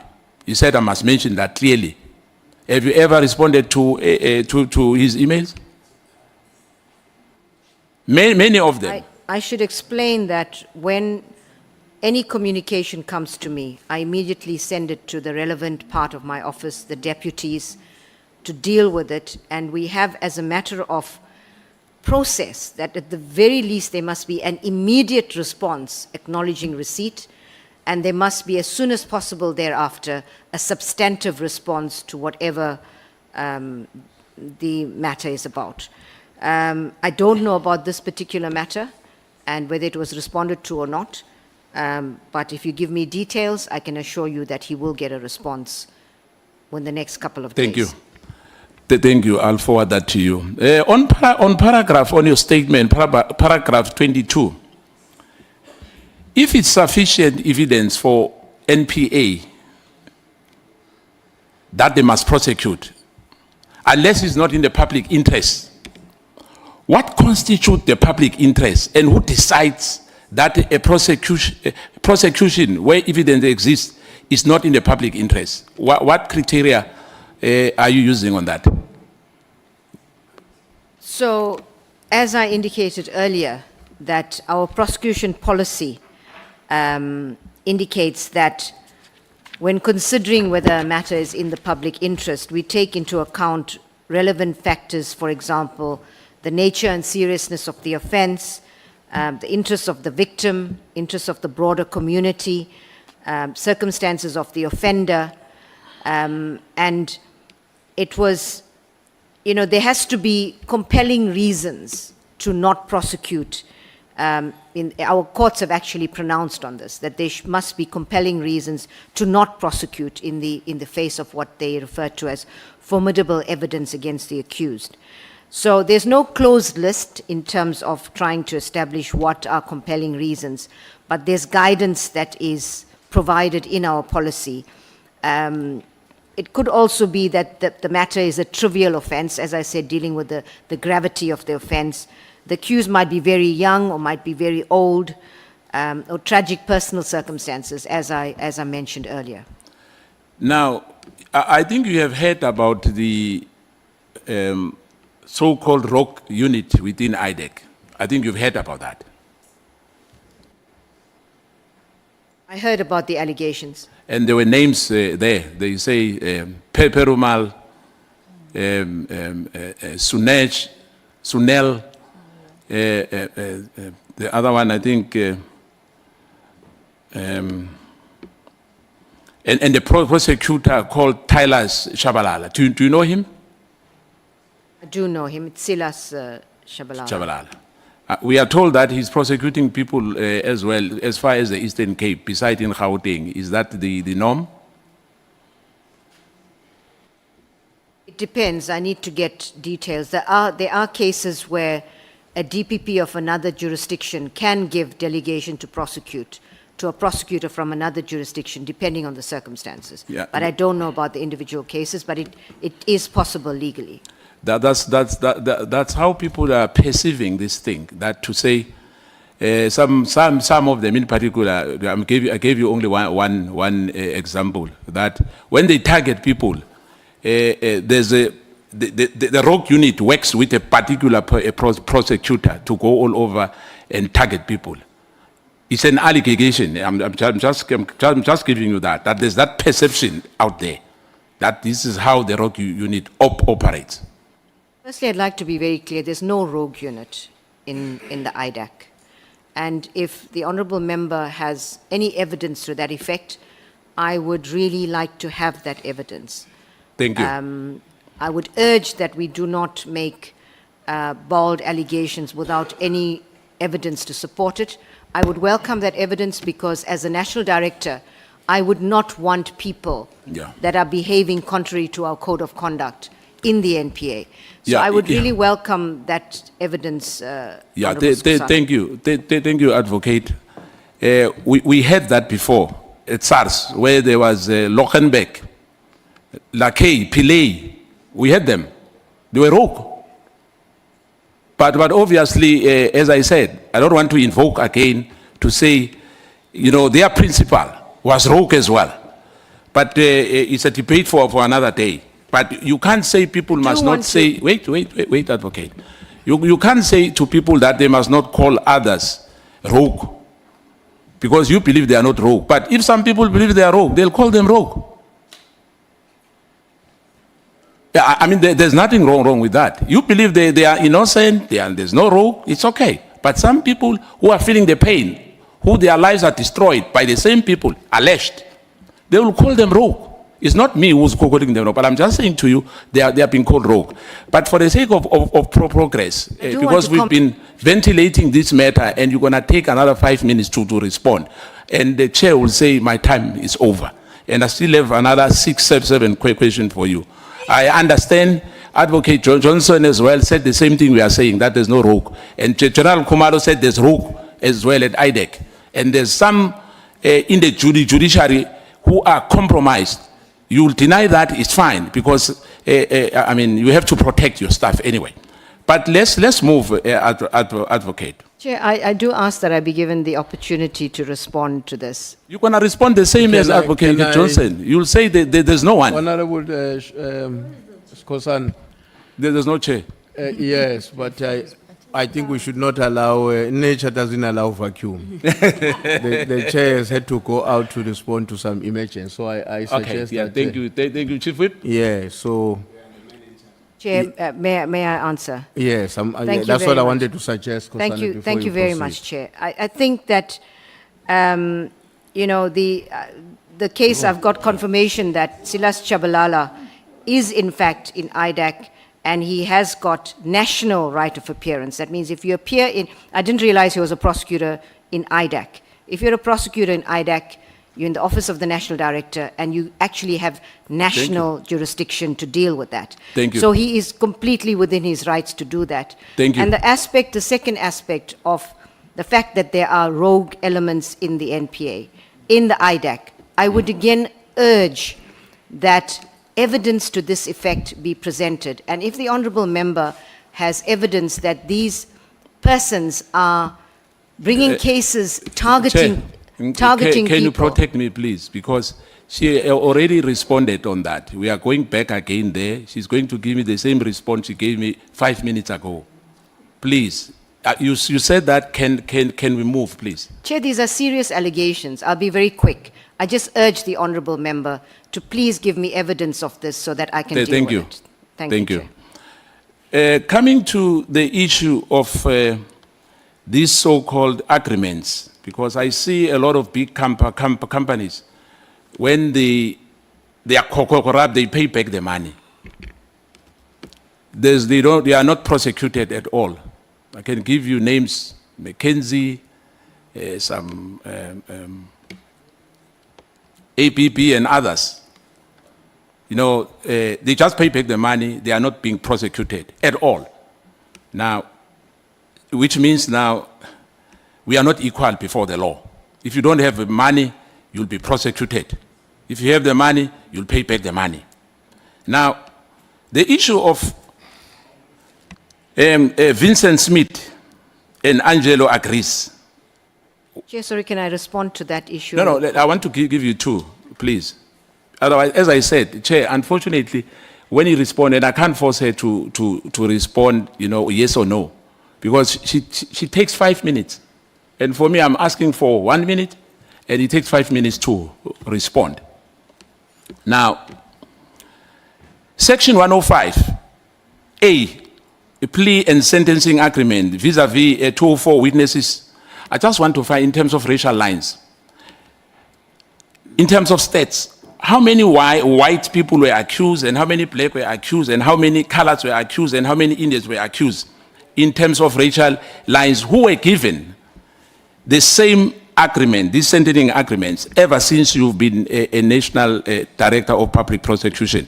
People who, like Angelo agrees, who were given suspended sentence like they were given by court. But I'm saying this plea agreement, in terms of, because I've never seen, or perhaps I'm ignorant, in terms of racial lines, is this only exclusive for white people, or anyone can get that? You can plead and Anyone scot can free. get it, and I can attest to the fact that I've done many cases where we've had Section 204 witnesses that were not white. High profile? There were, years ago, certainly important cases, murder matters. So I would like to say that it's not something, the issue of race does not come into consideration.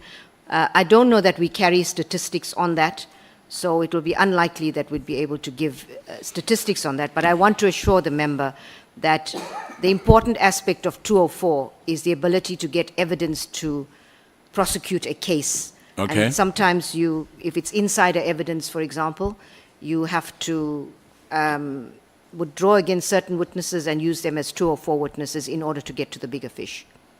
Is anyone from Steinhoff who's prosecuted as we speak, and how many people were prosecuted on that matter? I think the CFO of Steinhoff is in custody currently, and I think he's a white male. Of course, we know that Uster committed suicide. There are still investigations continuing in that matter. Sissoko, a chief investigator at IDEC, we're told that he was hijacked. I think last Friday, if I'm right. Is it true? That's correct. Was Robert McBride right-hand man? Was he Robert McBride right-hand man? I have no idea. Was he not having a proximity to Shedrack Sibia, or Paul O'Sullivan, or Benjamin Chauke? I do not know. You don't know. Now, I've been hearing that, most of the things you distance yourself, you say you don't know. It's fine. I really don't know. Paragraph 25, Section 179 of the Constitution provides that the NPA must exercise its function without fear and favor, like you said. Remember? If this is so, why has the NPA not prosecuting the case of Pala, where the president was hiding foreign currency in sofas, far in excess of what the exchange control regulations allow? Because Advocate Johnson said the matter was not brought to her. Now, as NPA, what is your stand on the matter of Pala? Besides being that the matter is classified. If there is evidence against any person in the Pala matter, there must be a prosecution. That matter, I explained earlier, there's two aspects to it. The one aspect, accused persons are in court. The other aspect regarding the money in the SOFA is a matter that was declined by the DPP and is currently under review. If I may ask about the DPP as well, who was doing that case. Does she has the clearance, is being, a clearance certificate, is she vetted? I don't know if she has top security clearance. I can get that information, but it doesn't affect her ability to do her job. No, I'm not saying it affects, I'm asking whether does she have a top secret certificate or was she vetted? I don't know, I'll have to check the list. But do you vet them, or all the NDPP? I mean the DPP? We certainly ensure that we are fully compliant and that all the necessary steps are taken to ensure that the State Security Agency can conduct the vetting. So we are fully compliant in the NPA.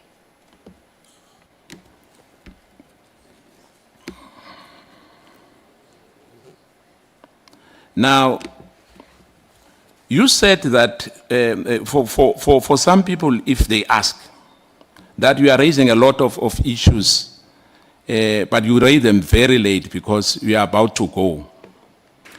In the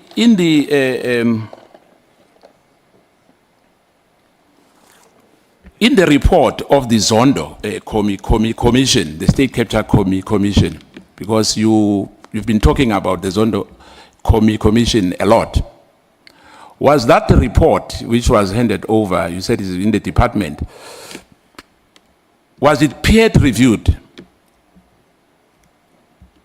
If it was peer reviewed, by which institution? Because a lot of people are taking the matters for a review. Some of them who were fingered, they are cabinet ministers as we speak. Now, I just want to find out, because it looks like we rely more on that Zondo issue. So before I answer that question, I have confirmation that the DPP in Limpopo does have top security clearance. On the second issue, on the question that the Honourable Member raises now, I'm gone blank. What was the second question, with due respect? Oh, the peer review. Yes. Thank you, Chair. I'm not sure what process the Honourable Member is referring to when peer review is mentioned. I can't comment on that. Yeah, what I mean that report, remember, as I said earlier, that a lot of people who were fingered are challenging it. So I'm asking that after the report was handed over, was it peer reviewed? You're not aware. sure. Now, my last one, because my colleague asked for another 7 minutes. At paragraph 69, you speak about Zondo Commission report and say NPA was not spared of being captured. I've read that report of Zondo Commission. Can you refer us to the page where Zondo says that? Sorry, which paragraph is the Honourable Member referring to? Paragraph 69.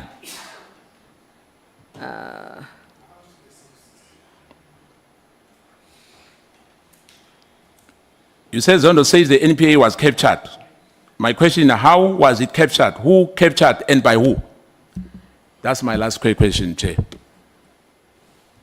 Because I've tried it. That's what you said, so I wanted to find out. Maybe you can. To clarify, if you read my statement, it says that the Zondo Commission heard testimony relating to the capture of the criminal justice system, not that there were any findings. Regrettably, as I testified earlier, there were no findings made, and we certainly hoped that the Commission would have made findings about this. So unlike SARS that had the Nugent Commission, for example, the Commissioner was able to act quickly on findings there. But yes. With regard to the NPA, we had hoped that the Commission, because they had heard a lot of testimony around the capture of the criminal justice system, that they would make some findings around it. But these findings were not made. And so I just want to be clear that I didn't say that Zondo Commission had made findings, but we certainly hoped that they did. Regrettably, they didn't. Thank you, Chair. I was reading your paragraph, but unfortunately, Chair, my disappointment is that the advocate, when he's talking to us here, there's somebody who's sending him electronically answers, and it's disappointing. It's like you have your legal advice. I'm not talking to you. We are responding on someone who's sending you answers. I thank you, Chair. Chair, I'm trying to assist the committee in giving them accurate answers and as full as possible. Thank you, Chair. That is the information you did not have, and you had to get it. Honorable Nomvalo, your fellow comrade has left you 4 minutes. 4 minutes. I'll try to be very quick. Chair, I didn't answer the question on... And I would request the witness to give short answers. I will also try to give short questions. Chair, If I may, I didn't answer a question about the corporate alternate dispute resolution Just mechanism. note the question, he does not have time. Okay, thank you, Chair. The chair will give you time to respond to the question. Advocate, is it possible for a matter to be withdrawn on the basis that the NPA still wants to add more people as accused people, or for the matter to be struck off the roll because they still want to add more people? It is possible. It's possible. You said you don't know Paul O'Sullivan, eh? I said that I don't think I've met him, but he has sent emails. Have you ever heard about him playing a certain role in the work of the NPA? No, I haven't. Do you know that there's a case, there are charges which were laid against him, and I don't know whether he was arrested, but before COVID, and charges were later withdrawn, or the matter was struck off the roll on the basis that more accused are to be added. Are you aware of that? Not aware of that case.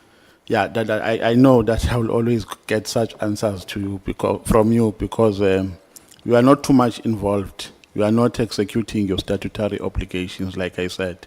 That is why you don't know. Can you make us a favor, because Paul O'Sullivan is a subject in this investigation, and we really want to know what happened in that case, because he was charged, as per the information that we have. He was charged and later arrested. The charges were withdrawn, or the matter was struck off the roll on the basis that more accused people are to be added. And that happened before COVID, either in 2019, 18, or 17. So if you can give us a report in that case, is that possible? If I can get the details, we'll certainly. Yes, and tell do us that. the status of the case, because we are saying we don't know what's happening Sure. currently. Then the next thing, if I captured you correctly, you said you only heard once, or you only received one report in relation to the work of the PKTT. Is that correct? Did I hear you correctly? No, I said that the DPP provides reports, and it may have been included in the reports that the DPP sends, but specifically a report relating to PKTT. There was a report when the Minister Cele had raised some concerns Yes. about the conduct of prosecutors working with the PKTT, and then the DPP compiled a report in that regard specifically. Yeah. So for the prosecutorial work that was done by prosecutors who were involved in the PKTT, you never made any supervision. That's the DPP's role, to manage the operations. No, let's not go there. If it's your role or the DPP, I'm asking now if you never made any supervision. Did you make any supervision of the work that was done by prosecutors who were involved in the PKTT work? That's the DPP's role, and there So was, you never made any supervision. that is the DPP's role. No. You never asked for any report. There was no need for me to ask for a report. The DPP is the one that was engaging with the PKTT, and her evidence at the Nhlanhla was that they were working well with the PKTT. No, leave the Mazanga. Unit. I'm talking about during the course of the work of the PKTT, when they were busy doing their work. Have you ever summoned any report on progress of the work that the prosecutors were doing? As I explained, it appears that things were working well with the PKTT and the DPP, so I did not ask for any reports on that matter.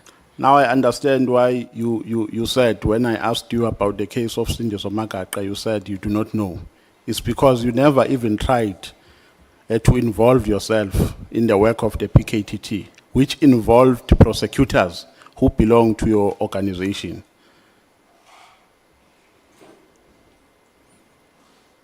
I did explain at the beginning the role and powers and functions of a DPP and the role and functions of a national director. It's really important because these are operational matters that the DPP manages and is expected to as very, very senior and powerful people in the NPA to do their jobs, and that's what they do.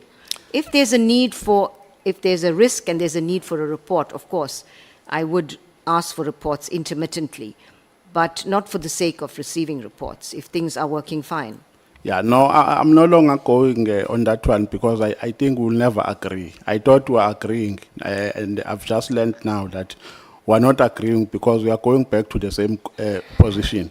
Now, the last one, I asked about the unjustified delay, according to me, of matters which delay for more than 5 years. Like I cited the what's the name? The Zandile Kumete case.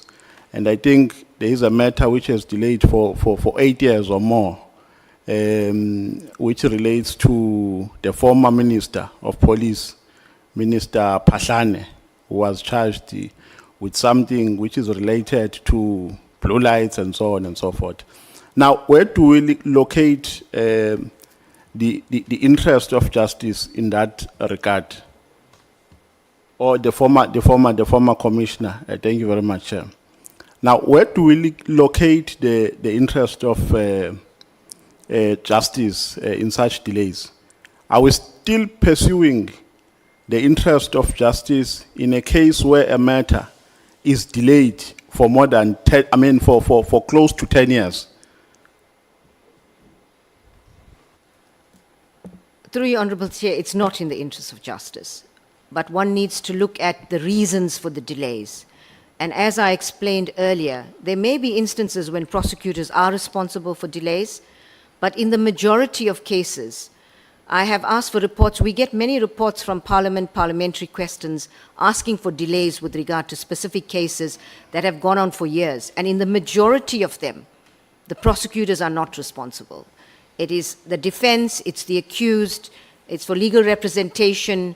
There's a whole range of issues, for example, where lawyers withdraw from cases, and there are very, very few cases. So when we do say it's not in the interest of justice, I agree completely it isn't. Yeah, but it's very rarely the prosecution that is responsible for I'm it. sorry for interjecting, but I'm talking about an instance where a delay is as a consequence of the NPA, where they keep on postponing the matters, like in the Zandile Kumete matter. In that matter, there have been numerous reasons why the matter has been postponed. And there are some reasons at the instance of the prosecution, but they cannot be completely blamed for the 8 years of delay, because there are various reasons why the matter was delayed over that period. And if we really want to look at this matter, we need to look at it holistically and not selectively. Why the case was delayed for that period No, of the time. chair is saying I'm running out of time. What? Yeah. You have been riding on the benevolence of the chair. Advocate, there is that other question which you noted, you said you wanted to respond to it. Chair, just to mention that with regard to the corporate alternate dispute resolution mechanisms, that this has been a mechanism by which we have been able to recover billions for the fiscus. I want to be clear that even though the corporate entity is the one that the agreement is reached with, it does not include individuals within the entity.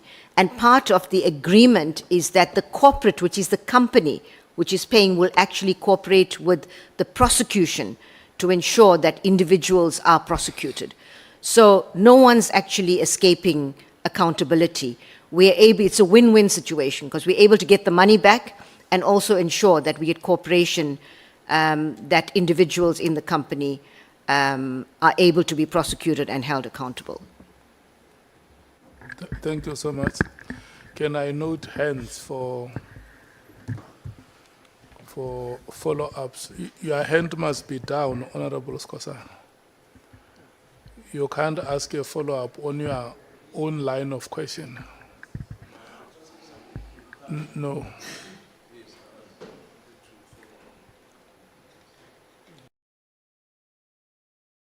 No. Yeah. You see, we allocated you 30 minutes.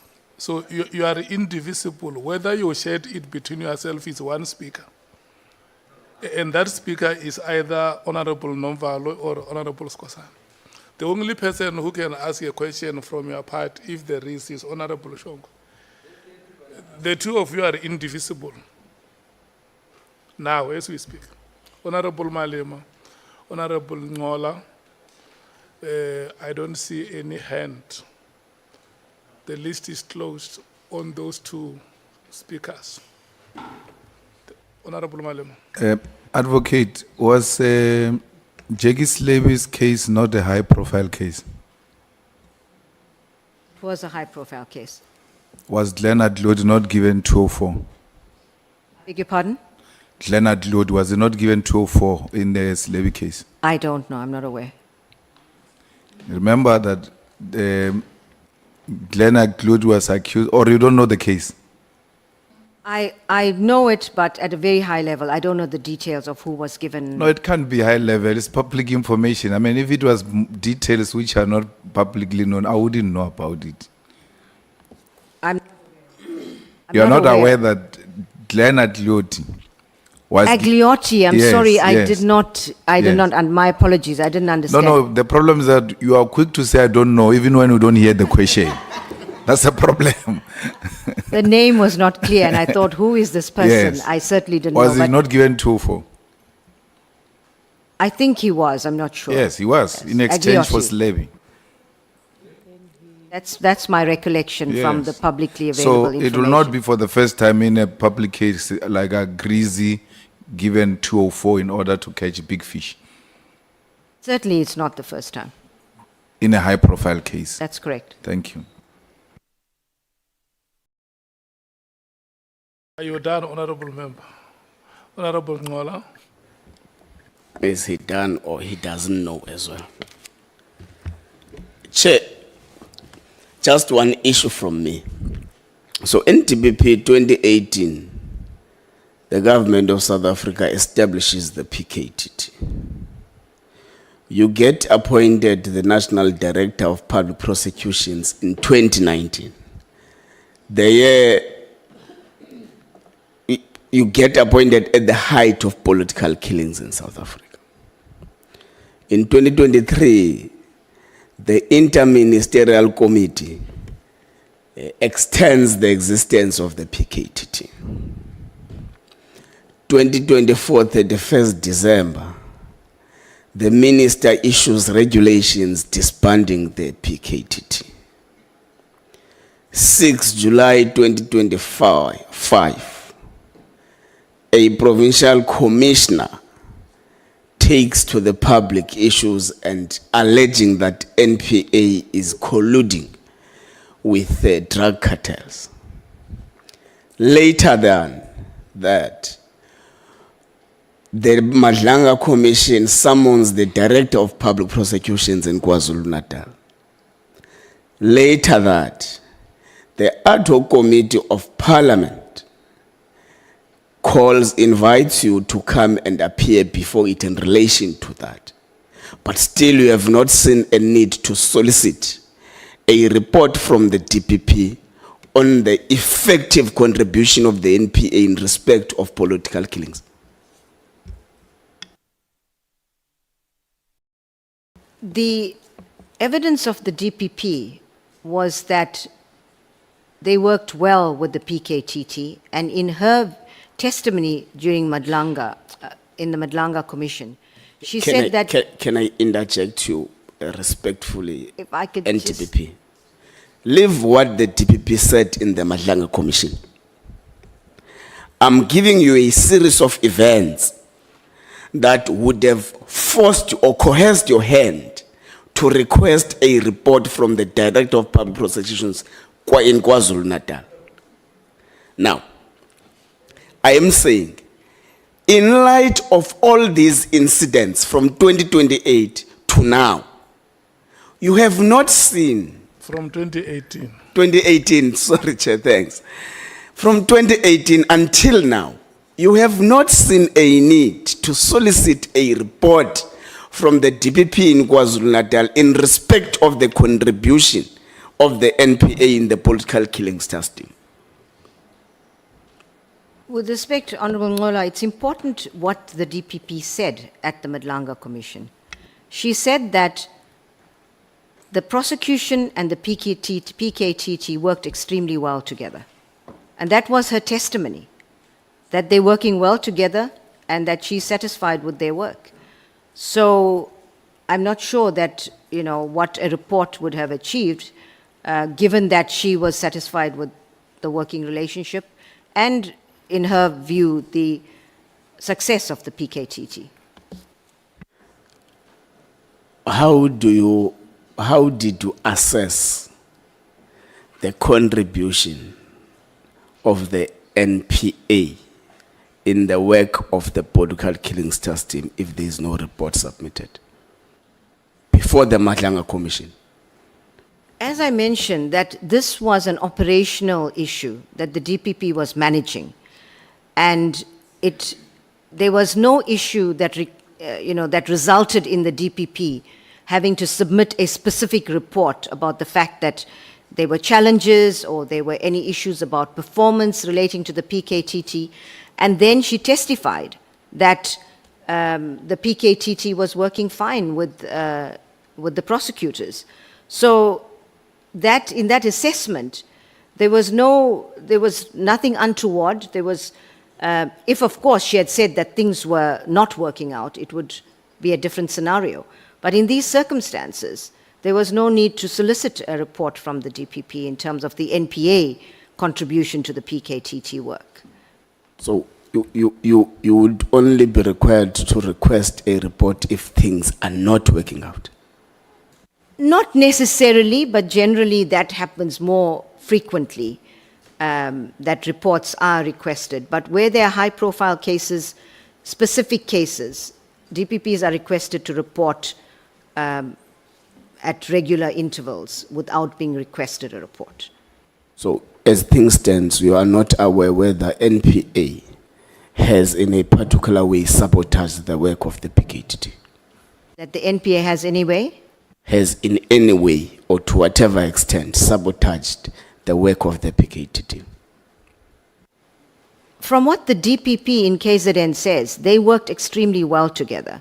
And the evidence of Advocate Johnson indicates that she didn't even know about the fact that the head of crime intelligence was involved in the PKTT. It did not feature in the work with regard to these arrests. So, in my view, in my opinion, I'm of the view that there's no sabotage by the NPA of the work of the PKTT at all. Thank you so much. What is half a second, Honorable Skosan? Thank you, Chair. Advocate, I've been sent to give you a farewell of disappointment. They are saying, I must say to you, you failed the Senzo Meyiwa family.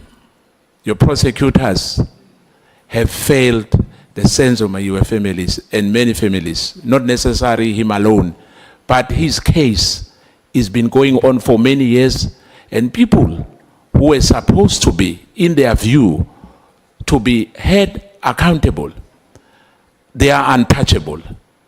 May you please, before you leave the office, encourage your prosecutors to do the right thing. This postponement, as my colleague was talking here about, The time has expired. so the half second is gone. Please, can you please consider that? Thank you so much, Chair. Thank you, Advocate. Thank you, Chair. May I respond? I will try to be quick. Chair, I will not sit here and accept the blame on the part of the prosecutors for the absolute disaster in the prosecution of the Senzo Meyiwa case. I can give details of the fact that there were two teams in the police that were investigating this matter. One reporting to the minister, one reporting to the National Commissioner. And these teams were at loggerheads with each other. If I recall correctly, they may even, I stand to be corrected, they may even have been dockets open by one team against the other. It was a total mess. There were requests by the teams for specific prosecutors from the Johannesburg office. There were allegations that against certain prosecutors. And in an effort to salvage the case, I discussed the matter with the DPP of Pretoria and Gauteng and said, we're going to take this case out of Johannesburg and transfer jurisdiction to Pretoria, get a prosecutor from Pretoria to look at both the dockets, at all the evidence, and decide on how to proceed and unravel this total mess in this case. And so that is what happened. But that was done by the NPA in an effort to ensure that the victims in this case got justice. And it's something like that should never happen in our criminal justice system. But it did. Thank you, Chair. Where you work, advocate, is there a CEO or a DG?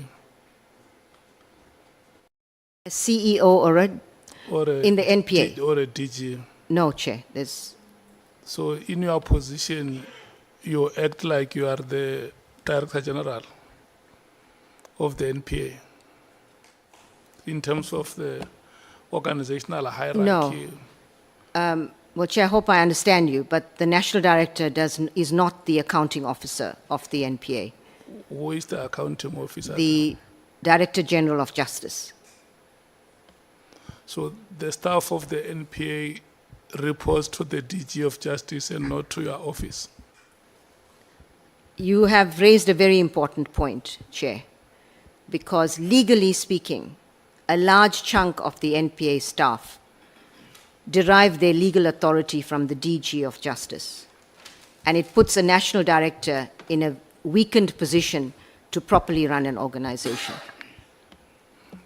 Because what I want to understand is with regard to the recruitment of staff. Who does the recruitment of staff at the NPA?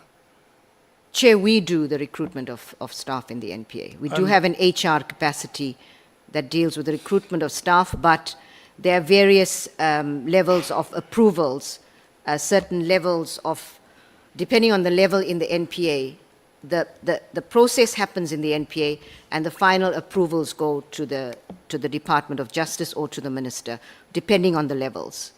So the person who is a chief director, or let me say the DDG at the NPA reports to you? Legally speaking, would report to the DG of Justice, but is in the NPA, which is a complicated and not an ideal situation.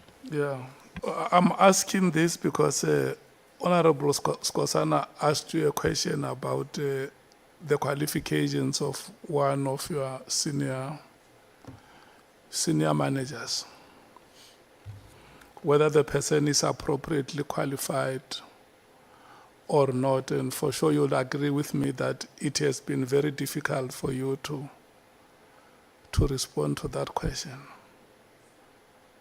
Chair, I didn't have all the information, but when I did get it, I informed the House that that matter had been investigated, and the allegation was that this particular staff member had lied about her qualifications, when in fact that was found not to be the case. Yeah.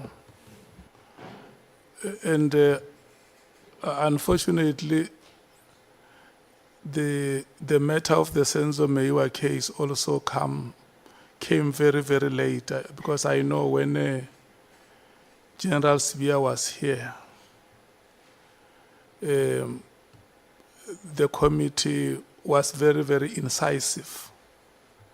And it was like we were chasing a blind man's path. We couldn't get the answers that, an answer like the one that you have just given now, to say there were two parallel teams. And seemingly working against each other. And you can imagine in a case like this one that has generated a lot of public interest. It's a decade now that the case is still unresolved. And we get an information like this one 10 years later, that this is what happened. I mean, you know, for people who have suffered injustice for many years, I don't know which superlative we use to describe the situation like this one. But there are many other questions which I may not enumerate one by one. And maybe what we may have to do as a committee, because some of the questions when you responded, you said you did not know. We may have to send them to you so that we can get details of those. Let's say we will give you a benefit of doubt that when you came here, the NPA is a very